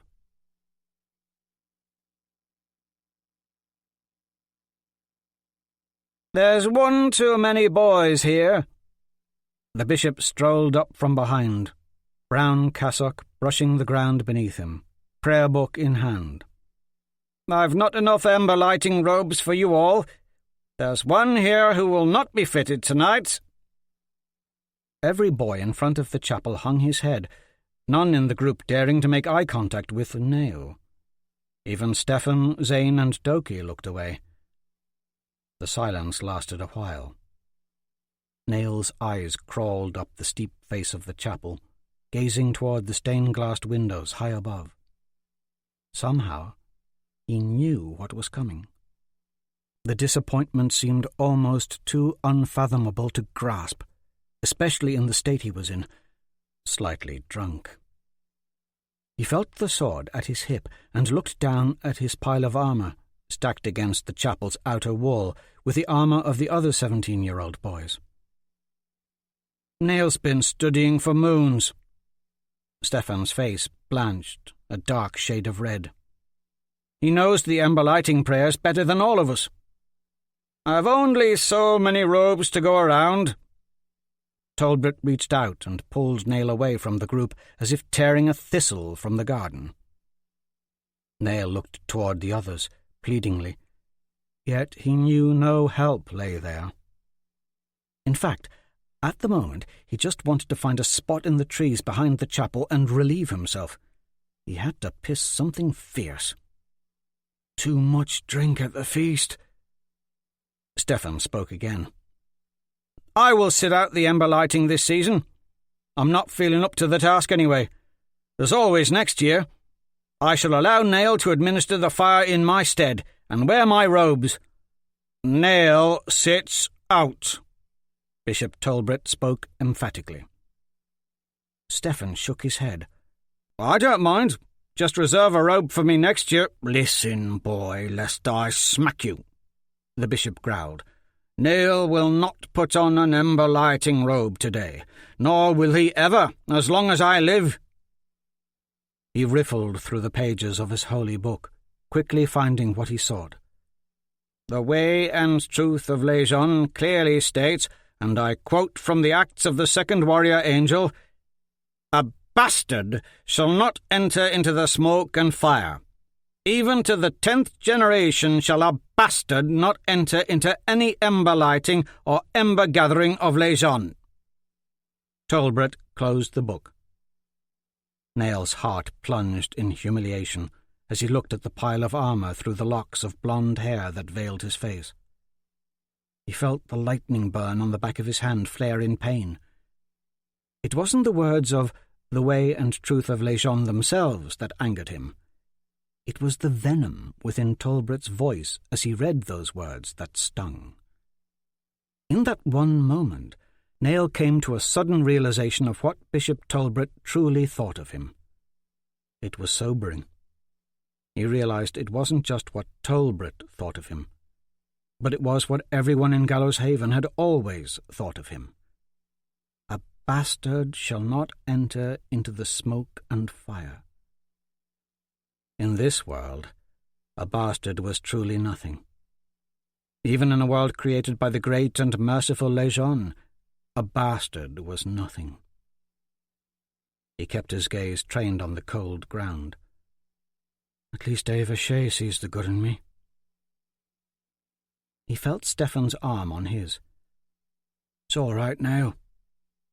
But Nail knew nothing had ever, nor would ever, be just all right. This little episode was final proof of his one and only place in this world.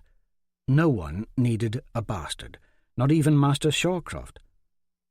"I will run away from this place with Ava. We don't need anyone but each other." When Nail looked up and brushed the hair from his face, he saw something. Behind their bashful, solemn eyes, it was written on every boy's face. Deep down, Nail could see they were all clearly relieved. It wasn't they who would be excluded from the ember-lighting robe fitting tonight, or the ember-lighting rites coming up. And when Bishop Talbot opened the chapel door and beckoned them in, they leaned their swords against the entryway, near their armour, and went. Doki, Zane, all the other 17-year-olds in Gallows Haven, all save Nail. Stefan lingered at the door, sword still at his side.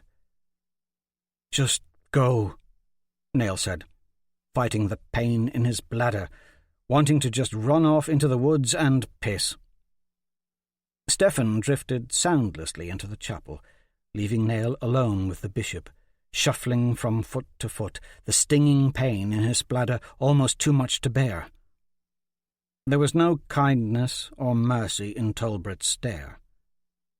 "Unless Shawcroft makes your true parentage known, all future ember-lighting dealings, along with the ceremony itself, will proceed without you." Nail returned the man's gaze, defiant. Here, too, was Bishop Talbot, the very man who had taught him and every other boy in Gallows Haven reading and writing, along with the importance of the ember-lighting rites, betraying him once again. He recalled how, on the Graken hunt, after their harrowing adventure in the bloody ocean, Talbot had placed his hands on Zane's head and given a blessing, but when Nail had knelt, the bishop had refused him. "Trust no one." "There's one more passage I will read you." Talbot flipped through the pages of his holy book again, quickly finding what he sought. And I quote again from the Acts of the Second Warrior Angel. "A bastard shall not be taken in marriage within the church, nor should a bastard perform any ritual therein. It is written for now and forever that a bastard's place is not within the church of Lejeune, nor will it ever be." He slammed the book shut and looked at Nail. "I am here to remind you of your place, boy. How does it feel to know you are not but a bastard, unwanted, even by Lejeune?" With those words, Nail couldn't fight it any more. The anger, the bitterness, the searing pain on the back of his hand, but mostly, he couldn't fight the need to piss.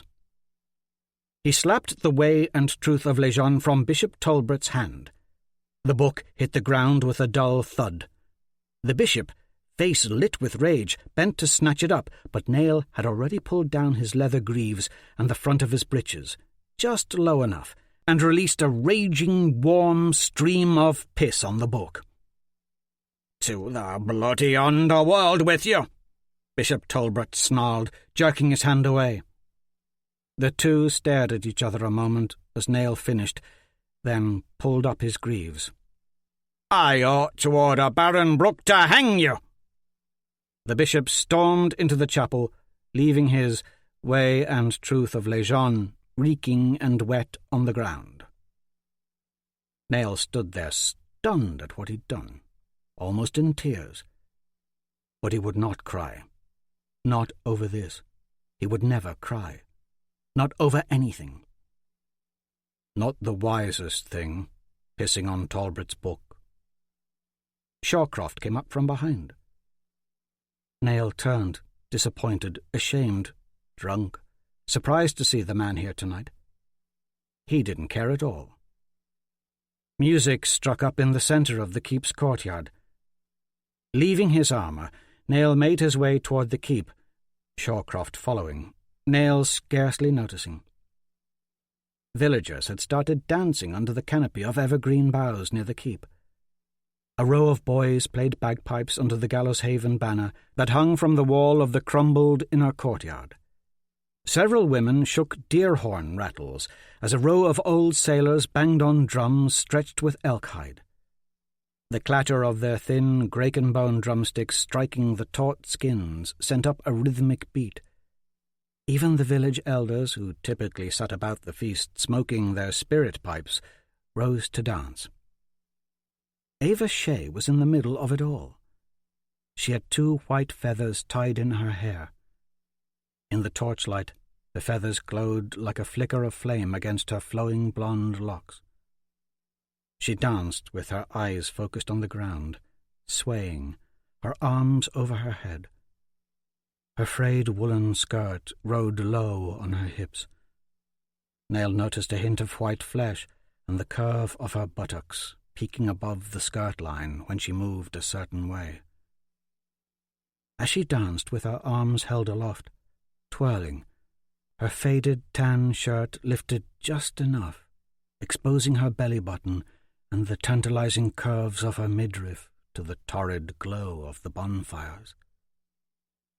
"We must talk," Shawcroft said, still following him, voice barely above a whisper now.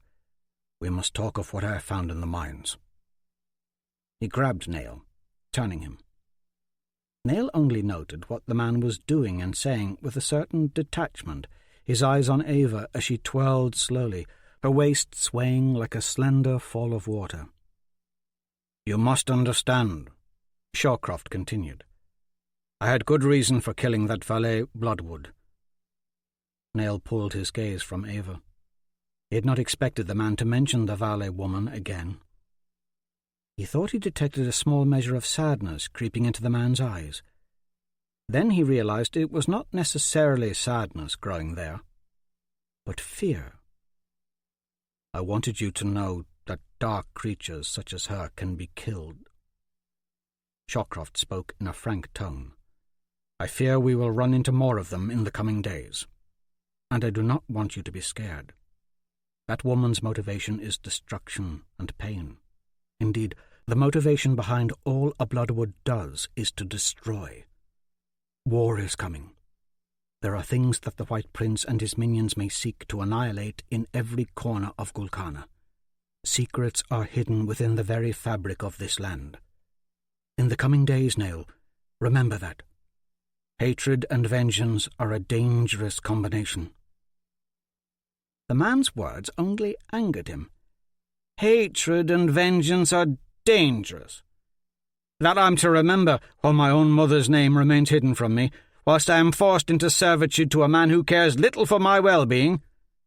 Baron Brooke offered me employ, legitimate work, not gold-digging and treasure-seeking. Everything you do is pointless. Hatred and vengeance are the worst of things. What of murder?" Shawcroft's face paled. Nail forced his eyes to remain impassive, determined to show no weakness in front of him, and placed his hand on the pommel of his sword. "We are nearing the 1,000-year anniversary of Lejean's great sacrifice," Shawcroft said. "For good or ill, many prophecies are soon to be fulfilled. Our world is changing, Nail. You are now a man, and things will be changing for you too." Jenko Brooke caught Nail's attention. The Baron's son was heading toward the keep's courtyard, straight for the dancers, straight for Ava Shea. Nail's heart fell into a black, heavy rhythm as Ava welcomed Jenko with open arms, kissing him on the lips. "Everything I've done has a purpose," Shawcroft said. "Moving us to Gallows Haven, mining, killing that valet woman. Soon you will learn the why of it all." But Nail could barely hear the man's words through the jealous rush burning in his head at the sight of Ava and Jenko. The firelight gleamed off Jenko's shined armour, and his sword clanked against his greaves as he broke from his kiss with Ava before walking away. Nail's emotions were whirling painfully through his entire body. His previous drinking, along with the parade of conflicting thoughts rampaging through his brain, did not make clear thinking easy. "Everything you do has a purpose," he sneered at his master. "I don't even know who you are, Shawcroft. Or is it Sir Roderick?" From the corner of his eye, he never lost awareness of Ava's continued dancing. Jenko was still walking away from her through the crowd. Perhaps the kiss had meant nothing. Just a friendly kiss. "The mines," Shawcroft said. "I'll show you what I found." "Leave me alone!"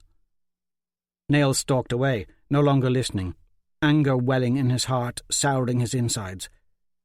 Jenko had kissed her, and she him. "Come back, Nail," he heard Shawcroft say.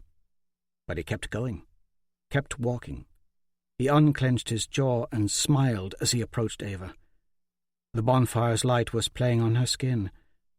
Her eyes caught the flickering light too, so that she appeared to have flames growing within her. Nail's heart was like a caged beast in his chest as he held his hand forth.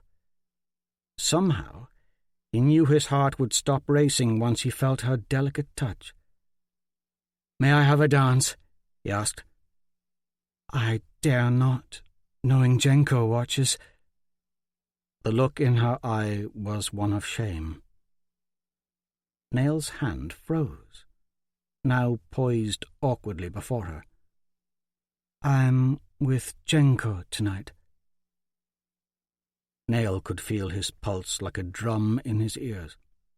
His lungs began to throb as the breath swelled inside him. He tried to keep the hurt from his face, but seeing the pitying look that came over Ava, he knew he had done a poor job of it.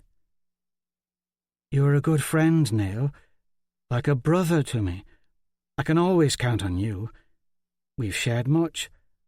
I treasure our time on the mountainside together. Me carving, you drawing, us talking. You do know that, don't you?" Nail swallowed hard as he felt the anger slide down his throat. With it travelled a sense of foolishness, followed by light-headedness, and finally strength. He looked up, flicking the hair from his eyes. "Why, Jenko?" he asked, the question coming out rough, accusing. Any girl in my situation, and so near her ember gathering, would consider herself lucky to fall under the eye of a man like Jenko.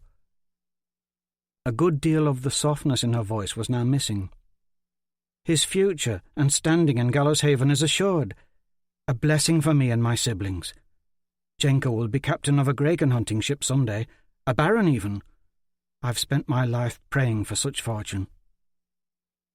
So near her ember gathering. Nail thought about what the bishop had just said about his own ember lighting. Was everything meant to be so unfair? He desired to say something that would confound her, something that would allow himself to walk away with some semblance of dignity. But cutting remarks about Jenko being naught but a braggart and a rich man's son full of nothing but arrogance came and went. Most would sound desperate anyway. After all, he was as big and strong and confident as Jenko. He thought of her wood carvings and his drawings. "I'm more talented and creative than Jenko, but with no blood kin, and not near so rich." "How could you be with him?" he asked, knowing he began to blush as the words spilled out. "You've nothing in common." "You deserve someone better than me." When Ava spoke, a portion of the softness had returned to her voice, but it was obvious by the look in her eyes that she knew she had hurt him on many levels, deceived him, and she was now doing her best to smooth it over. "You will make some lucky girl happy too, one day." And what girl could possibly ever consider herself lucky to be with a slave? A bastard's worth as a person was measured differently from that of a legitimate son. Nail knew his place in this world now, for a surety. The musicians struck up another lively jig, and dancers swirled to life around them. Ava Shea quietly left, not meeting his gaze as she walked away. Shawcroft awaited him at the edge of the feast grounds. Nail wandered in the opposite direction and continued on toward the ocean, but the beach seemed naught but a dark and lonely place. Barren brooks' black cauldrons were lined up like dark sentinels, their thick black smoke billowing up into the sky, casting an ominous pall over the stars now. He looked back and could no longer see any sign of Shawcroft. He'd probably sat there an hour when he heard giggling, and turned to see Stephen leading Gisela Barnwell down the grassy slope. As the two drew nearer, their laughter grew more distinct. Gisela was kissing Stephen vigorously. He held his new Amadon bow in one hand, whilst his other circled the girl's lithe waist. Stephen's dark hair flopped over his eyes as he and Gisela stumbled down the beach. Stephen's greeting was just a drunken slur as he passed by, Jealousy welled up in Nell at the sight of the happy pair. Zane and Liz Hen Neville were playing fetch with Zane's dog, Beer Mug, at the edge of the feast grounds. Nell watched the dog bound about with youthful enthusiasm, catching sticks for a delighted Liz Hen. Pets were full of unconditional love that they never betrayed. He remembered Radish Biter. He had pulled the calf from a muddy bog one day on his way home from the mines. Radish Biter had become a fine milk cow and the closest thing to a pet he ever had. But a pack of silver wolves had attacked her. A good-sized chunk of her hindquarters had been shredded. The wounds had become infected until the cow could no longer stand on her own. Nell attempted to nurse Radish Biter back to health, but she just wallowed in the centre of the corral, wasting away in piles of manure. Eventually, Shawcroft ordered Nell to cut the cow's throat to ease her suffering. That was the one and only time Nell could remember crying. Shawcroft had scolded him, saying tears were only for the weak-minded. Nell noticed two others drifting away from the feast grounds and out into the darkness. Hand in hand, this new couple stole quickly from the keep and down the grassy knoll. It was Jenko Brooke and Ava Shea. They loped down the beach and into the ocean, splashing in the water as they skipped southward along the shoreline, running, laughing. Ava pushed Jenko into the water. He stumbled and laughed and threw her in too, holding her under for a time. When he let her up, she sputtered and beat against his chest with her delicate small fists. Jenko grabbed her wrists and shouted at her. When he released her, Ava clung to him, thin, willowy arms around his neck. Jenko picked her up by the waist and slung her over his shoulder, muscular arms wrapped tight around the back of her thighs. They continued down the beach, Jenko carrying her like a sack of potatoes. Nell, hidden by the night's cloak of darkness, remained unseen. He didn't know why he did it, but he pulled out his sword and followed.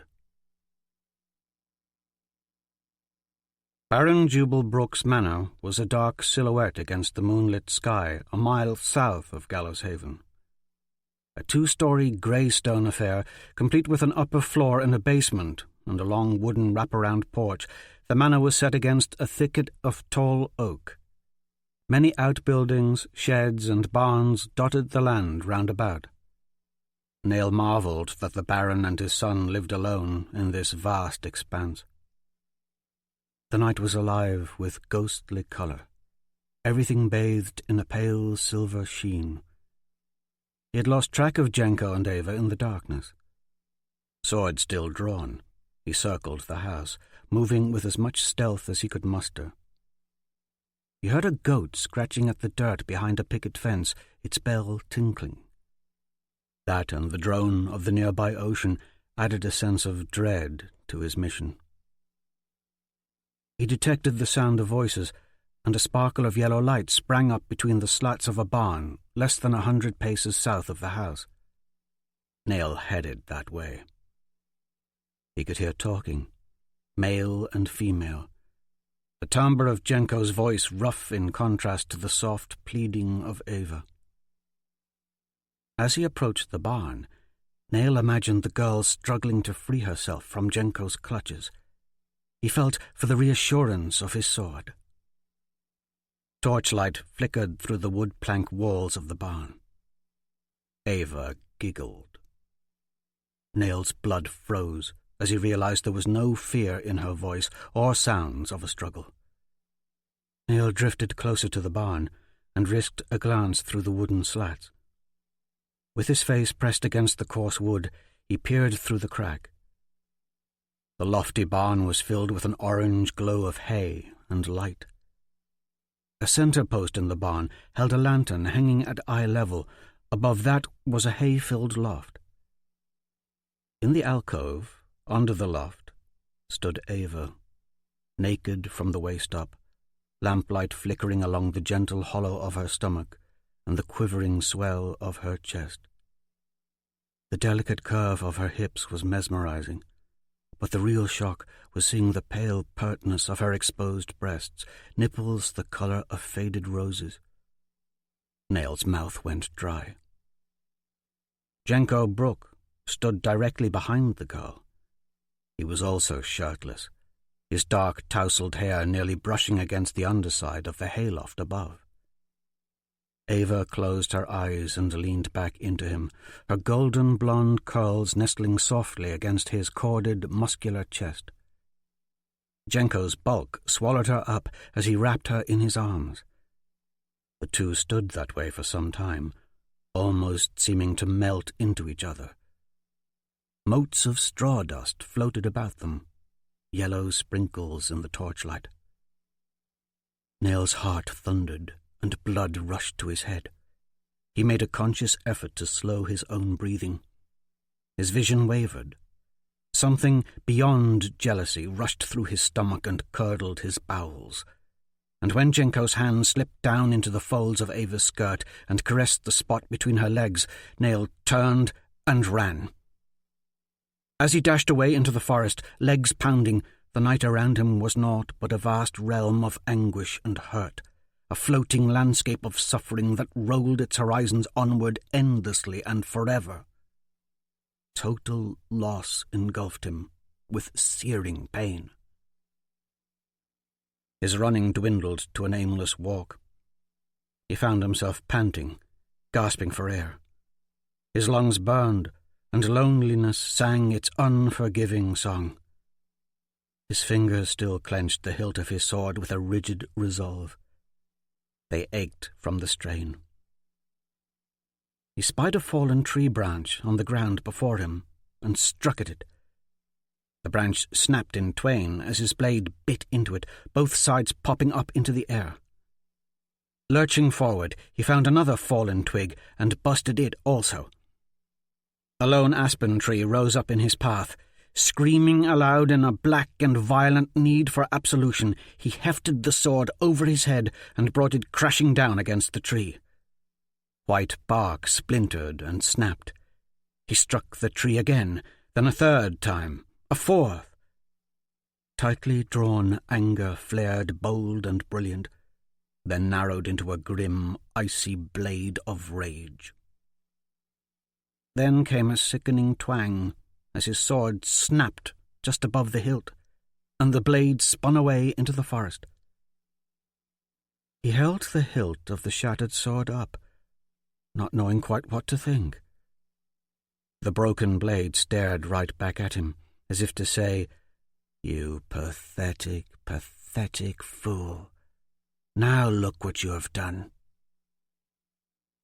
He stumbled away from the aspen tree in a fog, still gripping the ruined sword. As he drew nearer to town, the sounds of the still lively feast grew in volume, the noise like a beacon in the night. He soon found himself standing in front of the Graken Spear Inn. He let the broken sword fall from his fingers to the dirt. Alone on the street, he stared at old man Leddingham's building, the only place in all of Gallows Haven that had ever given him joy. He moved on, reaching the docks, finding Lord Jubal Brooke's Graken hunting ship moored there. He gazed heavenward through the spider web of her lofty mast and rigging. The stars glittered between criss-crossing ropes and beams. Nail realized that the Lady Kindly might be the only mother he'd ever known. Slowly, he climbed onto her, climbed her rigging as high as he could go. Once atop the crow's nest, alone and filled with sorrow, he curled up in his cold leather greaves, tormented, powerless, and lost. Folded in exhaustion, swaddled in darkness, Nail remained on his perch all through the night.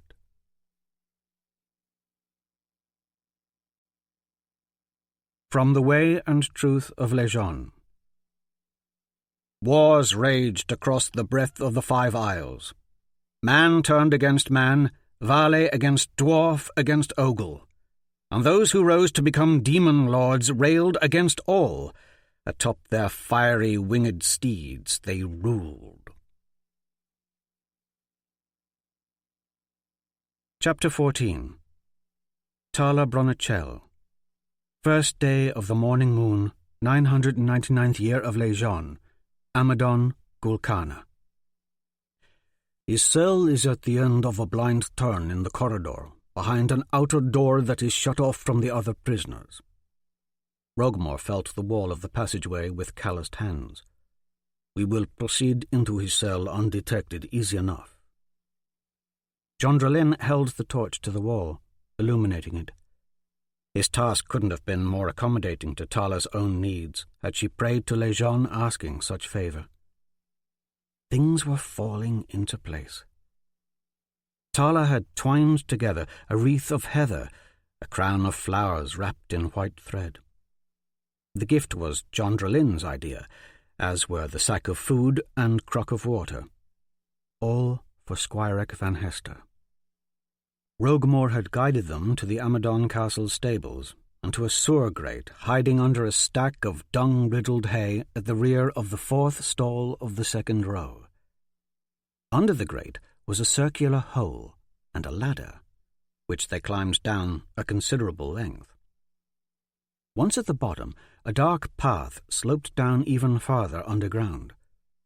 Tala had noted a number of narrower passages leading off the main pathway.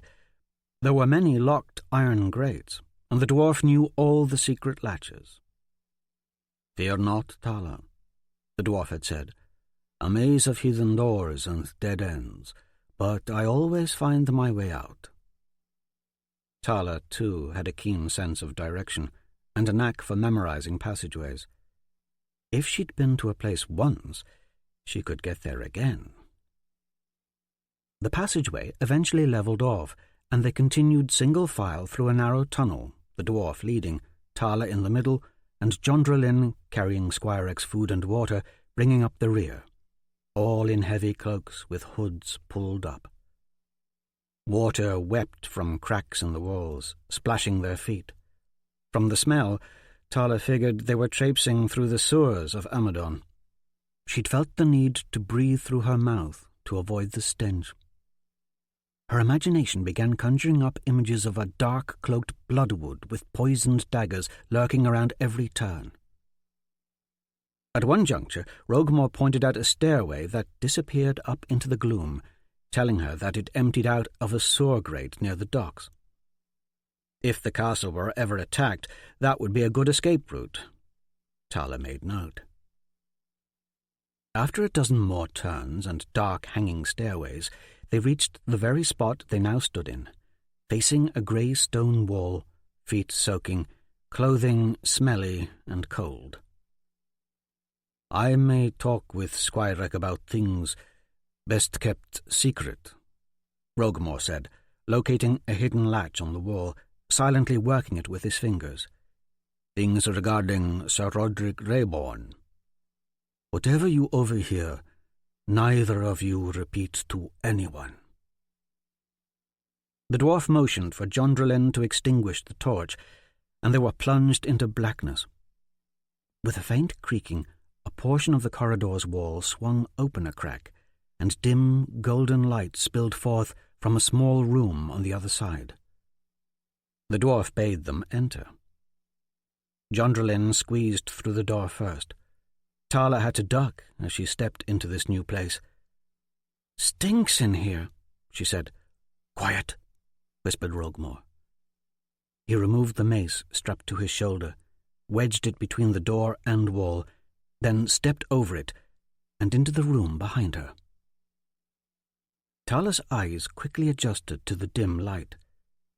This new room was small and dark, save for flickering torchlight drifting in from the iron-barred window set in the door opposite the one they'd entered. The chill air was musty and damp. There was a figure wrapped in a blanket on the floor in the corner of the room, and a pile of bright red armour next to a small circular drain in the middle of the room. With a start, Tala realized they were in Squireck's cell under the arena. Her eyes focused on the pile of armor and the red spiked helmet, and a thought struck her. Is there no place in Amadon safe from secret tunnels? Squireck Van Hester stood. He towered over them, blocking the light, long blonde hair glowing, backlit and silhouetted by the golden beam streaming through the barred window. "Who is here?" He rubbed his eyes. A chain fastened to another short chain that connected the iron manacles on both wrists was bolted into the floor near where he'd lain. This was not the Prince of St. Only Tala had known as a child. There was a brutishness about this Squireck that marked him as a criminal of the gladiator pit. Tala found she was frightened of him, felt in awe of him, and sensed pity for him all at once. "Surprised?" A smile tugged at the dwarf's beard as he dropped the hood of his cloak. "A hidden doorway opens up in a dungeon cell, and 3 cloaked figures emerge from the darkness," Squireck said dryly. "Nothing surprising about that. Don't think you can escape just yet. It only opens from the opposite side. My mace holds it open. Had it closed behind us, we'd all have a lot of explaining to do." A trace of puzzlement hung over Squireck's face. "Why, after nearly a year, do you visit me now?" Jondrelin was nothing more than a cloaked shadow moving in the dark. She set the sack of food and crock of water on the floor, then retreated to the back of the cell. Squireck's eyes lit up. "John!" he exclaimed, face bright and alive, reaching for her. But the chain that held him to the floor also held him far from her. He tugged on the chains at his wrists in frustration. "I have missed you so. What brings you here?" "To help you." She motioned to the food and water. "You came just to give me food?" His sorrow-filled eyes lingered on the sack, while his desire for Jondrelin was evident in his very stance. "Though don't think me ungrateful. I am glad for it. I've been given nothing but a few crusts of bread and a pot or two of water these last 7 days." Rogemore said, "Jovan decreed that nobody is to give you anything but bread and water without leave from him. The guards will find this stuff you've brought. They will take it, and a whole host of questions as to its origins will open up. They might just find you here now." "I care not if the guards find me," the dwarf said. "But things being as they are, it's best they not see John in here and report it to Jovan. So our visit will be brief." "Who is this with you?" Squireck bent forward and looked at Tala. She removed her hood. "Tala?" The surprise and joy in his voice sounded genuine. "Last I saw you, you were a full year younger. What a difference a year makes. You take after your sister. Beauty beyond reckoning." Tala felt both flattered and ill at ease under his scrutiny. After all, this was an imposing man before her, a man chained in a cell for murder, a man who had viciously slain other men on the arena floor with ease. Indeed, this hard-muscled stranger looming over her was not the fair-faced, smiling Prince of St. Only she remembered. The blanket slipped off his shoulder, and she could see the swollen, square gladiator brand on his chest, red and raw. She grew more nervous under his gaze and looked away, eyes travelling to the red pile of armor and the spiked helm that sat atop it. "I did not come just to bring you food," Jondrelin blurted. "It would be a lie if I left here with you believing that. I've another purpose." Squireck stood up, expectant, drinking her in with his eyes. "What must one do to train for the arena matches?" Jondrelin asked. "In ages past, nobles, even kings, oft-times fought in the arena to gain favour with the public. I wish to do the same. I feel it's my calling." "Your calling?" the dwarf said, his face impassive. An impatient look came over Jondrelin as she met the dwarf's gaze.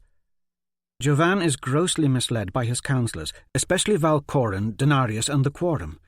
My fear is the same as yours, Roguemore, that my brother will never muster arms against Sor Sevier and defend our shores. Were I king, I would have Gul Kana's forces doubled, tripled, ready to meet the Sor Sevier invasion. How does this explain your interest in training for the arena? I'm afraid I may have to supplant my brother as ruler of Gul Kana. Tala drew a deep breath, feeling it catch in her throat. Her older sister's blunt proclamation smacked of treason. She wished she had not heard such words. I dare not kill Jovan myself, nor have him assassinated, Jondrelin said, trepidation in her voice. The arena is the only way the public will accept my claim to the throne. It has happened once before, long ago. A woman ruling Gul Kana, a woman gladiator, Adonna Bronachel. She was a sister to the king, betrothed at a young age to an influential lord. She was a princess who triumphed in the arena and usurped a king. She ruled for a generation. Tala's whole body had grown rigid. She realized with a sinking heart that things in Amadon were growing dire. The bonds of her family were being torn asunder. She feared that she herself was now getting more deeply involved in this grim business that had sprouted up between her older siblings. I've been studying some of the hidden histories Hawkwood shared, Jondrelin continued. In the first centuries after Lejean's death, a son or brother of the king could challenge the crown by declaring his right to do so, and then proving Lejean's favour by fighting in the tournament. If victorious, the crown was transferred to him. Why cannot a sister of a king do the same, like Adonna of old? Adonna Bronachel is but a myth, the dwarf said. I found her name in the histories. I aim to follow her path. You share books with Hawkwood. The tone of Squirex' question betrayed immense jealousy. He turned toward Roguemore. Now she wishes to fight in the arena. Did you know of this folly, dwarf? I am as shocked to hear of it as I'm sure Tala is, Roguemore said, adopting a stern tone, looking at her, concern etched on his face. You must never speak of this to anyone, dear Tala. I fear bringing you here may have been a mistake. Roguemore gave Jondrelin a severe look. Fighting in the arena. Squirec is right. What folly is this? No more foolish than dueling 4 day knights, Jondrelin said. Dueling 4 day knights? Squirec turned to the dwarf. It's Hawkwood's fight, Roguemore said, with a mirthless smile. Nothing you need worry about. He turned to Jondrelin. The duel with the Day Knights will teach the king and his advisers a great lesson. Squirec interrupted. You and Hawkwood cannot think to smash sense into Jovan's head by force of arms and duels. It will only make both him and his advisers more militantly opposed to our cause. Let me prove the truth of our cause in the arena, as we agreed, as was planned, as is prophesied. There was silence between the two. Squirec continued, However, he looked squarely at Jondrelin. I do see some wisdom in what John says about supplanting Jovan. There is nobility in it. Jondrelin dipped her head at his praise. If you attempt this, John, you will die. The dwarf spoke with distaste. I think it a foolish quest. You would. Jondrelin shot the dwarf a cold look. Squirec was still looking at Jondrelin. I would train you. Alas, things being as they are, that is impossible. But rumour is, even deep in the dungeons of the arena, that you and Hawkwood are close. Squirec swallowed hard. Perhaps he already trains you. Hawkwood has trained me some, but I want to know how to fight in the arena. I want to learn to fight like a gladiator. I want the power to win. Like a gladiator? Squirek said, his tone questioning. Yes. Jondrelin stepped toward him. Like a gladiator. She stood on her toes and kissed him lightly on the cheek, her hand touching the side of his neck, fingers lingering there a moment before she stepped back. As you wish, Squirek said. Like a gladiator. Visit Ankh Bourbon in Amadon's northern market district. He's a crabby old bloodsucker for sure, a blacksmith who sells weapons. He may be shriveled and leathery and distrustful of humans, but he's one of the best Ogle fighters. Pay him well, and he will teach you the brute strength and conditioning suitable for heavy swordsmanship, plus a few Ogle tricks. Spend 6 hours a day with him. In Valcorin's retinue, there is a bodyguard named Val Sovereign. For a little coin, he will work with you and keep your training discreet. Spend another 6 hours a day under his tutelage. Val Sovereign will train you the Vale way, speed and accuracy with both sword and knife. 12 hours a day? Jondrelin asked. It seems so much. If you cannot dedicate yourself to a strict regimen, do not step 1 foot into the arena. It's a dangerous place to venture untrained, more so for a woman. Perhaps I can ask Val Draken to help. Jondrelin turned to Rogamore, her eyes lighting up. He has already offered. Val Draken. Squirek said the name slowly, deliberately, eyes darkening. Jondrelin went on. He offered to train me to fight as the Vale do. He certainly seems competent, and he may prove to be more discreet than Val Sovereign, even. I scarcely see the point, Rogamore said. It's a foolish undertaking. Who's this Val Draken? Squirek's eyes were boring into those of the dwarf with some expectation. A raven-haired Vale we rescued from a dockside saloon, Rogamore said. He claims to be in love with Valcorin's daughter Breta. The dwarf pulled a golden coin from his pocket. He gave me this. Tala was taken aback by the grin that spread over Squirek's face at this seemingly trivial trinket. Lejeune is truly with us. Aye. The dwarf stuffed the coin back into his cloak. The scrolls were right. Our cause is just. But do not become too overjoyed. Rumour is Aeros Rael has reached the Lejeune Towers.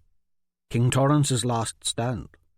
If Torrance dies, or if he's already dead, his death will be a blow to the brethren. It could be weeks before word of his fate reaches us, and the White Prince would then likely be in possession of one of those artifacts we had wished kept secret. Sir Roderick is still in Gallows Haven. He still watches over the boy. The dwarf nodded. Val Draken. Squirek said the name again, an undertone of reverence in his voice. Tala thought of the Vale, Val Draken, how even injured he could fight better than any in the Silver Guard. What is so special about his name? Her eyes travelled to the pile of red armour, her thoughts on Laurie and the poison that was slowly killing her. She was mesmerized by the lump of spiky leather armour, but she could think of no good excuse to venture forth and lift up the helm and examine it for the assassin's clue. She found herself shivering. Don't let it frighten you, child, Squirek said, noticing where her eyes were planted. The man who wore it is quite dead. Are you collecting the stuff? Jondrelin asked, eyeing the pile of red armour too. As of now, they are my only worldly possessions. That reminds me, Rogamore said. Tala has brought you something. Squirek looked at Tala, curious. She stared back at him, Not sure what Roguemore was referring to, her mind on so many things, Jondrelin and gladiator training, Laurie and the Bloodwood. She even found herself thinking of Glade Chaparral and what he might think of all this. Then she remembered the wreath of heather she'd constructed. She pulled it forth from the folds of her cloak and held it out to Squirek. He took the wreath from her, holding it up into the light. "Where did you get this?" he asked, looking down upon her, eyes intense. "I made it." Tala was shocked to see tears now welling in his eyes as he said, "You made this for me?" She nodded. He smiled. "The other gladiators will run scared from a man with naught but leaves on his head." He laughed, admiring her handiwork in the dim light. "I shall wear this crown of flowers during my next match."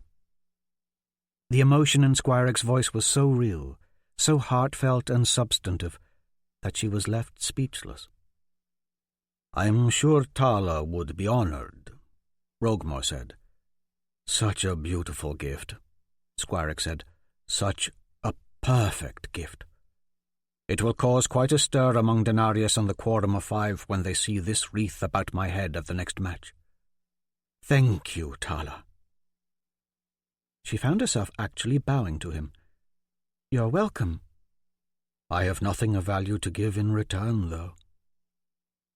Tala recalled the last 2 lines of the assassin's note. "Your first clue is this. Retrieve the red helm of the dead demon and read what is inscribed therein." Without thinking, she took 2 steps toward the pile of armor and picked up the helm that had dominated her thoughts for so long. It was a heavy hunk of metal, and she had to hold it in both hands tightly for fear of letting it clank loudly back to the floor. "Can I have this?" "What a gruesome thing to ask for," Jondrelin commented. "Take it," Squirek said. "I've no use for it. As a matter of fact," he turned to Roguemore, "tell Denarius that I shall never don armor in the arena again. I choose to fight without worldly protection. I will forsake even my shoes.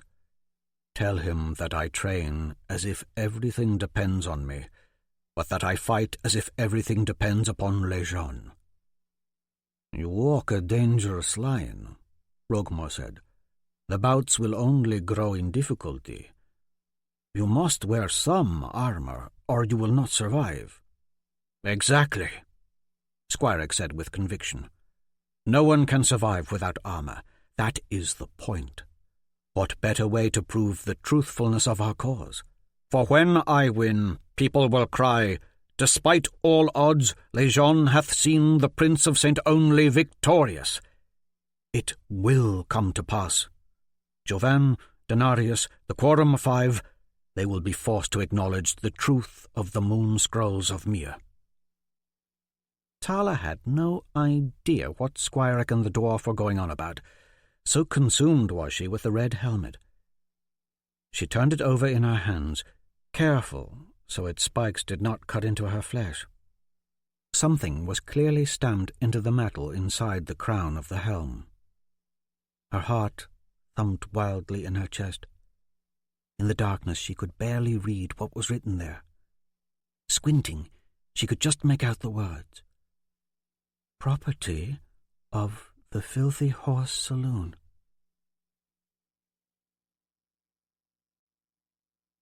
From the Moon Scrolls of Mir. "It is true that before the birth of my beloved, the great one and only, the king of slaves, the first warrior angel, the man named Lejeune, common images did take root in the 5 Isles.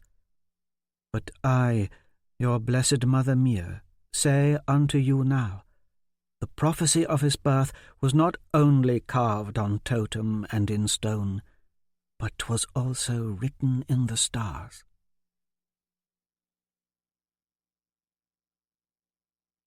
Chapter 15. Jondrelin Bronachel, 2nd day of the morning moon, 999th year of Lejeune, Amadon Castle, Gul Kana. Jondrelin stood with the rest of Javan's court but felt all alone, damp, heavy cloak wrapped tightly around herself. The ground was sodden underfoot. Grey clouds hung low in the noontime sky.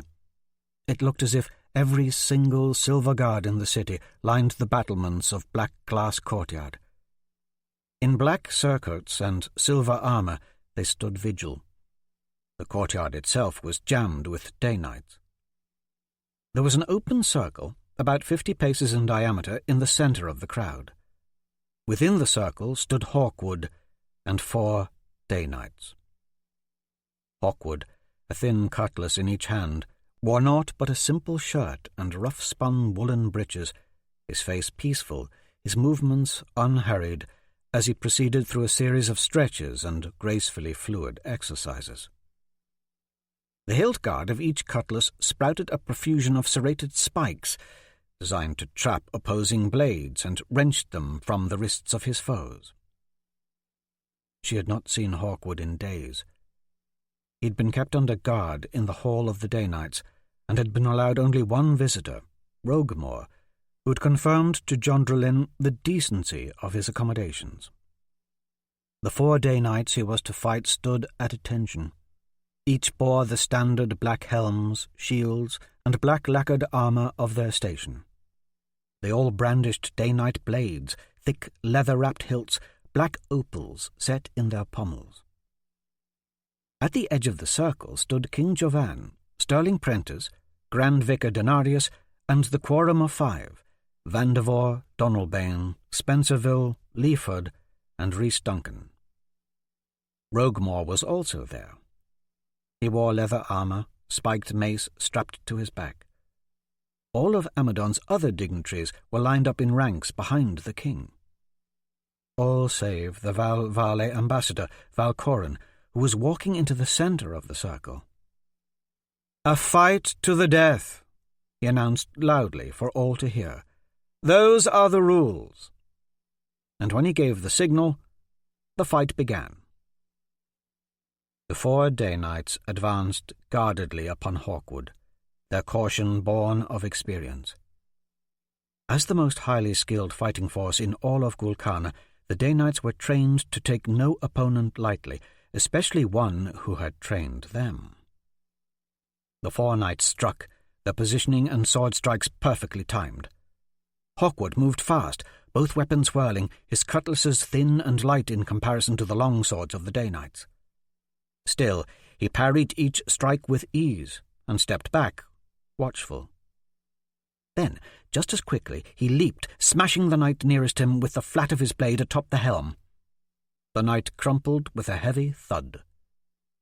Hawkwood had pulled the blow, sparing the man, leaving him sprawled in the grass. The 3 remaining knights advanced, heavy blades raining down on Hawkwood, precise and rapid. He spoiled each sudden thrust and arcing strike almost as soon as it had begun. He ducked a flurry of blows from all 3, lashing out at the same time with each cutlass. His attack was fierce, smashing head, thigh, arm, keeping all 3 knights at bay.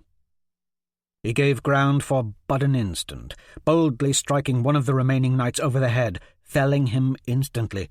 The blow meant to stun, not kill. With the second knight fallen, the 2 remaining day knights quickly retreated out of harm's way, nearly tripping over their downed compatriots in the process. Hawkwood set his stance firm. The 2 knights moved to either side of him and rushed, their black shields at the ready, blades poised to strike. Hawkwood lunged forward, braced himself, then lurched back instantly. The 2 day knights collided, shields and breastplates clashing, swords still aloft in a useless position. They both tumbled to the ground. Jondrelin chuckled, as did others. The duel seemed almost a comedy now. Hawkwood fell upon one of the downed knights, bonking him on the head with the hilt of his sword before he could stand. The fellow flopped to the ground, unconscious. The 1 day knight remaining stood and lumbered toward Hawkwood, sword upraised, swinging hard. Hawkwood avoided the knight's slow charge with a turn and retreated, then circled quickly and reversed with a skill that was beautiful to watch. The confused knight spun and swung wildly. Hawkwood parried and stepped aside and clubbed the man to his knees with a blow to the face from his elbow and backed away. The wearied knight stood, took a laboured breath, and then unleashed a plodding attack. Hawkwood ducked away without moving his feet. He struck the knight's helm from his head with a sweeping blow, then knocked the knight out cold with a punch to the face. All 4 Day Knights now lay on the ground, unconscious and unbloodied. "I have been trained by the best warriors in Sor Sevier." Hawkwood's voice boomed through the courtyard, both cutlasses still waving in each hand. "There are tens of thousands like me, gathering across the morning sea." He slid both blades casually into the sheaths on his belt. "This is how the Sor Sevier army will fight you. Some of you even fought at Borden's side. You know Aeros' savagery. I see naught but a quick end for Gul Kana if you do not better prepare. If you do not offer up even a slim resistance, there will be none of you left alive. I know Aeros. He will slaughter all." The whole courtyard was still. In the waiting tension, many held their breath, looking at the king. Jondrelin's attention flew toward Denarius and the quorum of 5. She felt a hollow prick of excitement. Sweat ran from the vicar's bald forehead, beading down over the plumpness of his face.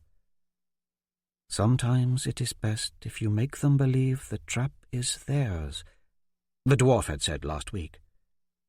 The duel was brilliant. In only a few minutes, Hawkwood had demonstrated not only to Jovan, but also to every Day Knight and Silver Guard in Amadon how deadly their enemy truly was. Jovan stepped forward, eyes on Hawkwood. "It was to be a fight to the death." His voice was calm, assured, "but every man involved yet lives." "He spared them, Your Excellency," Rogmore growled, then coughed, harshly clearing his throat. "Gul Kana cannot afford to lose good fighters." Jovan thrust his finger toward the 4 downed knights. "I say turn around and finish those men, Hawkwood." "I will not," Hawkwood said without emotion. "Then you refuse a direct command from your king?" Jovan scowled. "You are not my king." Hawkwood met Jovan's gaze. The king spun, looking squarely at Sterling Prentice. "Bring forward your most trusted man," he ordered. Sterling removed his helm and tucked it under the crook of his right arm. Turning to the mass of knights behind him, he shouted, "Sir Culpa Bara, step forward!" Jondrelin instantly recognized the name. There was a jostling from near the back of the courtyard, and a lone Day Knight made his way through the parting throng and stood before his king. He was taller than most, and when he pulled his black helmet off with 2 black gauntleted hands, it was him, the man Jondrelin knew, square-jawed, with a firm look set in his dark blue eyes. He looked older than Jondrelin remembered, but still familiar, though she hadn't seen him in years. "Your age, Sir Culpa?" Jovan asked. 28, if it please your excellency," the Day Knight answered, lifting his chin, chunks of his tousled blonde hair clinging to his forehead in sweaty ringlets. "Young for a Day Knight. I've earned my place. If memory serves, you were a friend to that murderer, Squire Van Hester. I no longer hold friendship with the Prince of St. Only." Jovan turned to Prentice. "Can this man alone kill Hawkwood?" "He cannot." "In that case, let us bestow an easier task."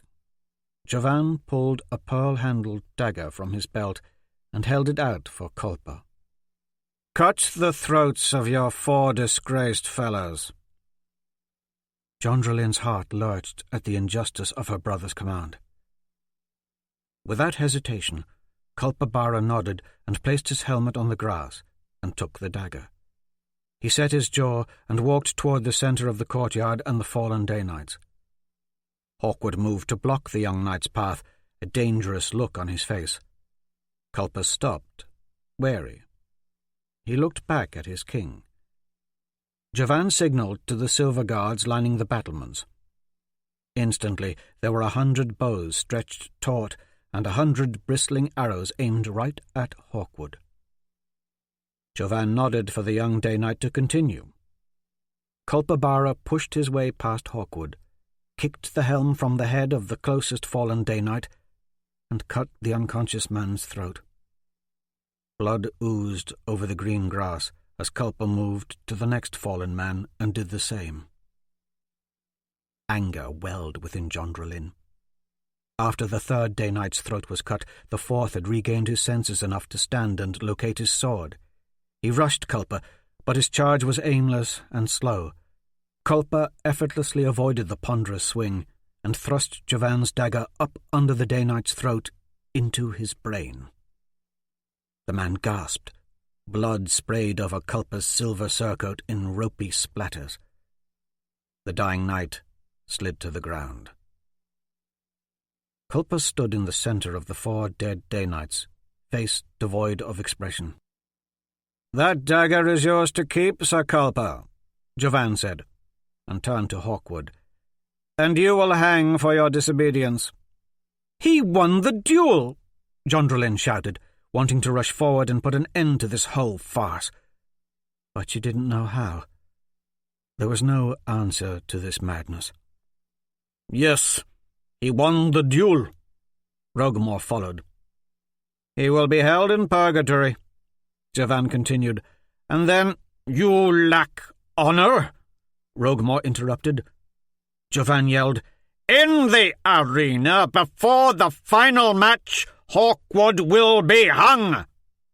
"You lack honour," the dwarf raged, standing solid, his shouting like claps of thunder. "You lack honour! Silence!" Jovan's eyes smouldered and fumed. "Hawkwood refused to carry it to its rightful end, death. He won nothing. It is he who is lacking in honour." Jondrelin stepped forward, her voice a growl. "He is to be hung for sparing the lives of 4 Day Knights that you in turn killed." "He's to be hung for consorting with the thief and murderer and traitor to Gul Kana, Squirek Van Hester, Prince of St. Only." Jovan stepped toward her. "Odd thing. One moment the guards at the arena claim that Squirek has the red helm of the Windare gladiator in his cell, and the next moment it's gone, replaced with a sack of food and a crown of heather and white flowers. Now, I am aware that some of the noble women in Amadon like to sneak away from their husbands and fuck the gladiators, but you see, there were no visitors recorded entering the arena dungeons yesterday. Nor do I peg Squirek as the sort to dally with a married noblewoman. Nor do I think he is some form of magician conjuring up crowns of heather from the air." Jondrelin's heart thundered. She wondered how much her brother actually knew. "For conspiring to help the criminal, Squirek Van Hester, against my direct orders, Hawkwood's execution will be in the arena in 5 days' time," Jovan shouted, his face ugly with triumph, as he motioned for Sterling Prentice and Culpabara to bind Hawkwood's hands. "Take him to purgatory!" To Jondrelin's surprise, Hawkwood offered no resistance. He should be fighting for his life to stay out of purgatory. Those cells under the Hall of the Day Knights were the worst, most dank, rat-infested dungeons in all of the 5 Isles. Many had gone insane confined within them in less than a moon. A half-hearted cheer rose up from the Silver Guards and Day Knights in the courtyard as Hawkwood's hands were bound and he was led away. Jondrelin's face was frozen with bitterness.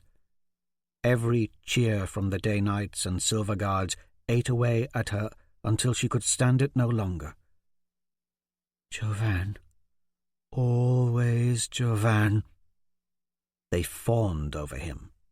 No matter what happened or how dishonourable and unfair he was, her older brother garnered more unwarranted praise than any 10 men. "Amadon deserves a ruler of dignity and honour, not a Jovan Bronachel looking out for nothing more than the glory of himself." Jondrelin momentarily thought of talking some sense into her brother, yet the thought hung there uneasy in her mind.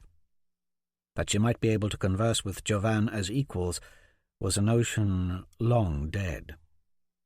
She had scarcely shared more than a few arguments full of terse words with him since he'd been crowned, and the curtness and distrust between them were all his doing. Wrapped in her cloak, she met her brother's eyes through the crowd. Jovan was standing right next to her now. "You must know that I forgive you," he said softly. "Forgive me?" Jondrelin feigned surprise. "You wish to be a man, so I now give you a manly job. The punishment for your part in this crime is to build a pyre and burn the 4 pathetic fools who died here today. They are an embarrassment. Still, their souls will take flight into heaven. They did only as I bade them do. Hawkwood is right about one thing. The day knights have grown soft." Jovan paused, actually looking introspective. "As for you, John, don't ever assume that I don't know about everything that is said or done in this city. I will not forgive you or Tala a second time. Her punishment will be soon in coming, I assure you that."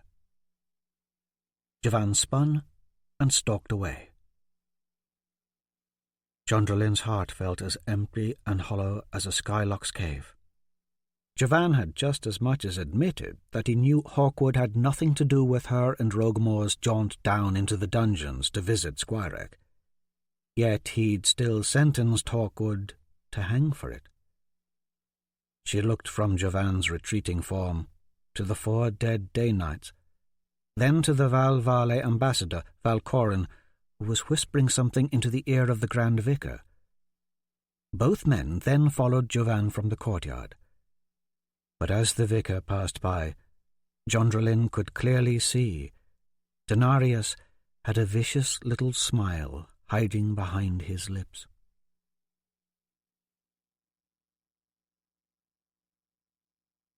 Less than 1 hour after she had burned the 4 day knights, Jondrelin unhooked her sword belt and leaned it against the arm of the settee in her bedchamber, and collapsed onto her settee, more like, then slouched, totally exhausted. She took comfort from the simple colours of the walls and columns and arched ceiling that encompassed the room. She even took comfort in the mahogany bookshelves, full of the hundreds of books that she had collected over the years. Her pastel settee and couches were pleasing to sink into and let the strains of the day's burdens fade away. The silken bedspread that folded over the arm of the settee was cool to the touch and comforting.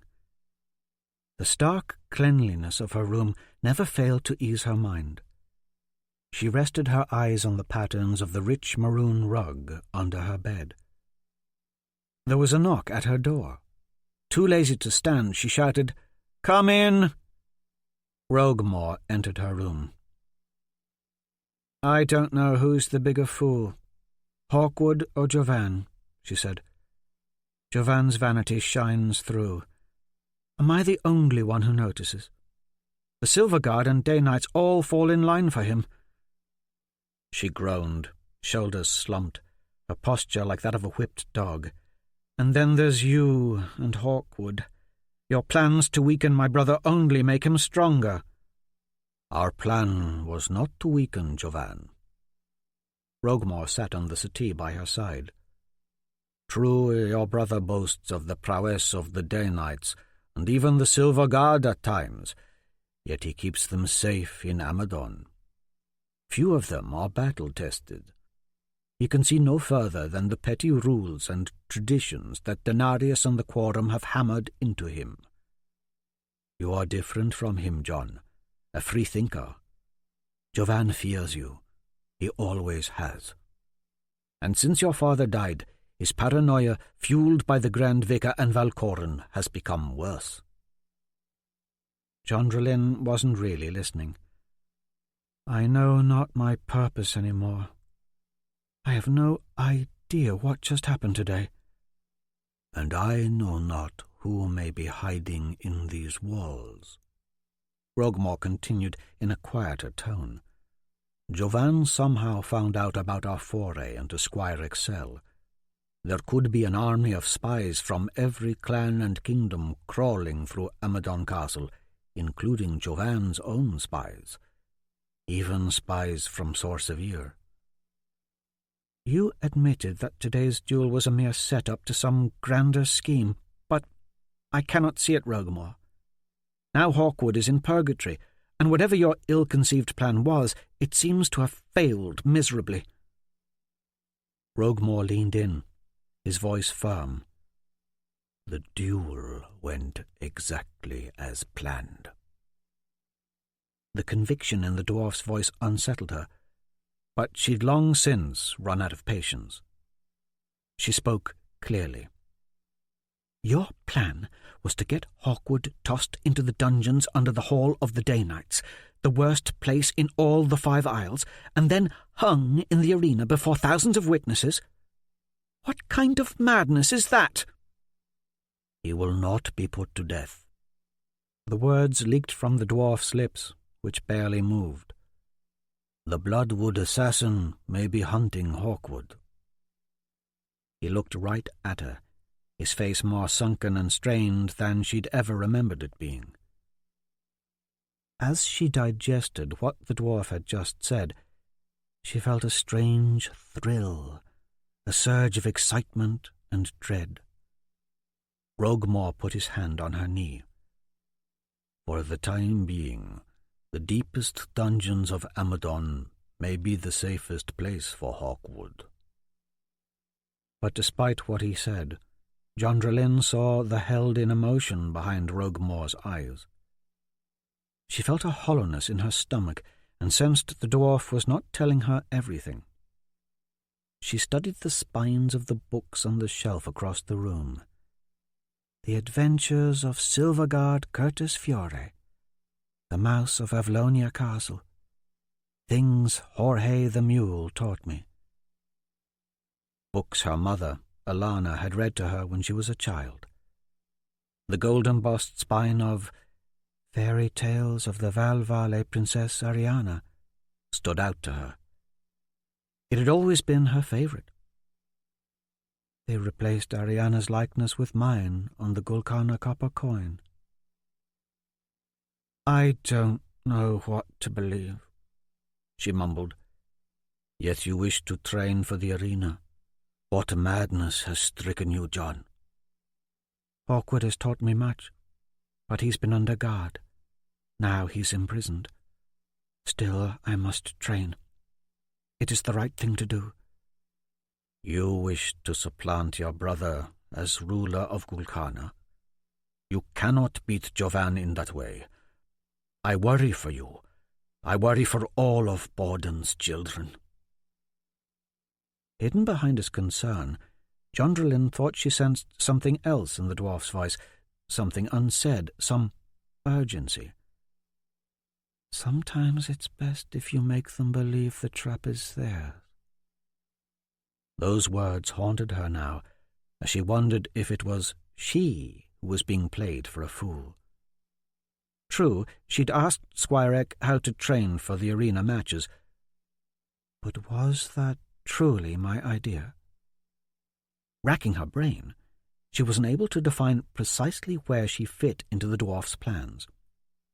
She couldn't shake the premonition that there were things about the Brethren of Mir that the dwarf was keeping from her. She had so many questions. Her mind went to Squirek first. She did not know how she felt seeing him shackled in the arena dungeon so. You showed Squirek the gold coin Valdraken gave you. What does it mean?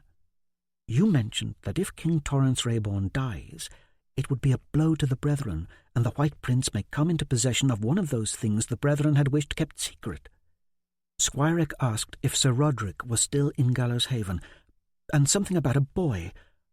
I didn't inquire whilst we were in the dungeons because Tala was there. But what was that all about? A long list of questions.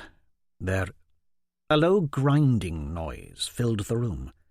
Jondrelin flew to her feet, dagger in hand.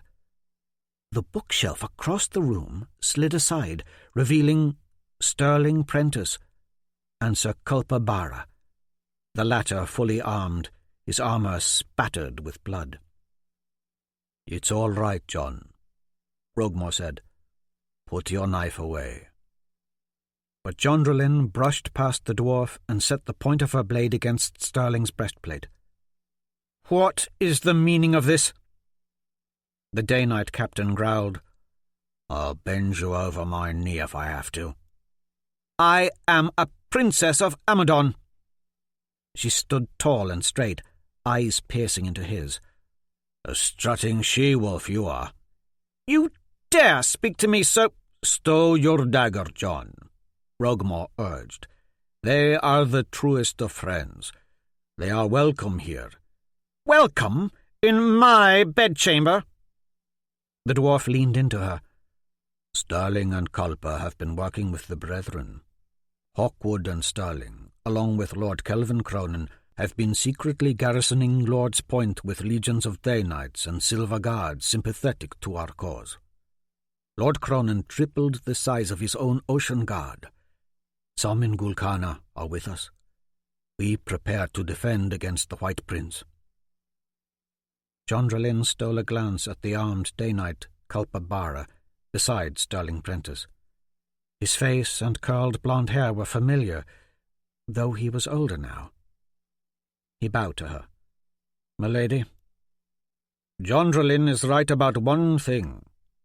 The dwarf's voice was brazen as he addressed the Day Knight captain. "You risk your life, and the life of the knight beside you, coming to her chamber. If the 2 Silver Guards stationed in the corridor hear you, they may come in." "I do not have to explain myself to any hallway guardsman," Sterling said. The dwarf was not deterred. "You'd have to explain yourself to Jovan if they report that you'd entered Jondrelin's room through the secret ways."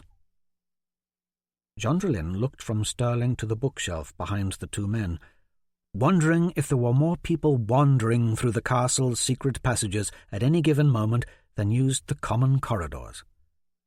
"My life is my own to risk," Sterling said.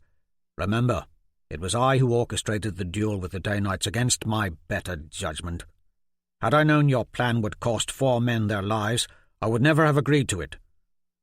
"We could not have foreseen that Jovan would have them killed," Rogmore said. "Indeed," Sterling snapped, spittle flying from between brown teeth. "He's a rough old cob," Jondrelin thought. Not an ugly man, exactly, yet repulsive nonetheless. His breath, for one thing, was already stinking up the room, and for another, his gut didn't quite fit within the confines of his armour. Looking at his pock-marked face was like looking at a pitted piece of granite. Realizing that Sterling also had ties to the Brethren made her feel as lost and powerless as a hunk of driftwood left to the whim of the ocean waves. She thought back on the fracas at the arena a week ago. It was indeed Sterling Prentice who had kept the argument going between Hawkwood and Jovan. Things were being revealed to her too fast, one on top of the other. She did not trust the Day Knight captain, despite the dwarf's reassurance to the contrary, and despite his loyalty to her father years ago. Trust no one. And the cold-blooded look of Culpa Barra sent a shiver through her body. Sterling cast a dark eye on the dwarf. "This castle crawls with traitors, but I come bearing ill tidings. Hawkwood has escaped purgatory." Jondrelin's eyes flew to Rogmore. He remained stoic in the face of the news. Javan has declared him a fugitive, Sterling continued, shaking his head as if purging his brain of a terrible nightmare. This escape does not look good on a man of my position, charged with the law and order of a kingdom and the safekeeping of a king and a king's court. I have been charged with hunting Hawkwood down and killing him. His body is to be brought to Javan, where the king will have him drawn and quartered and hung from the 4 gates of the castle. Sir Castlegrail and I have dispatched contingents of silver guards and day knights throughout Amadon. They will search the breadth of Gul Kana if need be. Though I wish it otherwise, to speak plainly, I had no other choice. If I find him, I will bring him to Javan to be killed. I understand, Roguemore said. Sterling grabbed the dwarf by the shoulder and whispered, So tell me, dwarf. His voice hissed between clenched teeth, barely audible to John Drellin. Have we been betrayed by your friend, or is Hawkwood's escape part of some larger plan? Sterling let go of Roguemore's shoulder. Think on it. I'll need your answer on the morrow. Otherwise, Culpa and I are out of the Brethren. There is much I am not being told. Though I dearly loved Borden Bronichel like a brother, things have become too dangerous for the likes of Culpa and me to remain involved in the schemes our late king set in motion so long ago. With that, both Sterling and Culpa disappeared back through the hidden doorway behind John Drellin's bookshelf.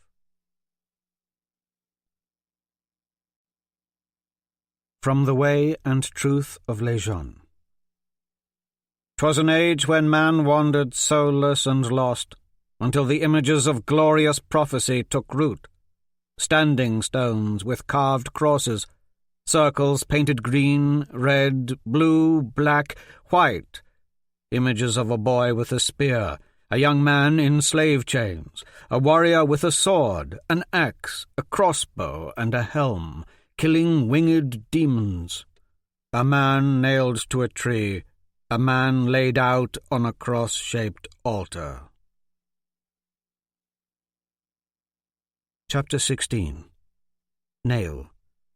3rd day of the morning moon, 999th year of Les Jeunes. Gallows Haven, Gul Kana. The chapel bell boomed. Nail shot upright, rubbing the sleep from his eyes. He smelled flowers in the breeze, and could hear the breakers crashing against the large rocks just north of Gallows Bay. He noticed the angle of the sun, mid-afternoon. His joints groaned as he pulled himself upright. He'd been curled up in his stiff leather greaves atop the crow's nest of the Lady Kindly for 12 hours. The church bell boomed again. He heard frantic shouting below. From his perch, he watched villagers scramble up and down the main thoroughfare in front of the Graken Spear Inn, their shouts urgent and full of fear. The bell sounded a 3rd time. The signal for attack! Nail whirled, eyes cast to the sea. The sun reflected gold and blinding along the vast swell of the ocean. In the far bright distance were dozens of ships.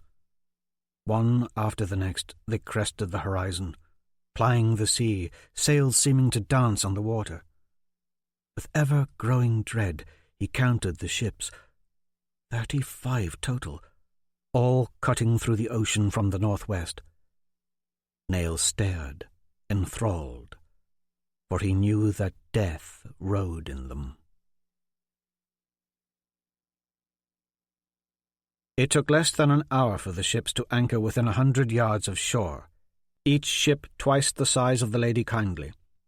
By then, Nail was making his way to the keep with the rest of the men of the village. From the ships, legions of armed warriors and heavy horse were rowing ashore on smaller vessels.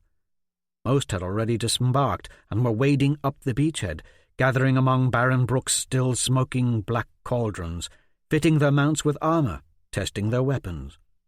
Nail could hear the clanking of their bridle bits and the snorts of their chargers, and here and there shards of sunlight blazed off their silver armour.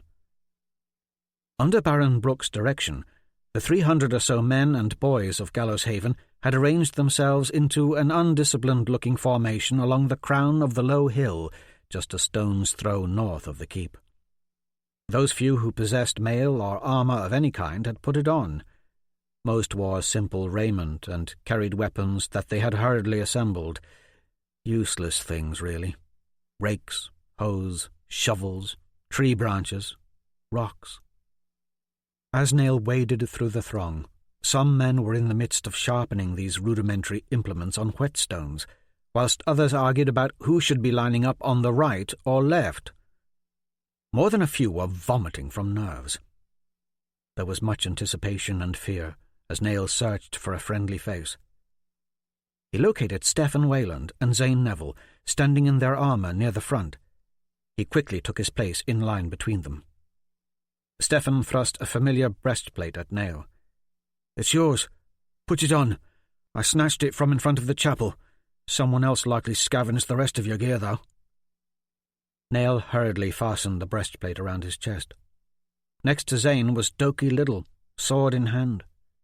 Nail's scrawny, lightning-struck friend was dressed in full armour, the visor of his helm up, eyes transfixed by the sheer wonder of the ominous-looking warriors gathered across the field from them. "The army of Sor Sevier," he muttered. "The White Prince finally come to kill us." It was only then that Nail truly realized what it was they now faced. Arrayed below him along a sloping plain of grass 100 yards away was a seething, glittering sea of death. Wearing silver armour and white surcoats, with a blue cross emblazoned on the chest, the opposing legion stretched from the beach all the way up the slope and over the north road almost to the chapel, and their formation looked equally as deep. Archers made up the front ranks. Motionless they stood.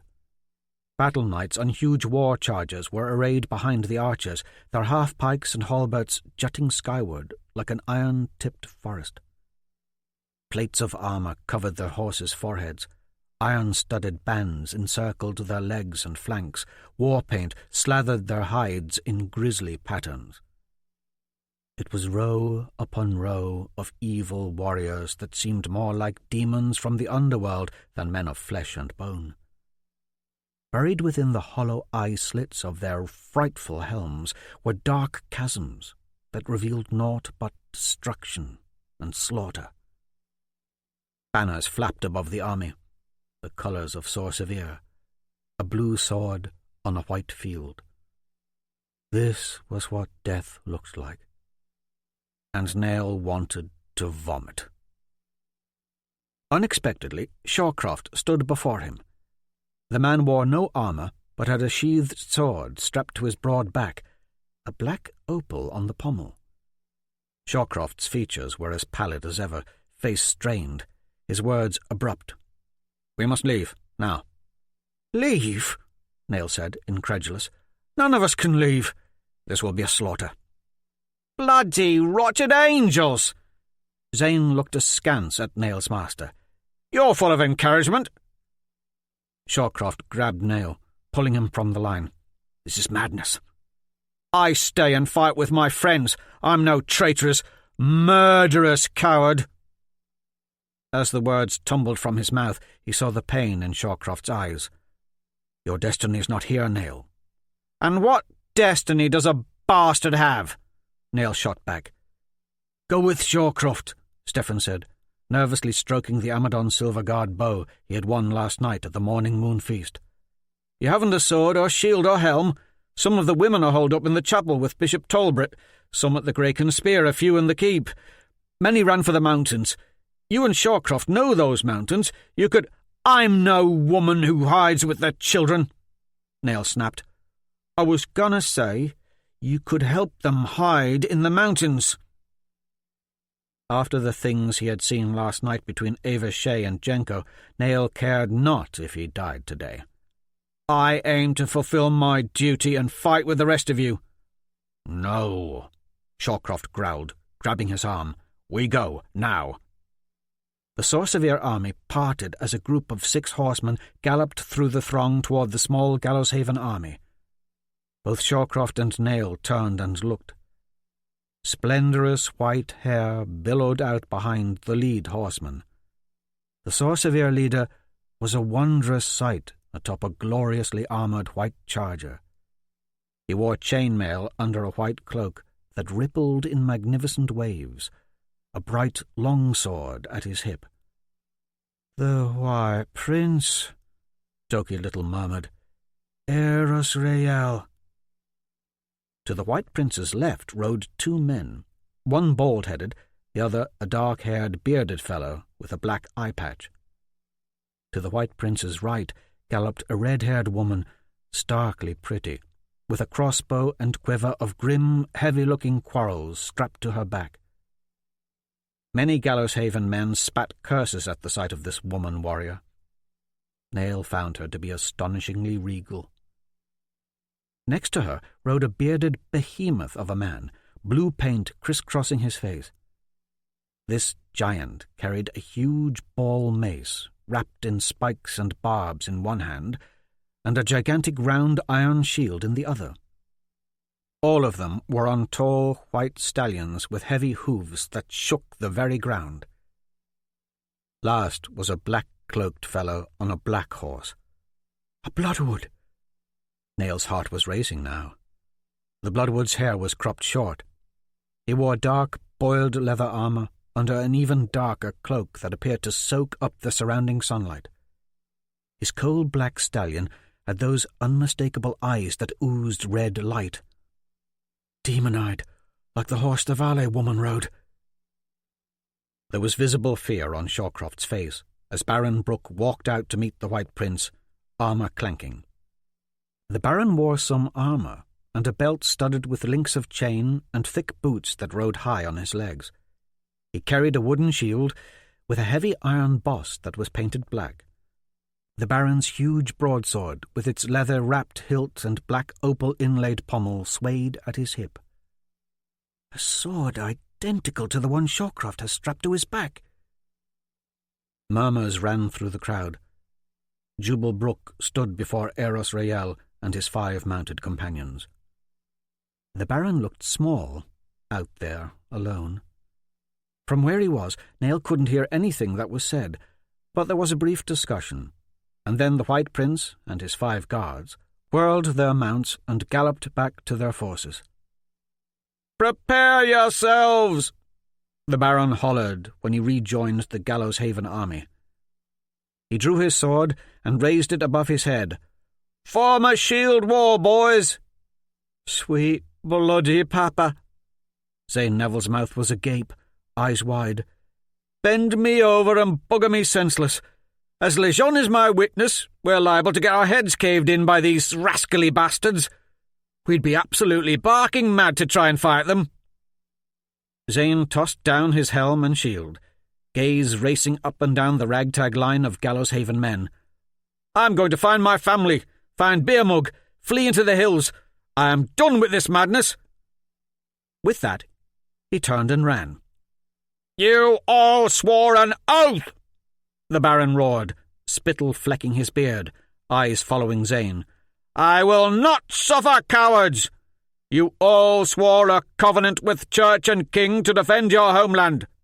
We'll fight like warriors, and carve them up good and proper, and send them back to Sor Sevier on the dung ships they sailed in on." Baron Brooke's roaming gaze touched Shawcroft's and locked there a moment. "We all fight. The next 2 leaves, I will chase down and kill myself." The back of Nail's hand now stung with a white-hot pain. He looked down at the almost forgotten but still red and blistered cross-like burn on his hand, the burn caused by his gauntlet when the lightning had struck Doki. "But my gauntlets are probably with some old farmer now, so ill-prepared." Nail now knew he would die here today. Baron Brooke raised his sword and yelled, "By the word of Lejeune, I command you to all form a shield wall." There was a hollow metallic thunk A thick crossbow bolt bounced off the back of the Baron's helm and fell to the ground. He dropped unceremoniously to his knees, stunned, helm knocked askew. Niall's eyes flew to the ranks of the Sor Sevier army. The red-haired woman stood about 10 paces in front of the rest of the Sor Sevier army, knocking another quarrel to her crossbow. She looked so regal and skilled and deadly that what little regard the Gallows Haven men had previously had for fighting was rapidly wilting. Shawcroft's eyes were racked with emotion. "We must go. Now, much rides upon your survivor." Niall heard the snap of the red-haired woman's crossbow and the wind of the quarrel's passage and the whipped of cleaved air. Shawcroft's knees buckled like broken saplings. Niall's master crumpled to the ground and rolled onto his side. Blood welled from around the thick shaft sunk deep in his back, bubbled through his fingers as he reached to pull the quarrel free. Niall's breath clamped tight in his chest. The sight of Shawcroft stuck with a crossbow bolt, wheezing for breath, broke the nerve of some men nearby. They began fleeing, one at a time, then in small groups. Niall felt nothing. He reached down and pulled Shawcroft's longsword from its sheath. He hefted the weapon, testing its weight in his hand. Heavy. The black opal on the pommel exactly like that on Baron Brooke's sword. A Day Knight sword. Silence had fallen across the field. The terror in the village ranks was palpable. Niall could feel it welling up within him, too. Sweat trickled down the sides of his face. When the soaring wail of the Sor Sevier bagpipe sounded over the landscape, Niall had to swallow his own fear and impulse to flee. A bloody hand reached up and tried to take the sword from him. Niall moved back from his master, and the hand fell away. "Help me up," Shawcroft said. Niall took his master's hand the second time it was offered and, with all he could muster, pulled the man to his feet. The enemy knights began clanging swords upon shields. It was a fearsome sound, and the very ground appeared to shudder. As one, the Sor Sevier archers knocked their arrows and took aim. "Just run!" Shawcroft was now trying to stand on his own, pleading, pushing Niall away. Blood was soaking his clothes fast. "Run! Now! Leave me!" The rising music stopped. Silence. And instantly the scene was chaos. Nearly every Gallows Haven fighter turned and fled. Stephen Wayland, with his new Silver Guard bow, ran. Toki Liddle ran. Everyone was running toward town. But Niall stood rooted in fear. He saw 2 others nearby, Brutus Grove from the Baron's Graken hunting skiff, and Jenko Brook, both trying to help the Baron stand. The Sor Sevier archers lowered their bows and stepped aside, and the vast army behind them set heels to flanks and charged. As the Sor Sevier army thundered toward him, Niall couldn't believe what was happening. So quickly this horror had come to them. One day they were celebrating at the morning moon feast, and the next day the armies of Sor Sevier were here to kill them all. He pulled at Shawcroft's arm, tried to get the man to flee with him, but Shawcroft shoved him away roughly. "Go, Niall! Now!" And at the sight of 1,500 knights bearing down upon him, something snapped inside of Niall. An instant of self-preservation, a primal instinct kicked in. He did as Shawcroft bade him do. He ran. After about 30 frantic paces, he turned and looked back, watched in terror as the charging cavalry trampled Shawcroft over. Niall fled toward the keep. It was a frantic sprint, and in only a few short steps his lungs began to burn. They heaved against his chest armour. He looked back in fear, watched as a frothing war charger bore down on Brutus Grove and Jenko Brook. The large, bull-necked Sor Sevier man with the red beard and blue tattoos struck first. The fellow's mane of wild red hair flamed and flew in the sunlight, as his massive ball mace met armour and bone, and Brutus Grove exploded upward in a spray of blood, the heavy mace arcing high, slinging trails of red into the air. Jenko Brook dodged the flashing blue longsword of the White Prince, but was quickly trampled under the stark white charger of the red-haired warrior woman with the crossbow. Jenko tumbled under the churning hooves, his sword, shield, and helm scattering. Baron Brook was trampled underneath too, and the enemy cavalry stormed on toward Nail. He found himself in a whirl of pounding hooves, eyes scarcely registering the turmoil around him except in glimpses, the blur of Sor Sevier armour, the flashing of blades, the prickle of spearheads, the scattering of buffet tables and decorations, remnants of last night's feast. The only solid thing he could focus on was the wide slab of the keep's crumbling wall and the slope of its debris. With his master's heavy sword still in hand, he swung out madly at a passing rider, striking nothing, still running. There was a clamour and roiling around him, a cacophony of sound, and something smashed into his side. He was forced stumbling to the right. A charger crashed into him, knocking him over, Shawcroft's sword spinning from his hand, lost in the confusion. Nail scrambled to his feet just in time to see another white warhorse bearing down, its corded muscles under spiked armour heaving and strained. The charger's stern-faced rider was completely bald and focused. The man swung low at Nail with a fearsome-looking longsword. Nail dropped to the ground again. Dirt kicked up into his eyes as the blade whistled overhead.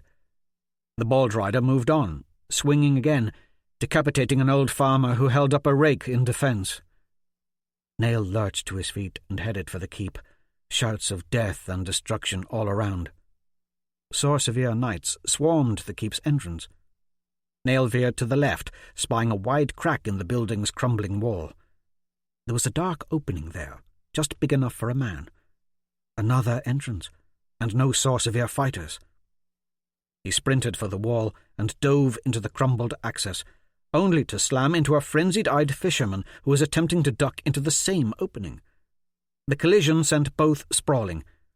Nail regained his bearings and hurtled through the craggy slit first. The fisherman followed, but ended up lodged between the jagged mortars. Red bubbled from his mouth as he was speared in the back by a menacing-looking Sor Sevier knight. Nail fled from the man's blood-curdling screams, eyes trying to adjust to the darkness.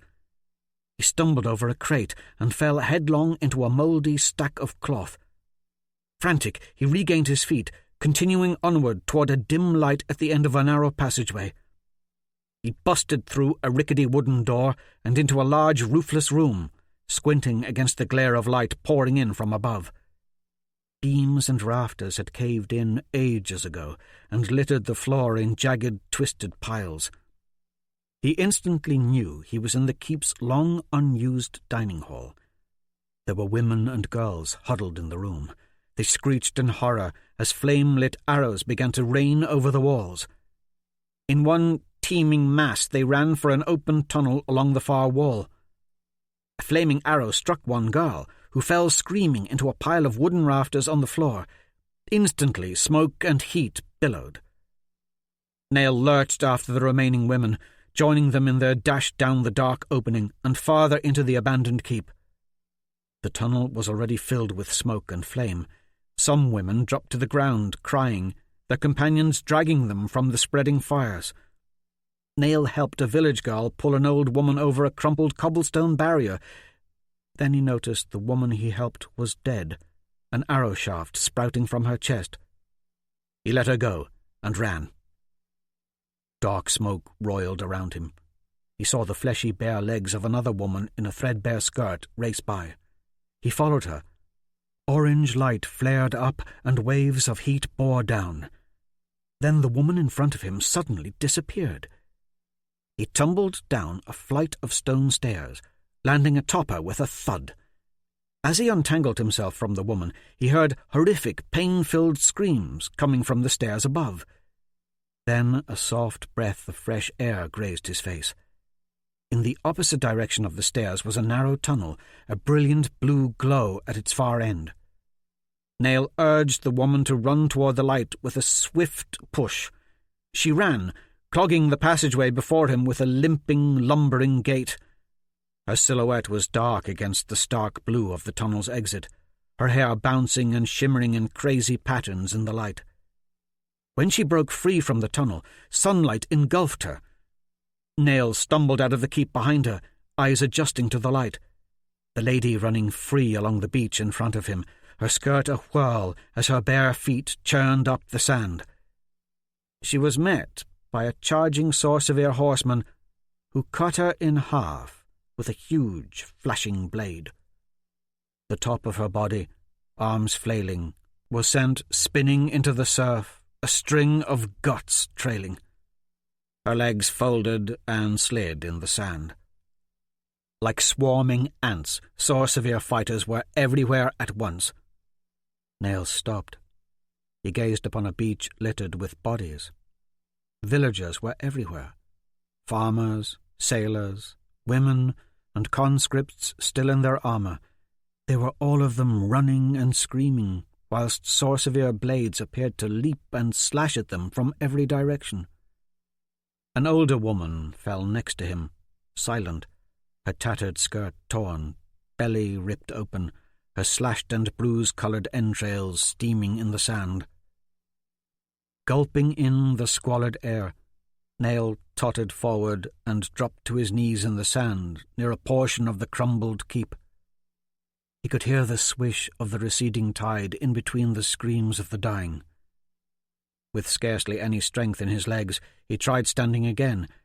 Every muscle in his body twitched in protest. He knelt there, head down, sifting his fingers through the sand, knowing that his life would soon be over. He found himself cowering, hugging the broken stones of the keep, willing himself to disappear beneath them. As the chaos swirled around him, he looked toward the sea, its white rolling breakers in the distance, the unfurled sails of the huge warships floating beyond. It seemed a lifetime ago that he had been sitting on this very beach under the stars with Ava Shea. A villager in boiled leather armour and a rusted iron helm stumbled toward him, blood vomiting from his mouth, a bloody spear point jutting through his chest. The rest of the spear's haft protruded from the fellow's back. One of the rowers on Jubal Brook's hunting skiff. Nail could not recall his name. The man dropped his sword and fell forward into the sand in front of Nail, his helmet bouncing from his head, blood pumping from his open, gasping mouth. The sand of the beach greedily absorbed the spilled blood. Nail knew the sight of the sailor dying would be the last thing he would ever see. That and the Sor Sevier knight walking casually toward him. What set this knight apart from the hacking and slashing and swirling tumult of the beachhead slaughter was the knight's calmness and his youth. He wore no helm, yet his silver armour and white surcoat were blood-stained red, and he bore a sword nearly as long as his body. Nail took in every detail of the athletic-looking young man. A fellow not much older than me. A young man who has probably already witnessed 100 battles and 1,000 bloody deaths. A true warrior indeed. There was a feral, animal-like bearing about this young Sor Sevier knight that transfixed Nail. Perhaps it lay in his squinting eyes that were dark and fierce, and bore what appeared to be thick smears of blue war paint under each. Or perhaps it was the young man's carefully pressed russet braids, which draped down his back like long cornrows of snakes, braids that were now flying out behind him as he picked up speed, for this young knight had noticed Nail kneeling there, and had begun to run in loping strides toward him, longsword upraised in both hands. As death closed in, Nail sat there unmoving. Weariness had drained him. Onward the young Sor Sevier knight ran, evil grin bearing down, sword poised above like an axe in an axeman's hands, preparing to split Nail's head like a melon. Death comes to claim me. Nail thought of his twin sister, his only family, a girl he would never now find, a girl he would never now get to know. Was she out there somewhere in the 5 Isles, as lost and alone as he?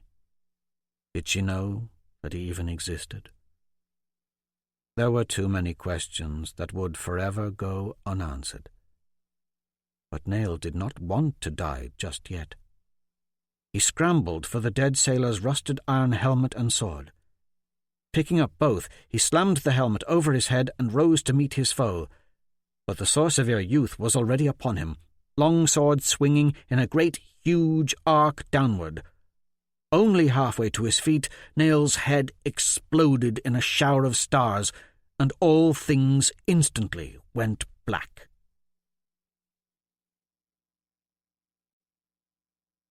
From the Way and Truth of Les Gens.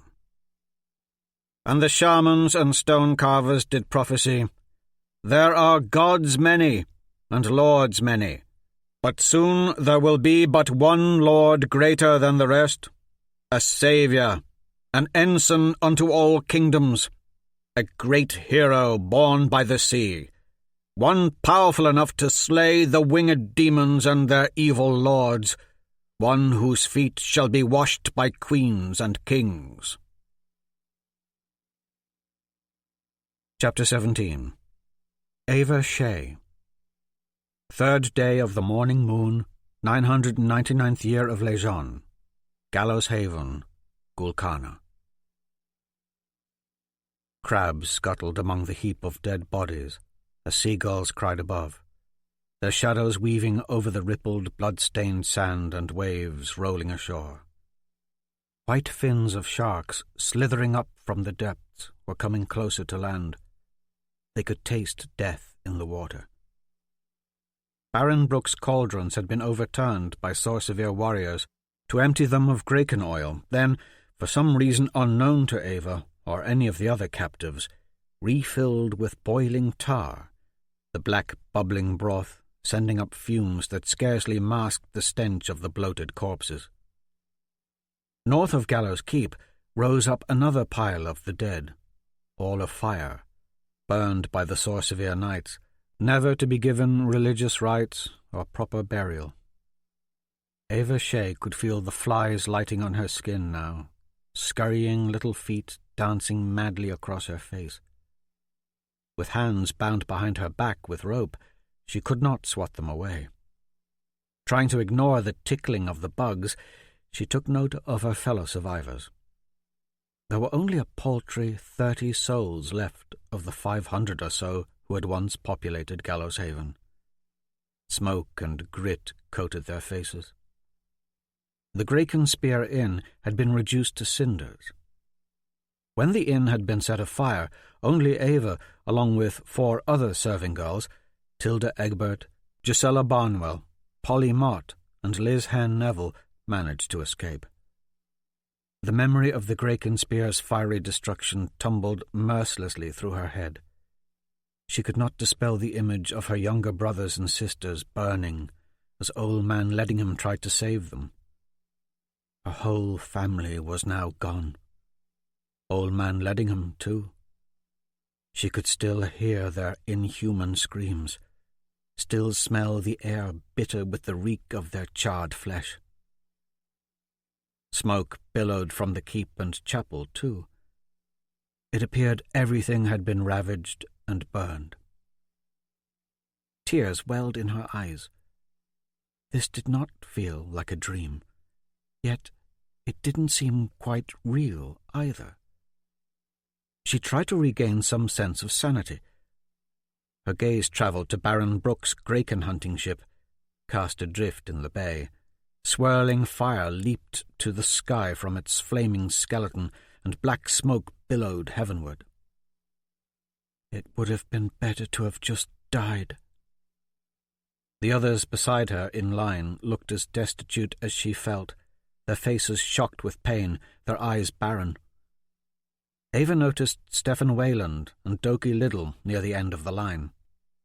Stephen wore his armour, though it was dirt-crusted and dented. Doki was wearing naught but a shirt, torn leather tunic, rough-spun woolen leggings, and a few scraps of dented plate strapped to his chest. Next to them were Gisela and Polly. Like Ava, they wore simple woolen shifts tied at the waist. She recalled the joy on Gisela's face last night as she danced with Stefan, but it now seemed all such innocent joys had been forever wiped from the world. Jenko Brook stood to the right of Tilda, head hung low, hair covering his bruised face, armour battered. His mere presence was a small but blessed comfort. The bulk of the Sor Sevier army was setting up camp on the grassy field just north of the keep. She could hear the rattle and clanking of the wagons they had scavenged from the town. A group of knights milled about the beach directly in front of the prisoners. Their fearsome war horses were painted in the colours of Sor Sevier, blue circles and spirals around their eyes, ears dyed white and rimmed in blue. At least a third of the Sor Sevier warriors were women, fierce and ugly. Some had removed their armour and were now watering their mounts from buckets of fresh water. Some were knee-deep in the ocean, washing their weaponry free of blood. The beach was streaked red with froth. Another group of female knights were sinking hooks into the hacked bodies still on the beach and dragging them behind their mounts up toward the bonfire. These heaps of tortured flesh were villagers Ava had known her entire life. To look upon them now, with their hollow eyes and bloated faces, was like a nightmare. It could not, Ava told herself, be happening. Yet it was. The grey-visaged Sor Sevier knights, standing on Gul Kana soil before her, were a reminder of the lessons of arduous truths written in the way and truth of Lejeune, that the wraiths of death stalk every life, everywhere. Today was her time to die. The trauma of everything she'd just been through was paralyzing, and the shock of it all played with her thoughts. She could feel the vast persistence of the wraiths planning their attack upon her shivering mind. They would soon come a-creeping into her brain with a trembling certainty. They would destroy her like they had destroyed her mother. Her mouth was parched, her thirst like a raging saber-toothed mountain lion crawling up her throat. Ava felt she might faint without water. She couldn't think of a suitable Lejeune prayer for what was happening to her, so she just uttered his name over and over and awaited her fate. And fate stalked the line of prisoners now. Ava braced for death as a pretty, red-haired, Sor Sevier warrior woman drew near, flipping a copper coin over and over in her hand. The woman wore leather armour fastened with a gleaming silver breastplate and shoulder plates. Leather greaves and steel armour covered her thighs and shins. She wore thick, dark boots, also studded with steel. The top of a crossbow and quiver of thick, wicked-looking bolts jutted from over her shoulder. A giant, tattoo-faced fellow followed her, 7 feet tall if an inch, his hair also fire-red. The two stopped before the young Gallows Haven boy, first in line, asking him his name. "My ma was shot with arrows," the boy answered. Smears of blood encrusted his face. "She's on the beach." He nodded toward the water. "Can I go tend to her?" The Sor Sevier woman informed the boy that his mother was dead. Then she and the large, tattooed fellow moved to the next in line, a Gallows Haven conscript who swayed almost drunkenly on his feet, dented helmet atop his head. Thick streaks of blood covered the fighter's face. It was dried and crusted on his neck and chestplate armour, too. The red-haired woman ordered the conscript to remove his helm, but the fellow just stood there on wobbly legs. "Helm's been smashed onto his head." The woman turned to her giant companion. "See if you can't club it off, Hammerfist." Hammerfist. The name terrified Ava. With broad shoulders and muscles like an ox, Hammerfist looked stouter than a full-grown oak. Bones, fetishes, and bangles were tied into his hair and beard. The blue tattoos covering his face spoke to the evil that Ava felt must surely breed within his soul. He wore a belt lined with a brace of long knives and a leather harness over his silver armour, bearing a massive mace that hung at his back. With one meaty fist, Hammerfist smacked the underside of the conscript's helmet and popped it free, revealing Nail's face. He stumbled back, landing on his butt in the sand, hands bound behind him. Thick, murky rivulets of dried blood marked Nail's face, mostly obscuring it. With listless eyes, he looked up at the two warriors from Sor Sevier, then rolled onto his side and barfed in the sand. "This one's useless." The red-haired woman flipped her copper coin. "Kill him." Ava's heart plunged as Hammerfist reached down and latched onto the front of Nail's armour and yanked him to his feet. "He'll recover soon, Spades." The tattooed giant gently slapped the boy's blood-encrusted cheek. "He seems a stout enough lad." The blue tattoos that covered Hammerfist did not seem as frightening now as they had before, and Ava's heart warmed to the giant. In that one gesture from Hammerfist, she sensed a morsel of concern in him for the prisoners. The tattooed giant now looked more their saviour than their killer. "He'll recover soon, Spades. He seems a stout enough lad." For in hearing those few words, Ava knew that they might not all be murdered. The red-haired woman named Spades had moved on to Polly Mott. "Name," she ordered.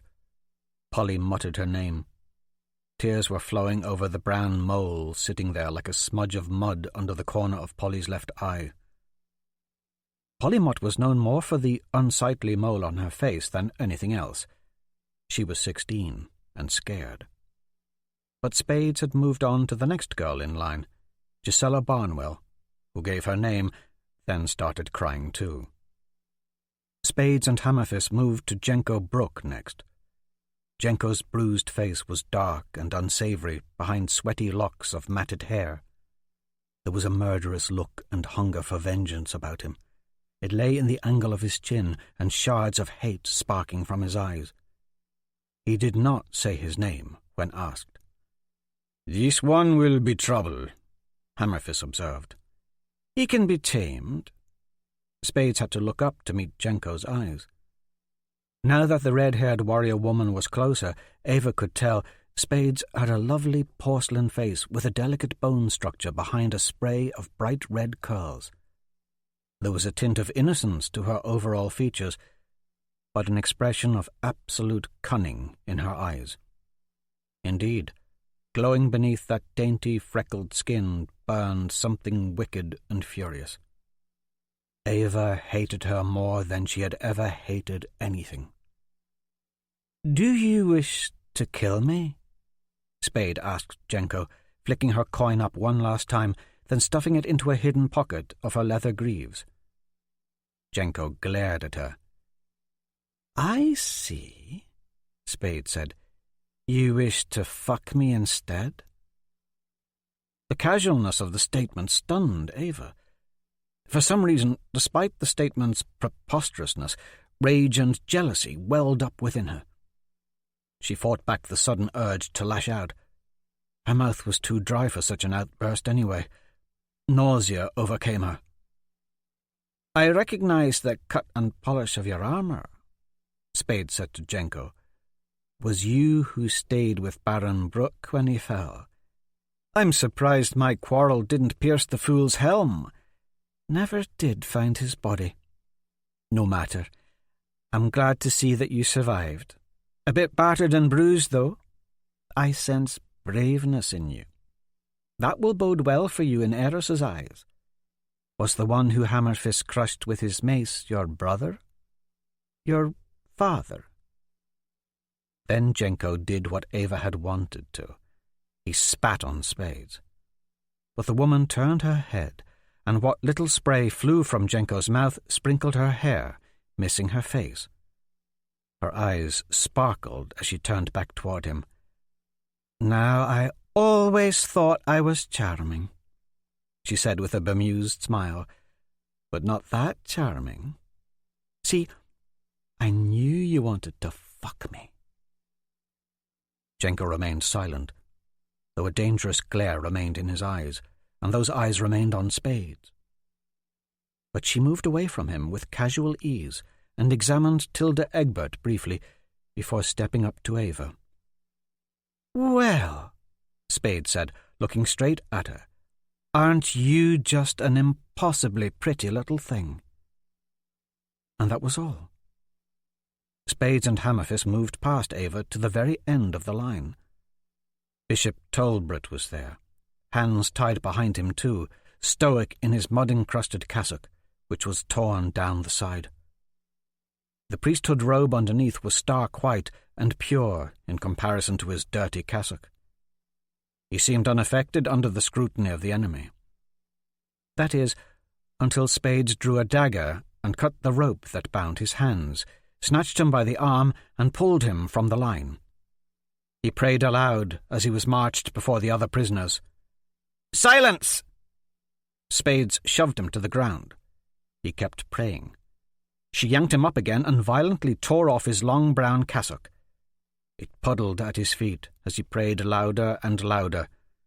The silk priesthood robe he wore underneath covered his torso from neck to knees, but was of a flimsy weave, nearly transparent in the sunlight. "We're the most battle-hardened sons of bitches who've ever stepped foot on these shores," the red-haired woman yelled as the bishop kept praying. "And lest any of you doubt my words, I mean to behead this blasphemer here and now." Tolbert shrank away from her. He bowed his head and prayed more fervently, doing the three-fingered sign of the Legion cross over his heart. "Let me tear his scrawny cock off first," Hammerfist snarled.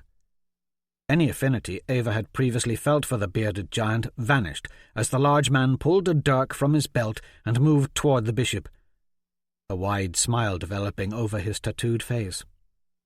Tolbert instantly cupped his groin protectively, his prayers seemingly at an end. "Why do you bother to protect your balls?" Spades laughed. "As a bishop of Gul Kana, you're not allowed to use them anyway." "Unless he's twiddling the kids in an ember gathering," Hammerfist grinned. "What's your taste, boys or girls?" Spades asked Tolbert. "More like the goats and chickens, I wager," Hammerfist said gleefully. "Indeed," Spade said. "I've heard that the bishops in this land have a certain affinity for the beasts and the fowl and the fishes. I hear you give ember gathering to the ducks and seagulls, and preach your way and truth of Legion to the sabre-toothed lions. Some have said you bishops even flagellate your cocks before the goats and geese." "It's the worshippers of Rael who pervert the will of Legion." Bishop Tolbert's shaky voice rose. "It is you demons from Sor Sevier who blaspheme against Legion."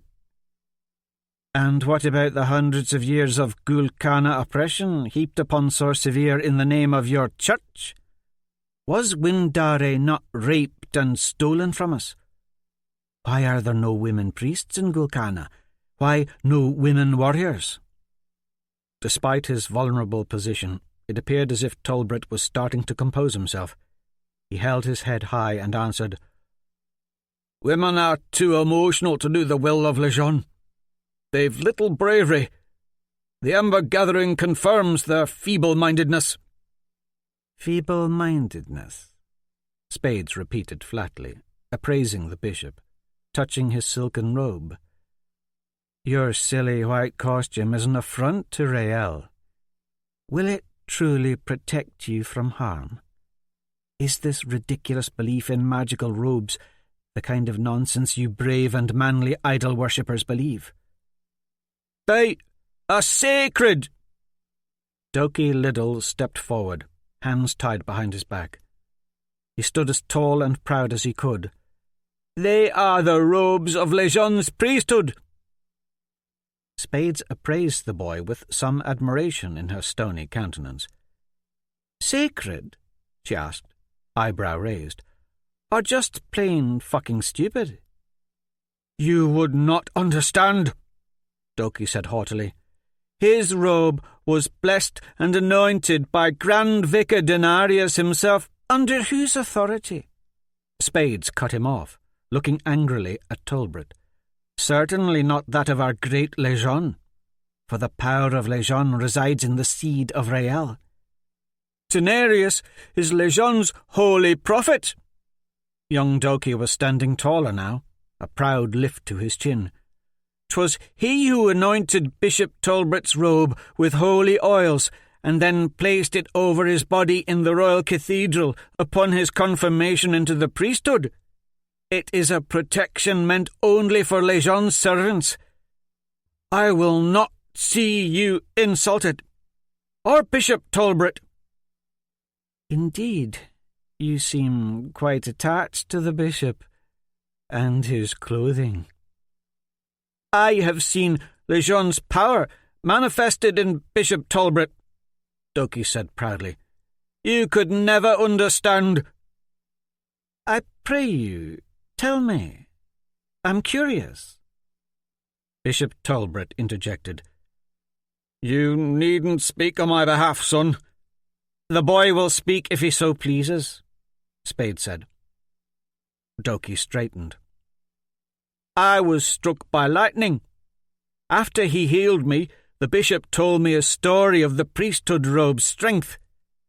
In Hopewell, when Bishop Tolbert was but a boy, he witnessed the most astonishing of miracles." Doki spoke as if giving this foreign warrior woman an eighth-day sermon of his own. "There was a fire in the chapel's dormitory, and one of the bishops perished in the flame. When they pulled his body from the charred wreckage, his limbs and head were burnt off, yet under his priesthood robe nary a hair was singed or a scratch found. So Bishop Tolbert told me." "A miracle, then," Spades commented flatly. Doki performed the three-fingered sign of the Lejeune cross over his heart. "Under the sacred robe, not a burn was found." "But his head was gone." Spades cocked her brow. Doki's eyes were wide. "The story proves the robes offer bodily protection to the worthy by the will of Lejeune." Spade's words were rapid and rich with sarcasm. "So you really believe the priesthood robe will protect your good bishop from physical harm?" A hint of a smile tugged at her lips. "Indeed," Doki said without pause. The bishop's countenance, on the other hand, went through a remarkable change. Colour drained from his face. "Let's test your theory, boy." Spades pulled the crossbow from over her shoulder and walked away from Tolbert, knocking a quarrel into the weapon as she went. Bishop Tolbert's face blanched, but he remained rooted in place. There was a stillness that fell upon the beach for a moment. The prisoners watched him, eyes wide, as if they were about to witness something truly miraculous.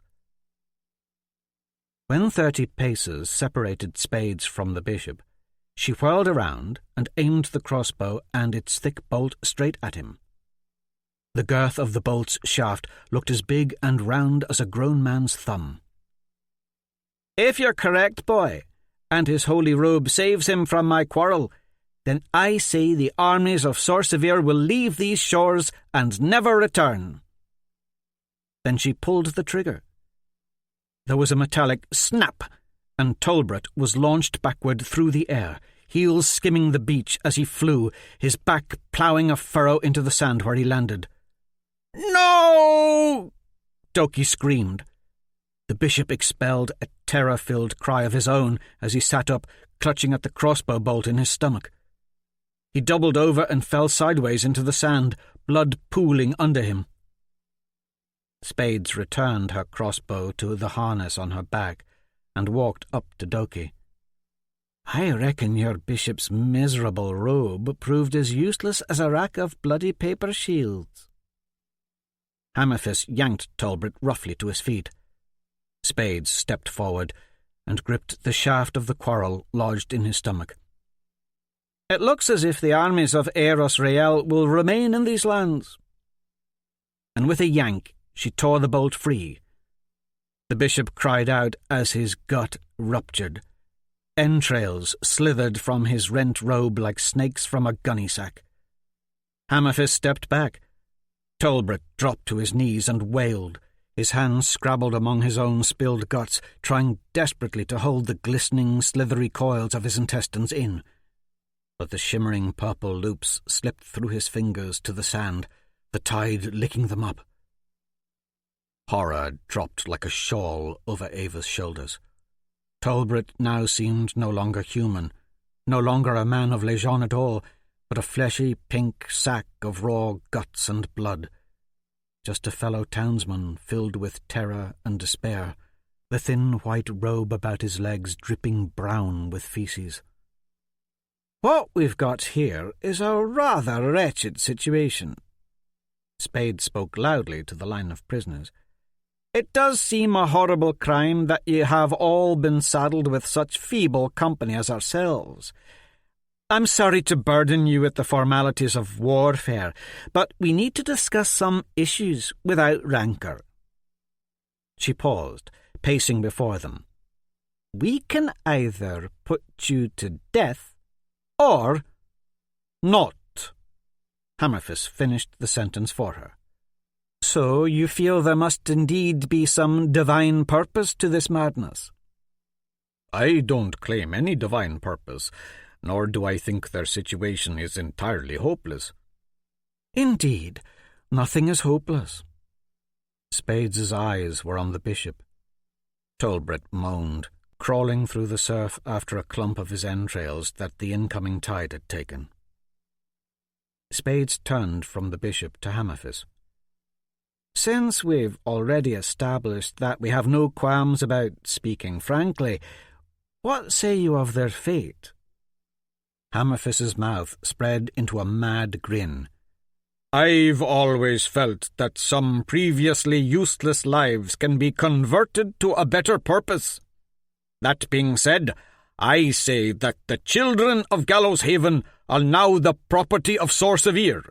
You are to be adopted into the covenant of Rael and raised up in true righteousness and faith as citizens of Sor Sevier and believers in Aeros Rael, your true one and only.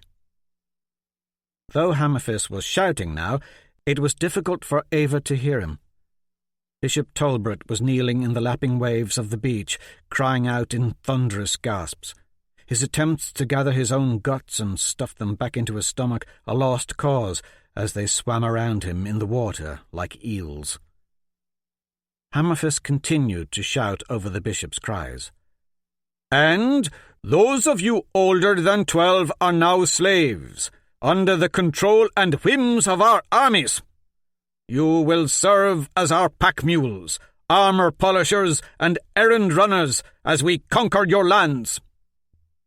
There was crying from the prisoners, whether they were cries of relief at being spared or cries of despair at becoming slaves, Ava couldn't tell. She remained stoic and unfeeling, stunned, really. And above it all, Talbot continued to create an awful shrill racket in the water, with ear-piercing wails and screeches. "Holy shit, man!" Hammerfist bellowed. "I can't hear my own self speak!" Pulling a long knife from his belt, he trumped over to the bishop, who was still lying half in the water. Planting his knee right in the bishop's back, the red-bearded giant sliced Talbot's throat clear to the spine, then shoved the dying man face first into the surf. Red water lapped up against the bishop's body as Hammerfist walked away. Doki Little ran. In bare feet he ran, sprinting awkwardly down the beach in the direction of Gallows Haven, hands tied behind him, legs churning, feet kicking up sand. Spades drew her crossbow, knocked a quarrel, and fired. The bolt cleaved the air and punched through the back of Doki's thigh. He went down, tumbling. Undaunted, he did not cry, but kept going, crawling on his stomach, inching forward, ploughing through the sand, arrow-pierced leg dragging a bloody trail. Hammerfist lumbered down the beach, picked up the struggling boy, and carried him back under the crook of one arm. He set Doki on the ground before Spades. Despite the quarrel dangling from his tender leg, Doki stood defiant before her. "You really must hate our company, lad," Spade said, admiration for Doki's strength in her voice. "So I'll make a deal with you." She pointed to the legions of Sor Sevier warships anchored 100 yards offshore.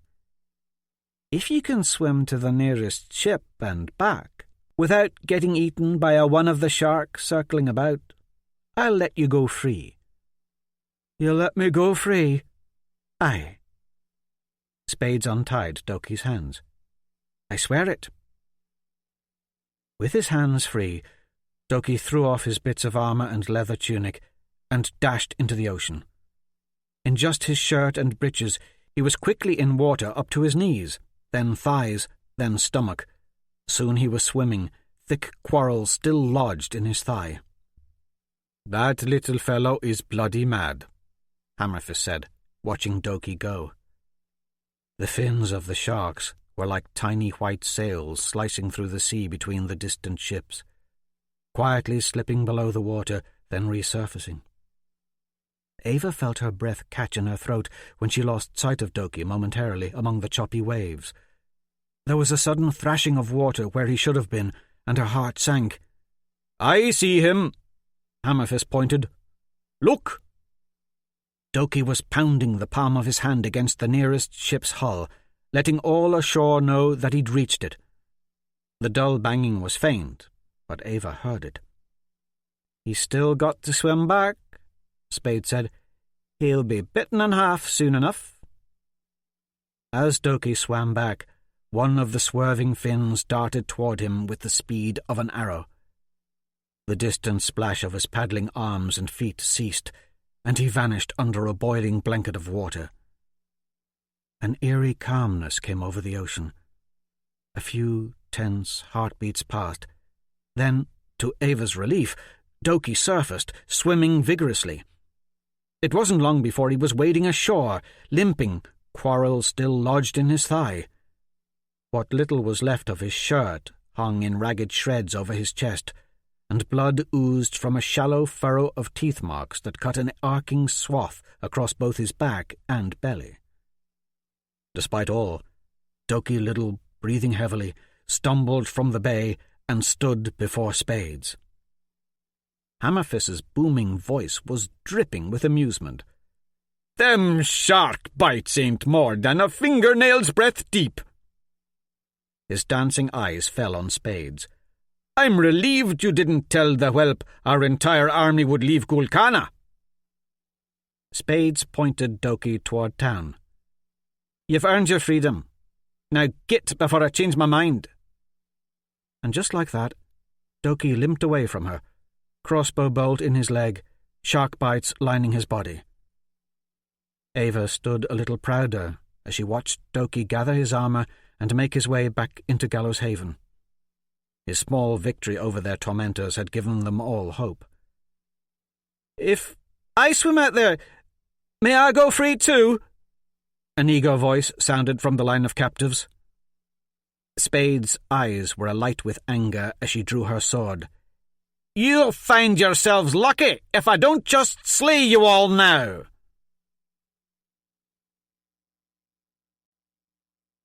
Moments later, two Sor Sevier knights, one bald, the other bearded and wearing a black patch over one eye, broke through the line of prisoners, dragging Baron Jubal Brook between them. The Baron's hands were tied behind his back. He was brought directly to Spades. She appraised him with unbridled disgust. "Found him in a shed near the chapel," the dark-haired knight with the eye patch said. The man carried a deadly-looking sword in one gauntleted hand. Scars ribboned his face. His one good eye cast stony indifference at the prisoners. "The fool who rode out to offer us his surrender. Baron Jubal Brook." "I can see that, Stabler," Spade snapped. "I have 2 eyes." Stabler backed away, face reddening under his eye patch, a sneer spreading across his scarred face. "Lest you forget, I lost this eye saving your skin in Aganmore." Spade's full attention was on Baron Brook. "My bolt should have killed you. Running you down with my horse should have killed you. Yet here you are, still alive." "I am lucky in that," the Baron said. "Luck for a coward," Spade sneered. "They found you in a shed. Are all Gul Kana barons such cowards, Jubal? Are all barons trained to hide?" "I ran to save the women in the chapel from slaughter. My purpose was to lead them into the mountains. Any sane man would have done the same." "Listen, you overgrown sack of chicken shit," Spade snarled. "Don't insult me or the few survivors standing here who yet live." "He guarded no women," the one-eyed knight named Stabler said, "and he offered scant resistance when we pulled him from the shed." "Nobody in this place has yet offered resistance." Spade stepped up to Baron Brook, appraising him. "An entire town sacked, and Sor Sevier did not lose one fighter. Not one of us even injured. I dare say the codfish and herring offered us more concern when we rowed ashore." A grunt and chuckle from Stabler bespoke similar sentiment. It was then that the bald knight with Stabler looked at the prisoners, looked right at Ava Shea. At first his eyes were flat and watchful as his gaze travelled over her. Something in his eyes flowed raw and dangerous in his quiet stare.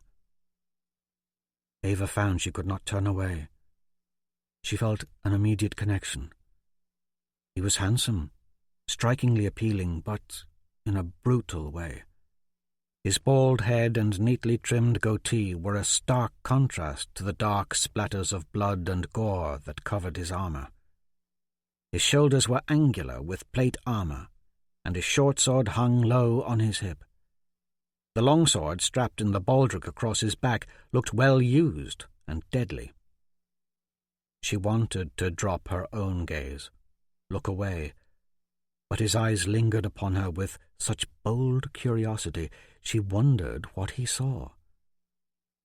There was one certainty. Lust did not live in his eyes as it had in most men who looked at her. His eyes were filled with something she could not quite define. He looked away from her and up the grassy knoll. Ava followed his gaze. A weaponless man with short-cropped black hair was riding down the hill on an equally black horse.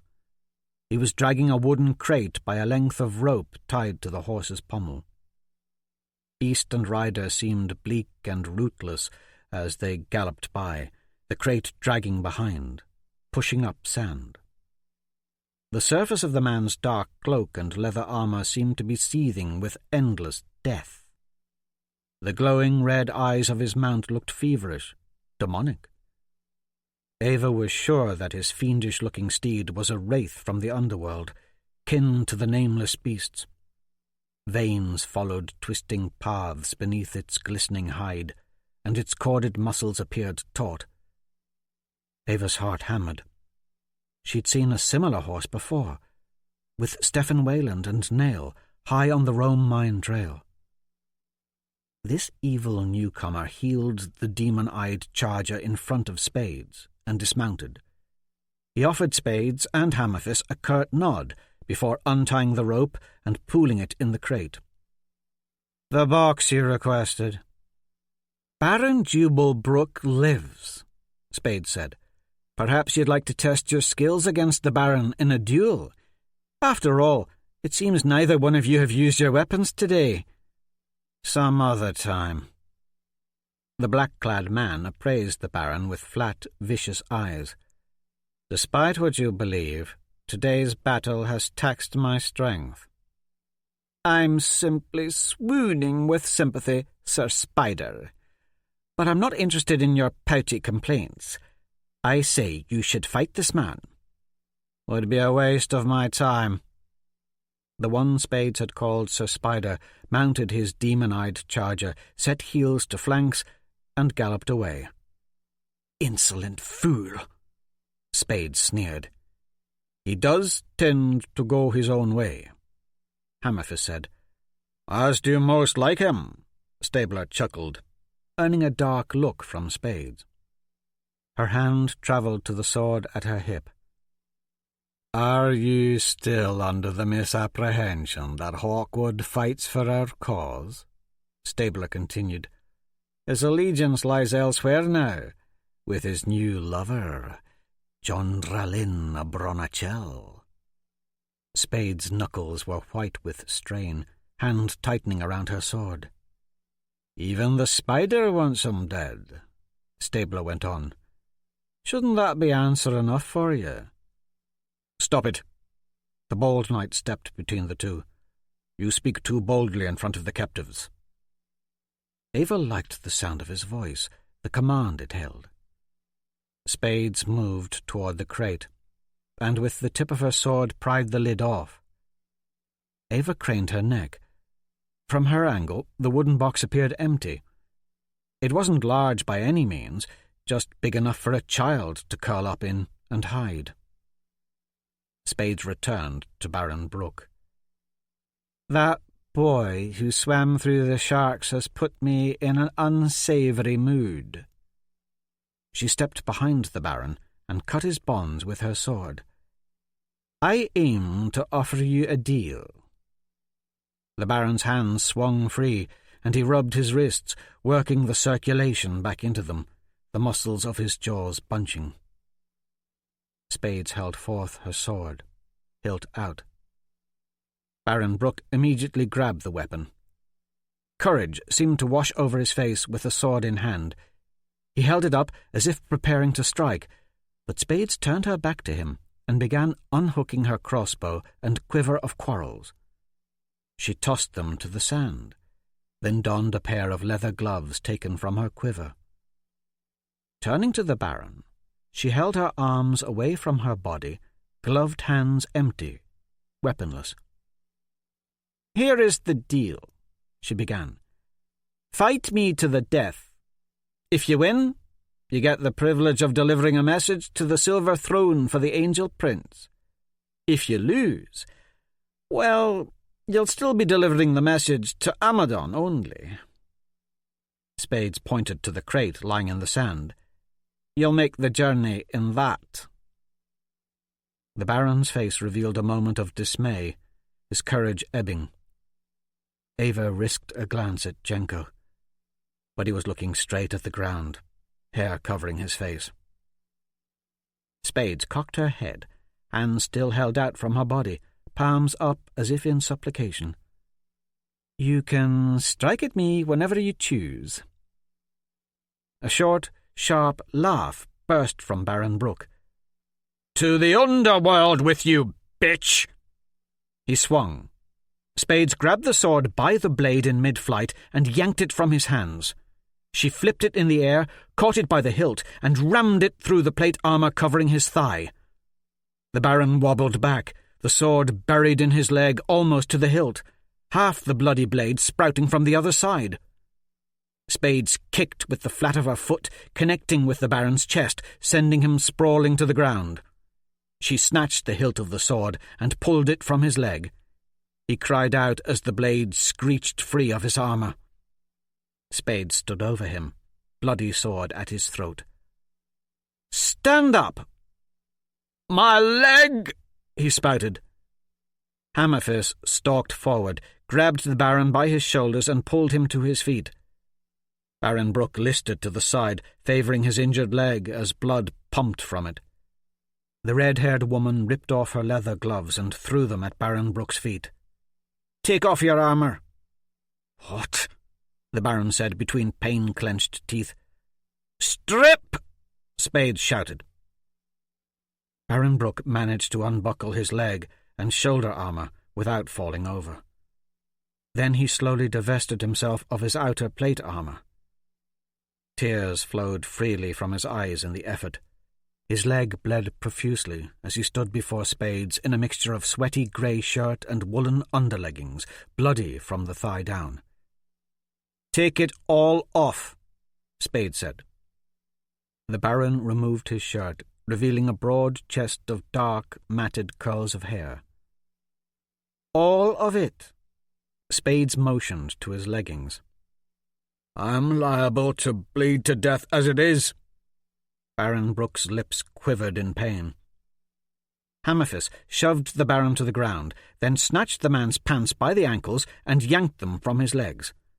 The Baron hollered in pain, then curled into the fetal position, clutching at the wound in his thigh. From head to toe, Baron Brooke's naked body was a ratted mess of sweaty hair. Dark curls even covered the vast expanse of his bunched and clenching buttocks. "For fuck's sake!" Hammerfist pulled Jubal to his feet. "Handle it like a man!" The Baron could barely stand. He leaned against Hammerfist for support, blood gushing down the pale skin of his leg. He bore a thick thatch of greying pubic hair, and his scrotum dangled beneath the short stump of his manhood, like the wrinkled face of a bearded old man. Spade stood there, eyes travelling over the naked man before her. "Well," she said, after a moment of reflection, "I suppose you could call that a cock." Hammerfist laughed. So did Stabler. The bald knight remained silent. "The boiling tar for our ships," Spade said to Stabler. "Fetch me a kettle." Smiling, Stabler ambled toward the line of Baron Brooke's black cauldrons, a renewed energy in his step. Spade snatched up her bloody sword and spun about, eyes crazed. As she made her way ominously down the line of prisoners, many cowered from her. Even Ava tried not to meet the deranged woman's stare.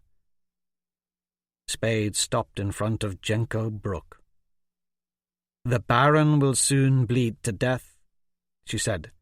"What say you to that?" Jenko looked beyond her, refusing to meet her gaze. Spades grabbed his chin in her hands and forced him to look at her. "I confess to having some skill at figuring men, in both body and character. You have a vicious streak, I can tell. Quick to anger, quick to notice weakness in others and exploit it. Yet, I imagine you were well liked in town." She jerked Jenko's face down to hers until their eyes were level. "A real scoundrel, you. And proud of it." Jenko remained silent, nostrils flaring in and out as he breathed. "The truth is," Spades released his jaw, "I like what I see in you." She forced Jenko around and cut through his bonds with her sword. His hands were free. She stepped back from him quickly, the tip of her blade poised between them. Instead of attacking her, Jenko hung his head, hair covering his eyes. "The Baron will bleed to death soon," she said. "I wish you to finish him for me." Jenko looked up, eyes glowering beneath the locks of his hair. "You will kill Baron Brooke." Spades placed the tip of her sword under his chin. "I will not." Jenko's voice was low, menacing. Despite all, there was still courage in him. It was clear the woman did not know that Jenko was Jubal's son. Ava could tell that Spades, despite her insanity, did not intimidate Jenko at all. Perhaps it was the inevitability of all their deaths that had caused such callousness within him. Either way, Ava knew that he would never do what Spades asked. He would die first, not out of loyalty to his father, but out of pride, a need to never do what anyone demanded of him, especially under these circumstances. She was proud of him for his defiance. Spades removed the sword from under his chin and stepped in front of Tilda Egbert, who stood trembling. "What is your name again?" Spades asked, lifting the girl's face. Tilda seemed devoid of speech as she raised her downcast eyes. In her face welled a depth of hopelessness and despair. A bright tear coursed slowly down her cheek, cutting a wet, cleansing path through the dirt and soot. Spades placed the tip of her sword under Tilda's chin whilst looking at Jenko. "Kill Jubal Brook for me, or I kill this